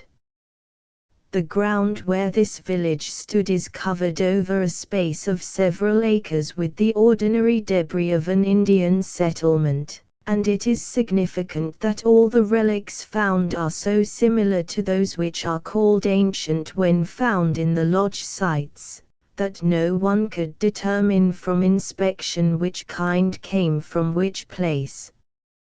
Unless it may exist in the markings in the pottery, no distinction can be made between these specimens and similar ones from other localities. The Pawnees lived here until 1837, when the Iowas and Otos made a sortie upon the unsuspecting inhabitants and killed all of them they could overcome. 2 women of the Iowa tribe who were living on the reservation in 1914 remember seeing dead bodies lying around wherever the invaders could find and kill a resident. A short distance below the explorers carved their names on a rock which projected into the stream. Accounts as to this spot differ. It is generally stated that in making a road around here, the rock containing the names was blasted away, but a man in the neighborhood who claims to know the exact spot says the blasting did not extend quite so far and that the names are covered by a mass of earth and rock which slid from the bluff many years ago. If this be true, a thrill awaits the man who finds the names some centuries from now, when the river has washed away all this accumulated material. Vicinity of Troy, Kansas. Near the mouth of Wolf River is a village site on which Dr. R. S. Dinsmore, of Troy, has counted 125 teepee sites. Relics are very abundant here, especially the small chert thumb scrapers which outnumber all other specimens. Mouth of Mosquito Creek 4 miles east of Troy, on a ridge so steep that its top is inaccessible from either side, and so narrow that a wagon would make a track on each slope, is a little mound worn down until its true nature would not be suspected. Dr. Dinsmore was on this ridge one day and noticed a flat limestone rock. Knowing that it had no place in the loess, he began digging to ascertain the reason for it being there. At a depth of a few inches he found bones, and soon unearthed a number of skulls, with only his hands or a stick. Coming back later with tools, he found, in all, 56 skulls. Afterwards he found others, and persons in the neighborhood have exhumed many more. The deposit represents a communal burial, from a village which probably stood on the level creek bottom not far away. A few skeletons showed an attempt at orderly arrangement. These were probably of individuals who had not been dead long at the time of the general burial. Most of the bones, however, skulls and others, were piled in the smallest possible area, as if gathered up in sacks or baskets from previous burials and carried here for reinterment.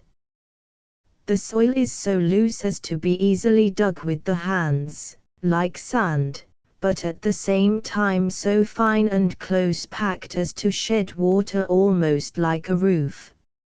Owing to the steep slope at every point, except toward the summit of the ridge, there must be some erosion, and consequently the age of the burials cannot be great. Yet, the same conditions prevail in other places where a great antiquity is claimed for the remains.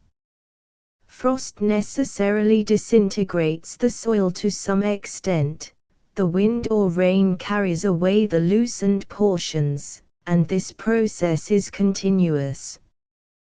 The shape of the mound shows that when the burials were made the ridge was essentially identical in form with its present aspect. The bones also are comparatively fresh in appearance, and it may be considered certain that they cannot date back many generations. On the top of a hill rising from the opposite side of Mosquito Creek, Dr. Dinsmore found a low mound, which, like that just described, would not have been suspected as such but for a stone projecting from the surface.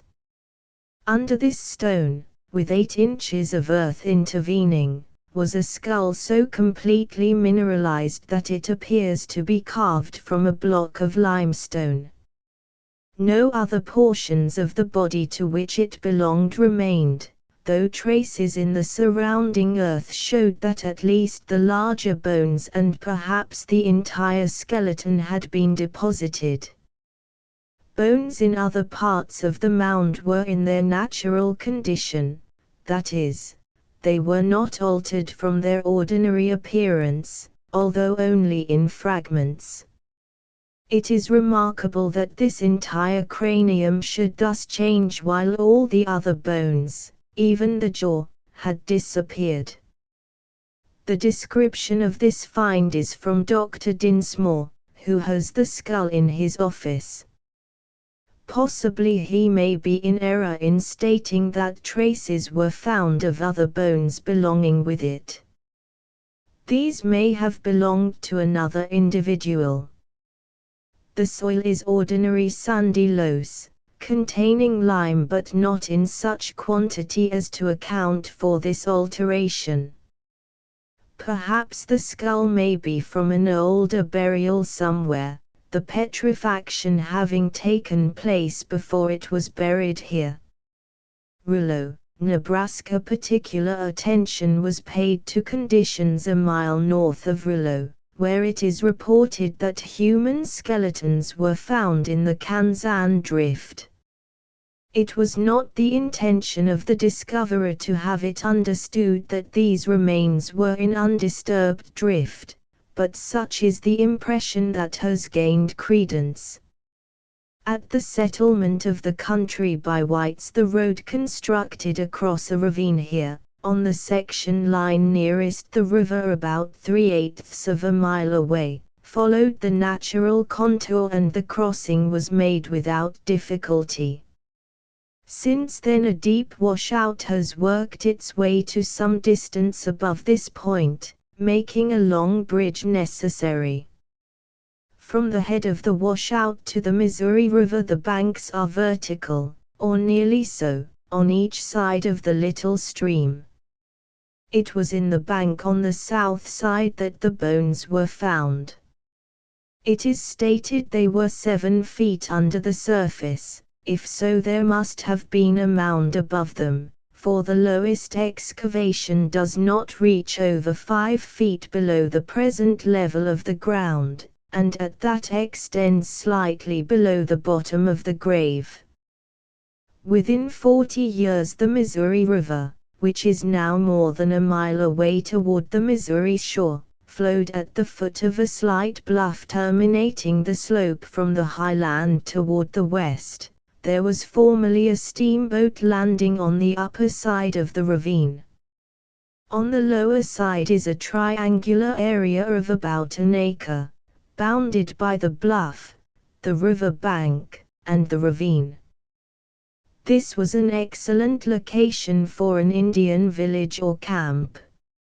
A narrow level strip extends from the mouth of the ravine to a point near the bridge, some distance above where the remains were found. It is quite clear that the skeletons were the remains of individuals who had died at the camp on the river's bank and had been carried here for burial. This may have occurred within the last 100 years or in fact at any time while the Indians were still living in this vicinity. The flood level of the Missouri is not more than 15 feet lower than the level space along the sides of the ravine. The little intermittent stream has cut down this depth through a deposit which is composed of river sediment, wash from the hills on each side, and material carried from higher levels by the brook itself in rainy seasons. At only one point is there a real glacial deposit, and this does not extend for more than 50 feet horizontally, and does not reach to the top of the bank. It is at some distance from the graves, and may be due to a lobe of the ice or to an iceberg.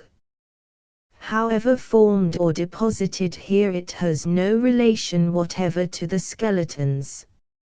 In a sense, the material in which they were buried is Kansan drift, but it is drift which has been redistributed and has come into its present position within a few centuries at the most. Near Howe, Nebraska, Mr. Sam P. Hughes, who lives near Howe, has done considerable excavating in that vicinity. He is an intelligent man and an ardent student, but his ideas in regard to the age of his discoveries need much revision downward. His chief work has been done north of Howe at a place 9 miles from the nearest point on the Missouri River. Here is a small level area at the end of a ridge sloping away in every direction except at the narrow isthmus connecting it with the fields beyond, which are at a level only slightly higher. Thus there is no chance for any accumulation from the adjacent surface. On this ridge are a few lodge sites which Hughes has excavated. In every respect they are similar to lodge sites reported from other localities in this region. The walls, the depression, the floor, the fireplace, are all the same. The depressions are filled with earth to a depth of 18 to 22 inches above the level of the old floor, and Hughes reports that wherever he has dug on this ridge he has found flint chips, charcoal, fragments of pottery, and scraps of bone to about the same depth. Next below the soil is the Kansan glacial drift, but the assertion that objects found at this depth are of the same age as the drift is not necessarily or even presumably correct. Peru, Nebraska. On various hills in the vicinity of Peru are lodge sites, some of them circular, some rectangular, some with straight sides and rounded corners. Most of them have been dug in at random, in every case after a certain depth of accumulated earth and trash is passed through. There is a layer of clay which formed the roof, and beneath this the hard earth floor with fireplace usually in the center but sometimes a little toward one side. Papillion, Nebraska. At the time of my visit, Dr. Frederick H. Stearns, of the Peabody Museum, was working near here. He described himself as the man who is extremely anxious to find a glacial or other very ancient man, but so far has not succeeded in getting track of him. Dr. Stearns did not claim a period antedating the Indian for anything he had then unearthed, meaning the known Indian tribes. Vicinity of Omaha, Nebraska. To the southward of Omaha are many lodge sites of varying depths and diameters. The deepest one reported had a depth of 9 feet below the surrounding surface, and at the bottom of this was a pit, or cache as they are locally known, with an additional depth of 4 feet, or 13 feet of excavation in all. This was near the so-called Cannibal House where 14 human frontal bones were found under conditions which indicate they had belonged to individuals who were eaten by other inmates of the lodge. A short distance from these sites, across a ravine, is a bare, narrow ridge, very steep on each side, so that erosion would readily act. On the sloping summit of this are 3 small mounds which cover communal burials. From one of these, the one farthest from the summit of the hill, more than 80 skulls were taken, and boys in the neighborhood have since taken many more. They are all of the ordinary Indian type, and cannot have been buried more than a few generations ago, but this fact has not prevented an age of 20,000 years being assigned to them. There is absolutely no reason for fixing this or any other date. There is nothing whatever to indicate the age, but 200 years would probably not be far from the mark, because erosion has been slight since the mounds were piled up. Long's Hill. This ridge has attained some notoriety as the site of Gilder's discovery of the Nebraska man. The claim is made that human bones were found at a depth of 14 feet in absolutely undisturbed loess.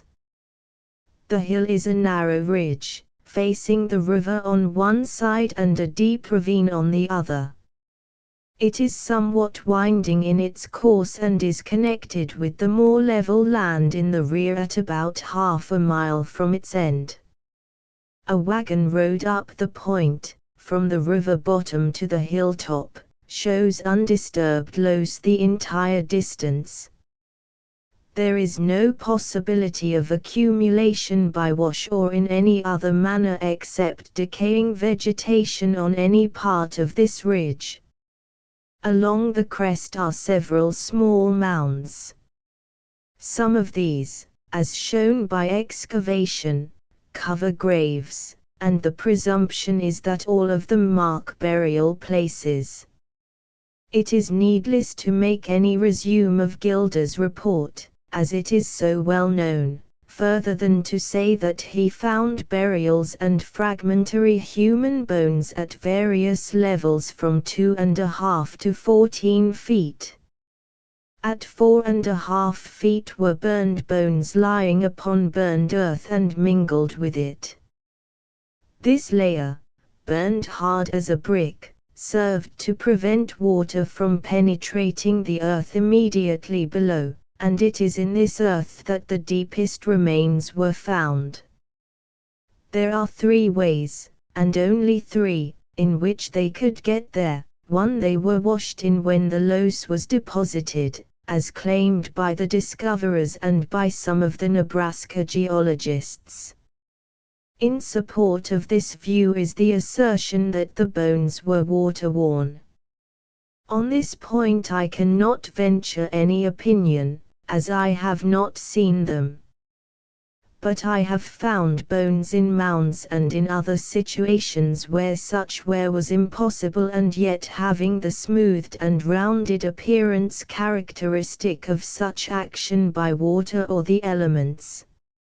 In support of this theory, too, is the positive statement of Nebraska geologists who have had ample opportunity to become familiar with loess in all its phases, and they claim the deposit is the original and has not been disturbed.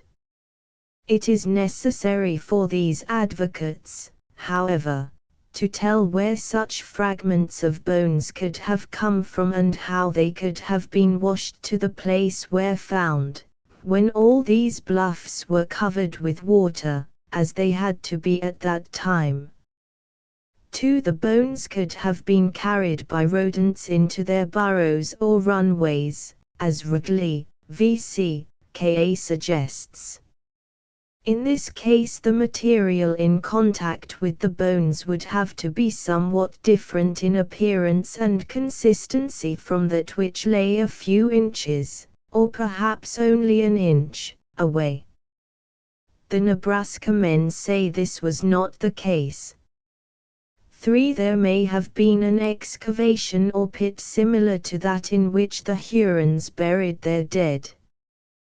But as no such burial pits have been discovered in this part of the country, this supposition must be excluded.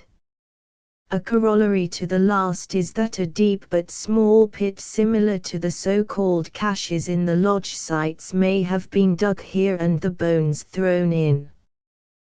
There is no indication whatever of a lodge site or any other form of habitation at this point, but I have found such pits in the vicinity of Indian houses, though not just on their site.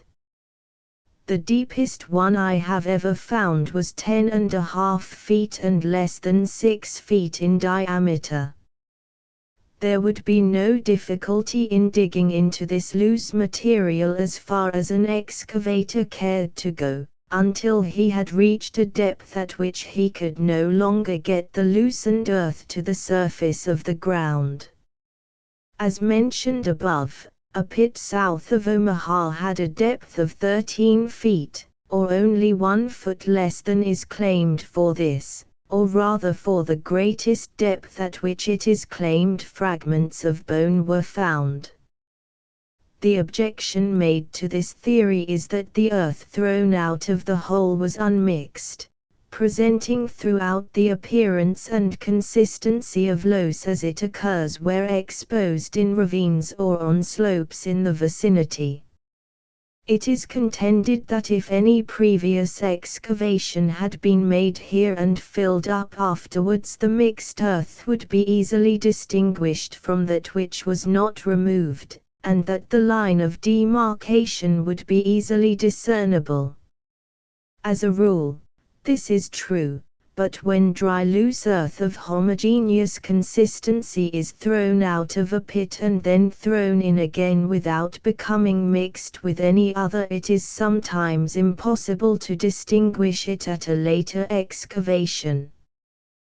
This is especially true of earth free from vegetable matter, as ordinary sand, or composed largely of vegetable mold, as the soil in overflow lands which have built up mainly from floods carrying uniform soil sediment. The line of demarcation between the dug and the undergrowth in such conditions may become indistinguishable except when a vertical face is made which shall show a clear section of both in contact. It is now too late to learn anything about the matter from the site itself. So many persons have been digging that it would be impossible to know when the limit is reached between the original excavation, assuming it to have been made, when the bodies were interred, and that resulting from the modern researches. The question of age hinges upon the appearance of the earth in which the bones were found, and the only way in which we can now learn anything about it is to trench across the hill at some of the other burial places, in the hope of finding bones at a similar level, and determining from the conditions in which these are found how they came there. It is beyond question that any soil, humus, or other discolored matter thrown into an excavation with ordinary soil or subsoil will be apparent for an indefinite time afterwards. But on some of these high points and ridges there is even now not a trace of soil. Frost and wind have worn bare spots where nothing grows or has grown for a long time.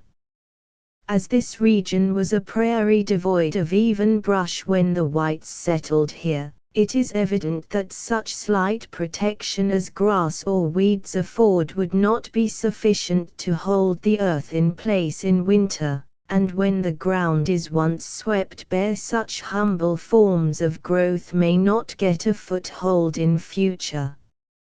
Anyone who has studied surface geology knows these facts.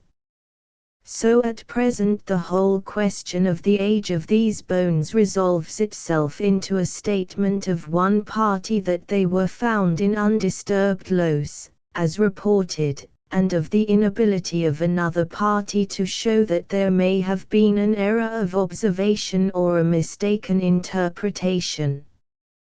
There need be no such doubt in regard to the age of the mounds or the lodge sites. It would not take many centuries for mounds upon these sharp, exposed ridges to be entirely washed away, in spite of the fact that the fine loess is almost impermeable. Rain may not reduce them to an appreciable extent, but frost and wind will gradually wear them down. As to the lodge sites, their similarity to modern Indian houses is so pronounced that we are fully justified in attributing them to the same degree of culture as that of the Indians of a century ago. The only point of difference is that the latter dwellings have not such deep excavations, but the incursion of warlike tribes, or the restlessness that impels a primitive community to be frequently on the move, seems a simpler explanation of the difference than to suppose that identical types are separated by a great period of time. 3 points must be taken into consideration in fixing a definite age for these remains. 1. The relics found in and around the lodge sites, except for the markings on some of the pottery, are in no wise different from those picked up on the sites of villages which were occupied when Lewis and Clark came through here.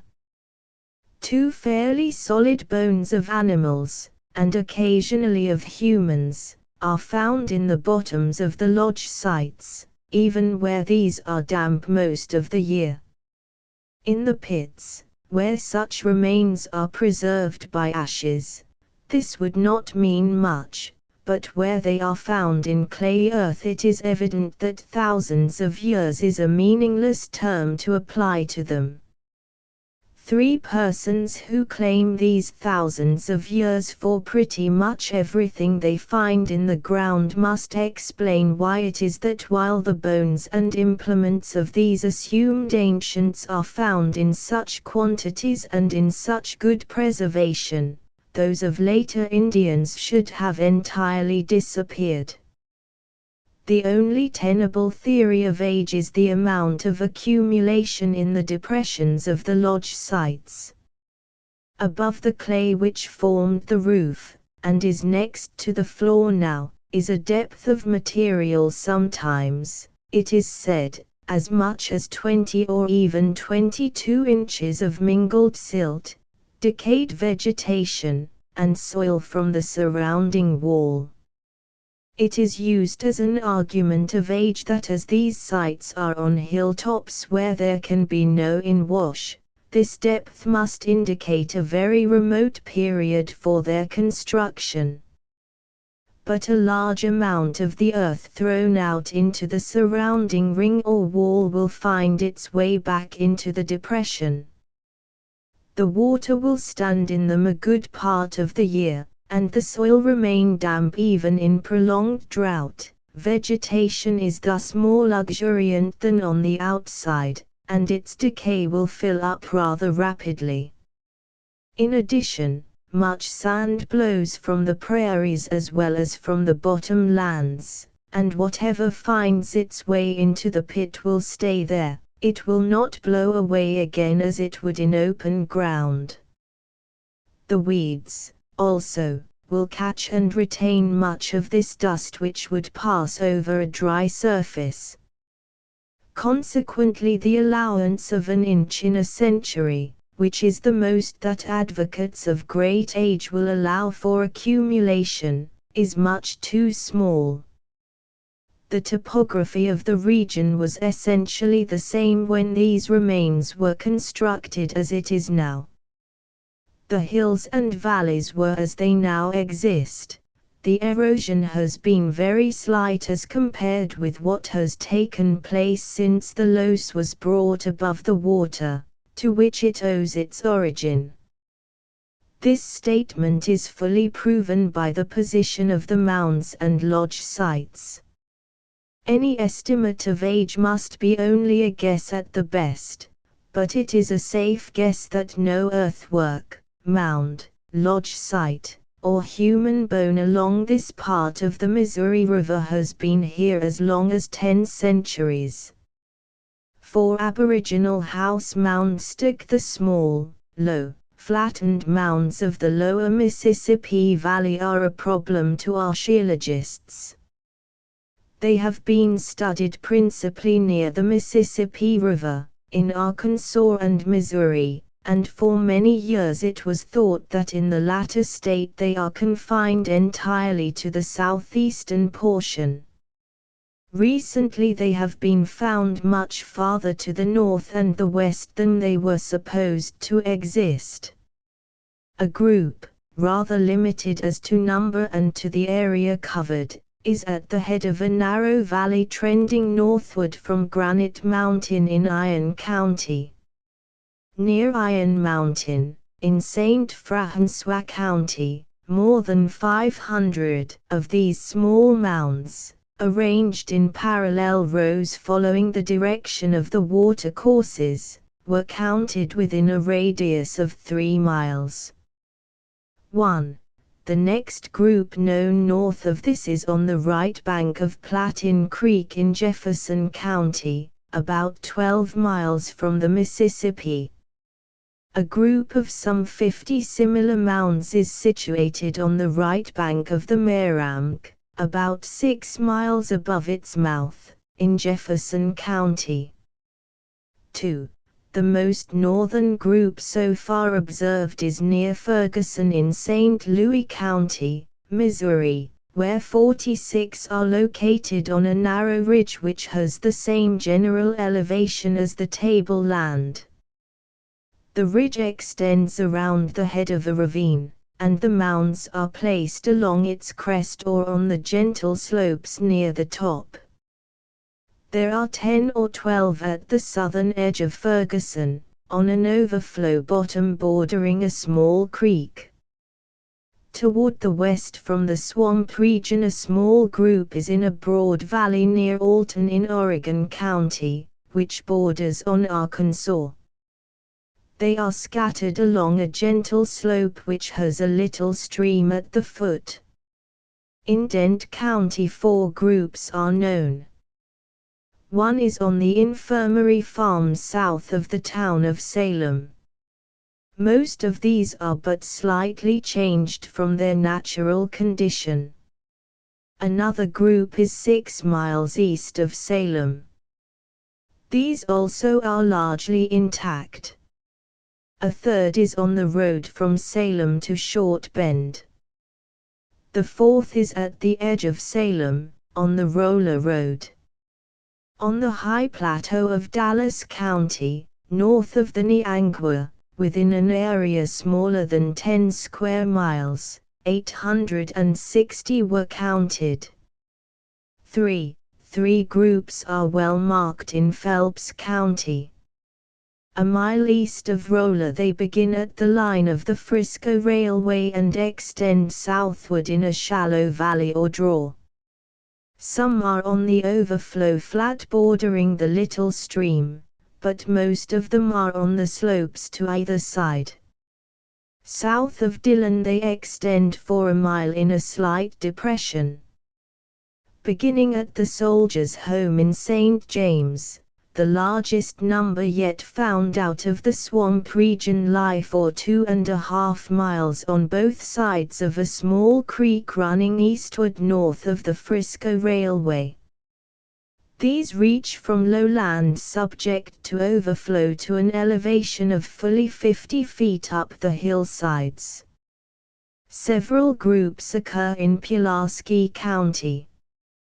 4 miles southwest of Big Piney Post Office, near the site of what is known as the Ranch House, is a little wet-weather stream along both banks of which are probably 100 of these structures. Farther up this stream are 2 other groups, the 3 including a distance of about 4 miles in length between their outer limits. West of these and south of Bloodland is a 4th group belonging with these. In the level bottom between Big Piney River and the branch flowing from the Miller Spring 2 miles from Big Piney Post Office a number of these mounds formerly existed, and on the opposite side of the Big Piney, in an extensive bottom, were many of them. All these have now disappeared under cultivation. On the outer bend of the Devil's Elbow, on Big Piney 3 miles above its mouth, some of these mounds stood. They are described as being from 2 to 3 feet high. The number was not stated, but there is not room for many in the narrow strip where they were located. In the extreme western part of Morgan County, at Stover, is a group scattered over an area at least half a mile across in any direction. The distance between the mounds varies from 25 to 150 feet. They are mostly on gentle slopes, though some are on the crest of the ridges. Many of these are well preserved, some of them having never been under cultivation. In Osage County there are more than 100 at the eastern edge of Rich Fountain. They are in low flat ground which is muddy or even boggy in wet weather. It will be noticed that all those from Alton westward and northwestward are in line with the route from southeastern Missouri to the plains of Kansas and Nebraska. Practically, however, the northern limit of this type, in great numbers, is in St. Francois County, near Farmington. From here they extend almost continuously into Louisiana and Texas. In nearly every part of southern Missouri east of the Iron Mountain Railway they occur in closely connected groups, reaching sometimes 4 miles except where the continuity is broken by a slough or other unfavorable condition. They are found everywhere, on high, well-drained levels, on sloping ground, sometimes so steep that it may well be called a hillside, in low crawfish land, in swamps where, in the driest weather, even after a prolonged drought, they can be reached only by wading through water or muck. The last, however, may have been more easily accessible when built, their present condition being due to the general subsidence of this region during the earthquake period of 1811. The existing sloughs and sluggish bayous are the widenings and extensions of streams which at the time these mounds were constructed were no doubt bordered by banks above ordinary overflow and readily reached by canoes. Manifestly the country was well populated, and therefore presumably practically timberless. Consequently the flood water would rapidly pass away and the streams not be choked by drift and other debris as is the case at present.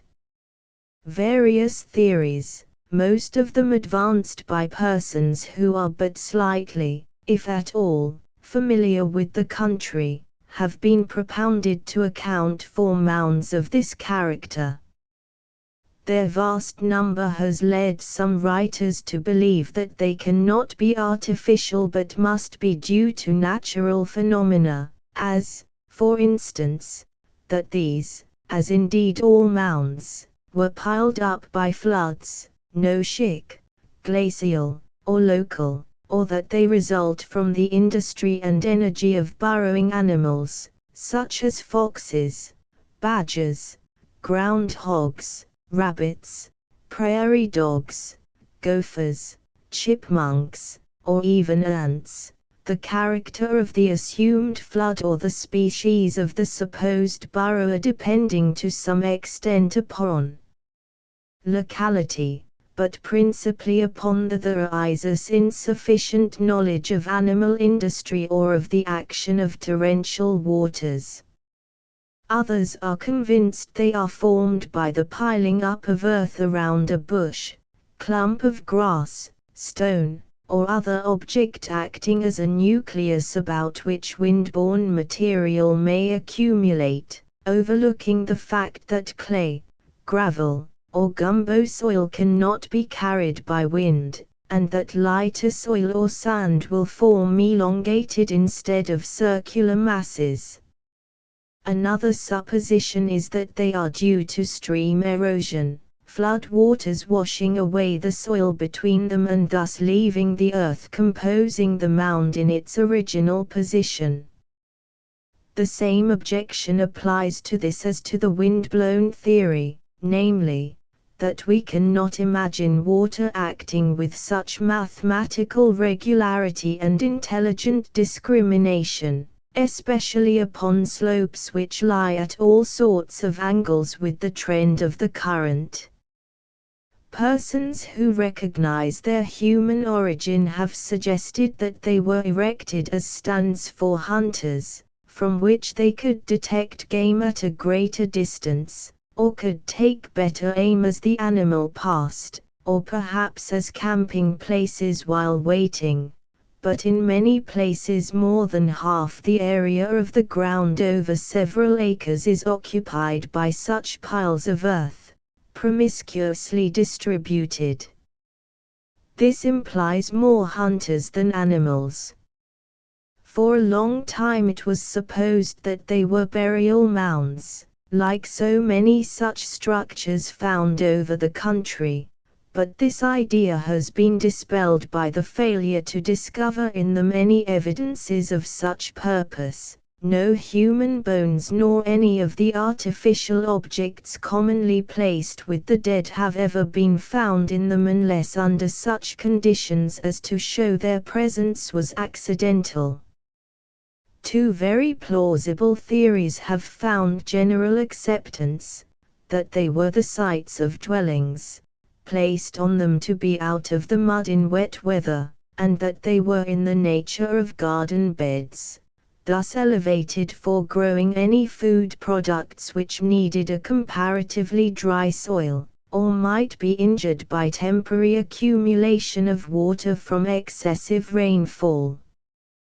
But they were not residence mounds or house sites in the sense that they furnished a base or foundation for structures which were used as dwellings, for there has never been found on their surface or in the earth immediately around them any of the debris invariably accompanying Indian huts or houses, such as fireplaces, ash beds, burned rocks, broken implements, or fragments of bones and pottery. These considerations also interfere with a full acceptance of the hypothesis that they are remains of houses built of wood and covered with earth. It is true that such evidence is very frequently found in other localities, but to establish the fact that they were residence sites, refuse of this kind should be found wherever the mounds occur. J. B. Thoburn arrived at this conclusion from the resemblance of some of them in their outlines to the grass-covered houses of the Pawnees, and it is believed that this tribe in its migration from the south followed approximately the route along which these small elevations are found. When the Pawnees, assuming they were the builders, passed on westward, they could not procure timbers of sufficient strength to hold up the earth, so they used light frames and covered them with grass. Bushnell arrived earlier at the same conclusion.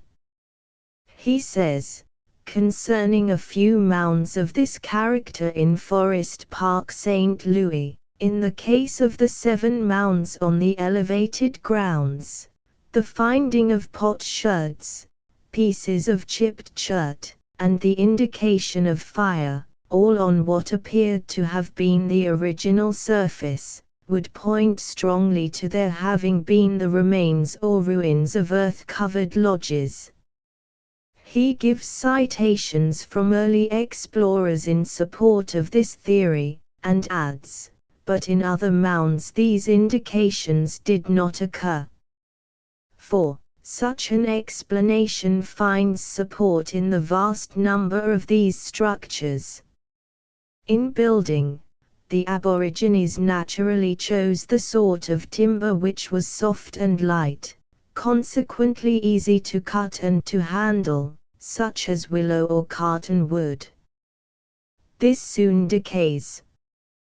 But no matter what variety of wood was utilized, not many years would be required, under the conditions supposed, to weaken its fiber until it could no longer uphold the weight of earth on the roof, and a new house must be erected. Several such renewals would be needed in the course of a century, so that the ruins of an ordinary village might create the impression that a large settlement had existed on its site. The explanation of agricultural use is probably correct in some instances, for frequently the mounds are made of earth gathered up around their base, and so not only would be of value in a wet season, but would afford a much greater depth of fertile soil for sustenance of plants. In some localities modern farmers find that on such mounds crops are much better than on the low spaces between them. On the other hand, a majority of the small mounds in the lower counties of southeastern Missouri are composed either of the hard, reddish, sandy clay which forms the subsoil of the land above overflow, or of the tough, waxy, black gumbo of the swampy or flat lowlands. In either case they are almost invariably sterile, so that in a cultivated field the position of a mound is easily determined even from a considerable distance by the feebler growth on its surface. Moreover, in many places, hundreds of them occurring within an area of a few square miles, are built on clay lowlands where crawfish abound, within a few rods of sandy, well-drained ridges whose soil is never muddy more than a few hours after the hardest rain, and produces as fine corn and wheat as can be raised in any part of the state. In short, no matter what suggestion has been offered as to their purpose or uses, objections to it can be brought and sustained. It is not improbable that, in the end, it will be found the difficulty lies in trying to place in a hard and fast category a variety of structures which are similar in appearance but which were intended for various uses. With more comprehensive study, it may be that a classification is possible which will interpret what is now obscure. Instead of uniformity, there was probably great diversity of motives, ideas, and beliefs which led to the building of these as well as of other mounds, and when the key is once obtained, the explanation which will account for one may be very different from that which as clearly accounts for another. A few of these mounds have been explored by the writer, but no discoveries were made upon which can be based a definite statement as to their probable purpose. New Madrid County, on the farm of A. B. Hunter, 7 miles north of New Madrid, more than 60 of these mounds, irregularly placed, extend for half a mile along the west bank of St. John's Bayou, the extreme width of the group being about 200 yards. The largest mound, standing on the edge of the terrace, was 6 feet high and 75 feet across. On the original surface, over a small area at the central part, were decayed fragments of human bones, so this was probably erected as a tumulus. The others were much smaller, from a foot to 3 feet high, and 30 to 50 feet in diameter. 6 of these, varying in size from the largest to the smallest, were thoroughly excavated within the original margin and down to the undisturbed earth beneath them. No artificial object was found in any of them except here and there a fragment of pottery or a small amount of ashes or a piece of charcoal, not intentionally deposited but gathered up and carried in with the earth in the course of construction. There were no distinct fire beds or ash piles at the bottom, or in any part of the mound, nor were there any holes in which posts may have stood. St. François County, nearly 2 miles south of Farmington, on Quesnel's land, are about 30 very small, low mounds, none more than 18 inches high or 25 feet across. They are on the general level, some of them on a gentle slope, of the first upland above the St. François River and a mile from that stream at its nearest point. Half a mile to the south of these is a group of similar mounds on the farm of Isaac Hopkins, on a gently sloping hillside, and from 30 to 40 feet above the level of the overflow bottom land.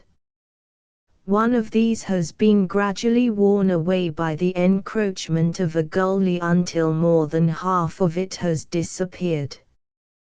While the curvature of its surface is very apparent, and the remnant of its margin sufficiently distinct to show its regularity of outline, careful inspection of the face formed by the erosion fails to reveal any trace of stratification, or line of demarcation between the bottom of the mound and the original surface. There is precisely the same uniformity of change from the grassroots to the underlying gravelly soil that exists in the exposed bank at any point to either side of the mound. Mr. Hopkins, desirous of knowing what might be in the mound, or why it was built, has noted the appearance of the earth from the time the gully reached its margin. At no time has its appearance differed in the least from what it presents now. On the river bottom portion of Mr. Hopkins's farm, and on the adjoining Goings and Townshend farms to the southward, are many mounds lying along both sides of the Belmont division of the Iron Mountain Railway. Fully 100 were observed within a distance of a mile, and they are said to continue both up and down the river. They are all above flood stage, except in time of extreme high water. They range from a foot to 3 feet high, and from 20 to 40 feet across, but some of them have been lowered and broadened by cultivation. They are of the same earth as the ground around them. Mr. Hopkins says crops are much better on the mounds than on the area between them. This is no doubt due to the greater amount of productive soil in the one case, and to the excess of moisture in the other, the railway embankment impeding drainage in the lower part. Oak trees 4 feet in diameter grew on the mounds before they were cleared off. 2 of these mounds were completely removed, down into the subsoil. The first was 18 inches high and 35 by 40 feet across, the variation in breadth resulting from continual cultivation in one direction. It contained nothing whatever of artificial character, not even a scrap of pottery. There were no post holes, no indications of a fire bed, no trace of a distinction between the mound and the soil below it. In fact, except for the greater thickness of the superficial dark earth, there was no difference between the appearance of the face of the excavation and that of a hole dug at random in the field. The second mound was somewhat larger than the first, being 2 feet high and 40 feet across, and at a little higher level toward the edge of the field. It was the largest which could be excavated of this group. As in the first mound opened, there was no worked object, if a small flint flake be excepted, no ashes, no fire bed, no trace of demarcation between the mound and the original surface of the ground, though in each mound the excavation over the entire area was carried down into the gravelly, hard-packed subsoil. Its artificial origin is clearly proven, however, by 4 holes dug into the earth beneath it before its construction. 9 feet a little north of the center, which was assumed to be the highest point of the mound, was a hole, 12 by 14 inches and 14 inches deep, with a flat bottom, the sides as regular as could be expected in hard soil dug out in primitive manner. 9 feet west of the center was a hole, a foot across, 10 inches deep, with a solid though somewhat irregular bottom. Near the center was a conical hole, a foot deep and the same across the top. 4 feet from it, west of north, was another, of about the same size and shape. The measures given are of course only approximate, as the sides of all the holes were somewhat uneven, but they are practically correct. The depth was measured from the top of the gravelly subsoil. 14 feet east of south from the center was an irregular hole, about 2 feet deep to the bottom of the loose dirt in it. This had not been dug, but was due to the decay of a tree which grew here before the mound was made. At the top of the dirt filling this hole was a piece of decayed bark, apparently oak, which had grown in the air, and farther down fragments of root bark. 8 feet east of the center was a hole, F, similar to the last, 10 inches deep and averaging 2 feet across. This, also, resulted from the decay of a stump. A plan of the holes is given in Figure 37. The dotted lines are merely to show direction and distance. Figure 37 Fig. 37. Plan of House Mound in St. François County, Mo. To list this mound offers confirmation of the belief that such structures, or some of them at least, mark the sites of dwellings. With the 2 trees, E and F, the posts, A and B, would form the corners of an irregular quadrangle. The 2 posts, C and D, would support the inner ends of roof timbers. While no trace of posts or roof timbers remained, it is difficult to imagine for what other purpose these holes would be dug, and in this heavy, wet earth all traces of wood must in time disappear. Conversely, the total absence of a fireplace, potsherds or other remains, and of any sign of a floor, would serve to dispel the assumption that this spot was ever inhabited even for a short time. The evidence is as strong one way as it is the other. In short, the limited observations above recorded leave the question of origin and purpose just where it was. Some years ago one of the mounds at Ferguson, St. Louis County, was opened. No remains of any sort were discovered, according to the report of the excavators, but on the original surface, at the center of the mound, was a fire bed in and about which were ashes, charcoal, and fragments of rude pottery.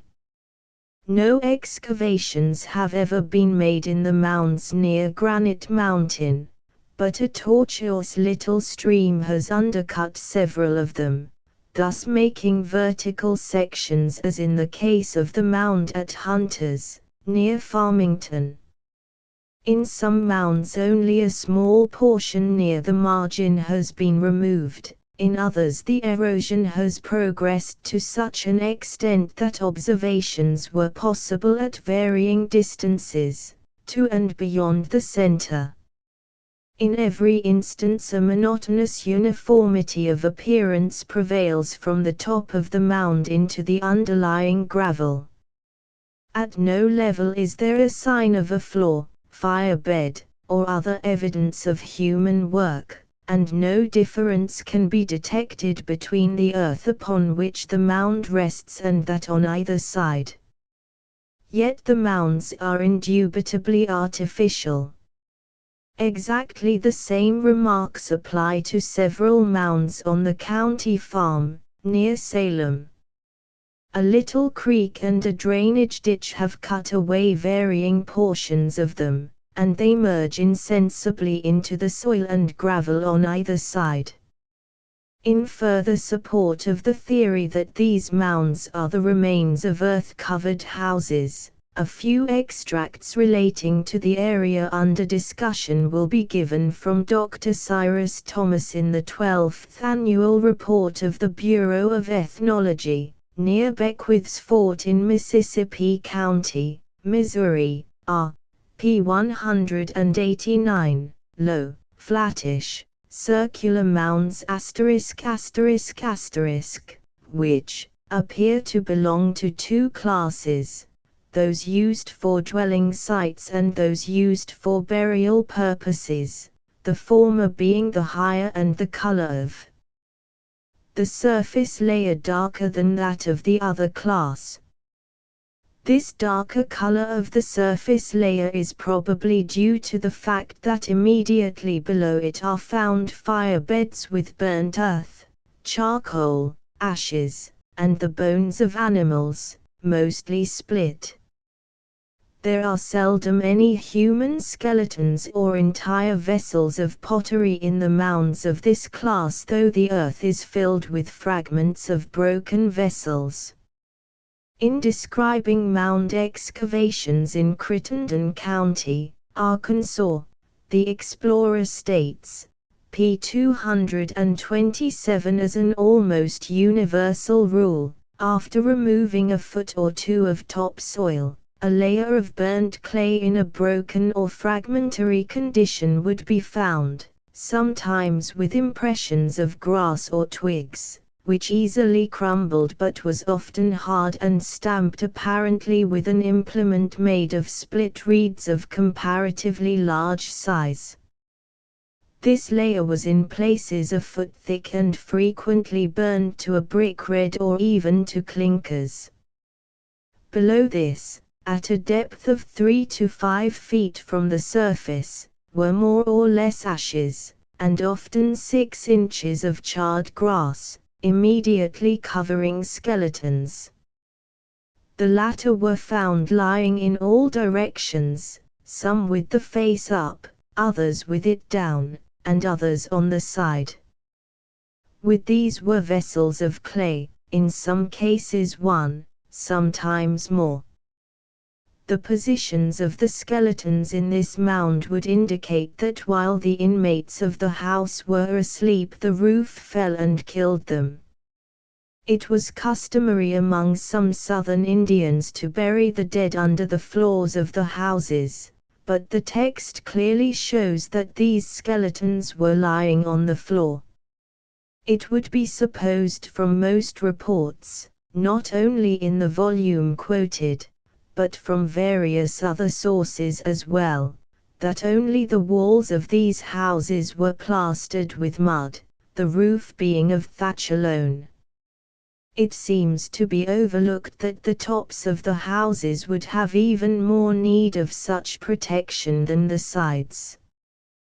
The marks indicating that the clay was stamped apparently with an implement made of split reeds are only the impressions of the reeds or saplings by which the clay was supported, the brick-like or clinker-like condition of the clay being due, of course, to the destruction of the house by fire. Adair, in his History of the Southern Indians, says they daubed their houses with tough mortar mixed with dry grass, that they build winter or hot houses after the manner of Dutch ovens, covered with clay. Again, they are lathed with cane and plastered with mud from bottom to top, within and without, with a good covering of straw. This seems to mean that the entire building was plastered with mud, and then covered with grass to shed the rainfall. In a mound in Arkansas County, Arkansas, 12th Ann. Rept. B. Ethn. p. 231, about 2 feet under the surface was a thick layer of burnt clay, which probably formed the roof. In tracing out the circumference, a hard clay floor was found beneath, and between the two several inches of ashes, but no skeletons. There were a great many pieces of broken dishes so situated as to lead one to believe they were on top of the house at the time it was burned. The fact that no skeletons or utensils were discovered on the floor finds its most reasonable explanation in the supposition that the inmates, finding their abode to be unsafe, moved out and took their possessions with them. This would account, also, for the absence of such remains in similar mounds farther north. The abundance of pottery fragments found in this case, and in many others, may mean only that these were worked in as a part of the clay roofing. They would be of some service in holding the clay in place in wet weather. It is quite probable that the continuous, though fragmentary, layer of burned clay on the floor so often noted is due in part at least to the material forming the roof. The walls would be more apt to fall outward than inward, and would be more liable to crumble than to fall as an intact mass. In fact, this is clearly shown by the statement, p. 229, that in certain house sites in St. Francis County, Arkansas, the edges are all higher and have a thicker layer of this burned material than the inner areas.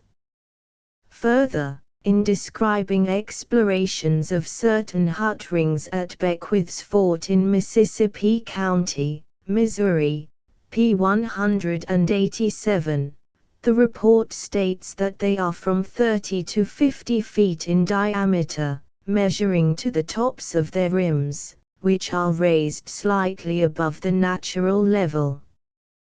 The depth of the depression at the center is from 2 to 3 feet. Near the center, somewhat covered with earth, are usually found the baked earth, charcoal, and ashes of ancient fires, and around these and beneath the rims, that is, the surrounding ring or embankment, split bones and freshwater shells. Often mingled with this refuse material are rude stone implements and fragments of pottery.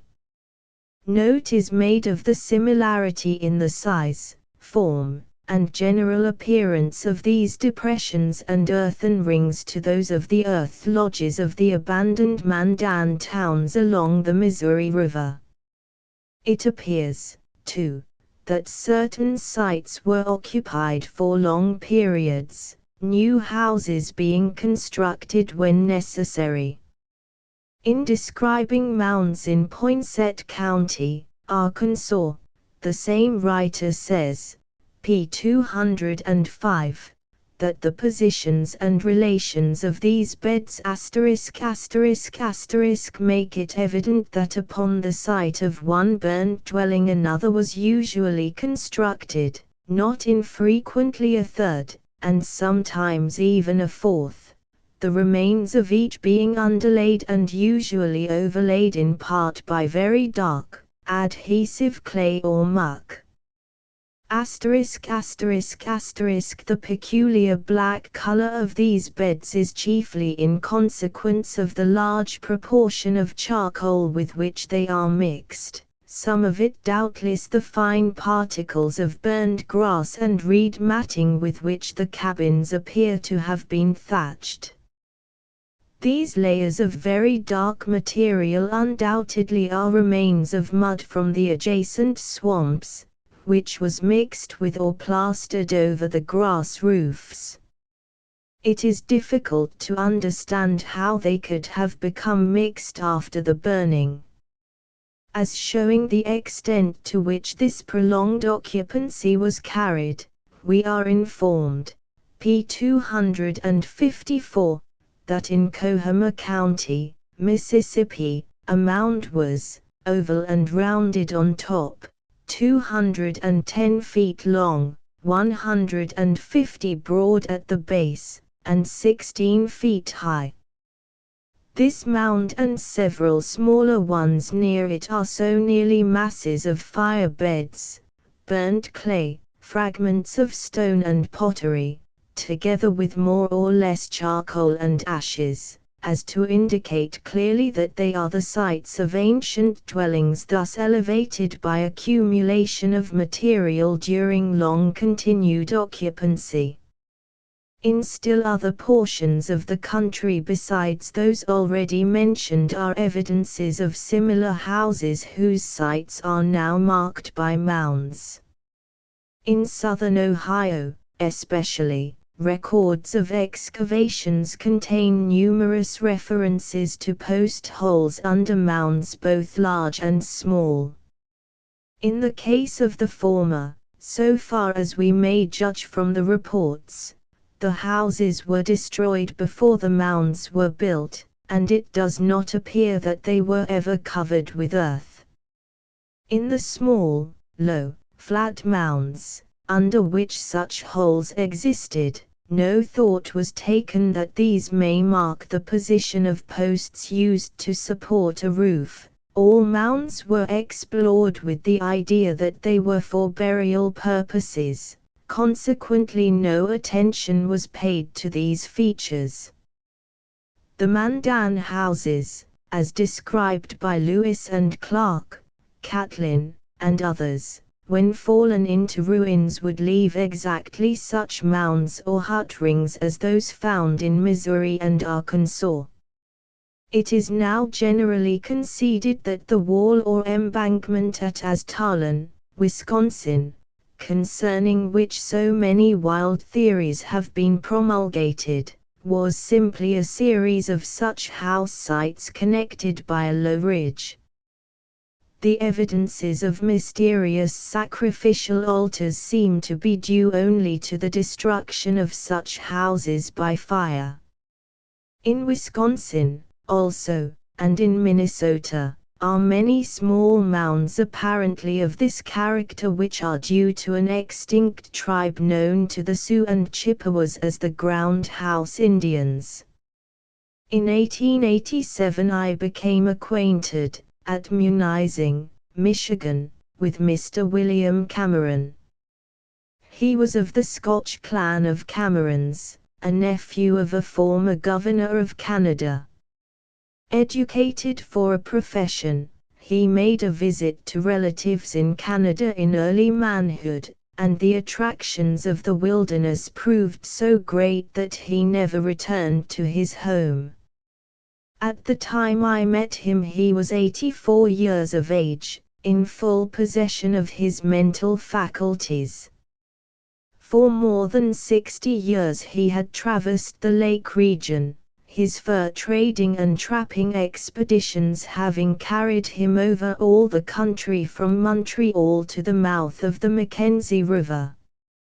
Much of his life had been spent among the Indians, especially the Sioux and Chippewas. He learned from them all they could tell him of their tribal history and former methods of living.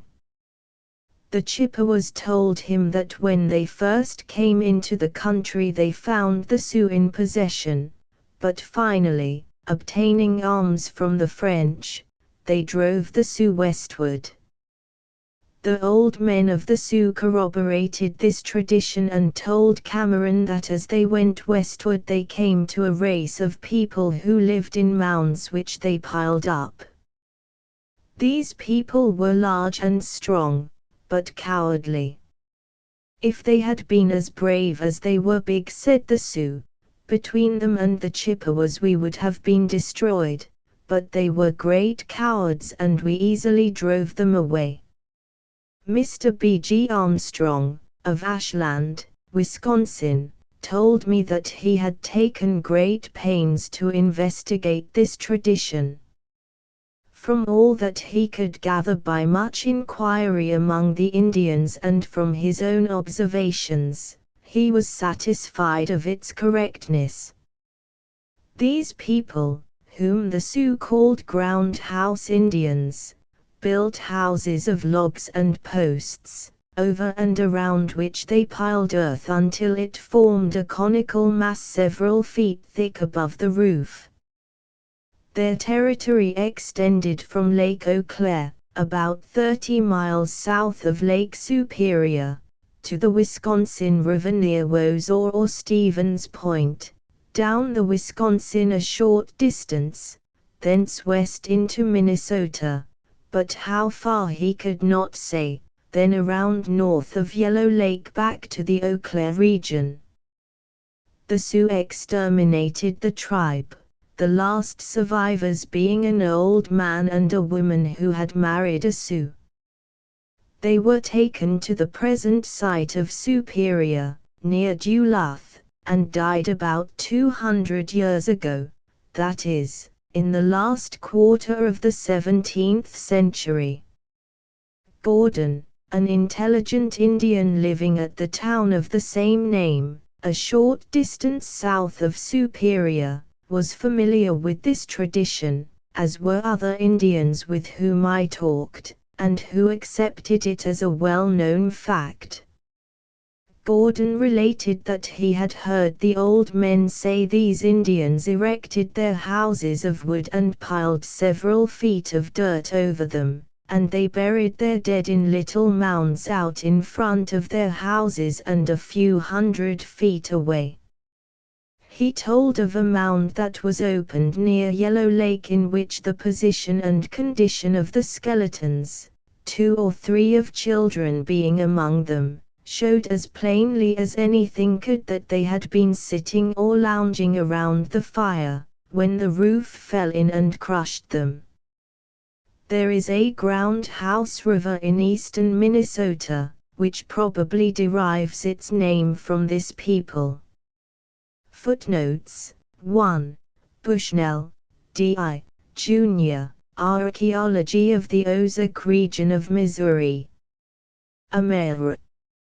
Anthrop, N.S. Volume 6, No. 2, p. 298.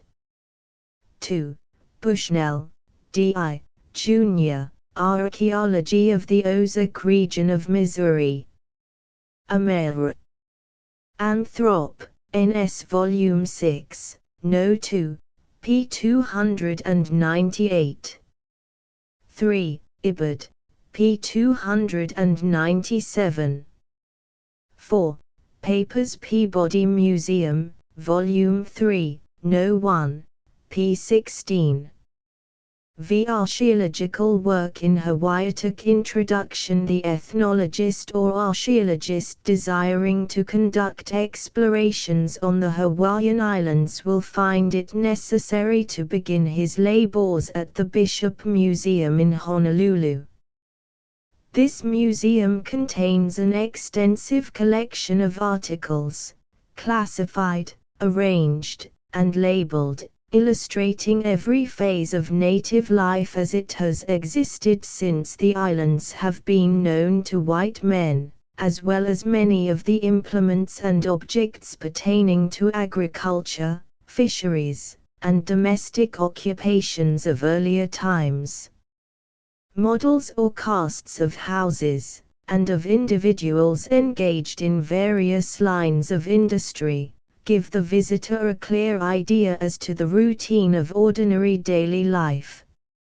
A careful study of all these things enlightens him in regard to what he may expect to find and to the meaning of such discoveries as he may make.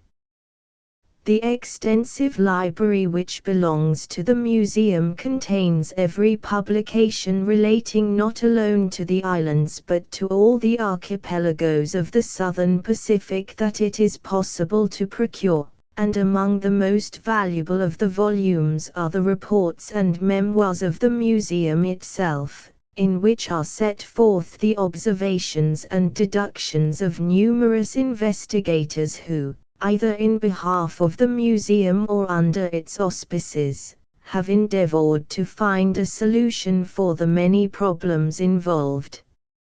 Equally valuable to the student are the information, interpretations, and instruction freely placed at his disposal by those connected with the museum, especially by Dr. Bryham, the former director, whose long and busy life has been devoted almost entirely to a study of the Polynesian groups, by Professor Gregory, the present director, who with tireless energy is the impelling force behind various lines of scientific research, by Mr. Stokes, curator of the ethnological department, who for more than a score of years has been surveying, photographing, and collecting in every part of the islands, by Mr. Thomas G. Thrum, of Honolulu, who has completed, in manuscript, a volume containing a list and description of more than 500 heiaus on the islands, and by various other men who, in private life, have devoted much time and close attention to whatever may pertain to native life and customs. Molokai Island, following the advice of those whose knowledge gave them authority to speak decisively. The initial base of research was the island of Molokai, which presents the best conditions for study. It lies off the usual lines of travel, offers no inducement to tourists who wish to have the benefit of good roads and comfortable hotels, and consequently is seldom visited except by those who are called on business or who go as the guests of the few residents there. Mr. George Cook, one of the owners of a large cattle and sheep ranch on the island, and greatly interested in its Aboriginal history, gave most generous aid in a reconnaissance of such parts as he had time to visit. He placed his beautiful summer residence at the disposal of Professor Gregory and the writer, and conducted the explorers to nearly all the places of interest which could be approached by automobile. Mr. James Munro, manager of the ranch, also rendered valuable assistance. Owing to his long residence here, he has become thoroughly familiar with every noteworthy feature, and pointed out many remains which, without his guidance, would have been missed altogether. Fully acquainted with the life of the Hawaiian people, he made clear the origin and purpose of many things that, lacking his intelligent explanation, would have been without significance. Although there are now comparatively few Hawaiians on Molokai, it is evident that the island at one time supported a dense population.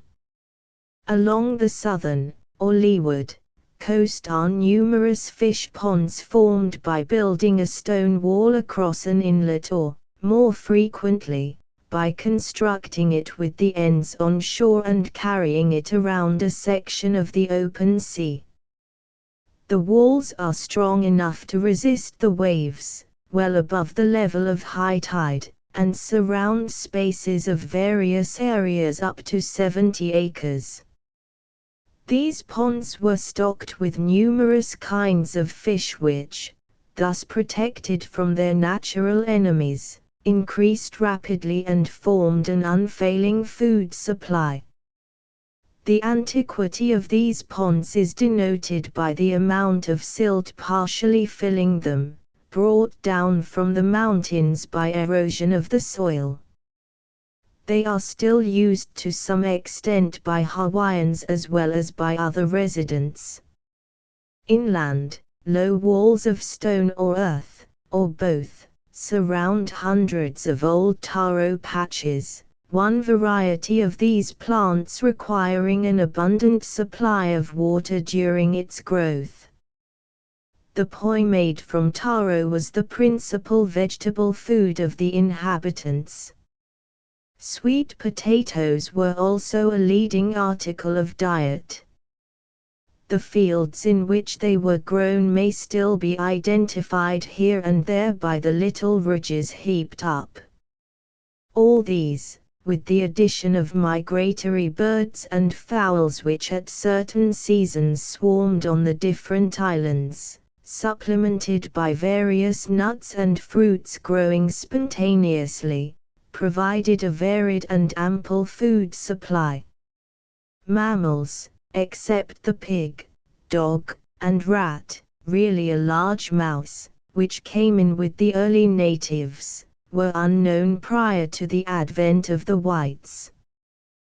There were no land reptiles and few indigenous noxious insects, although mosquitoes, not to mention certain domestic pests, abound in a few places, and there are some scorpions and centipedes, but these, like measles, smallpox, tuberculosis, and worse diseases, are adjuncts of an enforced civilization. The mongoose, brought in to destroy rats, and the mynah bird, to devour insects, are themselves now beginning to be detrimental. Along the coasts, on the headlands and lower hills, and to a less extent farther inland, are village sites, foundations of temples and houses, garden patches enclosed by stone walls, and long rows of stones, some of which are borders of roads or trails, others being for purposes which are undetermined. Among these, taro beds and sweet potato patches may still be traced.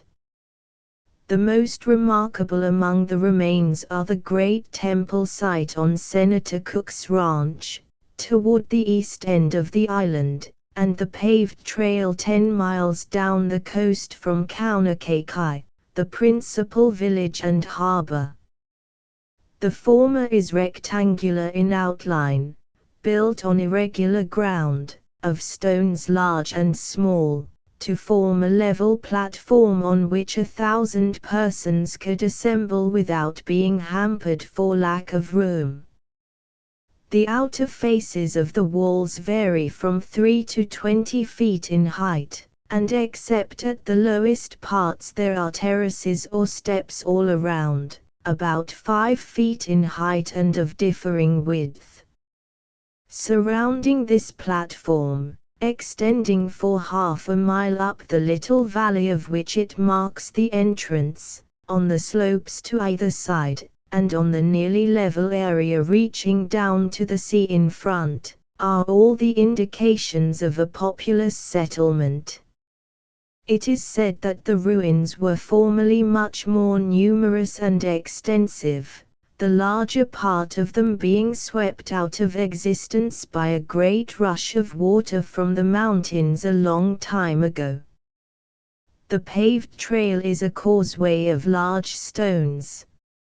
Some parts of it are obliterated by slides and encroaching ravines, other parts preserve the original condition and appearance. The width is not quite uniform, as the stones are of different sizes, but it departs very little either way from 6 feet. So far as can be judged in its present overgrown state, it extends in a straight line for about 2 miles, from the beach to a point on the hill at an altitude of fully 1,000 feet. To what it led, or why it was built, are questions awaiting an answer. All of these places are now abandoned except a few villages along the coast. The people are not here to occupy them, and even if they were, the conditions have become so changed that residence about them is no longer feasible. At the temple site, for example, the extent of the old taro beds predicates an abundance of water. At present, the one family living nearby must carry it in a dry season from the well or spring of a neighbor.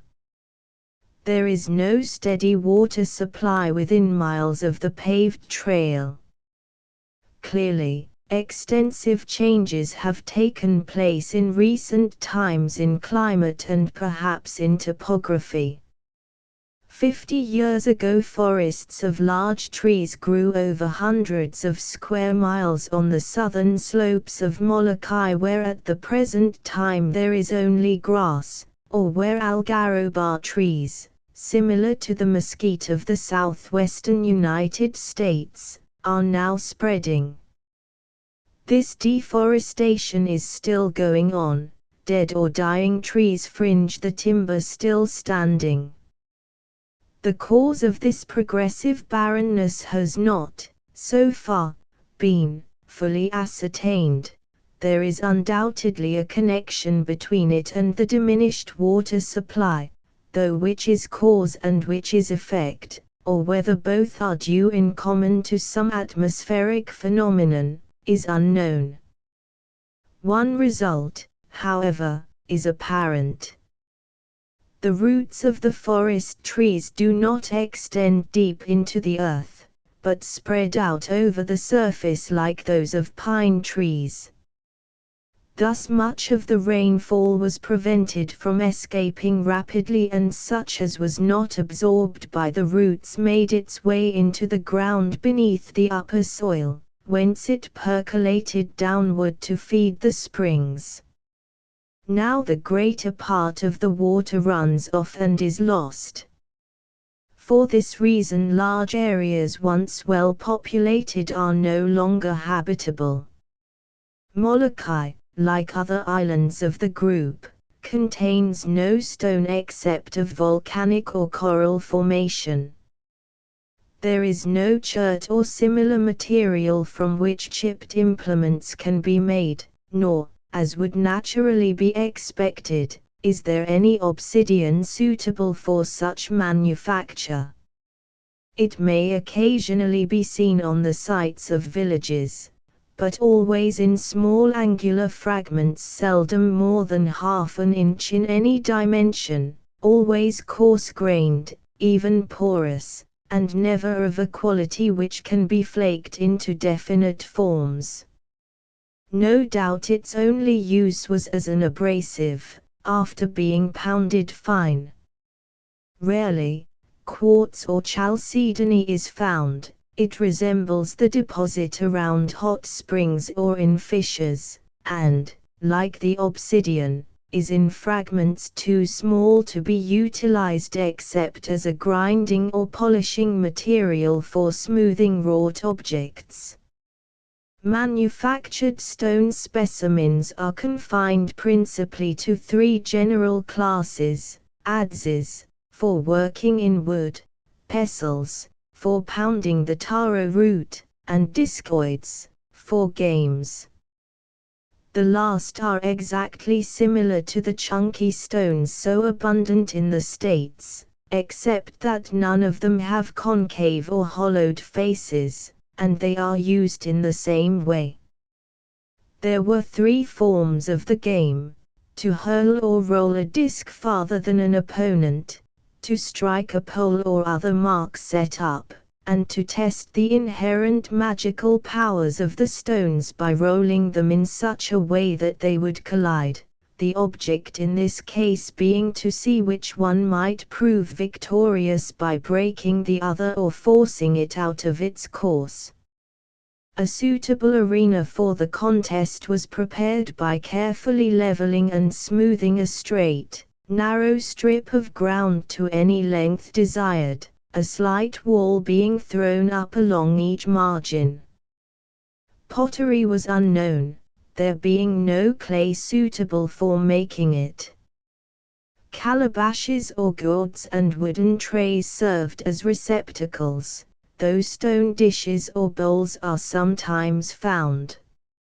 Along the coast occur sinkers, either plummet-shaped or half ovoid like an egg divided lengthwise. This form has a groove around the longer diameter, crossing the flat face, and was tied to a white shell as a sinker in catching squids or cuttlefish, a hook being attached to the line. Coral was much used as files or rasps. There are a few objects whose purpose is problematical, and some highly polished black discs which, laid flat and covered with a film of water, make excellent mirrors, but aside from what is here mentioned, not much worked stone is found. Wood, bone, and shell served as the raw material for nearly all other needs. Graves, or what are supposed to be graves, marked by cairns 3 or 4 feet high, or perhaps by only 1 or 2 layers of stones, are found, the rare. Many so-called caves, which are merely tunnels, bubbles or blowholes in the lava, were utilized as burial vaults. The natives vigorously protested against an attempt to excavate any of these, claiming that their ancestors or members of their families are buried in them and must not be disturbed. In the dunes, human skeletons are frequently exposed by the shifting of the sands by the high wind. The natives seem to have little regard for these. Perhaps they are of the common people while cairns cover the chiefs or priests. There is a tradition that in the old times most of the dead were cast into the ocean as an offering to the shark god. There are no mounds or other structures of earth, everything was built of stone. All structures began at the surface of the ground. No evidence has been found of an occupation earlier than that of the present Hawaiian people. At no point examined in ravines or cliffs was there the slightest hint of human life at a period antedating that beginning with the race discovered by Captain Cook. Consequently, no extended excavations were attempted. The results of some examinations made in 3 different places will be presented. About 10 miles in an airline from Kaunakakai and the same distance from Mr. Cook's home, on a mountain known as Mauna Loa, is a narrow, sharp ridge extending nearly south and terminating abruptly at the junction of 2 deep ravines. On the end of this are 2 house sites, or heiaus, which had never been disturbed. They are as nearly rectangular as the irregular stones of which they are built will permit.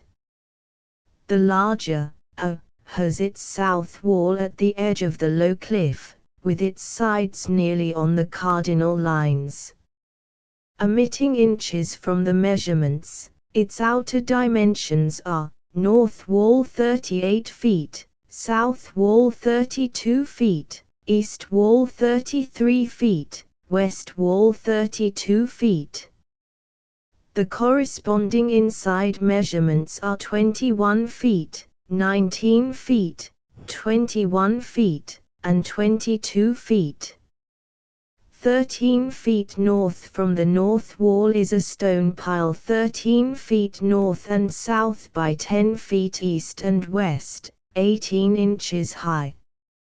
10 feet west of this is a single layer of stones covering an area 7 feet east and west by 4 feet north and south.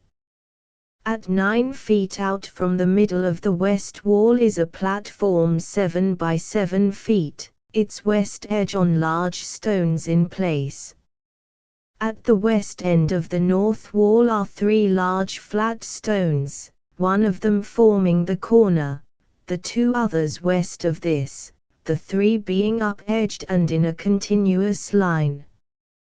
Within the enclosure, at the southern end, is a closely laid pavement formed of a single stratum of loose stones, laid on the earth, and covering a space 20 feet east and west by 10 feet north and south. Along the inside of the wall, at the northeast corner, is a similar pavement 12 feet north and south by 4 feet 6 inches east and west, and a foot high. Both of these pavements were probably intended for seats and beds. On the larger pavement, 5 feet from the south wall, 9 feet from the east corner, was a boulder, its diameters 11, 12, and 15 inches, whose largest surface lay uppermost and was hollowed out to form a deep saucer-shaped depression like a mortar, but as there was nothing to grind, it was probably to crack or pound nuts in. At the middle of the southeast quarter of the enclosure was a pile of stones 3.5 feet across and 1 foot high. There was nothing under them. 7 feet from the north wall, 10 feet from the east wall, was a fireplace formed of 2 slabs on the east and west sides and a flattened boulder on the south side, all up-edged, the north side being left open.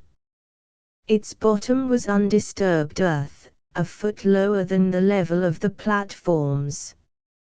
It would seem, though this is uncertain, that the platforms or pavements were on the original surface level, the unpaved space being cleared out to the level of the bottom of the fireplace, and that this space had been filled with earth blown in by the winds after the spot was abandoned.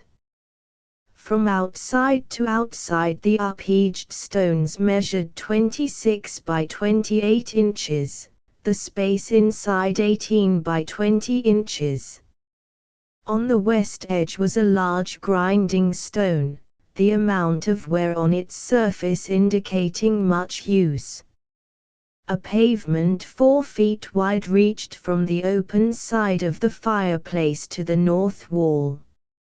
In the cavity was about half a bushel of small stones, most of them burned. When meat was to be baked, a fire was made in the pit, and as many of the stones as required were heated. They were placed in the body cavity, in the mouth, and in slits cut in the skin of the animal, which was then deposited in the pit, closely covered, and left until thoroughly cooked. Similar ovens or barbecue holes, and the same method of cooking, are still in use among the natives in their villages. Views of this house site and of the fireplace, taken from various directions, are shown in plates 38 to 40. Nearly north of the house site, at a distance of 91 feet, is the similar structure, B. The ground on which this is built is 6 feet lower than at A. Its measurements are 23 by 24 feet outside, 13 by 18 feet inside, longest north and south. The entire interior is paved. For a space of 8 feet from the north end, the pavement is a foot higher than in the south end. Beginning at the foot of the south wall, on the outer side, and extending for 29 feet toward A, there is a closely laid stone pavement 10 feet wide at the wall and gradually diminishing to a width of 5 feet. Its termination is nearly square, the slight curve being apparently not intentional. The west edge of this pavement is in a straight line, the east edge being curved. Partial views are given in plate 41. Neither A nor B has any opening for a doorway, nor is there any apparent method of easy entrance, though a slight platform on the north side of A may have supported steps of wood. These walls, as in all other heavy structures observed, were made by carefully laying up 2 rows of large stones at a little distance apart and filling the space between them with stones of any convenient size, thrown in at random. Timbers set in them formed the skeleton structure of a house, which was completed of poles and smaller growth, the sides and roof being thatched. The weight of the stones held the main timbers against the force of the wind even in severe storms. The surface over hundreds of acres around these ruins is covered with house sites, long straight rows of stones, and garden lots surrounded by stone walls. Shop refuse, mostly chips and spalls from adze making, seashells broken to extract the mollusks, coral for breeding, adzes in all stages of finish, and many olimakis, chunky stones, are found. A mile away is a chunky yard or bowling alley about 600 feet long on the crest of a ridge which overlooks the ocean on both sides of the island. The Rain High Hour mile from the Cook residence is a peculiar structure, said to be the only one of its kind in the entire Hawaiian group. Native tradition has it that a long time ago a rain wizard who was angered by the people of this district sent such rains that everything was on the point of being washed out to sea. Another wizard told the people to make a heiau, temple, or sacred building, with many small compartments which were to be left uncovered in order that the raindrops, each of which was as large as a man's head, could be caught and held in them, and burned. The rain would cease when the first wizard learned that he was being circumvented. Plate 38 A Plate 38A, Heiausa and B, on Molokai Island, looking west. List Plate 38B Plate 38B, Heiau, on Molokai Island, looking north. List Plate 38C Plate 38C, Heiausa and B, on Molokai Island, looking south. List Plate 39 A Plate 39A, Heiau, on Molokai Island, looking south. List Plate 39B Plate 39B, platform in Heiau, looking southeast. List Plate 39C Plate 39C, paved way in Heiau, looking southwest. List Plate 40 A Plate 40A, paved way in Heiau, looking north. List Plate 40B Plate 40B,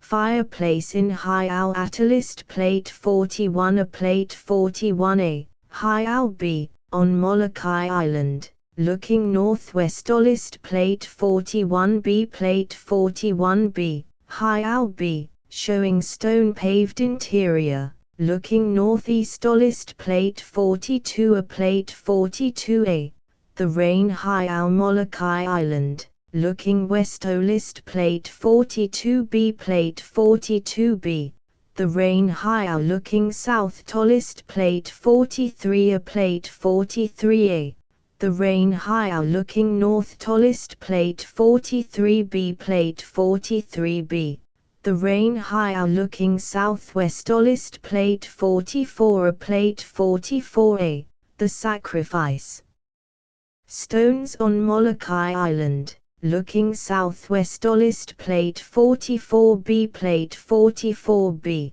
the Sacrifice Stones, looking west. List Plate 45 A Plate 45A, the Sacrifice Stones, looking northwest. List Plate 45B Plate 45B, the Sacrifice Stones, looking south. List as it now remains. This heiau consists of flat stones placed on edge to make an enclosure 30.5 by 20.5 feet across the center, the length of the walls being 27.5 feet on the north, 31.5 feet on the south, 19 feet on the east, and 23.5 feet on the west.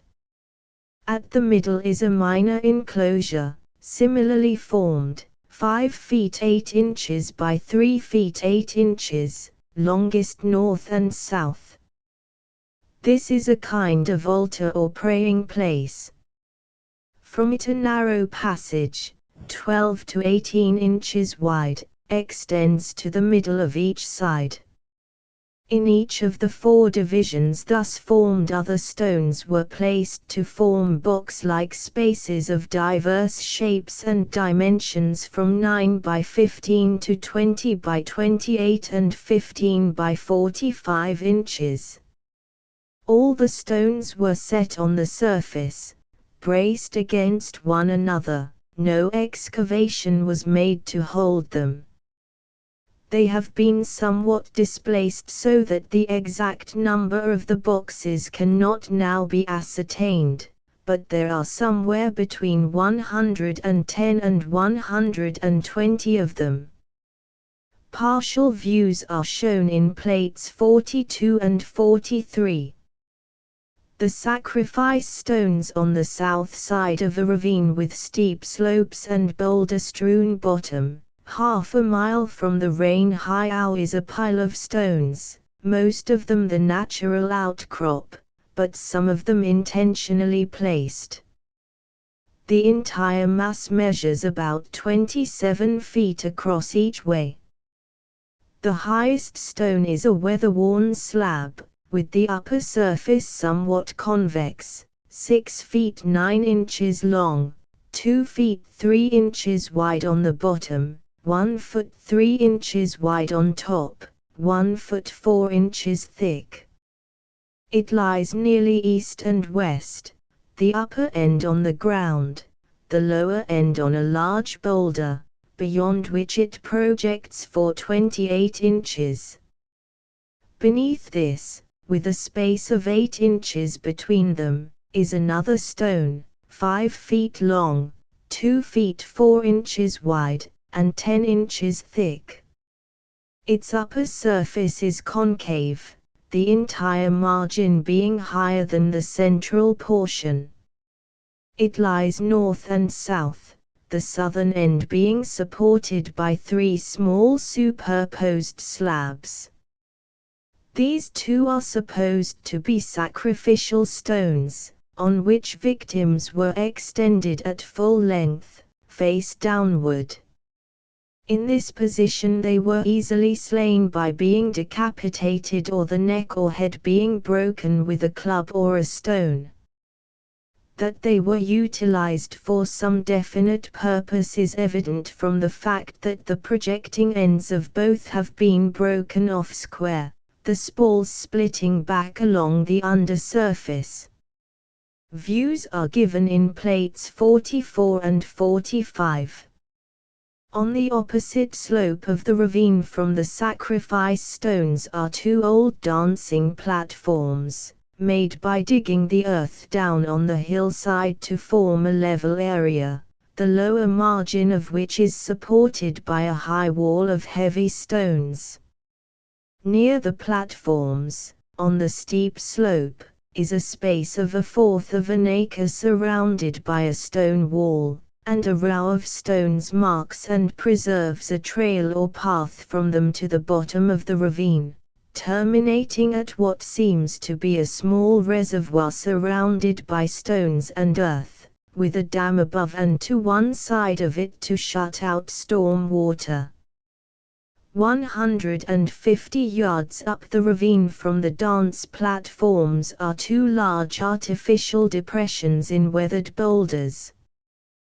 They have the appearance of mortars or nut-crushing holes, but are supposed to be for catching water during rains, as it is known that the natives made these miniature reservoirs or catch basins, the water being dipped out into vessels as it accumulated. Hawaii Island. There are reports of former heiaus, house sites, etc., in and around Hilo, and there are numerous so-called caves, many of which were used by the earlier natives as receptacles for their dead. The term cave is not to be taken in its usual meaning of a cavity due to erosion by water, or the small recesses due to wind scouring. In the Hawaiian Islands it means a tube or tunnel, a hollow space due to gas expansion, or a hole formed by gas or steam expansion or explosion in the lava while it is still soft or flowing, and which is now accessible where the top has fallen in or where it has reached the face of a cliff. These still exist practically as they were at the time of their formation. Of remains upon the surface, the clearing up processes necessary for cultivation, and the improvements in and around the towns and villages, have either entirely destroyed them or so defaced them that they are now only shapeless ruins. Most or all of the nearby caves are in lava flows of comparatively recent origin, and no reports of interments in them could be definitely verified. Human bones were found in 3 caves near Ola, 10 miles from Hilo, but no objects of any sort were with them. The condition of the bones showed they had not been long deposited. In fact, with one skeleton were hobnailed leather shoes, with the bones of the feet still in them. 3 skeletons were discovered in a small cave near the dock in making an excavation for a railway cut. An old man living in the vicinity protested vigorously against any disturbance of them, saying they had been his friends and he had helped bury them.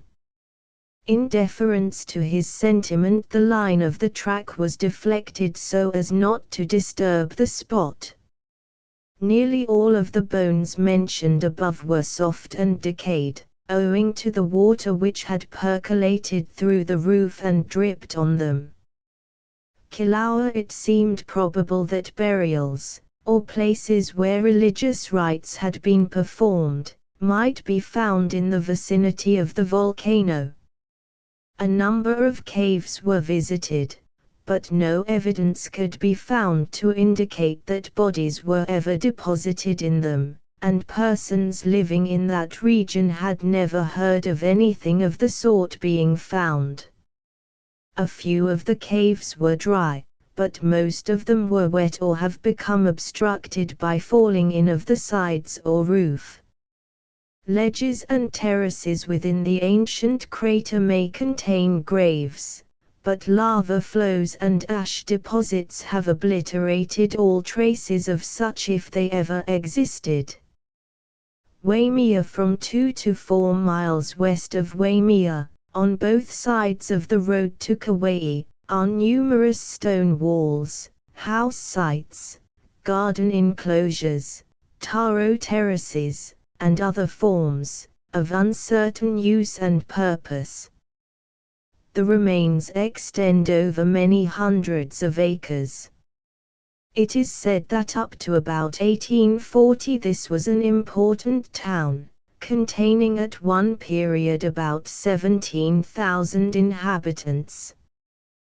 Quarry on Mauna Kea Waimea is the point from which to start for the quarries where the ancients obtained the hard black stone for making adzes. A great amount of work was done there, and refuse is abundant.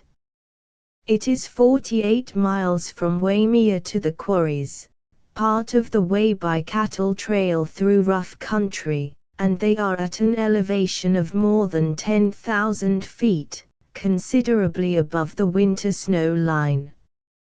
An examination was not attempted, as a visit to them involved securing a camping outfit and hiring guides and helpers at exorbitant wages.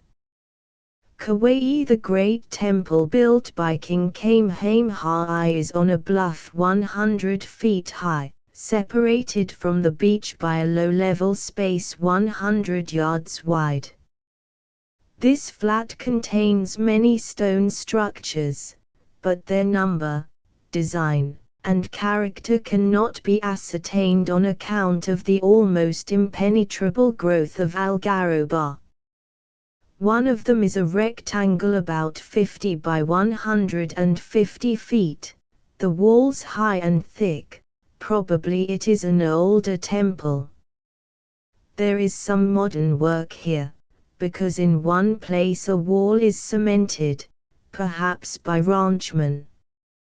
The great temple measures 80 by 200 feet on the outside, 50 by 150 feet inside, longest north and south. The two ends and the side toward the land are nearly intact and from 10 to 20 feet high according to the surface of the ground. At the north end, inside, is a platform 80 feet north and south by 45 feet east and west, the 4 walls carefully and regularly laid up, the space within them filled with large stones, and the surface leveled with beach pebbles.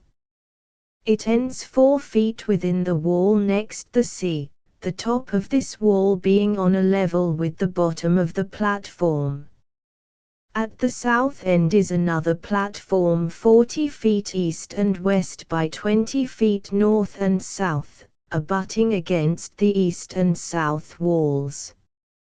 A step or terrace 6 feet wide extends the full length of its north side.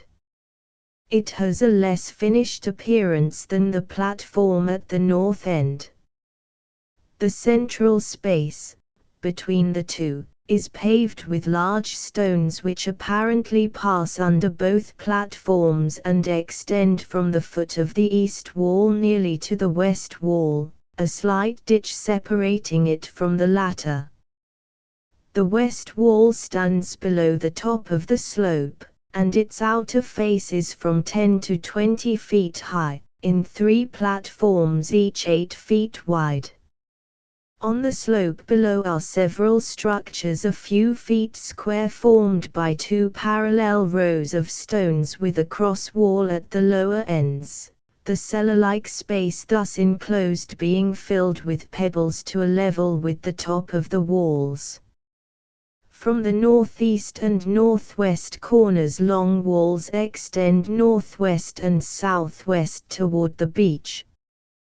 Their outer ends are lost in the thicket. East Point District from Kapaho southward to Kalapana and beyond many remains are reported, but residents say they are of rather modern date, some of them having been occupied since white people came into the country to live. Lava flows of recent date have covered a few.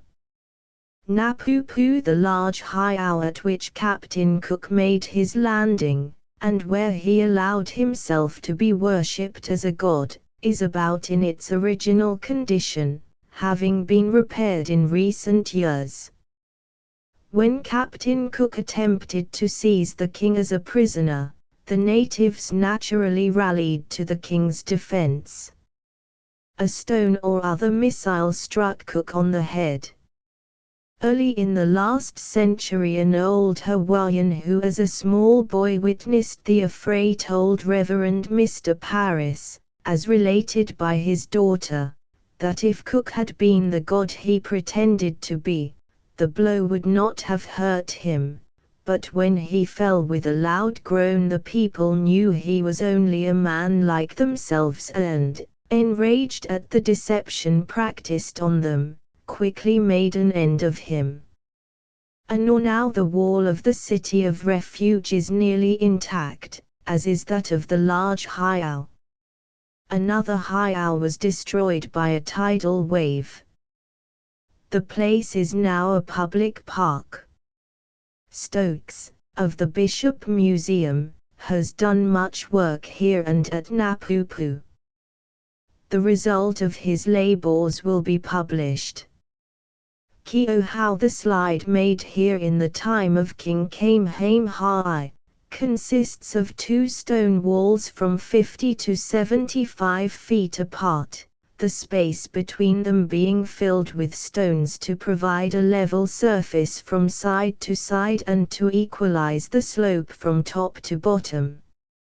It begins a mile from the foot of the hill, and its terminus was on a level area near the coast. The lower end is now so displaced and overgrown for 1/4 of a mile that it can no longer be traced. The remainder of it is practically intact.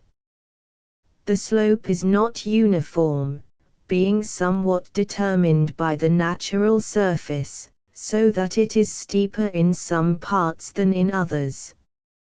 Near the upper end some short stretches are quite steep, presenting from below the appearance of terraces. In places, flat stones are laid pavement fashion from side to side, or rows of stones which seem to be the tops of walls extend across. These were probably to prevent crawling of the smaller material used as a leveler. The slide, according to an old Hawaiian, was covered with one variety of grass, on which was laid another variety, but he could not say whether the 2 layers had their stems parallel or crosswise. Kukui nut oil was used plentifully to act as a binder and to give a slick surface. The sliders, as well as he could remember the description of them, were like sleds with runners, not flat boards like a toboggan. Small depressions here and there, either basin-shaped or well-shaped, have led to excavations in the hope of finding something, but they are due only to falling in of tubes, tunnels, or bubbles in the lava. A somewhat similar but very much smaller slide is said to be on the coast 40 miles south of this one. At present it can be reached only from the shore, making a canoe voyage necessary. 2 ruined and overgrown heiaus are near the waterline a mile from the slide. Both are built on bare lava, and at very high tides waves dash over them. Possibly the shore has sunk since they were built. Nearby, on the flat lava, covered by every tide, are rock carvings rudely resembling the outlines of human figures. They must be of rather recent origin, as the stone is constantly subject to wear by the shingle. Stokes has copied them. Mukinai at the extreme northwest corner of the island of Hawaii is a heiau in excellent preservation, there being but few fallen stones. The ground around is entirely free of growth except for grass and a few weeds, which may explain its appearance of newness. It has a very modern aspect, though it seems to antedate the discovery. It measures 120 by 275 feet, longest east and west. The east wall is 11 feet high with a narrow terrace from end to end about midway the height. The north wall is 18 feet high. The south wall, which is in a somewhat irregular line, is 5 to 6 feet high. On the outside of the south wall, which forms one side of each, are 2 enclosures. One, near the east corner, measures 65 feet east and west and 15 feet wide, with its west wall at the edge of an opening which gives access to the interior of the heiau. The wall of this enclosure is 4 feet high. The other enclosure measures 21 feet east and west by 28 feet north and south, the west end flush with the west end of the temple. Its wall is 3 feet high. The main west wall is 12 feet high. A platform 2 to 4 feet wide, probably a seat or bench, extends along the inside of the south wall. An interior wall 4 feet high, not straight but approximately parallel with the north wall, with a space 10 to 15 feet wide separating them, has one end against the east wall, the other end coming near enough to the west wall to leave only a narrow passageway. The entire space inside is paved with large stones. On these, as a floor, are several walls whose purpose is not clear. They run in various directions. Near the west end are some small enclosures, also a raised platform in which are 13 wells said to be intended to hold the blood of those offered up as a sacrifice.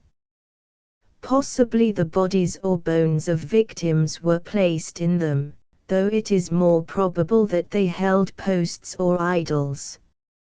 On the outside, 20 feet from the west wall, is a sacrifice stone 6 by 8 feet, averaging 15 inches thick.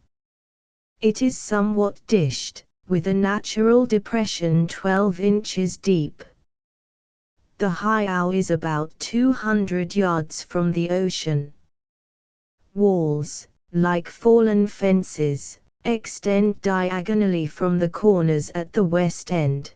The northern one terminates 200 yards away on an outcrop of lava, The southern one has about the same length and ends 50 feet from a similar wall that reaches in a rude semicircle, convex uphill, for 300 yards to the top of a cliff over the ocean. On the opposite side of a small cove within the farther end of this wall is a stone which is known to the natives as the shark or the shark god. It is 8.5 feet long, 32 inches across at the widest part, averages 14 inches thick, and has somewhat the shape of a coffin with narrowed ends. Lying just on the break of the slope, it inclines slightly down the bank. The end toward the water is carved in a fairly good representation of a turtle's head. On the opposite end are 9 artificial cup-like depressions from 1.5 to 3 inches in diameter with a depth rather less than half the width. 3 are on top, 3 on the end, 3 on the lower side. Like any long stone supported at the center with the ends free, it gives a metallic note when struck with a knife or other small piece of metal. It is already defaced by curious experimenters, and will probably be broken up someday in search of the treasure inside, or to see where the music comes from. For nearly a mile south of the heiau, covering the space between the ocean cliff and a line approximately parallel to it 1/4 of a mile up the hill, are many enclosures and long walls. Low walls surround spaces 10 to 15 feet across, filled level with earth, which are either house sites or burial places. Some enclosures, still smaller, with no break in the wall, are supposed to be graves, and graves may also be marked by the many small piles of stones. Other stone heaps, some straight, some crescent-shaped, from 10 to 20 feet long, all the curved ones convex to the windward, were wind shelters. Some of them are known to be made by modern hunters as blinds in plover shooting. In at least 2 places are long parallel rows of large stones placed singly, 1 foot to 3 feet apart, the rows separated by a space of from 4 to 6 feet. One set has a dozen or more rows. Inside of one of the enclosures, directly up the hill from the old landing, is a large stone with an artificial depression of 2 gallons capacity. It was intended as a mortar for pounding nuts. Laupahuahu, an old lava flow, has pushed out into the ocean in a shape somewhat resembling a leaf floating on the water, which is the meaning of the word. It forms a nearly level area of 12 or 13 acres, only a few feet above tide. Toward the outer end are numerous walls and enclosures, mostly in ruins and overgrown with trees and bushes. Some of them are clearly modern, others are ancient. Near the lighthouse are the remnants of a heiau. Only a part of its walls can be traced. A wall 3 feet high, beginning at a large stone at one corner, encloses a space 26 by 27 feet, outside measurement. The interior is filled with earth and small stones to a level with the top of the walls. At the end toward the ocean, is a platform 20 feet wide, terminating 50 feet from the sea. On this platform is a space 7 by 12 feet, outlined by large rocks. Halfway between the platform and the water is a wall which may be recent. Near this enclosure is one hexagonal in outline, the walls 2 feet high, and the space inside, 11 by 17 feet, filled with earth to a foot above the top of the wall. On top of the bluff, 350 feet above tide level, is a heiau, the west wall of which was removed in making a deep cut for the railway. The inside dimensions are 70 feet east and west, 115 feet north and south. The interior area, originally irregular, was somewhat leveled, and covered with a pavement of cobblestones which were carried up from the beach, as were many of the large stones in the wall. The pavement has been torn up in cultivating the ground. The wall is from 4 to 6 feet high inside. This is a little more than the original height, as it was repaired and raised for use as a corral. Along the outside of the north wall, at the west end, is a heavy wall which, with the main wall, forms a well nearly filled with rocks. There are no supporting platforms outside, but along the north and east walls are revetments reaching halfway up the face. The southeast corner is rounded and braced or buttressed. These forms of support have been noticed in only one other place. There is a house site within, at the northeast corner. On the wall, placed there in adding to its height, were a broken taro pestle and a very dense siliceous rock, of high specific gravity, and filled with olivines. It weighs about 75 pounds. The ends have been chipped off to give it an ellipsoidal form, otherwise the wave-worn surface is unworked, except that one of its larger faces is rubbed smooth, almost polished, by use as a grinding stone, for which purpose it is excellently adapted by reason of its unusual abrasive quality. Maui Island. There are not many aboriginal structures on Maui, but among those which can be found are some of extreme interest on account of their size and complicated arrangement. Kaupo, or Mokulau, 1.5 miles from the coast at Kaupo, or Mokulau Landing, at the eastern end of the island, are two large heiaus. As it would have required a week's time and a considerable outlay of money to reach them, by reason of the distance and lack of roads, they were not visited. Wailuku, at the mouth of the Iao Valley, a mile north of Wailuku, is a sand dune having a nearly level area of about an acre at each end, connected by a curved ridge whose sharp crest is lowered about 20 feet by erosion. On each extremity is a stone enclosure, with several walls on the slopes below them except on the eastern side, toward the ocean. Here a stream has encroached upon the bottom of the dune to such an extent that only a portion of the enclosure near a town is still remaining, one side and part of each end having fallen into the ravine. The wall along the opposite, or western, side is buried in the sand, only the highest stones still projecting. From the north wall a facing of large stones extending down the surface of the dune for a vertical distance of 15 feet has prevented erosion by the winds. No protection was necessary below this point, as the action of rainwater on the lime from disintegrated coral rock contained in the deposit has caused the sand to set or harden. The other heiau, at the north end of the dune, is apparently unfinished. None of it has disappeared, but the plan is difficult to make out.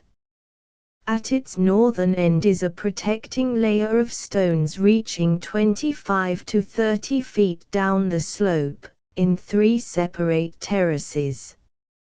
Similar terraces are on the slope below the southern end of the east wall. Here and there within the structure are well-like spaces filled with stones. The purpose of these is unknown. Stones of varying sizes, mostly small, within the walls indicate a pavement or floor, but the dense growth of lantana brush and the accumulated sand preclude any careful examination or accurate description of these remains.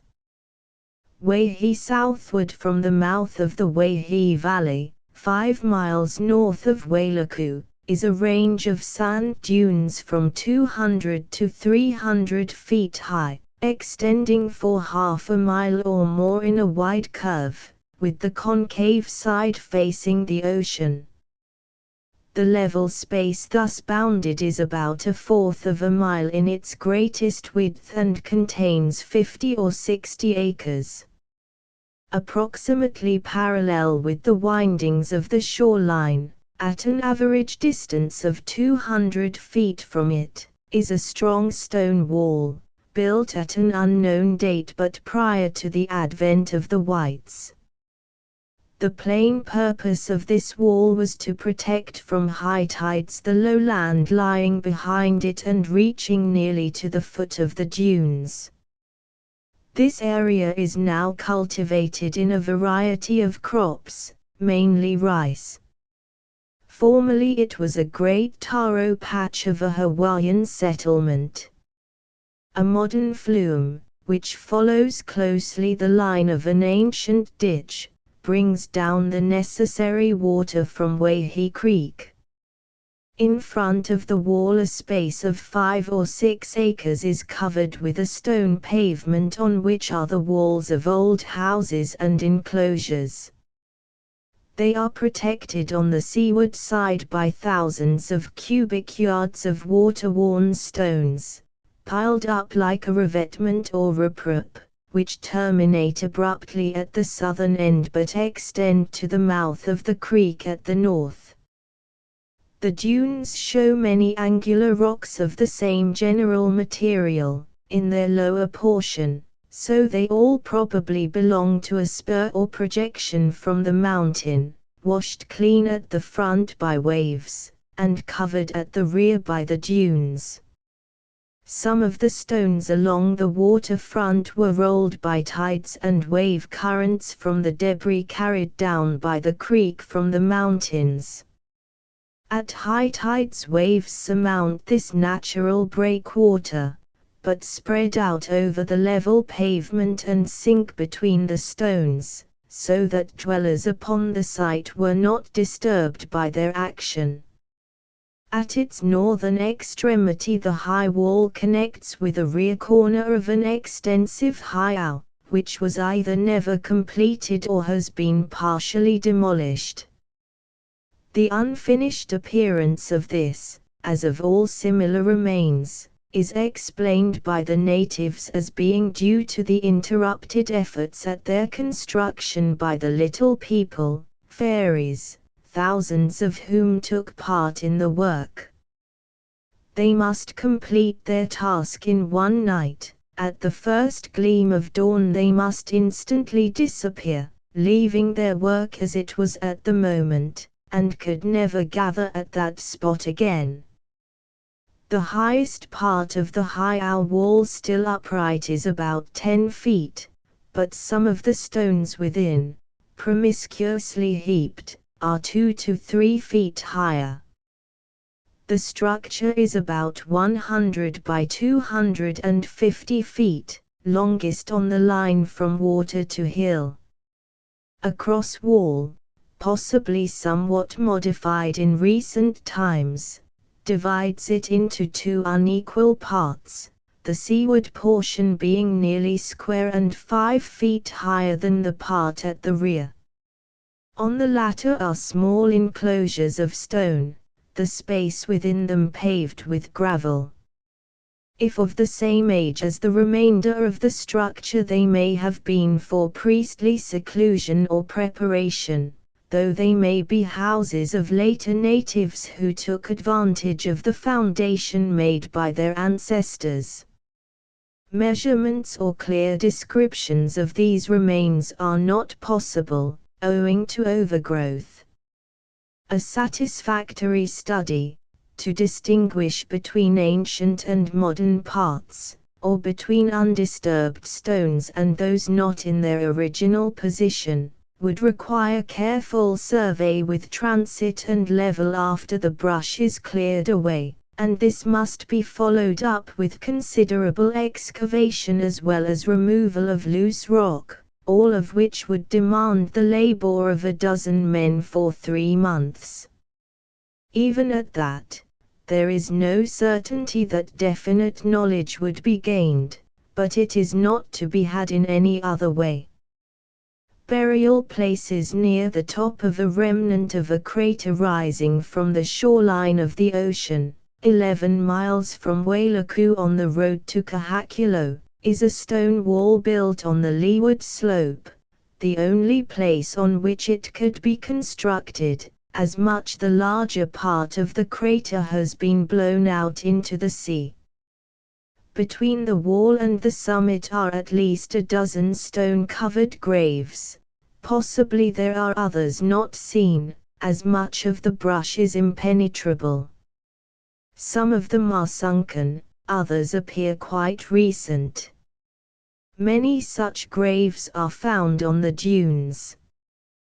They are all modern, some of them still surrounded by the original wooden fences. In the Iao Valley, the deepest valley on Maui is that of the Iao River. The sides, nearly vertical in places, have an elevation of about 3,000 feet. About 2 miles above the town of Wailuku, well within the mountain, are walls made of stones of varying sizes up to half a ton or more. They extend over several acres of land and their structure is quite complicated. Mostly, they are borders of taro patches, though some of them mark house sites or garden enclosures. One wall, supporting a terrace, is 8 to 10 feet high and contains very heavy stones. Near the head of the Iao Valley there are fully 40 acres of taro beds. A trail formerly led from this spot to the south shore of the island, near Lahaina. It cannot now be traced, being obliterated by slides. Residents of Wailuku say these places were in use only 50 or 60 years ago. Many evidences of former occupation have been destroyed in operating the extensive sugar plantations. Kauai Island. There seems to be less evidence of Hawaiian occupancy on Kauai than on any other of the 5 principal islands. Comparatively few heiaus are reported. Some of those which were in existence when the whites came have been destroyed or defaced to such a degree in establishing sugar plantations that their original form is uncertain, while others are so covered with vegetation, either natural or due to cultivation, that nothing definite can be ascertained as to their size or structure. The site which might be considered as possessing the greatest interest is an Aboriginal quarry and workshop where material for stone implements was obtained and shaped into desired forms. There can be no doubt as to the existence of such a place, but no one now knows its location, unless it be some of the older Hawaiians, who, however, profess entire ignorance in regard to it. Mr. William H. Rice, of Liu, once induced some natives to conduct him to the spot. He believes that if he alone had gone his guides would have fulfilled their promise, but unfortunately several other men joined him, and the natives, either suspicious of their intentions, or not wishing the premises to become publicly known, pursued a devious and wearisome journey through the jungle, crossing gulches and clambering up and down cliffs until the white men were thoroughly bewildered and exhausted, then announced that they couldn't find it and led the party home. Liu at New Mahu, 2 miles from Liu, on the road leading south and west from the harbour of Noiliwili, is a fish pond known as Alakoka.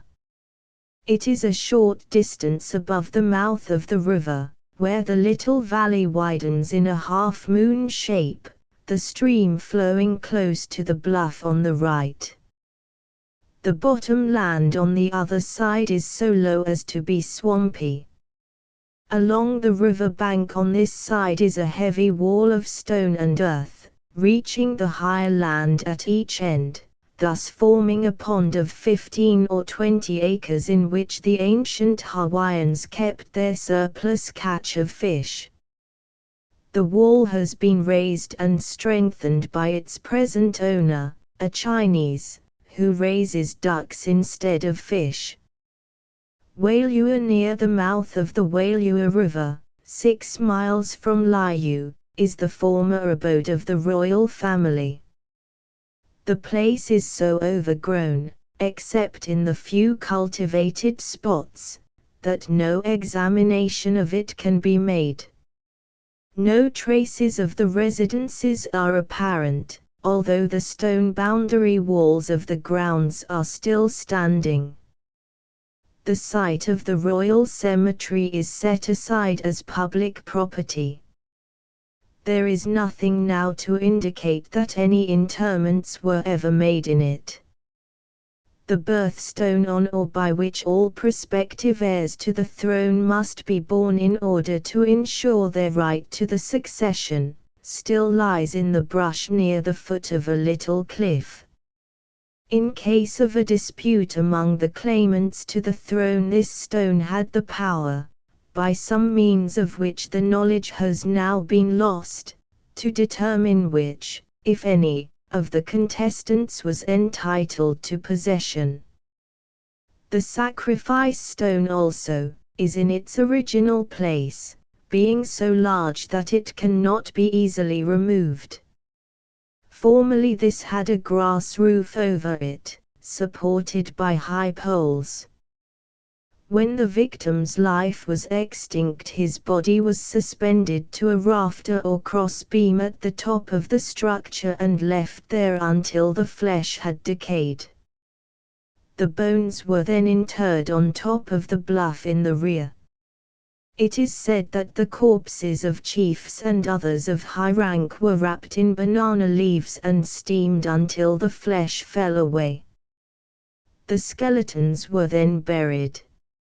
A mile from the mouth of the Wailua River, on a narrow plateau between it and a small tributary, the summit level being about 200 feet above the water, is a heiau in fairly good condition. It is one of the large structures of its kind, but is so overgrown that measurements or close description are not possible. It is supposed to be the one which was sacred to the devotions of the highest priesthood. The common people were not allowed to venture near it, and even the king could not visit it without special permission involving the most complicated ceremonies. It has passed into possession of the county and will be restored as nearly as can be to its pristine state and thus preserved. On a mass of loose rocks, resulting from disintegration of an old lava flow, projecting into the ocean half a mile east from the mouth of the Wailua River, and near the race track, is a heiau of irregular construction. The extreme measurements are 80 feet north and south by 200 feet east and west. The wall on the side toward the sea is higher and wider along the central half than it is nearer the ends. Small enclosures, bounded by single rows of stones, probably mark the sites of houses for priests and attendants. Along the inner side of the wall next to the water are 4 depressions, remains of partially filled well-like or cistern-like excavations. Similar hollows, obscured by brush, are also next to the inner foot of the opposite wall. A large rock in the form of a triangular prism, standing upright, with one end firmly embedded in the ground, was no doubt a god of some kind. It has a slight hollow or cup pecked in the flat top. There are several irregular rows of stones outside of the enclosure. Dense growth prevents the examination necessary for a closer description. Dune burials 4 miles east of Liu. A spur of the plantation railway was run into the dunes to procure sand for making fills. In the course of this work human bones were found, the remains of one individual in one spot and of at least 2 others not far away. None of these bones seemed to have been long underground.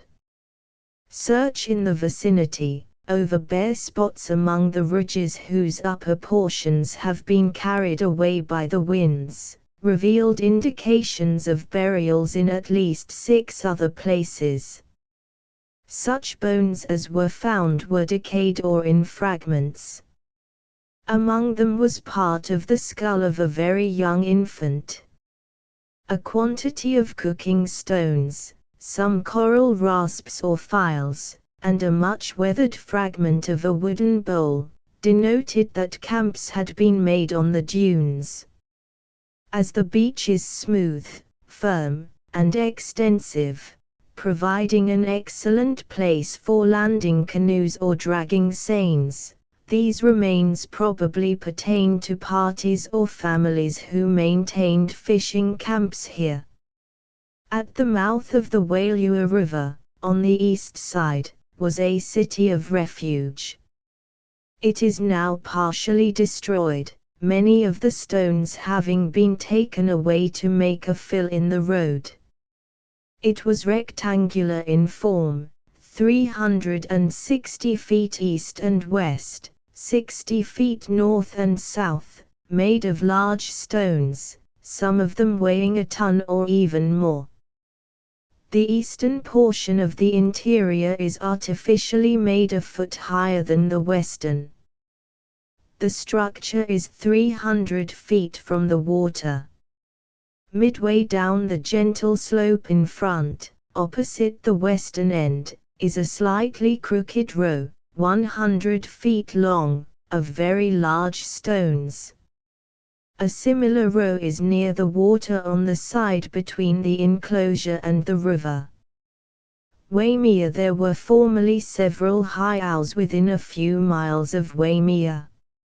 Some of them have been destroyed by cultivation, while others are difficult to find and impossible to examine in the cane fields or dense brush. At the east foot of a rocky peak 13 miles by road from Waimea, at an elevation of more than 3,600 feet, is a small heiau almost on the brink of the canyon. Within the walls it is 30 feet across each way. On the south line are 3 large stones in line, one at each corner, the third about midway between them. No doubt their position determined the location of the structure. It stands on a slight slope. The west wall is 2 feet high inside, the earth having washed down level with its top outside. The north wall is a foot higher than the floor at the west end, and is completely buried at the east, as are the south and west walls along their entire length except for a protruding stone here and there. In fact, the whole interior seems to have received a heavy deposit of earth, carried in from the outside by wind and rain. All these features give an appearance of antiquity to the ruin. Directly below it, well toward the bottom of the canyon, which is said to be 3,000 feet deep, is a long, narrow, curved ridge with rounded top and almost vertical sides. The upper part, apparently an old lava flow, is darker in color than the surrounding precipices, its surface checkered and seamed by weathering and erosion, so that it has an almost startling resemblance to a huge serpent crawling out of the side of the mountain and, with head laid flat on the extreme point of the cliff, watching something in the stream bed 1,000 feet below. If the old Hawaiians had been familiar with ophidians, as were the American Indians, this snake god would no doubt have held high rank among their divinities. Conclusions as intimated above. Much additional information regarding antiquities in the Hawaiian Islands can be found in publications of the Bishop Museum in Honolulu. Descriptions, with illustrations, of a number of heiaus are given by Mr. Thrum in the Hawaiian Annual for 1906 to 1910, inclusive, and his forthcoming volume will completely cover this branch of archaeology. The Bishop Museum has undertaken to make a complete survey and report of all the ancient remains, while Dr. Bryham has almost finished for publication an exhaustive treatise which will include all his observations and deductions along the same lines. With these tasks ended, there will be nothing for anyone else to do, except to take measures for the restoration and care of the principal structures. All the Aboriginal remains on the islands are the work of the present Hawaiian race. When the earliest of these people came here, they found the islands without inhabitants. There are no evidences of any prehistoric population nor any indications whatever of underground remains. Consequently, so far as can be ascertained, excavations would not result in the discovery of any prehistoric objects or of anything essentially different from what can be seen on the surface or found slightly covered by very recent natural accumulation. At the same time, all the remains are well worthy of study and preservation. These conclusions meet the full approval and endorsement of both Mr. Thrum and Dr. Bryham. Index. Page. Accounts Caves 131 Adair, quoted on construction of houses 170 adzes, Churt, from Miller's Cave 79 stone. In Molokai 177 acres Post Office, cave in vicinity of 18 Alabama, explorations in 133 to 150 Alabaster, from Wyan.cave 108 to 109 C Stalagmite, Travertine. Alford's Cave 140 Allen, Valentine. Acknowledgement to 29 altars, supposed sacrificial, origin of 172 C sacrificial stones. Alton, house mounds near 161 animals, bones of, found in Cave 33 of Molokai 176 antler, objects of, from Cell Cave 48 Arkansas County, Ark. Excavation of mound in 170 Arklow Cave 125 Arlington, cairns in vicinity of 40 caves in vicinity of 34, 35 Armstrong, BG.